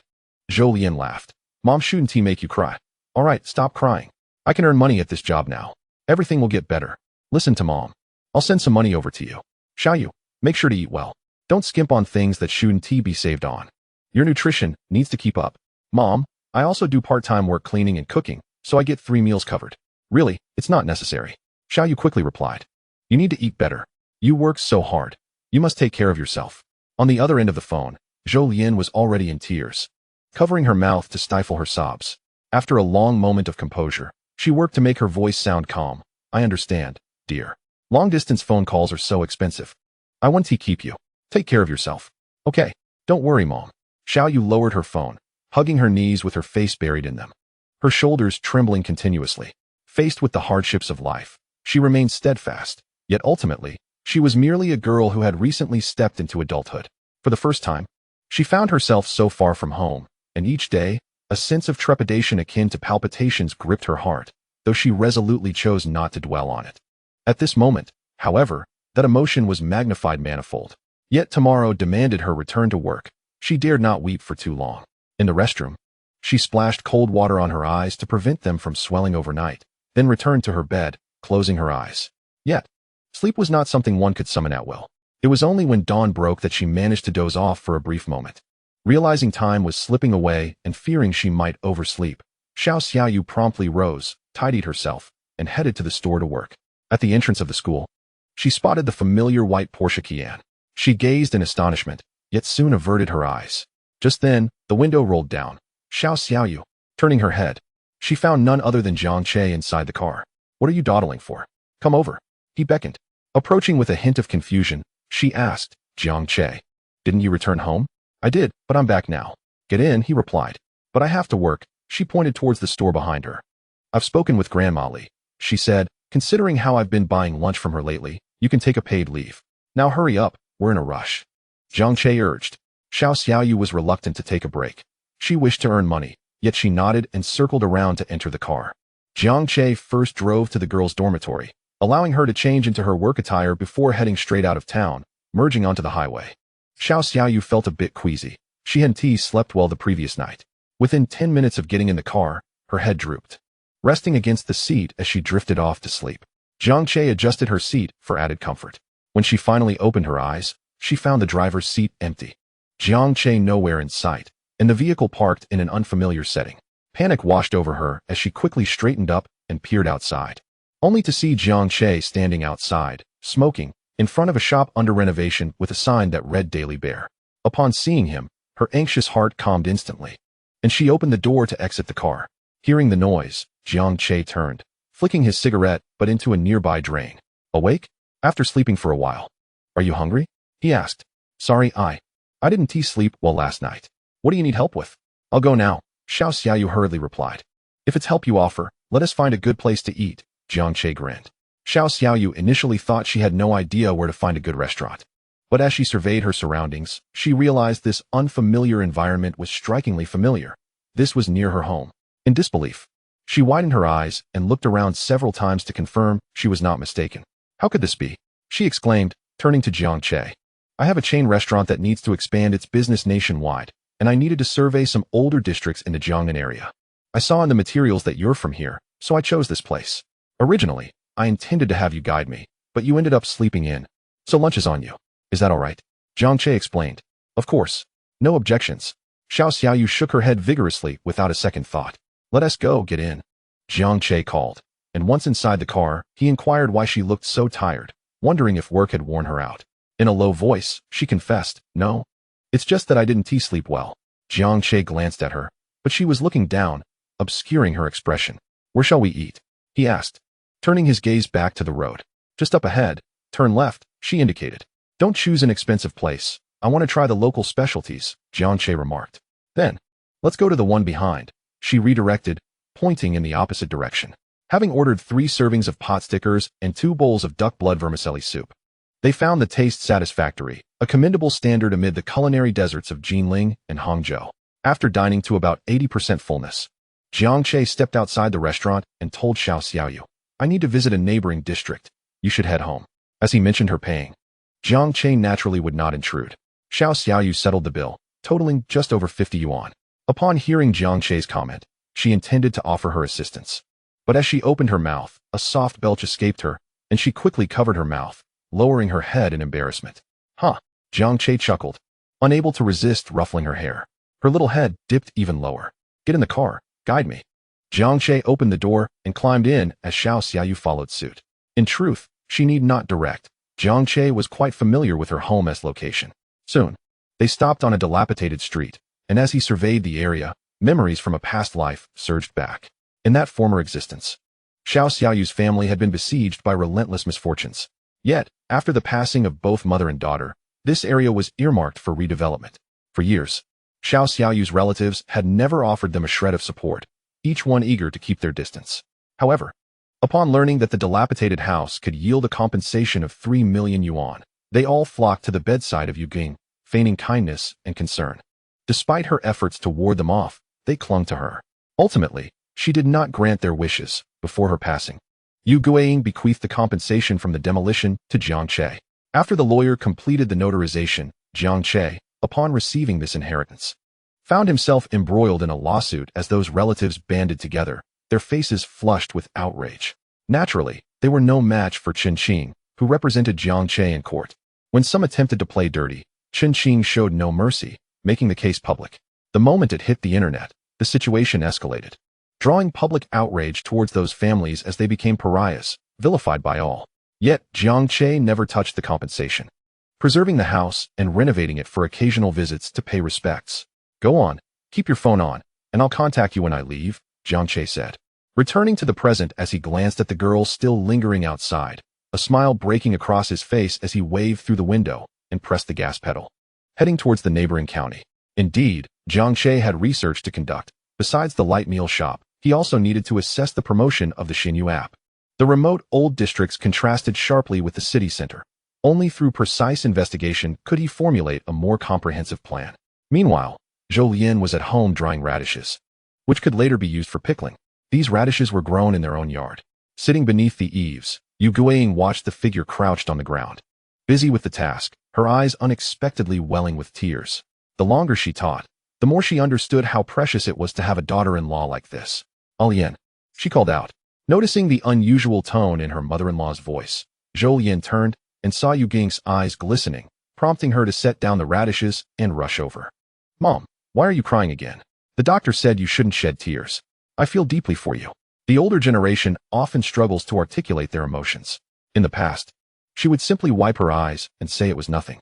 However, this time, Yu Guiying could no longer contain herself and expressed her innermost thoughts. Upon hearing this, Zhou Lian's eyes welled with tears. She sat beside Yu Guiying, embraced her shoulder, and gently reassured, "Mom, it will be all right. Everything will get better." "Alian, when Xiaoyi left, you were still so young. I have advised you countless times, yet every time I bring it up, you get angry and refuse to let me speak." Yu Guiying sobbed. "This time, even if you are upset, I must say it. Alian, it is not too late. You should find a good man to marry. I do not have many years left, and if Xiaoyi were aware, he would certainly wish for this. If not for yourself, consider little Yu. She is a good child who has endured a lifetime of hardship." Tears streamed down Zhou Lian's face, but she stubbornly shook her head. "Mom, please don't cry. Just listen to me, all right? I will not remarry. I followed Xiao Yi for life. And even though he has been gone for many years, I have long regarded you as my own mother. You are my true mother. So please do not speak of having only a few years left. Our family now consists solely of the 3 of us, you, me, and little Yu. We cannot afford to lose anyone. Seeing Zhou Lian's tear-streaked face, Yu Guiying felt her heart ache like it was being cut by a knife. They had relied on each other, and she had long since viewed this daughter-in-law as her own daughter. However, how long would they have to endure before they could see the light? Mom, don't worry.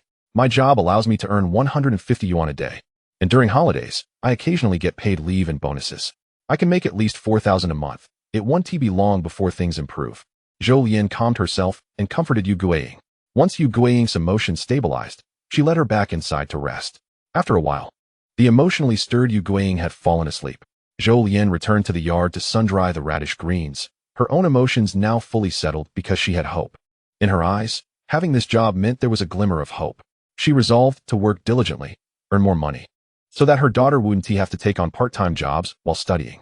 She wanted her to enjoy life like other children, buying new clothes or eating whatever she desired. She wondered if her daughter had lost weight and how she was faring at school. Zhou Lian had never been apart from her daughter. Now, they had not seen each other for a month. A mother's concern for her child spans miles. Her worry for Xiao Yu was even more profound. She fretted over whether Xiao Yu would face difficulties or be ostracized in her new environment, tossing and turning at night. Unable to sleep. Mom. Suddenly, a voice called from the entrance. Zhou Lian thought she was imagining things, as she had often experienced such auditory illusions over the past month. However, she looked up to see her daughter standing at the door. Chapter 74. So she truly took Jiang Che's explanations to heart. In the brightly lit, spacious, and elegantly understated yet luxurious office of the CEO, Chunyin stretched lazily in her pure white suit. The blazer concealed but could not entirely hide her graceful figure. During this time, her aura as a female executive had intensified, and as she leaned back in her chair after stretching, a hint of languor mingled with her poise. She had intended to conduct a market research study, but unexpectedly, the ungrateful Jiang Che had taken over that task, allowing her a rare moment of respite. Knock, knock, knock. Not long after, a knock echoed through the office. Come in. Chen Qing's onboarding procedures had been completed. Jiang Che had asked her to find Chen Yun, as the arrangement of her cousin's employment had been rather abrupt and lacked proper planning. For the time being, they would be living together. Chen Yun had been informed about this by Jiang Che and was not surprised to see Chen Qing. Cousin, right? Hello. Your onboarding is all set, correct? I don't have much on my plate right now. Are you headed back now, cousin? Chen Qing looked at Chen Yun with suspicion. Law enforcement personnel often exude a strong sense of pressure when scrutinizing others, even if Chen Qing was merely an attorney. Haha. Chen Yun laughed awkwardly. I spoke too casually. You must be Chen Qing, right? Our names are quite similar. I'm Chen Yun, and I should be older than you. So I'll just call you by your name. On the way back, Chen Yun drove without turning her head. Yet she could feel Chen Qing's peculiar gaze fixed on her. It made her uncomfortable, as if she were hiding some scandalous secret. Finally arriving home, she retreated to her bedroom and let out a long sigh of relief. She felt like she was being watched by a formidable figure. Thankfully, she would be moving out in a few days. Otherwise, she would have. Wait a moment. Why should she feel anxious or guilty under Chen Qing's gaze? Chen Yun abruptly sat up in bed. There was no connection between her and Jiang Che. Before she could ponder further, her phone buzzed with Jiang Che's research results and project proposal. Sitting at her desk, she opened her notebook and began reviewing the email. The content of the research results and proposal astonished her yet again. Each of Jiang Che's projects continually challenged her perceptions and imparted invaluable knowledge. She picked up her notebook, committing the project details to memory while also learning along the way. However, upon seeing the locations of Jiang Che's research, she was puzzled. The old districts around Hangsheng were well known. Why had Jiang Che gone to Jinling? Xiao Yu rushed into her mother's embrace. Only in her mother's presence could she slightly release her emotions. Didn't you say you weren't coming back? Zhou Lian almost teared up, forcing down the stinging sensation in her eyes, as she ruffled her daughter's hair and smiled. My boss came for market research, knowing I was from here. He wanted me to be his guide. Unfortunately, I overslept and couldn't help at all, so he went to the next county and told me to come back. He'll call me when he leaves, Xiao Yu explained. A few days ago, when she had called, she was unsure how to describe Jiang Che to Zhou Lian. Were they merely classmates? Considering she cooked for Jiang Che and he provided her meals, it felt somewhat like an employer-employee relationship. Hence, she used the term boss. You. Zhou Lian playfully tapped Xiao Yu on the forehead, then noted with surprise that her daughter did not appear as thin as before. She had filled out considerably, and her complexion was no longer so sallow. After a period apart, the changes were most evident. You've gained weight. That's wonderful. Xiao Yu recounted everything that had happened at school. Securing a good job was one aspect, but more so, She had been cooking for Jiang Che, cleaning, and eating exceptionally well. Each meal was quite lavish, and she had gained weight because of Jiang Che. Zhou Lian's smile faltered slightly. Xiaoyu casually mentioned various other details. And piecing everything together, Zhou Lian sensed that Jiang Che treated her daughter well. Yet, she was acutely aware that no love comes without a reason. What could the so-called boss's intentions be for treating Xiaoyu so kindly? An image of a lecherous middle-aged man began to form in her mind. She tentatively asked her daughter, Xiaoyu, how did you meet this boss? He is my classmate, Xiaoyu replied. Zhou Lian's mental image shattered instantly. A classmate? How did you end up cooking and cleaning for him? Can you cook in your dorm? Xiaoyu shook her head and said, he is quite remarkable. He is this year's top scorer in the college entrance examination. The school has assigned him a separate dormitory. Zhou Lian initially wondered if this person had an affection for her daughter. Otherwise, why would he show such interest? However, upon hearing of the young man's extraordinary accomplishments, his handsome appearance, youth, wealth, and status as the top scorer, she quickly dismissed that notion entirely. In her eyes, her daughter was the best. Yet, Zhou Lian still felt that her daughter could not possibly have gained the favor of someone so exceptional without reason. Perhaps everything was merely coincidental. Standing across from her, Xiaoyu harbored similar thoughts. She could hardly believe the deliberate kindness Jiang Che showed her. Thus, she took his explanations to heart, convinced that everything was simply a series of fortunate coincidences that Jiang Che needed. Jiang Che returned to the district where Xiaoyu lived. Having completed his project, he did not rush home. Instead, he booked a room in a government hotel in the county, planning to stay the night before leaving. Going back felt tedious. Here, he could at least clear his mind. Originally, after leaving his grandmother's house, they had intended to return to his grandfather's home in the county for a few more days. However, his Aunt Zhang Lily and Uncle Gu Feng had taken the elderly couple on a trip, which was why they did not return. Chen Feirong had sent Zhang Liyun 20,000 yuan for his aunt, urging them not to be frugal, to indulge in good food and entertainment. Chen Feirong's stinginess was only directed towards Jiang Che and Zhang Liyun. Now that Jiang Che had money of his own, the only thing left in Chen's grasp was his old father's salary card. The plight of his father was truly dismal. Had Jiang Che not bought him a few packs of cigarettes, he would have likely needed to ask his son for sponsorship just to buy a single pack, and then inquire if the corner shop accepted card payments. In this era, convenient and swift QR code payments had yet to emerge. Standing by the window, Jiang Che gazed into the vast night, adorned with countless stars, resplendent in their brilliance. Checking the time, he realized it was precisely October 5th, 2014. Today marked the first day of the Orionid meteor shower, one of the world's 7 major meteor showers, and also the day with the most meteors. This meteor shower lasted for over half a month. Jiang Che vividly recalled that during this time in his past life, when he had returned home with Su Rongyin, he had invited her to watch the meteor shower after hearing the news. She agreed but brought Gao Yin along. And when they arrived at the rooftop of a tall building he had scouted beforehand, the first autumn rain began to fall unexpectedly. Reflecting on it now, perhaps the heavens had disapproved of his actions. At this moment, the sky above Jinling was clear and bright. Chapter 75. Will you come out and accompany me? Ding dong. Xiaoyu had only recently begun using WeChat, thanks to Jiang Che's guidance. Her contact list contained only one person. The notification sound was unique. It only rang when Jiang Che messaged her. She hurried to her bed, cradling her phone in her hands, and earnestly checked the message. Jiang Che, are you asleep? With her fingers, she tapped open the reply box, and after a moment of clumsy typing, she responded, are we leaving now? Upon seeing her reply, Jiang Che knocked on his forehead, forgetting Xiaoyu's disposition. As long as he did not inform her that he would not be going back that night, she would wait for him regardless of the hour.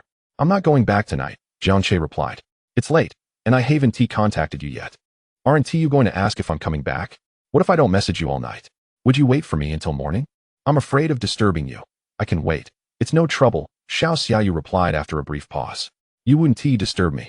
If there is anything, just feel free to call me anytime, Jiang Che replied. However, he knew that Xiaoyu was unlikely to call him casually. He continued, you can also send me a WeChat message. If I'm busy, I'll reply once I'm done instead of just waiting idly. I understand, Xiaoyu replied. Jiang Che noticed that every line of Xiaoyu's replies was punctuated with impeccable precision, which he found quite endearing. He smiled and reassured her not to worry about the matters of salary and bonuses, stating that since he had taken her out, he would ensure everything was well arranged. He then inquired, are you sleepy? Not yet, she replied. I'd like to take a stroll, get some fresh air, and grab a bite.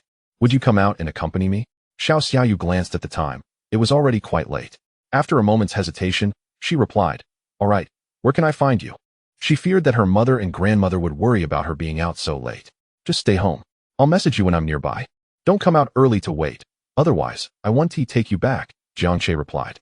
"Oh," Xiao Xiaoyu responded instinctively, then realized something was amiss. She typed back, "I understand." She tucked her phone securely into her pocket and stepped outside to check. Her grandmother's room was already dark, while a faint light still glimmered in Zhou Yin's room, courtesy of her low-wattage energy-saving lamp. In the entire house, only the light in Xiao Xiaoyu's room was bright. Approaching the slightly ajar door, she saw her mother standing under the dim light, hurriedly sewing shoe insoles, her movements swift and seemingly anxious. "Mom," Xiao Xiaoyu called as she pushed the door open. Zhou Yin jumped, quickly saying, "Have you been picked up? How long will it take? I'll finish up right away." Upon realizing that the insoles were for her, Xiao Xiaoyu felt a pang in her heart. "Mom, I'm not leaving today." "Not leaving today?" Zhou Yin sighed in relief. "Good, then I can make a few more pairs for you to take back and change into." "Mom, don't make any more." Xiao Xiaoyu stepped forward, taking the insoles and sewing materials from her mother's hands. "I haven't even finished wearing the ones I brought when school started. You have to work tomorrow, so hurry and get some rest." "I'm not tired yet," Zhou Yin insisted, seeing Xiao Xiaoyu stubbornly clutching the insoles. Zhou Yin knew she would never agree to let her continue working. She smiled and nodded. All right, Mom won't make any more. Since you're not leaving tonight, hurry back to sleep." "I need to go out for a bit," Xiao Xiaoyu said. "Out? At this late hour, what for?" Zhou Yin asked, her brows furrowing in confusion. "The boss just got back, and he wants to grab a bite. He asked me to join him," Xiao Xiaoyu replied honestly. Just as she finished speaking, her phone buzzed in her pocket. It was a message from Jiang Che. "I'm already at the intersection." Xiao Xiaoyu quickly replied and headed out, turning to her mother. "Mom, the boss is here. I'm going out. Be careful on the way. Do you want me to walk you to the main road?" Zhou Lian inquired. "No need. Mom, you should get some rest." Xiao Xiaoyu waved her hand at Zhou Lian and turned to leave the house, though she said there was no need. As soon as she stepped outside into the pitch-black night, her heart raced, nearly leaping into her throat, suppressing her fear of the darkness. She turned back to close the door. At that moment, just like the last time in the bamboo grove, a light flickered on. Jiang Che stood not far away, holding his phone with the flashlight on. The light was dim, yet it instantly dispelled the surrounding darkness. "Let us go?"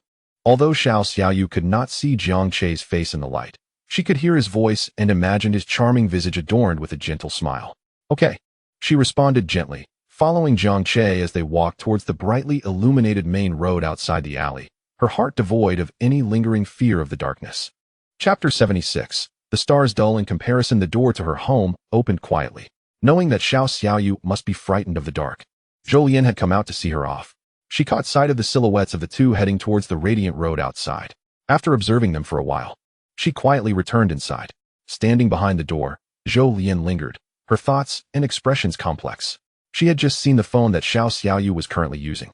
Xiao Xiaoyu had mentioned 2 days ago that it was a replacement for the one her boss had accidentally dropped in the toilet. However, the phone Xiao Xiaoyu previously owned was an old, battered Nokia, worth hardly 20 yuan, which her sister-in-law, Xiao Xiaoyu's aunt, had replaced long ago, initially intending to discard it.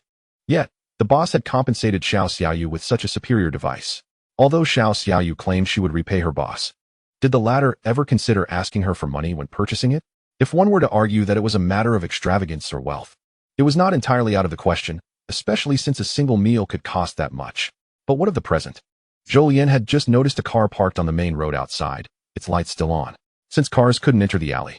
It was peculiar that he chose to come in to pick up Xiao Xiaoyu when he could have easily waited outside. What did money have to do with it?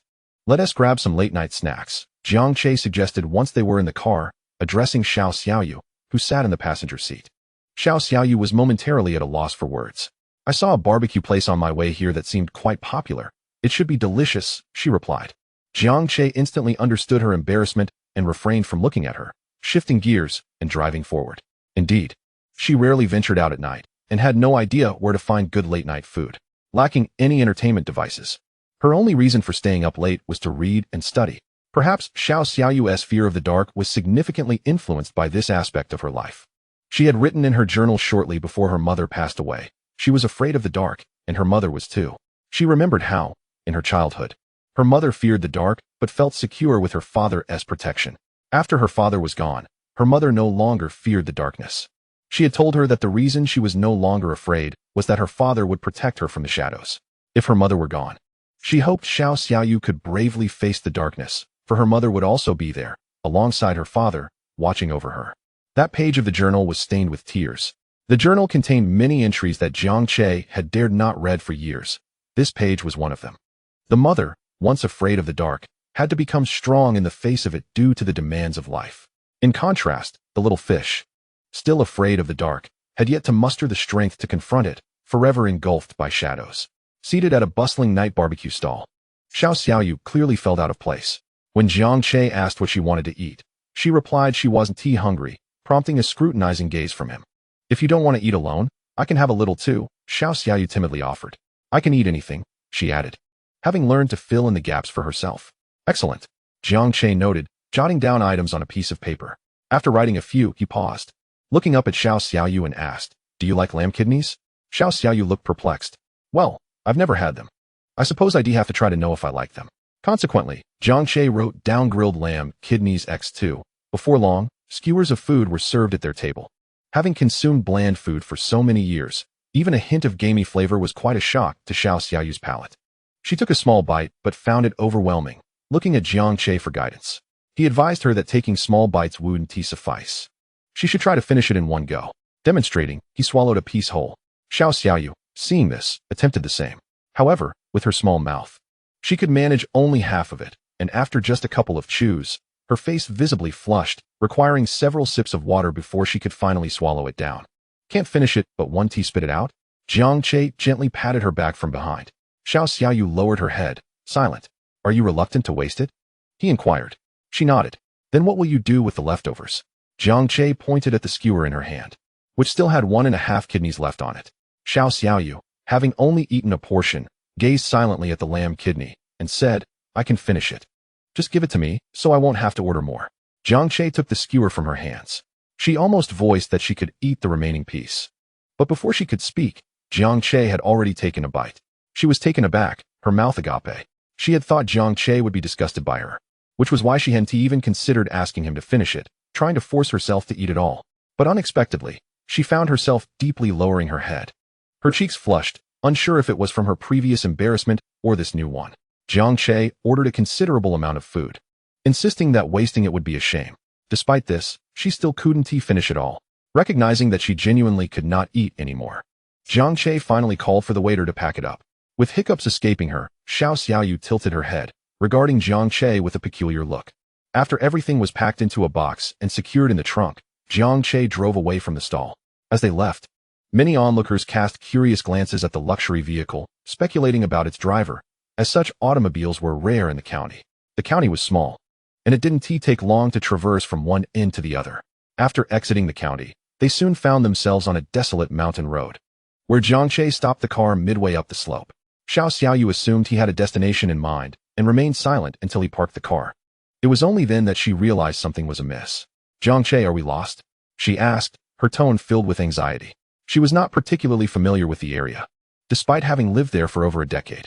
If they were lost, she wouldn't know how to return home at this late hour. We're not lost. Let us get out, Jiang Che replied. Huh, Xiao Xiaoyu responded, puzzled. Before she could ask more, Jiang Che had already opened the car door and stepped out. Confused, she followed suit. Not far ahead was a flat rock. Jiang Che stood upon it, gazing up at the sky. Xiao Xiaoyu walked beside him and mimicked his posture, looking up as well. Upon doing so, her eyes widened. The night sky was filled with a dazzling array of stars. It's so beautiful. Xiao Xiaoyu couldn't help but exclaim. Jiang Che turned to glance at her, then raised his voice, shouting down the empty mountainside, Xiao Xiaoyu, if wishing upon a shooting star truly brings fulfillment, what would your wish be? My wish, Xiao Xiaoyu responded earnestly, without hesitation. I hope to live healthily and happily. Such a simple wish. Speak up. I can't hear you, Jiang Che urged. After a brief silence, she raised her voice, repeating her wish. I hope to live healthily and happily. This volume was already her utmost limit. Then make a wish, Jiang Che smiled. But there aren't any shooting stars, Xiao Xiaoyu remarked, tilting her head. Close your eyes. Jiang Che gently covered her eyes with his hand, slightly adjusting her head to align with a specific patch of sky. For reasons unknown, after Jiang Che shielded her vision, Xiao Xiaoyu felt her heart racing uncontrollably. Suddenly, those warm hands withdrew from her eye sockets. As she opened her eyes, a shooting star streaked across the very sky she was facing. Immediately after, a second, a third, and a fourth followed. Her eyes widened in delight as she hurriedly made silent wishes in her heart. With so many shooting stars, could she not wish for numerous dreams to come true? Xiao Xiaoyu mused quietly. She wasn't greedy. Just 2 or 3 wishes would suffice. In her dark, shimmering eyes reflected the vast expanse of starlight, and the shooting stars that traversed the heavens flickered through her gaze. Uncertain of how many wishes she had made, Xiao Xiaoyu turned to Jiang Che beside her and smiled. That smile seemed to dim the brilliance of the countless stars above. Chapter 77. Zhou Lian's work. Xiao Xiaoyu in tears. Xiao Xiaoyu possessed a remarkably gentle disposition. Yet, it was Jiang Che's first time witnessing her smile in such a manner after all this time. It was also the first instance in a long while that she radiated such joy. She turned her gaze back to the sky, while Jiang Che looked up, his eyes sparkling as he followed the path of the falling stars. Standing side by side, time seemed to stand still. In a typical romantic storyline, at this moment, Jiang Che would reach out and take Xiao Xiaoyu's hand. However, Xiao Xiaoyu was no typical heroine. If he held her hand, she would panic and pull away, shattering that fleeting moment of beauty. Jiang Che was not in a rush. Such scenes would undoubtedly occur many more times in the future. Next time, he would surely be holding Xiao Xiaoyu's hand. Mom, you should go to sleep first. Just leave the door open for me. It was already quite late. And Xiao Xiaoyu knew her mother must be waiting for her, so she made a phone call. The night breeze gently dispersed the last remnants of her restlessness, and the air was already infused with the scent of early autumn. On her way back, it wasn't long before Xiao Xiaoyu leaned against the passenger seat and fell asleep. Jiang Che slightly rolled up the window and eased the speed of the car. He came to a stop at the entrance of the alley.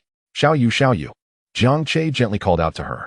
But Xiao Xiaoyu, deep in slumber, could not awaken and merely murmured in her dreams. Jiang Che chuckled softly, glancing outside at the alley. Not wishing to disturb her further, he reclined her seat and cracked open the sunroof slightly, draping his jacket over her. With the added warmth, Xiao Xiaoyu nestled deeper into her sleep. Suddenly, Xiao Xiaoyu awoke, her eyes fluttering open to find that she was still in the car, the dawn lights spilling in, illuminating the entrance to her home. Awake? Have some soy milk, Jiang Che said as he opened the car door and slid into the seat beside her, handing her a cup of soy milk. What happened? Xiao Xiaoyu replied in a daze as she accepted the soy milk. You fell asleep, and I couldn't wake you. So I let you rest in the car, Jiang Che explained with a smile. Feeling embarrassed, Xiao Xiaoyu recalled Jiang Che's presence and looked up with her big eyes. So, Jiang Che, did you also? Jiang Che must have slept in the car alongside her, as his jacket was still draped over her. A wave of guilt washed over Xiao Xiaoyu, and she quickly said, Jiang Che, I'm so sorry. Really sorry. Why apologize? I slept for a bit too. Jiang Che replied with a smile. Now let us head home. Your family must be worried since you didn't return last night. Make sure to drink your soy milk while it's still warm. Okay, but Jiang Che, where will you rest? How about? Xiao Xiaoyu began to extend an invitation for Jiang Che to her home, but the words got stuck in her throat. I've already booked a room nearby. Don't worry about me. Jiang Che shook his head with a light laugh. All right, then please drive safely. When you arrive, send me a message, Xiao Xiaoyu said earnestly. Sure. Jiang Che nodded in agreement. After receiving his confirmation, Xiao Xiaoyu took the warm soy milk and prepared to exit the car. Just as she reached for the door, a familiar figure emerged from the alley of her home. It was her mother. She widened her eyes in confusion. It was only 6 in the morning. Zhou Lian appeared fully dressed, clearly ready to head off to work. Noticing Xiao Xiaoyu's bewilderment, Jiang Che followed her gaze and spotted Zhou Lian ahead. Is that your mother? He inquired. Yes. Why is she leaving so early? Jiang Che frowned slightly. What does your mother do for work? I'm not sure. Xiao Xiaoyu shook her head, concern filling her eyes. She mentioned she could earn 150 yuan a day. She was genuinely fearful that her mother might be overexerting herself for work. But if that were the case, Zhou Lian would never divulge it to her. Fasten your seatbelt, Jiang Che instructed as he started the car. Xiao Xiaoyu understood that Jiang Che intended to follow her mother, and she turned to him with immense gratitude. Thank you. Jiang Che. The Porsche trailed behind Zhou Lian as she boarded a bus, and they continued to follow her. The bus journey extended for quite a distance, only finally halting at a remote mountain area. After disembarking, Zhou Lian began walking again, her journey seemingly endless. In the passenger seat, Xiao Xiaoyu was already in tears. At long last, Zhou Lian arrived at her destination, a quarry. After clocking in with the foreman, she picked up a hammer and began to chip away at the stones, laboring tirelessly without pause. Mom, Xiao Xiaoyu cried out, her voice breaking with desperation. Zhou Lian halted abruptly, turning sharply towards the direction of the voice. She had been worried about her daughter, who had not returned all night, and she feared she was merely imagining things. But once again, Xiao Xiaoyu stood there, undeniably real. Panic surged through Zhou Lian. She did not wish for her daughter to witness the grueling nature of her work. Yet Xiao Xiaoyu rushed forward and flung herself into her mother's arms, sobbing uncontrollably. In that instant, Zhou Lian's own tears streamed down her face. Brother, a smoke? Jiang Che had approached the foreman, lighting a cigarette as they engaged in conversation. Noticing Jiang Che's luxurious vehicle, the foreman's tone grew considerably more respectful. Observing the tearful embrace between the mother and daughter, he let out a long sigh. This lady truly perseveres. When she first came to me, I made it clear we don't hire women. But she insisted on trying, practically begging me. I had no choice but to relent. She arrives an hour early each day and leaves 2 hours late. Lacking the strength of the men, she compensates with her time. We can see she genuinely wants to stay, so we allowed her to continue. Look at her. Everyone else hasn't even started yet, and she is already here. Young man, I don't know what difficulties this lady faces at home, but if she continues like this, her health will surely falter. Given you drive such a fine car, your connections must be substantial. If you can assist her, please do, the foreman said, his weathered face shrouded in smoke as he shook his head. I will, thank you. Brother, Jiang Che replied, taking care of Zhou Lian's wages for that period. He retrieved a pack of cigarettes from the trunk and pressed it into the foreman's hand. You don't have to. This is company money, and it's only a bit over 1,000. This pack costs more than that, the foreman protested. Take it, brother. And thank you for your care during this time. Jiang Che insisted, and the foreman, unable to refuse, accepted the gift. As Jiang Che walked towards the two women, the foreman glanced at the cigarette in his hand and sighed before breaking into a smile. Chapter 78. The kindness towards Xiao Yu could never be coincidental. Xiao Yu, how did you end up here? Zhou Lian gently patted Xiao Xiaoyu's back, wiping her tears as she spoke. I saw you last night. I fell asleep in the car and spent the night at the alley entrance. In the morning, I saw you come out. Xiao Xiaoyu lifted her head, her voice trembling with emotion. Mom, didn't you say the work wasn't hard? It's clearly so exhausting, and yet you have to travel such a long distance. Zhou Lian opened her mouth, momentarily at a loss for words. She had hoped to conceal her struggles, but Xiao Xiaoyu had spotted her right from the doorway and followed her here. I know you want me to have a better life, for my tuition, for grandma, for our family, but I am grown up now. I can work and take care of myself.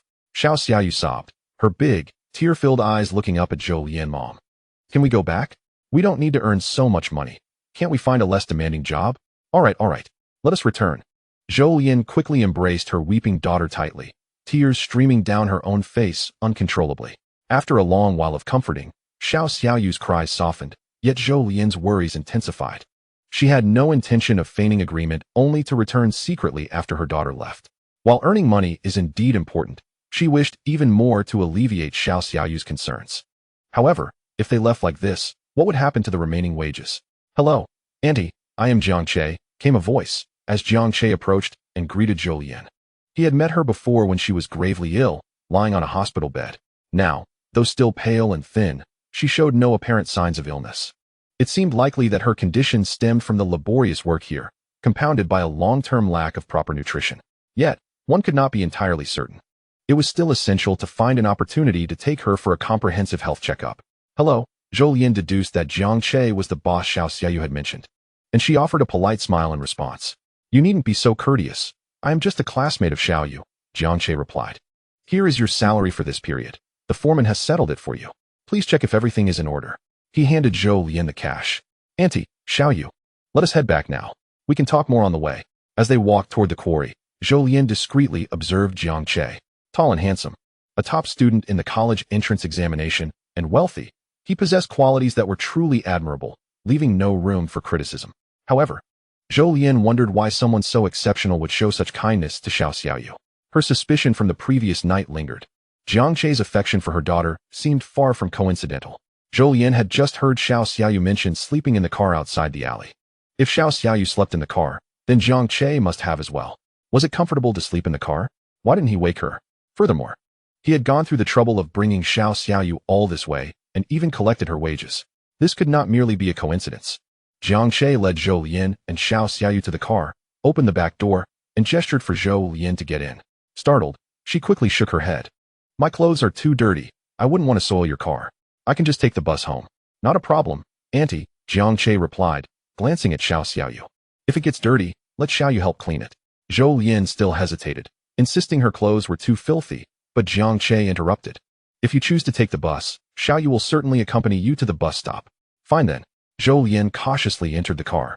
Reminiscent of the first time Xiao Xiaoyu rode in a vehicle. The car started and headed toward the city. A journey that would take her an hour by bus was completed in mere minutes. Thank you, Jiang Che. Zhou Lian expressed her gratitude repeatedly during the ride, thanking him not only for the ride, but also for his care towards Xiao Xiaoyu. Jiang Che stopped at a breakfast shop. Zhou Lian seemed to have just left home, as if she hadn't eaten breakfast. Xiao Xiaoyu's sweetened soybean milk had gone cold, untouched, and Jiang Che drank it all on their return journey. After finishing their meal, Zhou Lian reached for her purse, but Jiang Che did not contest her. The cost of breakfast was not substantial, yet it provided Zhou Lian with considerable relief. However, after breakfast, instead of taking them home directly, Jiang Che drove to a nearby light meal shop that was under renovation. The pace of the renovation was swift, already showing significant progress. Jiang Che parked the car, turned to Zhou Lian, and said, Auntie, this is my newly opened establishment. Since you no longer have work, I could use a procurement officer with a monthly salary of 5,000, covering food and accommodation. Procurement? I have never done that. I won't be able to manage. Zhou Lian waved her hands in refusal. Jiang Che began to explain the role of a procurement officer. It was simple yet crucial. One only needed to ensure that the materials met the required standards. The importance lay in the risk of others cutting corners and profiting at the expense of quality. Eventually, Zhou Lian was persuaded to accept the position after Jiang Che elaborated further. She intended to suggest a lower salary, but Jiang Che preempted her, stating, the maximum salary is 5,000, determined by performance, effectively silencing her objections. As they drove along the road leading to Xiao Xiaoyu's home, Zhou Lian pondered for a while before inviting Jiang Che to lunch at their house, promising to make salted duck. He readily agreed. Upon entering the small courtyard, they walked along a path of blue bricks, with the rest being soil. A small vegetable garden brimmed with produce, and the house was constructed of blue bricks. Its red wooden windows faded from the ravages of time. Inside, the living room walls were yellowing, the furniture old and worn, and an ancient television sat in the corner. Despite the wear, the entire house was tidy and clean, with every nook and cranny meticulously maintained. Zhou Lian and Xiao Xiaoyu were anxious, fearing Jiang Che might look down on their humble abode.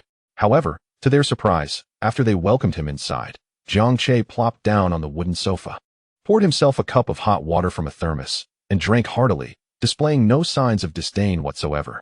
Chapter 79. The photos in the mirror after quenching his thirst. Jiang Che began to leaf through Xiao Xiaoyu's diary. This was something he had to do after coming to this house before its demolition in the previous life. The hot water still bore the familiar taste, but he wondered where Xiao Xiaoyu had placed her latest entries and if the content had undergone any significant transformation. Seeing Jiang Che appear completely unconcerned, both mother and daughter sighed in relief. Zhou Lian, busy in the kitchen with the duck she had just purchased, while Xiao Xiaoyu stayed in the living room with Jiang Che. On the wall hung a large mirror. Within its crevices tucked several photographs. These were images Jiang Che had never seen in his past life. He recalled that the mirror had been accidentally shattered, rendering the photos indistinguishable. Carrying the cup, Jiang Che approached the mirror and scrutinized the photographs. A family portrait featuring 5 members caught his eye. In the picture, Zhou Lian appeared youthful, dressed modestly yet radiating beauty, while Yu Guiying looked less aged, adorned with a hairpin, exuding an air of scholarly elegance. 2 unfamiliar men stood beside them, one elderly and the other young. Undoubtedly Xiao Xiaoyu's father and grandfather. Zhou Lian's father smiled broadly, his face lined with wrinkles, but still displaying well-defined features, while her father appeared bright and handsome. Xiao Xiaoyu nestled in Zhou Lian's embrace. No more than a year or 2 old, delicately crafted like a porcelain doll, the family radiated joy and happiness. The remaining photographs predominantly feature Xiao Xiaoyu alone. In the first image, she appears slightly older than in the family portrait, perhaps around 3 years of age. Standing with 2 pigtails reaching for the sky, her small teeth gleaming in a radiant smile, utterly adorable. Following that, at 4 and 5 years old, each photo captures her blissful laughter, as if taken annually to chronicle her growth. However, after reaching the age of 4 or 5, this yearly documentation abruptly ceased, with no new images emerging. The next photograph is a blue background, white-bordered ID picture, seemingly for an examination permit. In this image, Xiao Xiaoyu has transformed into a young lady. separated from the previous photo by more than a decade. Yet, she appears considerably thinner, her expression markedly worn, devoid of the carefree innocence captured in her childhood photographs. My father and grandfather have passed away, Xiao Xiaoyu softly explained to Jiang Che, who was gazing at their family portrait. Jiang Che looked at her with compassion, gently suggesting, I'll step outside for a moment. You need not worry about me. Go assist your aunt with the cooking. Oh, and remember to learn how to prepare the salted duck, lest I crave it in the future and you can't make it. Oh, Xiao Xiaoyu replied, her attention successfully diverted, her sorrow momentarily lifted. Outside on the bustling street, there was a photography studio. Jiang Che entered and soon re-emerged. As Xiao Xiaoyu helped Zhou Lian with the cooking, she emerged to fetch water only to find Jiang Che had already returned inside. Approaching the doorway, she noticed Jiang Che inserting several photographs into the crevice of a mirror. Those were the pictures he had insisted on taking of her the previous night. Under a dazzling night sky adorned with shooting stars, although she did not smile, her joy was palpable. Xiao Xiaoyu stood there, observing Jiang Che before the mirror, her beautiful eyes momentarily flickering with myriad thoughts. Is dinner ready? Jiang Che asked, catching sight of her reflection in the mirror. Not yet. Are you hungry? We should speed up, Xiao Xiaoyu replied, turning briskly towards the kitchen. I'm not hungry yet. No rush. Jiang Che called after her, chuckling softly as he set aside the bag containing the developed photographs. Stepping outside, he stood before the vegetable garden, lit a cigarette, and checked his phone. Wu Zuiping had sent him a message earlier. Mr. Jiang, the copyright for the piece has been secured for 100,000. All right, I'll make specific arrangements when I return. But isn't today a holiday? Why are you still working? Jiang Che inquired. The company is currently advancing rapidly, and no one wishes to take a break. President Chung predicts that by tomorrow noon at the latest, the user count for the Xinyu app will surpass 1 million. Wu Zuiping replied. Over 1 million users. From 150,000 to this in just over half a month. How can this not be exhilarating, especially for the veterans of the company? They witness Xinyu's growth from nothing to something, akin to watching their child thrive. Each individual is overwhelmed with excitement. How could they possibly rest? Forget about a holiday. They would gladly move their beds and sleep at the company. Jiang Che sighed with a wry smile and typed. Inform everyone that those who work on October 1st will receive triple their salary. 1 million is merely the beginning. It won't be long before the user count begins to multiply exponentially. The company's promotional strategies play a role, but so does the self-propagation of users. When most people around you are using Xinyu, it becomes a trend, and individuals will gradually find themselves swept up in it, even if they are not trend followers. There are countless reasons to download the Xinyu app. A favorite star shares their daily life. A goddess posts a video. A friend shares their experiences. There will always be a compelling reason to download it. Once they do, the likelihood of becoming a loyal user is exceedingly high. When everyone is using Xinyu, this app will seamlessly integrate into everyone's daily life, much like WeChat. Chapter 80. Because of Love. At noon, only the three of them remained. After the meal, Zhou Lian tidied the table and asked Xiao Xiaoyu to help clean the spots she had soiled. Once alone with Jiang Che, she hesitated before finally lifting her gaze to him, asking, Jiang Che, I know this question may seem presumptuous, but why are you so kind to Xiaoyu? Zhou Lian understood that this inquiry might risk Jiang Che's goodwill towards Xiao Xiaoyu and jeopardize her newly acquired job, as well as her daughter's part-time work. Yet she was perplexed, fearing that Xiao Xiaoyu might be pulled from the mire only to be thrust into an endless abyss. Thus, she preferred enduring prolonged pain to instantaneous suffering. Because I like her, Jiang Che candidly answered. Like her? Zhou Lian's eyes widened in disbelief. But Xiaoyu has no remarkable qualities. Why would I like her? Jiang Che, with a radiant smile, posed the very question Zhou Lian wished to ask.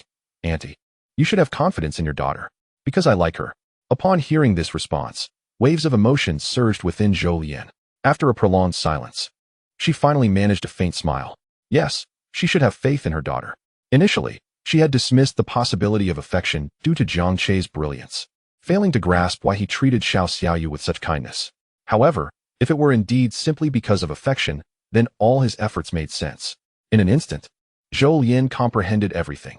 The phone that fell into the toilet, replacing Xiao Xiaoyu's phone, hiring her for work, allowing her to cook, and ensuring she was fed. Claiming he had business in the area to let Xiao Xiaoyu act as a guide. Each act was Jiang Che's way of safeguarding her daughter's dignity, demonstrating his care. Even the establishment of a chain store near their home, in a location devoid of bustling activity, was a testament to his dedication. Tears streamed down Zhou Lian's face. A torrent of joy and anxiety. joy for having someone genuinely care for Xiao Xiaoyu in a foreign land, and anxiety over her impulsive question possibly jeopardizing Jiang Che's goodwill. "Auntie, just call me Xiao Che," Jiang Che said with a sunny smile, his teeth perfectly white and aligned. "All right, Xiao Che," Zhou Lian choked out, nodding vigorously as she wiped her tears. These were tears of happiness, grateful for someone who truly cared for Xiao Xiaoyu, who had someone looking out for her in an unfamiliar place. October had ushered in early autumn, yet the southern sun remained fiercely hot, particularly within a parked car. The temperature soared unreasonably. Xiao Xiaoyu, drenched in sweat, vigorously wiped with the towel she had previously left in Jiang Che's car, nearly cleaning every vent. Jiang Che virtually dragged her from the vehicle, fearing she might succumb to heat exhaustion inside. Upon returning to the house, Xiao Xiaoyu sensed something peculiar. Zhou Lian's gaze towards Jiang Che seemed markedly different, though she could not pinpoint the exact change. Aware that Jiang Che had likely not rested well the previous night, Zhou Lian suggested that he take a moment to recuperate in Xiao Xiaoyu's room. Xiao Xiaoyu shyly helped Jiang Che tidy the bedding before leaving the room. As Jiang Che lay on the bed, a faint, refreshing fragrance wafted into his nostrils, eliciting a subtle smile and uplifting his spirits. After confessing his feelings for Xiao Xiaoyu to Zhou Lian, everything became clear, simplifying many matters ahead. As he inhaled the unique scent associated with Xiao Xiaoyu, drowsiness overcame him, and he drifted into slumber. When he next opened his eyes, it was past 2 in the afternoon. Xiao Xiaoyu was busy assisting Zhou Lian with household chores. Upon noticing Jiang Che's awakening, Zhou Lian inquired if he felt hungry or thirsty, showering him with warmth and concern. At that moment, her affection for Jiang Che deepened significantly. Jiang Che, feeling neither hunger nor thirst, had a matter he wished to discuss with Zhou Lian. Chapter 81, Self-Competition, Industry Dominance. At her advanced age, Yu Guiying had long reached retirement age, yet continued to teach at the local primary school. Despite dedicating her life to education, she had never secured a formal position, leaving her without a pension. "Teacher Yu, your daughter-in-law is here," called someone from outside. Upon hearing Zhou Lian's arrival, Yu Guiying's heart skipped a beat, fearing yet another troubling situation, and she hurried outside. In the distance, she spotted Xiao Xiaoyu standing at the school gate alongside a stranger, a young man. Zhou Lian approached and engaged Yu Guiying in conversation. The moment she laid eyes on Jiang Che, Yu Guiying's intuition kicked in, and Zhou Lian's words confirmed her suspicions. After hearing the full story, Yu Guiying chuckled. However, when informed about the intention to take her for a medical checkup, she immediately declined. Although she had suffered a significant setback that left her health in disarray, she was well aware of her own condition. Her primary concern was not wanting to burden Jiang Che financially. Observing Yu Guiying's refusal, Jiang Che stepped forward to greet her and meticulously laid out the pros and cons. Early detection is crucial. Many ailments can be treated for a mere $100 now, but may cost a fortune later, not to mention the suffering involved. Surely, you wouldn't want Xiao Xiaoyu to worry about you or spend excessively on your behalf, would you? Despite having taught for a lifetime. Jiang Che's words left her momentarily speechless. Zhou Lian quickly added that she would cover the expenses, assuring Yu Guiying that Jiang Che's funds would not be touched. Jiang Che and Zhou Lian reached an understanding based on this premise. She would indeed pay for it. Jiang Che concurred, suggesting they proceed. Subsequently, Yu Guiying took a brief leave of absence, somewhat perplexed, and was led to the hospital. Upon arrival, Zhou Lian immediately went to settle the payment. To her astonishment, the cost for a full medical examination exceeded 2,000 yuan. She had brought all the money available at home, including her recently received wages, yet it fell short. Standing before the payment window, she felt embarrassed and unsure of what to do, while those in line behind her occasionally peered forward, puzzled by the delay. The staff handling payments urged, "Ma'am, are you going to proceed? If you're unsure, please step aside. Many others are waiting." "Proceed. I'll pay for 2. Jiang Che interjected, handing over a bank card. "Xiao Che, that is not acceptable." Zhou Lian hastily protested. Jiang Che replied, "Annie, there are so many people waiting. It's hard to bring her here, and if we don't complete the process now, it'll be difficult to return." Zhou Lian appeared anxious. Jiang Che smiled and interrupted, "Auntie, since we're here, let us also get one for you, to avoid future complications." As he spoke, the payment was completed, and 2 examination slips were issued. With the payment settled, Zhou Lian could no longer refuse. She was determined to repay Jiang Che. However, he declined to accept immediate repayment, suggesting they deduct it from her salary gradually. Watching Jiang Che's retreating figure, Zhou Lian felt a wave of concern wash over her. Both she and Yu Guiying feared that their acceptance of Jiang Che's kindness might become a burden for Xiao Xiaoyu in their relationship. However, Upon returning to see Xiao Xiaoyu and Yu Guiying, Jiang Che did not mention who had covered the expenses, simply stating that the examinations were affordable and that two had been procured. Zhou Yin's health was diagnosed as mildly anemic, with no other significant issues. With proper care and a better lifestyle, she would surely recover. Jiang Che felt a sense of relief. Yu Guiying's health was also deemed robust. Although she had recently experienced some infection following cataract surgery, with continued medication, she would be fine. Tragically, she would pass away not long after. A fate intertwined with Xiao Xiaoyu and Zhou Yin, significantly influenced by the loss she endured. The first profound sorrow had drained her vitality. And now a second blow. Who could withstand such trials? After returning to the hotel and resting soundly, Jiang Che embarked on his journey back, bringing Xiao Xiaoyu to Hangzhou. After dropping her off at school, he drove to attend a celebratory banquet for the Xinyu app, which had surpassed 1 million users. Remarkably, the user count had surged to over 120,000 within less than a day following its initial milestone. After the celebration, having secured music rights, Jiang Che recorded the official audio for The Wind Rises, which he uploaded to Xinyu. He also instructed the marketing team to amplify the promotion of the song's segments, knowing that listeners would be compelled to download Xinyu to hear the complete piece. Additionally, various marketing strategies were deployed to subtly embed Xinyu into the consciousness of every individual. Jiang Che even crafted a short video for comprehensive promotion. Following this, Xinyu would undoubtedly sweep through the market, becoming an essential app on everyone's phone. Moreover, Jiang Che's other projects were officially announced to commence. The daily headline was the first, already in development, and set to launch soon. In addition, he had outlined 5 other short video apps akin to Xinyu. A new market, akin to a freshly baked cake, awaited. The explosive success and uniqueness of the Xinyu app would undoubtedly attract the attention of other investors eager for a slice of the pie. Thus, Jiang Che aimed to thoroughly disrupt the early market landscape, confident that no one could rival him. His only competition was himself. This self-competition would inevitably compress the market to its limits, leaving no room for others to survive. Once he had fully saturated the market, he would integrate competing products, ultimately establishing himself as the dominant force in the industry.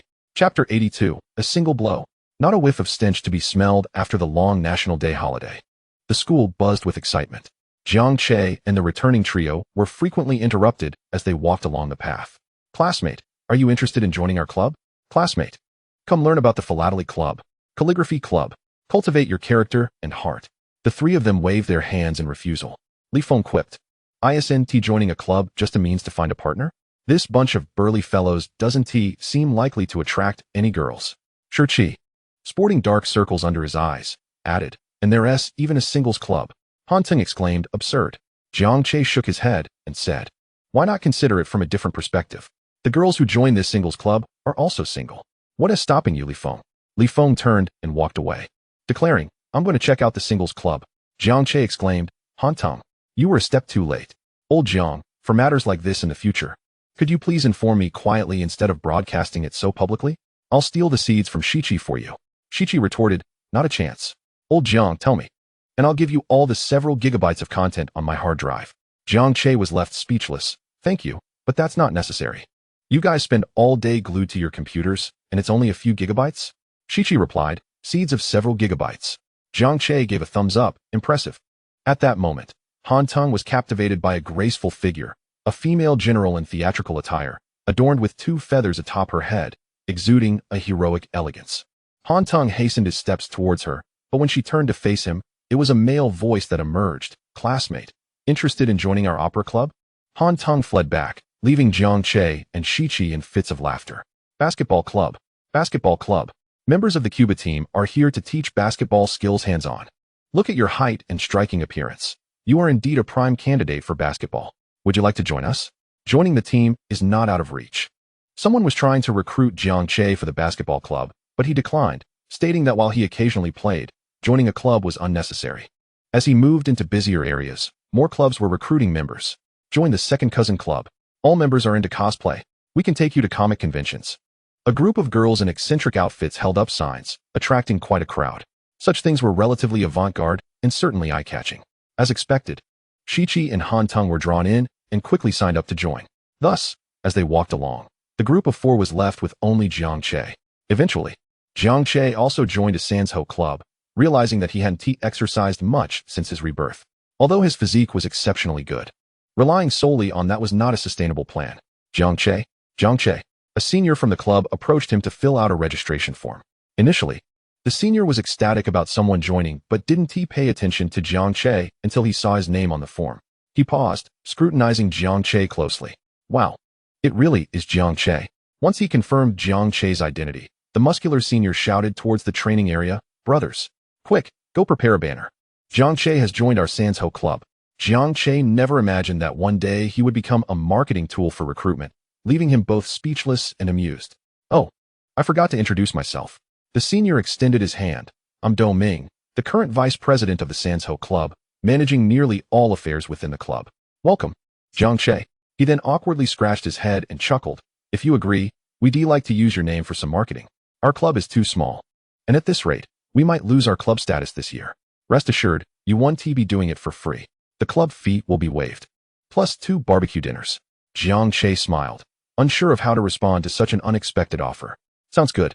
Do Ming patted his chest confidently. "Jiang Che, don't say 2 dinners. 10 will be fine. Just call me Jiang Che." "All right, you can call me Do Ming too. I'm just a year or 2 older. But we're essentially peers." Do Ming laughed heartily, surprised that Jiang Che was so approachable, contrary to his expectations. After leading Jiang Che to the training area, he rushed off to instruct a few others to prepare the banner. Jiang Che took the opportunity to survey the training ground, which featured rows of sandbags on either side and a ring in the middle. Do Ming soon returned, asking Jiang Che why he chose to join the Sanzhou club. Was it a hobby, or had he practiced before? "I've done a little before, mainly for fitness," Jiang Che replied. Do Ming's eyes widened in excitement. "How about a trial? I'd like to see your skill level to help you keep up with the average standards in training." Jiang Che nodded. "No problem." Upon hearing Jiang Che's agreement, members of the Sanzhou club gathered around the ring, eager to witness the match. A fight in the ring was a rare spectacle, especially involving a campus figure like Jiang Che against the vice president. However, despite the crowd's enthusiasm, the members of the Sanzhou club were not particularly hopeful about the outcome. After all, they believed Jiang Che would struggle to last even 5 rounds against Do Ming. "Do you want to wear protective gear?" Do Ming asked, putting on his gloves with a smile. "No need." Jiang Che shook his head. "All right, but be careful. I won't hold back," Do Ming warned, cracking his neck with a series of loud pops. The two assumed their stances as the match began. Do Ming launched a hook punch aimed at Jiang Che's left side. Jiang Che remained calm, blocking with his arm while delivering an uppercut. Boom. Do Ming fell straight to the ground. The arena fell silent instantly, with everyone's faces reflecting disbelief. "Wow." Do Ming shook his dazed head and rubbed his jaw, mumbling, "You call that just a little practice? Jiang Che, you lack martial ethics." Jiang Che scratched his head, thinking he was merely looking to stretch his muscles after a long hiatus from fighting. He hadn't anticipated Do Ming's skill level to be so lacking. "My apologies. My harm to you stemmed from my underestimation of your abilities," Jiang Che remarked. The incident of Jiang Che knocking Do Ming out was captured on video and circulated on forums and social media, instantly making Jiang Che's formidable prowess known throughout the school. Do Ming, meanwhile, became a mere backdrop to the spectacle, caught between tears and laughter as new recruits flocked to the Sanzhou club even before their banner was ready. In just one day, the number of new members surpassed the total from the entire previous year. Observing this, other clubs began devising ways to recruit Jiang Che as well. The second cousin club, upon learning that Shichi and Han Teng were Jiang Che's roommates, sought their assistance in persuading Jiang Che to join, claiming that if the two spoke, he would surely agree. Yet, despite the girls' fervent attempts to persuade Shichi and Han Teng, they firmly declined. "We can help you inquire with Jiang Che. His decision to join or not is ultimately his own. But to imply that we should leverage Jiang Che's reputation to coerce him into joining, that is unacceptable." Thus, the two entered the club only to exit shortly thereafter. According to Han Teng, the logic of the second cousin club is incomprehensible. Shichi shouted, "Different paths, no collaboration." Though it was a noble statement, their expressions revealed deep disappointment. Countless girls had slipped through their fingers. Jiang Che found their steadfastness admirable and was moved by their unwavering resolve, prompting him to treat them to a lavish seafood buffet, indulging in a delightful feast. After their meal, the trio returned to their dormitory and found Li Feng sitting on his bed, looking dejected. Jiang Che inquired, "What is the matter? Having trouble pursuing single girls?" Upon hearing Jiang Che's words, his gaze turned despondent to the utmost degree, and he nearly broke into tears as he spoke. "Damn it. The singles club is filled with nothing but single men, and there's one woman among dozens who rushes in like dogs to dung. I can't even catch a whiff of the stench, ha ha ha. In Chapter 83, the high-quality genius Jiang Che, the first three to leave, all failed to join the club. Ironically, Jiang Che, who remained until the end, successfully became a member. The most unfortunate was Li Feng, who didn't even manage to secure a meal, leaving him utterly bereft of tears. However, shortly thereafter, a sound emerged from the direction of Shi's bunk, dispelling their sorrowful emotions in an instant. With classes in the afternoon, Jiang Che returned to the classroom, where Xiao Xiaoyu was already seated in her usual spot. He, as always, took the position against the wall, and inquired of the studious Xiao Xiaoyu beside him, "What did you have for lunch?" The bento shop was busiest during meal times, and Xiao Xiaoyu would always head there to work during lunch, returning only to prepare and eat her own meal. Since it was already afternoon, and she often worked late into the evening, Jiang Che discussed with old lady Li about providing meals for the staff, offering to reimburse her, though she insisted it was unnecessary and that the cook could simply whip something up at minimal cost. Stir-fried shredded pork with green peppers, Xiao Xiaoyu replied, eliciting a laugh from Jiang Che. No wonder Hangzhou is renowned as the home of delicious cuisine. Jiang Che, would you like to join our basketball club? I'll pass you the ball. As soon as Jiang Che entered the classroom and exchanged a word with Xiao Xiaoyu, a throng of eager individuals rushed to recruit him into various clubs. Lu Tai, grinning widely, invited Jiang Che to join the basketball club. Jiang Che declined with a smile. Jiang Che, come join our divination club. I can teach you to predict the future. It's very accurate. Meng Ju, a tall, slender boy with glasses and an air of eccentricity, said to Jiang Che. It is indeed a commendable skill, Jiang Che nodded, acknowledging the proposition before politely refusing. After all, he did not require divination to discern his future. Chen Fang also extended an invitation. Jiang Che, your fingers are long and slender. They must be quite agile. You would be perfect for the piano, so join our handicraft club. Jiang Che chuckled again at her remark. Then why not simply join the piano or music club to play the piano? Chen Fang fell silent for a moment before quietly turning away. Gu Wei, seated nearby, witnessed the entire exchange. She had intended to invite Jiang Che to join their dance club as well. But seeing him decline everyone and settle down with a book beside Xiao Xiaoyu, she abandoned her desire to approach him. She was self-aware enough to realize that her attempt would likely meet the same fate. The fact that so many others had already approached him made her reluctant to add to the crowd, fearing it might be bothersome. Whether Jiang Che joined the dance club held little significance for her. She merely sought a reason to draw closer to him. At that moment, it appeared that this was not a compelling justification. After returning to school for a considerable time, Xiao Xiaoyu had been engrossed in her work. Jiang Che had taken her out for a few days, covering her wages and bonuses, which made her feel guilty, prompting her to resolve to gradually make up for the time lost.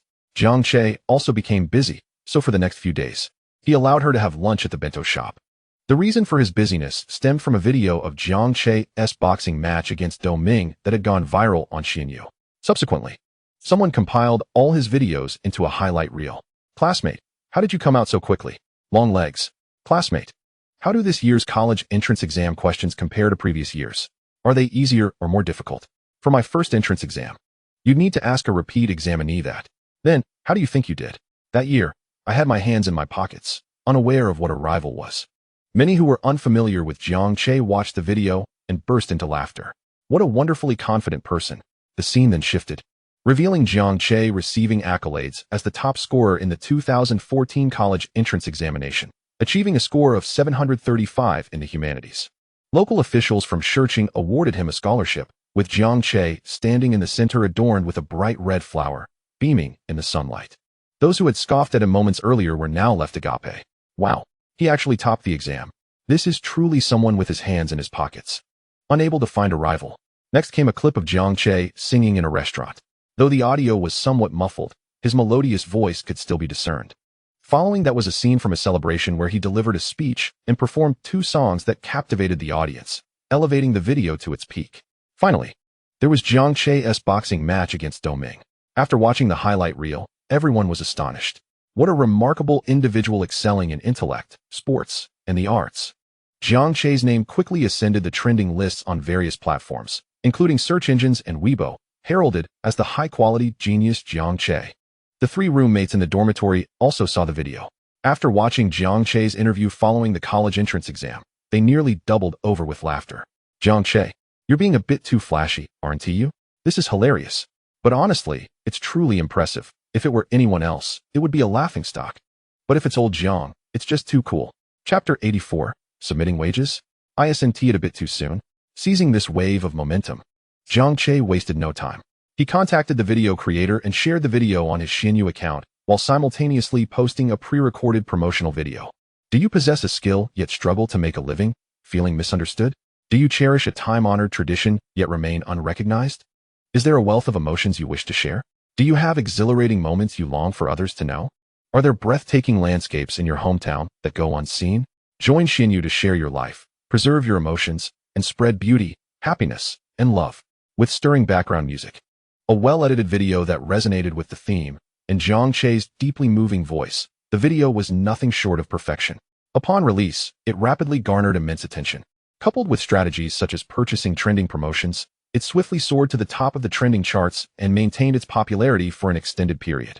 As the video gained traction, Xinyu officially entered the public eye on a grand scale.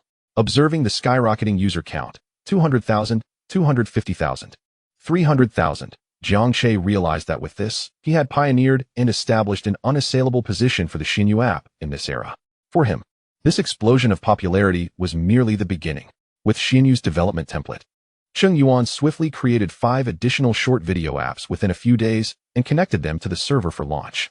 As various investors observed the rapid growth, they began to hesitate. What else with this sudden influx of users? The urgency to keep pace with the trend became palpable. If they delayed, they would miss out on the opportunity. Having witnessed 5 others leap into the fray, they pondered how many opportunities would remain by the time they finished their app development. Even if there were still many left, they questioned whether they could compete against a slew of fierce rivals. While contemplation is prudent, it was evident that hesitation would lead to defeat. They were destined to lose, and at the moment of their indecision, they had already forfeited their chance to compete. The meteoric rise of Xinyu inevitably drew the attention of relevant authorities. Jiang Che was summoned for discussions. During this conversation, there were no flowery words or clever tricks. Jiang Che understood that he did not require such tactics. He merely needs to convey his product philosophy, along with the intended impact and potential future implications, to the other party in an honest and straightforward manner. What is Jiang Che's product philosophy? It is the beneficial outcomes influenced by the era of short videos in the future. It is about igniting the deeply ingrained sentiments within people, a call for passion that resonates widely. It is about sharing countless treasures worthy of discovery, places, cultures, and promoting valuable ideas far and wide. It embodies the heritage of ancient culture, serves as a release for life's pressures, and enables people to experience the vast landscapes of the country without stepping outside their doors. Observing Jiang Che, who speaks with great eloquence, everyone envisions a grand blueprint and realizes that this young man is poised to bring about unprecedented change. In just 5 days, Jiang Che secured all the necessary permits, and the Xinyu app was categorized as a key target for Internet Information Supervision. However, this also meant they could grow without restraint. The only caution was that the review of content must be exceedingly stringent. Upon returning to the company, Jiang Che established a subsidiary dedicated to meticulously screening and reviewing content. Furthermore, the daily headlines have launched, initiating a spiral push model with Xinyu. The user base surged dramatically, breaking the million-user mark in less than a month. During this time, several other short video apps emerged, but under the formidable pressure of Xinyu, the other 5 apps from the Linyuan Xinyu company barely reached 200,000 users. These newly launched apps quickly felt the oppressive struggle of surviving in a narrow space.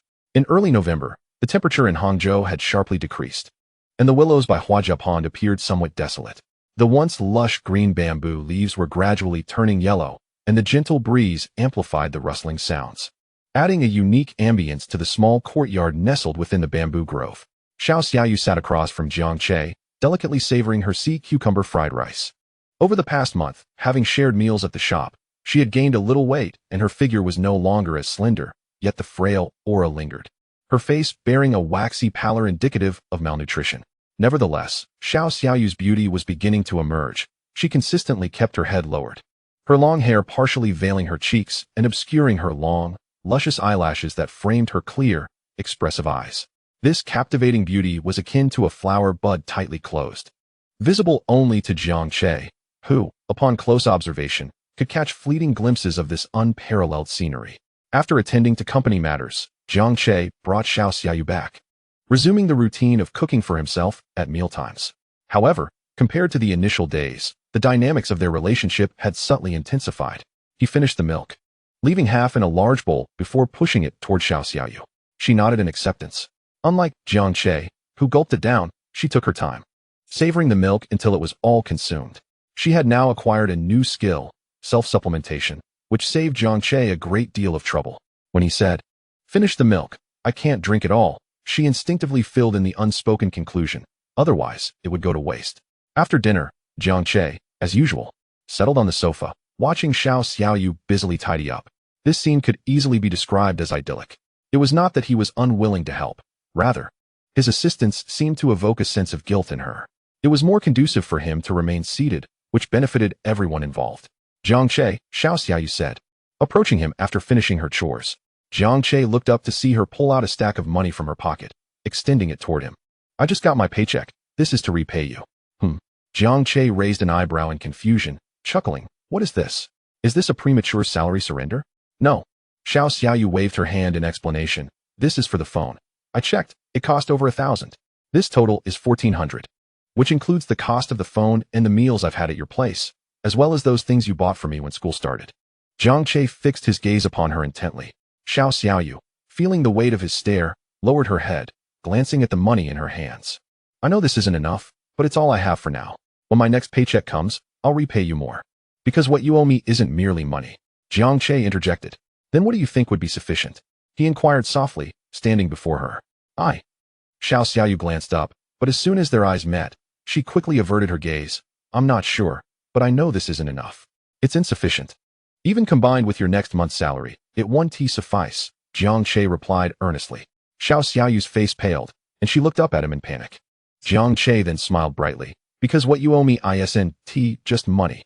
As she walked through the autumn-kissed campus, Xiao Xiaoyu found herself haunted by Jiang Che's cheerful declaration. What she owed him was not monetary. What does that mean? What should I repay? Xiao Xiaoyu pondered deeply. Yet she could not arrive at an answer. Unbeknownst to her, the reason for her inability to find the answer was that she had dismissed the correct one from the outset. With no afternoon classes, Jiang Che jogged toward the training hall of the martial arts club. Throughout this period, he had diligently maintained his fitness regimen, running and engaging in strength training, striking the punching bag for half an hour. In just a month, his muscular definition had become strikingly apparent. His fair, delicate skin and handsome, sunlit features combined with his physique would undoubtedly cause a stir if he were to remove his autumn wear. Wow! Upon seeing Jiang Che, clad in a tank top, drenched in sweat from his workout, Doming couldn't help but swallow hard. Jiang Che turned to him, bewildered. "Hey, I accidentally drooled over you. But don't get the wrong idea. I'm just envious." Doming quickly clarified, realizing his misstep. Jiang Che remained skeptical and challenged him to a sparring match. Doming promptly fled, leaving behind, "I can't beat you. When the president returns, I'll have her fight you for me." Drenched in sweat, feeling the exhilarating release of youth, Jiang Che returned to the bamboo grove, took a shower, changed clothes, and after drying his hair, grabbed his keys and drove toward Jingrue Yuqing. He had forcibly brought Chen Qing along, stating it was for her to choose a house and a car, but had left her with Chen Yuan and hadn't attended to her since. Today, with an early end to the workday, Jiang Che planned to take Chen Qing to select a residence and purchase a vehicle. In passing, he also purchased a larger villa nearby, having it renovated in advance for future convenience, thereby avoiding any last-minute rush. "Going out? No, your contracts are riddled with flaws. I've spent a month revising them and have only just completed the task. I need to rest." Chen Qing sat on the sofa, casting a mournful glance at Jiang Che, firmly rejecting his suggestion to go out. "Thank you, sister. You are truly a rare talent in the legal field. Inviting you to join my company is a stroke of fortune for me. Without you, the company would surely falter," Jiang Che exclaimed, giving a thumbs up in exaggerated praise. Chen Qing rolled her eyes in silence. "Do you have nothing better to do? If not, please step aside." "I do have something," Jiang Che replied earnestly. "I'm taking you to buy a house and a car. This is a promised employee benefit that is long overdue." "No, I want to go." Chen Qing once again declined. "I'm quite comfortable living here. No need to buy a house. Just send over a car, and if you don't, that is fine too. While you may be comfortable, this is still Sister Yun's home. It must be acceptable to her as well." "I think it's perfectly fine." Chen Yun chimed in as she emerged from the kitchen, where she had prepared dinner for two, excluding Jiang Che. A smile crept onto Jiang Che's face. No wonder she was reluctant to leave. They provided meals here, It seemed their relationship was quite amicable. Let us leave it at that for now. Without his own meal to linger over, Jiang Che departed. Two women of similar age, living together and being colleagues, naturally forged a friendship easily. However, Chen Qing maintained a lingering suspicion regarding Chen Yun, which had not diminished in the slightest. Jiang Che made another trip to the Porsche dealership, purchasing a Panamera and parking it in the garage of Jingrui Yuqing, allowing them to swap cars as they pleased. Subsequently, he acquired a manor-style lakeside villa in Yunqi Rose Garden, covering several thousand square meters and costing around 70 million, then called Wang Zhuang to oversee the renovations. Including the renovations, this property would certainly exceed 100 million in total investment. Yet, Jiang Che did not feel any remorse. Money was meant to be spent. Otherwise, what was the point of earning it? He would rather find joy in gaming at an internet cafe every day. Upon receiving Jiang Che's call, Wang Zhuang hurried over in person. This time, he was undeterred, insisting that he would drag Jiang Che out for a drink, even if it meant drinking himself to oblivion. Soon after they began drinking, Wang Zhuang, with a flushed face, began to express his heartfelt gratitude. Jiang Che was indeed his benefactor. Without Jiang Che, their company would be facing dire straits. For many years, their remodeling company had thrived on a reputation for integrity. When they first established the company, they focused on home renovations, emphasizing minimal profit, genuine work, and building a solid reputation to attract repeat customers.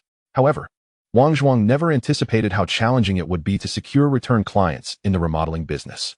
Given the nature of their work, which they approached with utmost diligence, it was exceedingly rare to have clients return after 10 or 20 years. Had it not been for the regular patronage of old clients, they would have closed their doors long ago. Eventually, Wang Zhuang made the decisive choice to pivot the business model. He began recruiting professional designers and took on various commercial renovation projects. However, the commercial sector was fraught with complexities, especially for a mid-sized company, entangled in layers of kickbacks and interests.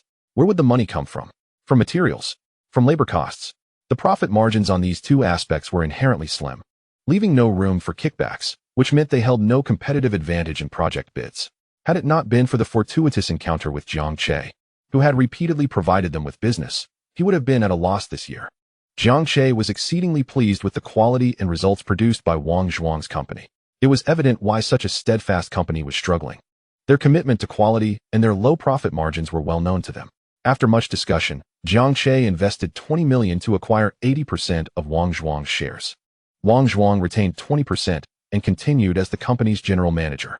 Following the acquisition, Jiang Che integrated the company into a subsidiary of the Linyuan Xinyu Group and drafted a comprehensive business reform plan.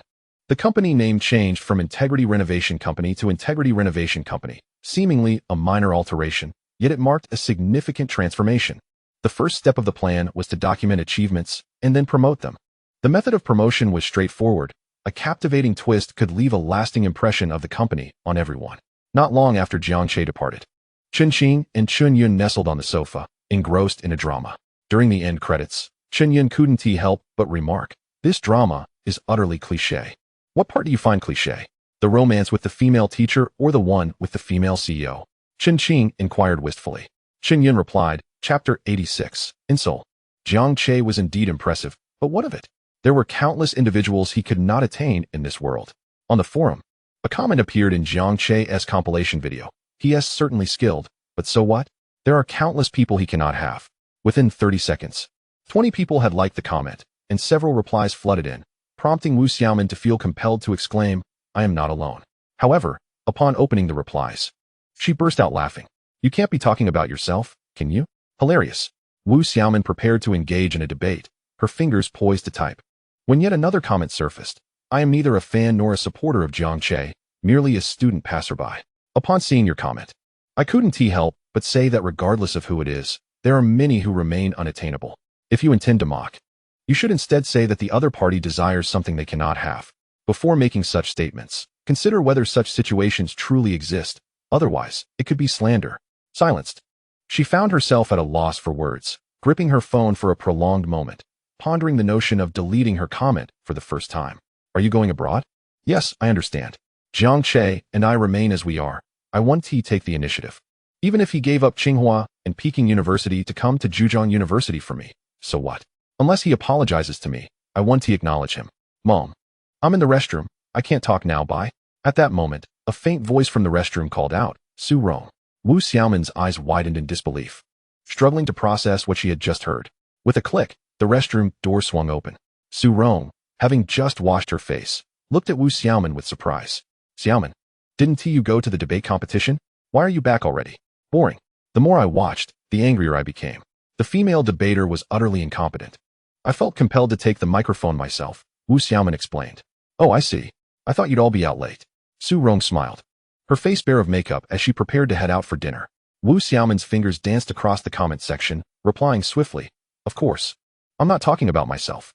When I say this, it's because such situations genuinely exist. As for who it is, I won't elaborate now. You will know in due time. Having sent her reply, she hurried after Su Rongyin, wait for me. I'm coming with you.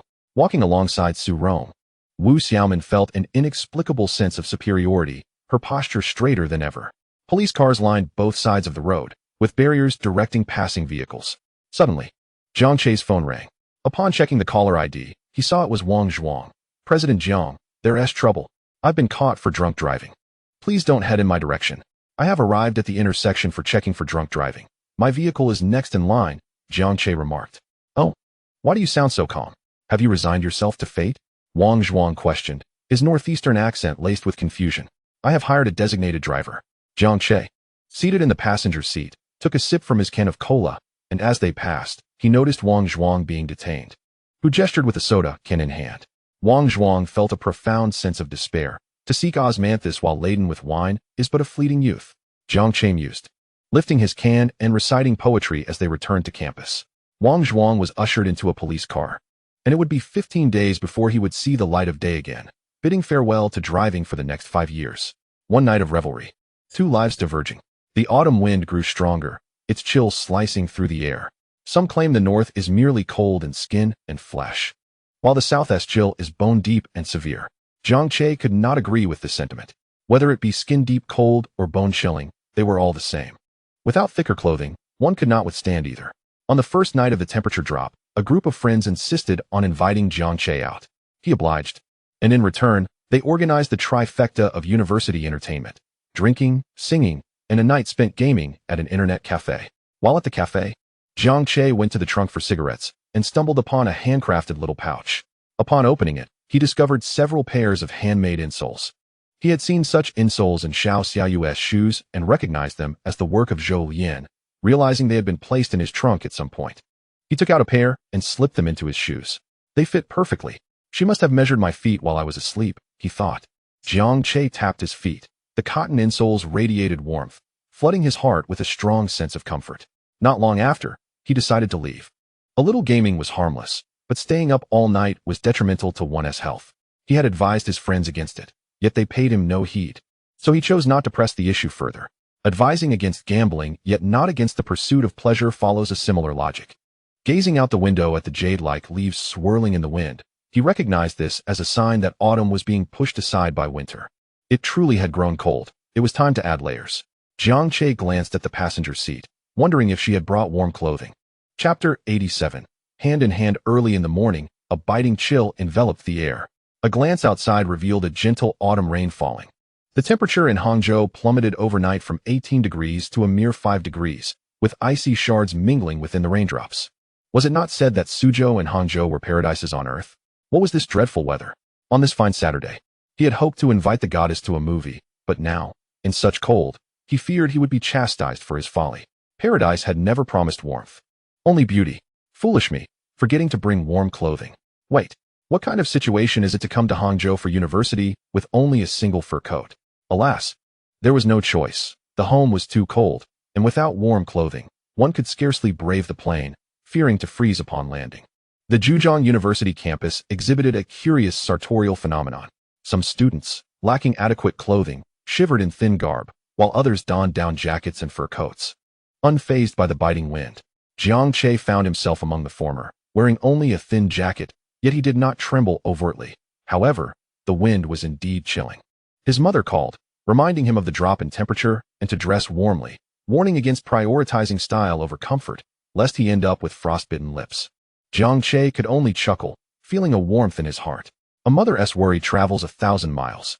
Chen Ferong, far away in Shicheng, was ever mindful of the temperature in Hangzhou.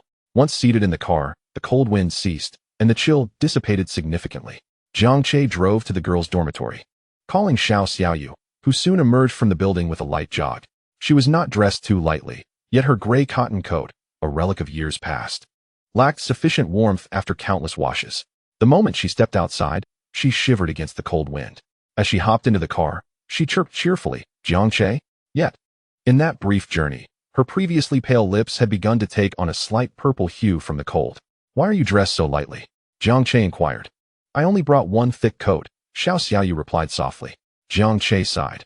Indeed, those with weaker constitutions are more susceptible to the cold.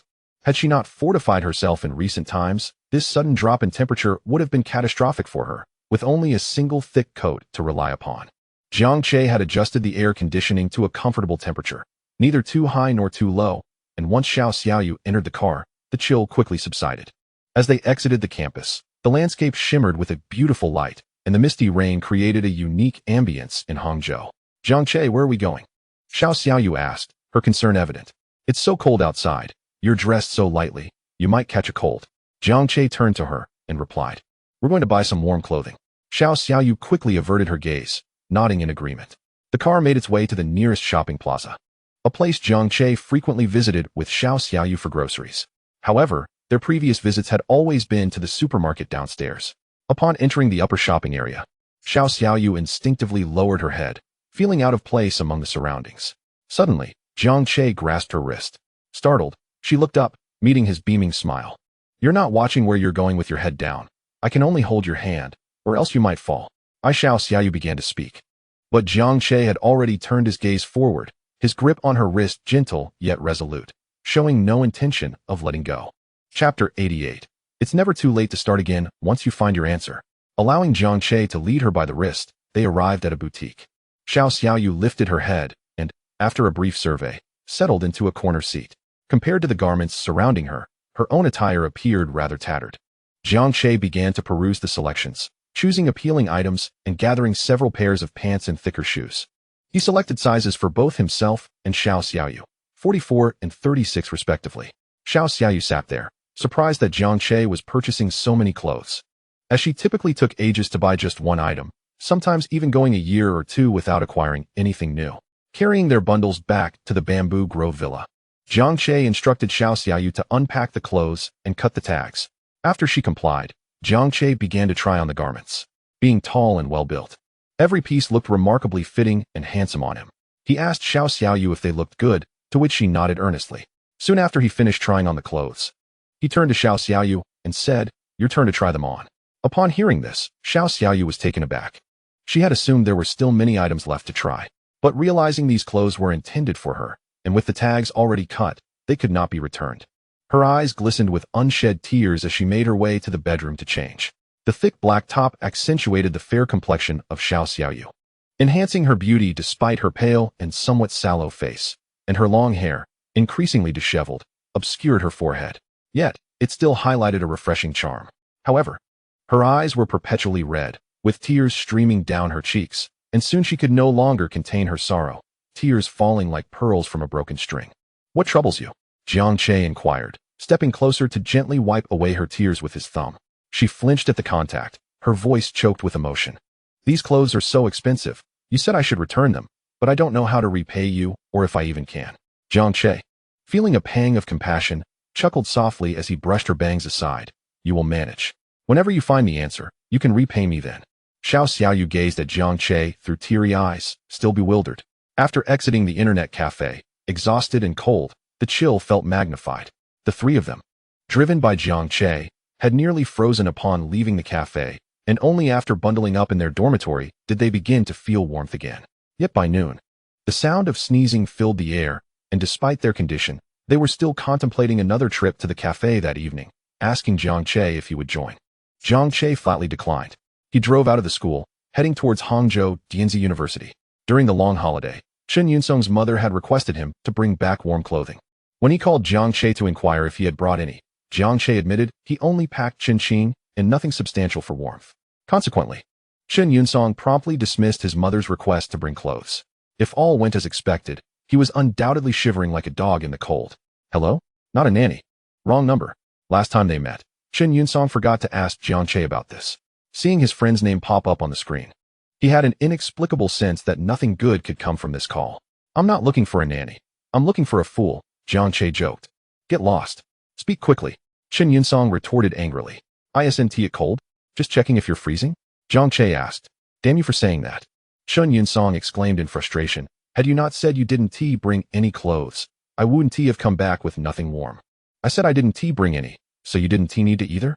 Chen Yunsong fell silent, scratching his head, realizing the logic. I had bought a few clothes to send to you, and now you're blaming me for turning back, Jiang Che remarked. Wait, I was wrong. I'm the fool. Xiao Che, you're a good person.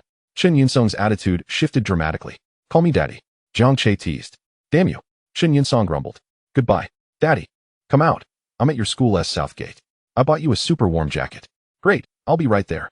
Not long after hanging up, Chen Yunsong, shivering in his thin clothing, rushed outside, glancing around for Jiang Che. Another call came through, and Jiang Che honked the horn, prompting Chen Yunsong to approach the car. Squinting through the window, when he saw the middle finger Jiang Che raised at him, he confirmed it was indeed Jiang Che inside. He opened the door and slid into the back seat, wide-eyed. Xiao Che, is this a Porsche? Whose is it? For my father, Jiang Che replied. Really? When did you buy it? Chen Yunsong, without a hint of skepticism, accepted his words. A few days after school started, Jiang Che answered. Chen Yunsong nodded, his eyes widening as he began to explore the interior of the car. His method of examination was rather peculiar. His fingers lightly traced the leather seats. A lewd grin on his face that sent chills down Jiang Che's spine. Stop touching it, Jiang Che exclaimed, slapping his hand away. Quickly, try on the jacket I got you. It's in the box behind. Seeing the large box, Chen Yunsong grinned as he began to unwrap it, chuckling as he did so. However, upon opening it, his smile froze. Inside lay a pristine military overcoat. Xiao Che, you rascal. Wearing the military coat, Chen Yunsong trudged through the drizzling rain, burdened with a pile of bags, heading towards the school gate, his expression one of utter despair. Had it not been for the biting cold, he would never have donned such attire, feeling the stares of countless onlookers, as if he were a spectacle. Upon returning to the dormitory, he tossed his bags onto the floor and began tearing them open. After unwrapping one package, an expensive new down jacket caught his eye. He widened his eyes and continued to unwrap others, revealing an array of stylish autumn and winter apparel. Staring at the pile of clothing on the floor, and then at the military coat he wore, Chen Yunsong scratched his head, laughing foolishly. Moments later, Jiang Che received a WeChat message. Xiao Che, I'm sorry, you're not the rascal. I am.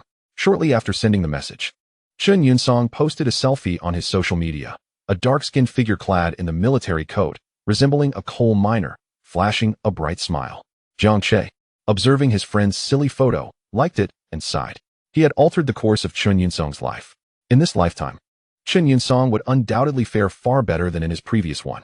However, considering the current trajectory, it seemed unlikely that he would encounter Lu Han again. Lu Han had been Chen Yunsong's virtuous wife in his past life. Influenced by Jiang Che, Chen Yunsong had also attended school in Jinling, studying at a vocational college. Upon hearing that Jiang Che had given up on retaking exams to work in Jinling, he enrolled in a university there as well. Lu Han came from a single-parent family, running a wonton shop with her mother near the school gate.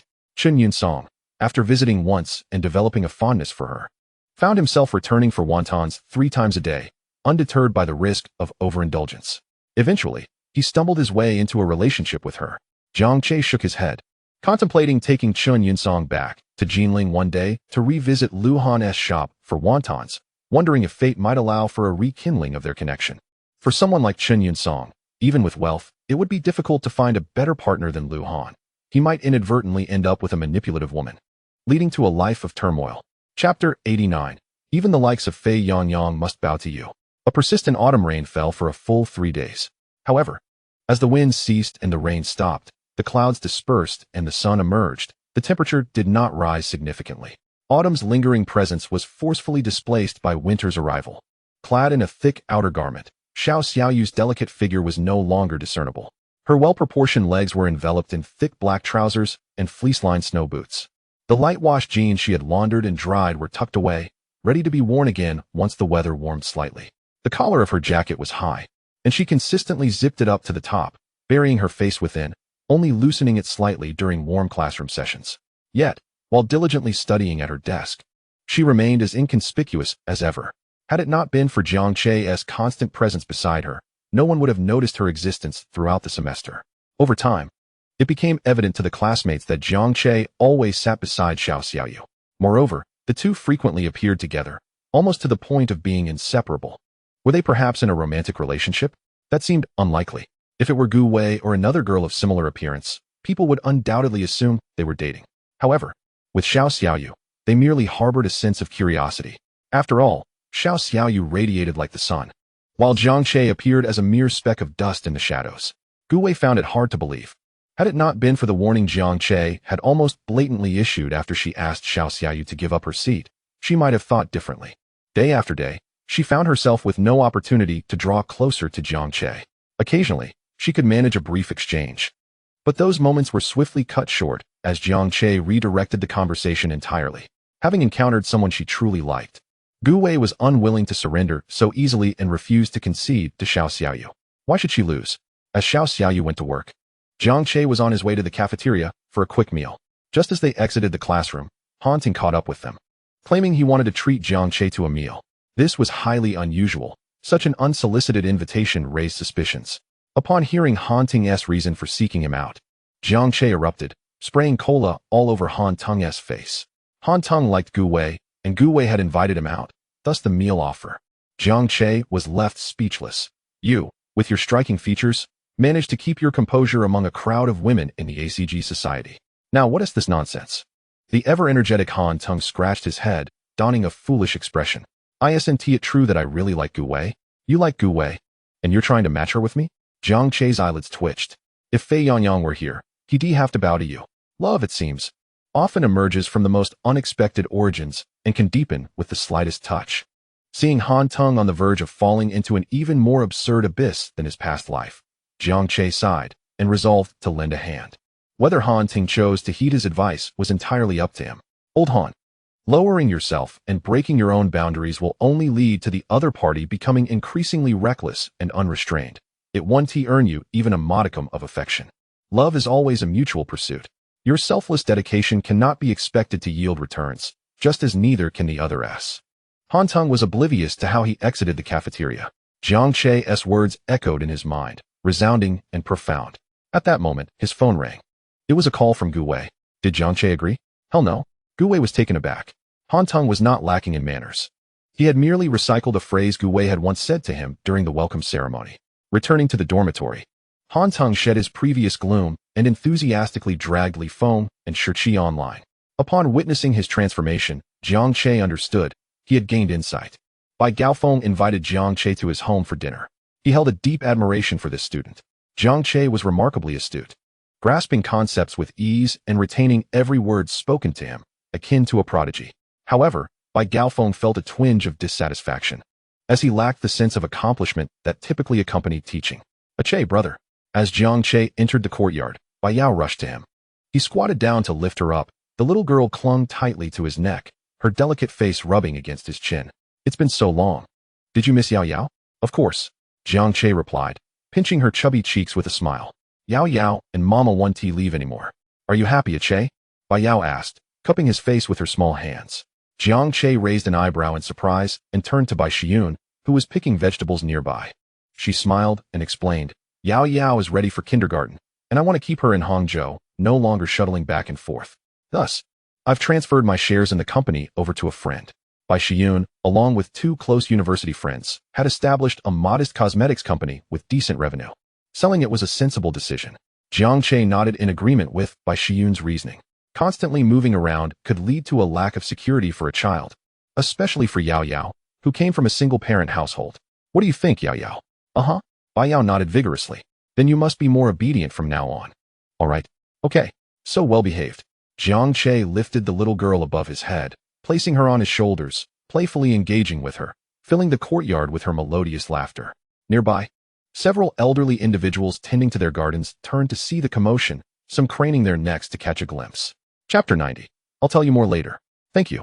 Mrs. Bai. Jiang Che accepted the bowl of chicken soup offered by an elderly lady with gratitude.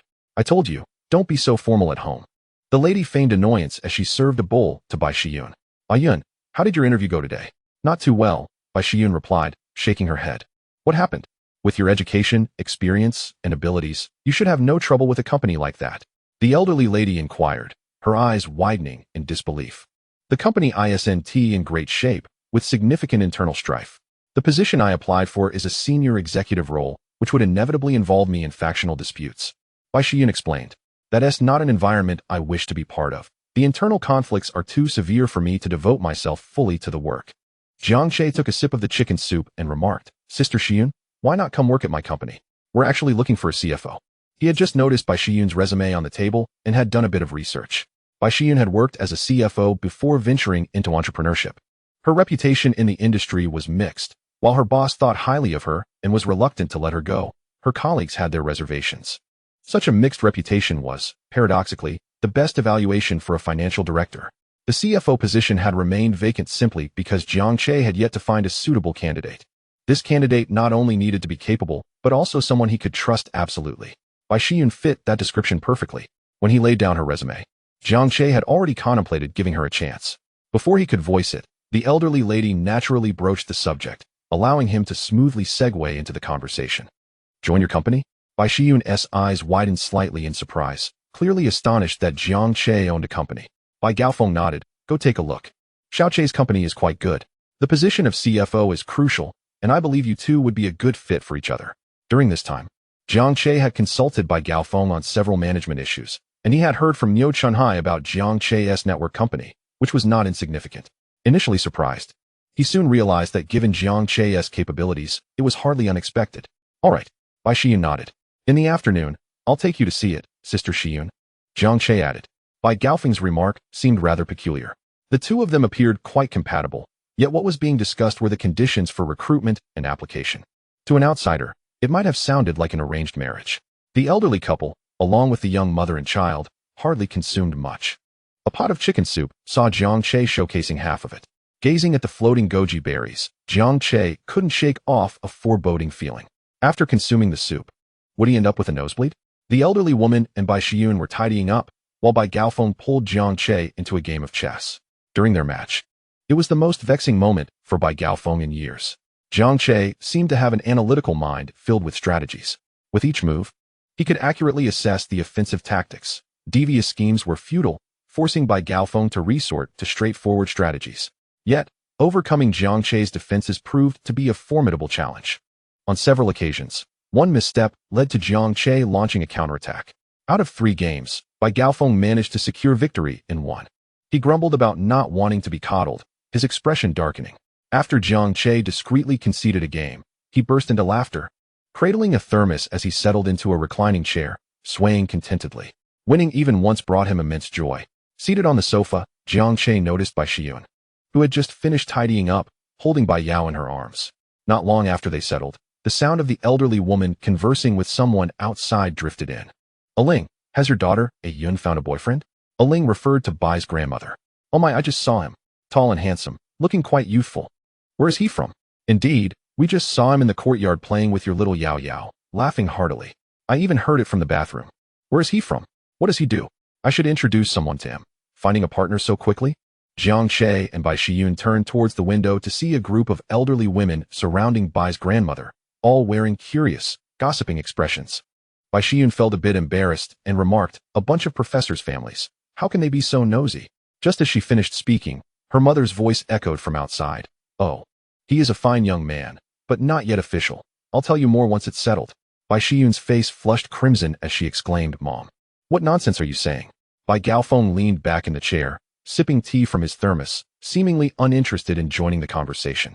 Jiang Che drove Bai Shiyun to the company, and the atmosphere in the car felt somewhat strange. It wasn't until they arrived at the company that Bai Shiyun finally spoke. Ah Che, please don't mind my mother's wild remarks. She talks nonsense. I understand. Let's go, Sister Shiyun, Jiang Che replied with a smile and nodded. Bai Shiyun unfastened her seatbelt, yet as she watched Jiang Che exit the car, a peculiar emotion stirred within her. Upon arriving at the finance department, Bai Shiyun's capabilities surpassed Jiang Che's expectations.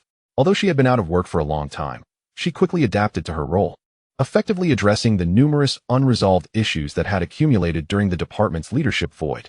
After arranging for Bai Shiyun to sign her employment contract, Jiang Che called a personnel meeting to announce her hiring. Returning to the school, Jiang Che had barely entered the campus when a middle-aged man with a head full of white hair stopped his car. "Jiang Che, I am Han Ming, the director of the school's publicity department," he introduced himself. Jiang Che nodded and extended his hand. "Hello, Director Han. How can I assist you?" Han Ming explained that he had recently received a task to promote awareness regarding the dangers of campus loans. Recently, several students from out of town had faced severe consequences due to campus loans, prompting significant concern. He was pondering effective methods for the campaign when he noticed Jiang Che's car and thought to enlist his help, considering Jiang Che's prominence within the school as a means to broaden the outreach. Campus loans? Jiang Che raised an eyebrow. Has this notorious issue begun to gain traction already? Indeed, Han Ming replied. Flies do not bother a seamless egg. Most of those who encounter problems with it bring it upon themselves. If one can resist the temptation to borrow money, how could trouble arise? However, one must acknowledge that not everyone possesses such fortitude, especially the naive students still sheltered in their ivory towers. They are often inexperienced and naive, allowing lenders to exploit their vulnerability through various deceptive tactics, leading many who initially had no intention of borrowing down this treacherous path. Once embarked upon, it could plunge them into the depths of despair right as they begin their journey in life. Chapter 91, The Official Account. A rising star Jiang Che agreed to Han Ming's request for assistance. That same day, he devised a plan and collaborated with the advertising department to create a cute animated video, which he posted on his popular account with millions of followers on Xinyu. The video opened with a view of Zhejiang University's entrance. As the camera zoomed in, it entered a boys' dormitory marked with the number 202. A flamboyant character adorned in luxury brands burst through the door, attracting envious gazes from his roommates. "Bro, where did you get the money to buy all this designer stuff?" "Of course, I borrowed it from student cash. No interest, pay whenever." "Is that for real? Teach me." A group of small figures gathered excitedly, and the screen displayed a successful loan of 10,000 yuan for each person, who joyfully began to spin in circles. As the scene shifted, the small figures flaunted their lavish possessions, brandishing iPhone 6s. Just as they were about to indulge in their newfound lifestyle, their phones erupted with messages demanding repayment. "Pay up, or we'll tell your school and ruin you." Panic ensued among them. "Wasn't it borrow and pay back any time? You borrowed yesterday and didn't repay. A late fee of 10 has already been added." The lender retorted menacingly. The small figures opened their app, and sure enough, the amount due had escalated to 11,000 yuan. Fearful and anxious, they realized that their funds had already been squandered, and admitting to their families was not an option. For families, 10,000 yuan was no trivial sum. Helpless, they continued with their classes, meals, and sleep, but anxiety gnawed at them, robbing them of restful nights. The following day, the phone rang again. "Hurry and repay, or we'll inform your teachers about your debts and prepare to be expelled." Meanwhile, the amount owed had surged to 12,100 yuan. Interest compounded. A 1-minute short film vividly depicted how borrowers fell into the trap and spiraled downwards. The fear, confusion, and despair during the collection threats were starkly contrasted with the joy of borrowing and shopping. The consequences of what should have been a bright future being utterly destroyed left a chilling impact on viewers. If you find yourself in a campus loan crisis, please contact your advisor. The video concluded with a striking black background and white text. Xinyu boasts a substantial user base at Zhejiang University. Upon uploading, the sight of their campus in the video immediately captivated the students, and combined with the innovative and humorous style, they unwittingly watched until the end. The easily comprehensible content resonated with viewers, ringing an alarm bell in their minds. The video quickly gained immense popularity, spreading beyond its initial circle. The Zhejiang University forum and everyone's social media feeds were abuzz with discussions about this matter, coupled with word-of-mouth transmission. Even the elderly man in the university cafeteria, responsible for operating the boiler, soon learned about the dangers of campus loans and promptly called his grandson, who was studying away from home. "Hello, Niu Chunhai." Niu Chunhai, preoccupied with work, received an unexpected call. The caller began with a cascade of compliments, praising Zhejiang University for its effective campaign against the perils of campus loans. Dazed by the unexpected accolades, Niu Chunhai hung up and summoned Han Ming to his office. Upon inquiring about the situation, Han Ming immediately gave a thumbs up, lauding Jiang Che's efforts. This entire success was attributed to Jiang Che.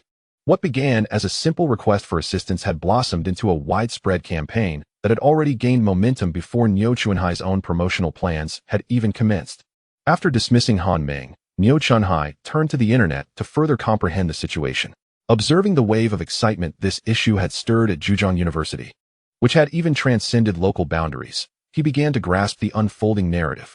After some contemplation, he dialed Jiang Che's number, requesting his immediate presence in the office. Following their discussion, the first official verified account appeared on Xinyu, Zhejiang University.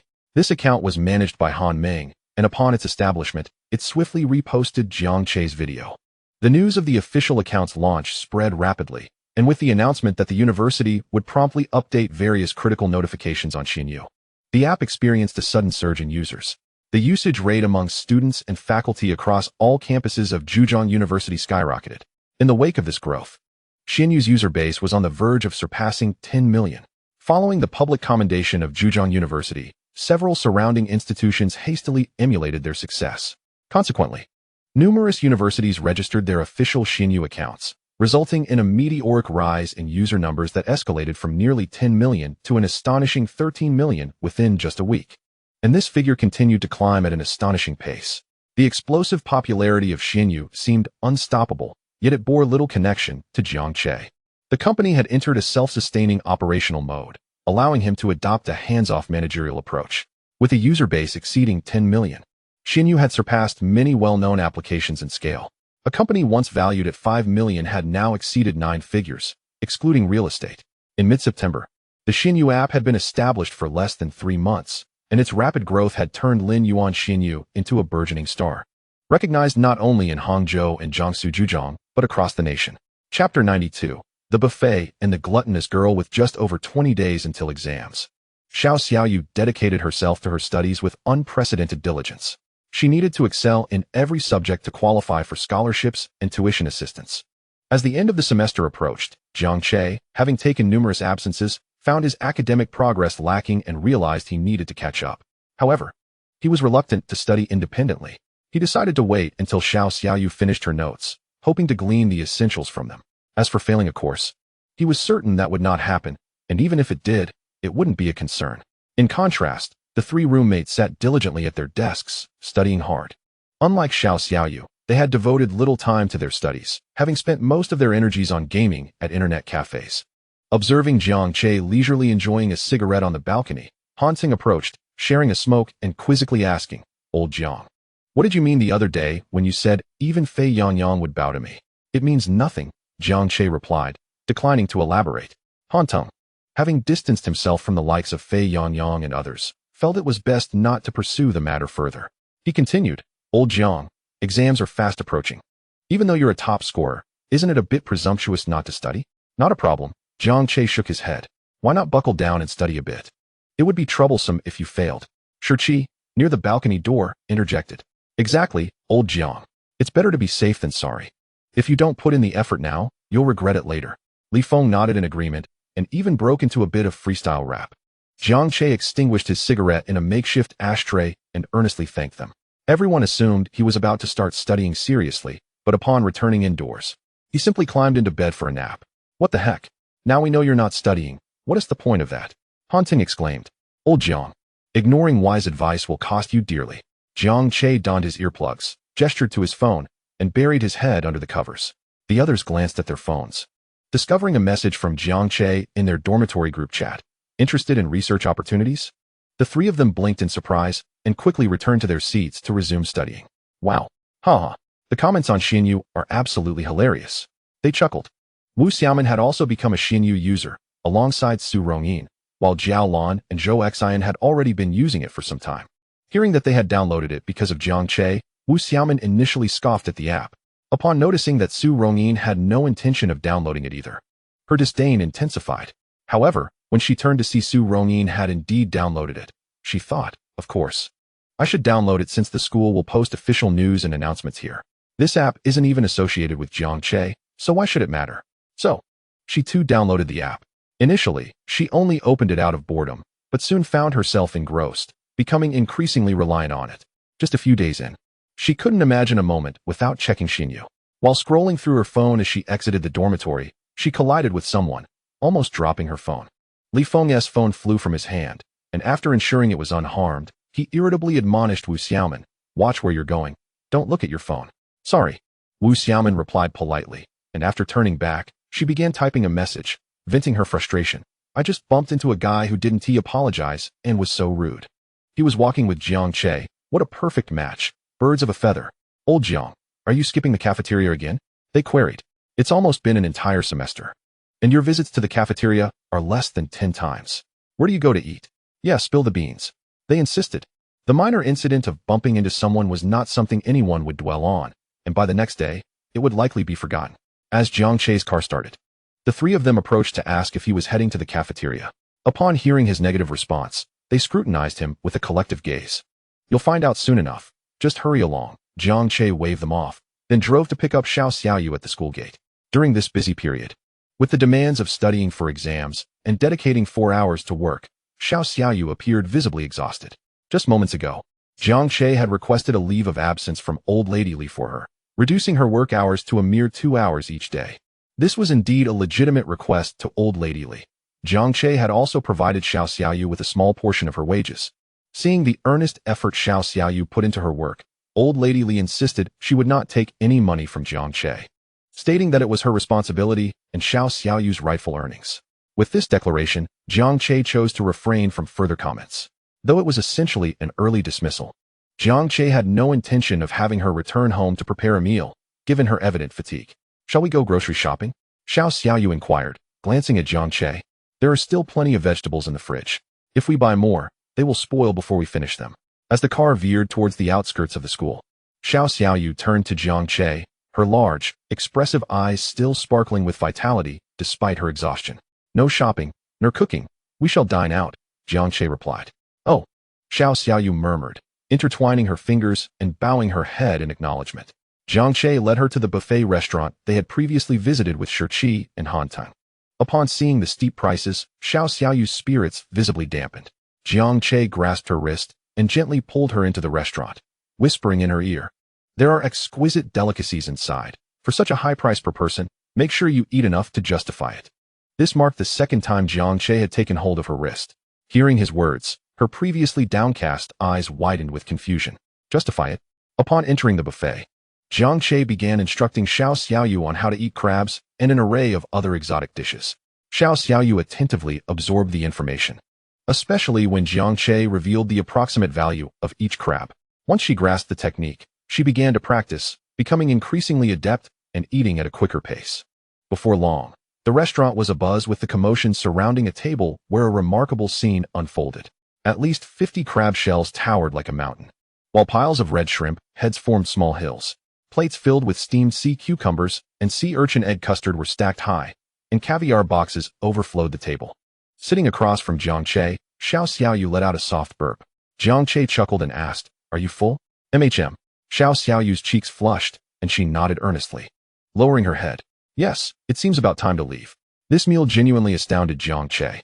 He had already noted that Xiao Xiaoyu had a considerable appetite, but he had not anticipated it to be this substantial. "Having eaten your fill, shall we depart?" Xiao Xiaoyu nodded, then grasped Jiang Che's hand once more. "Jiang Che, have I eaten enough to justify the price?" "Justify the price?" Jiang Che raised an eyebrow and replied, "That is a question you should not pose to me." He gestured towards one of the staff members, and from their bewildered expression, the answer was unmistakably clear.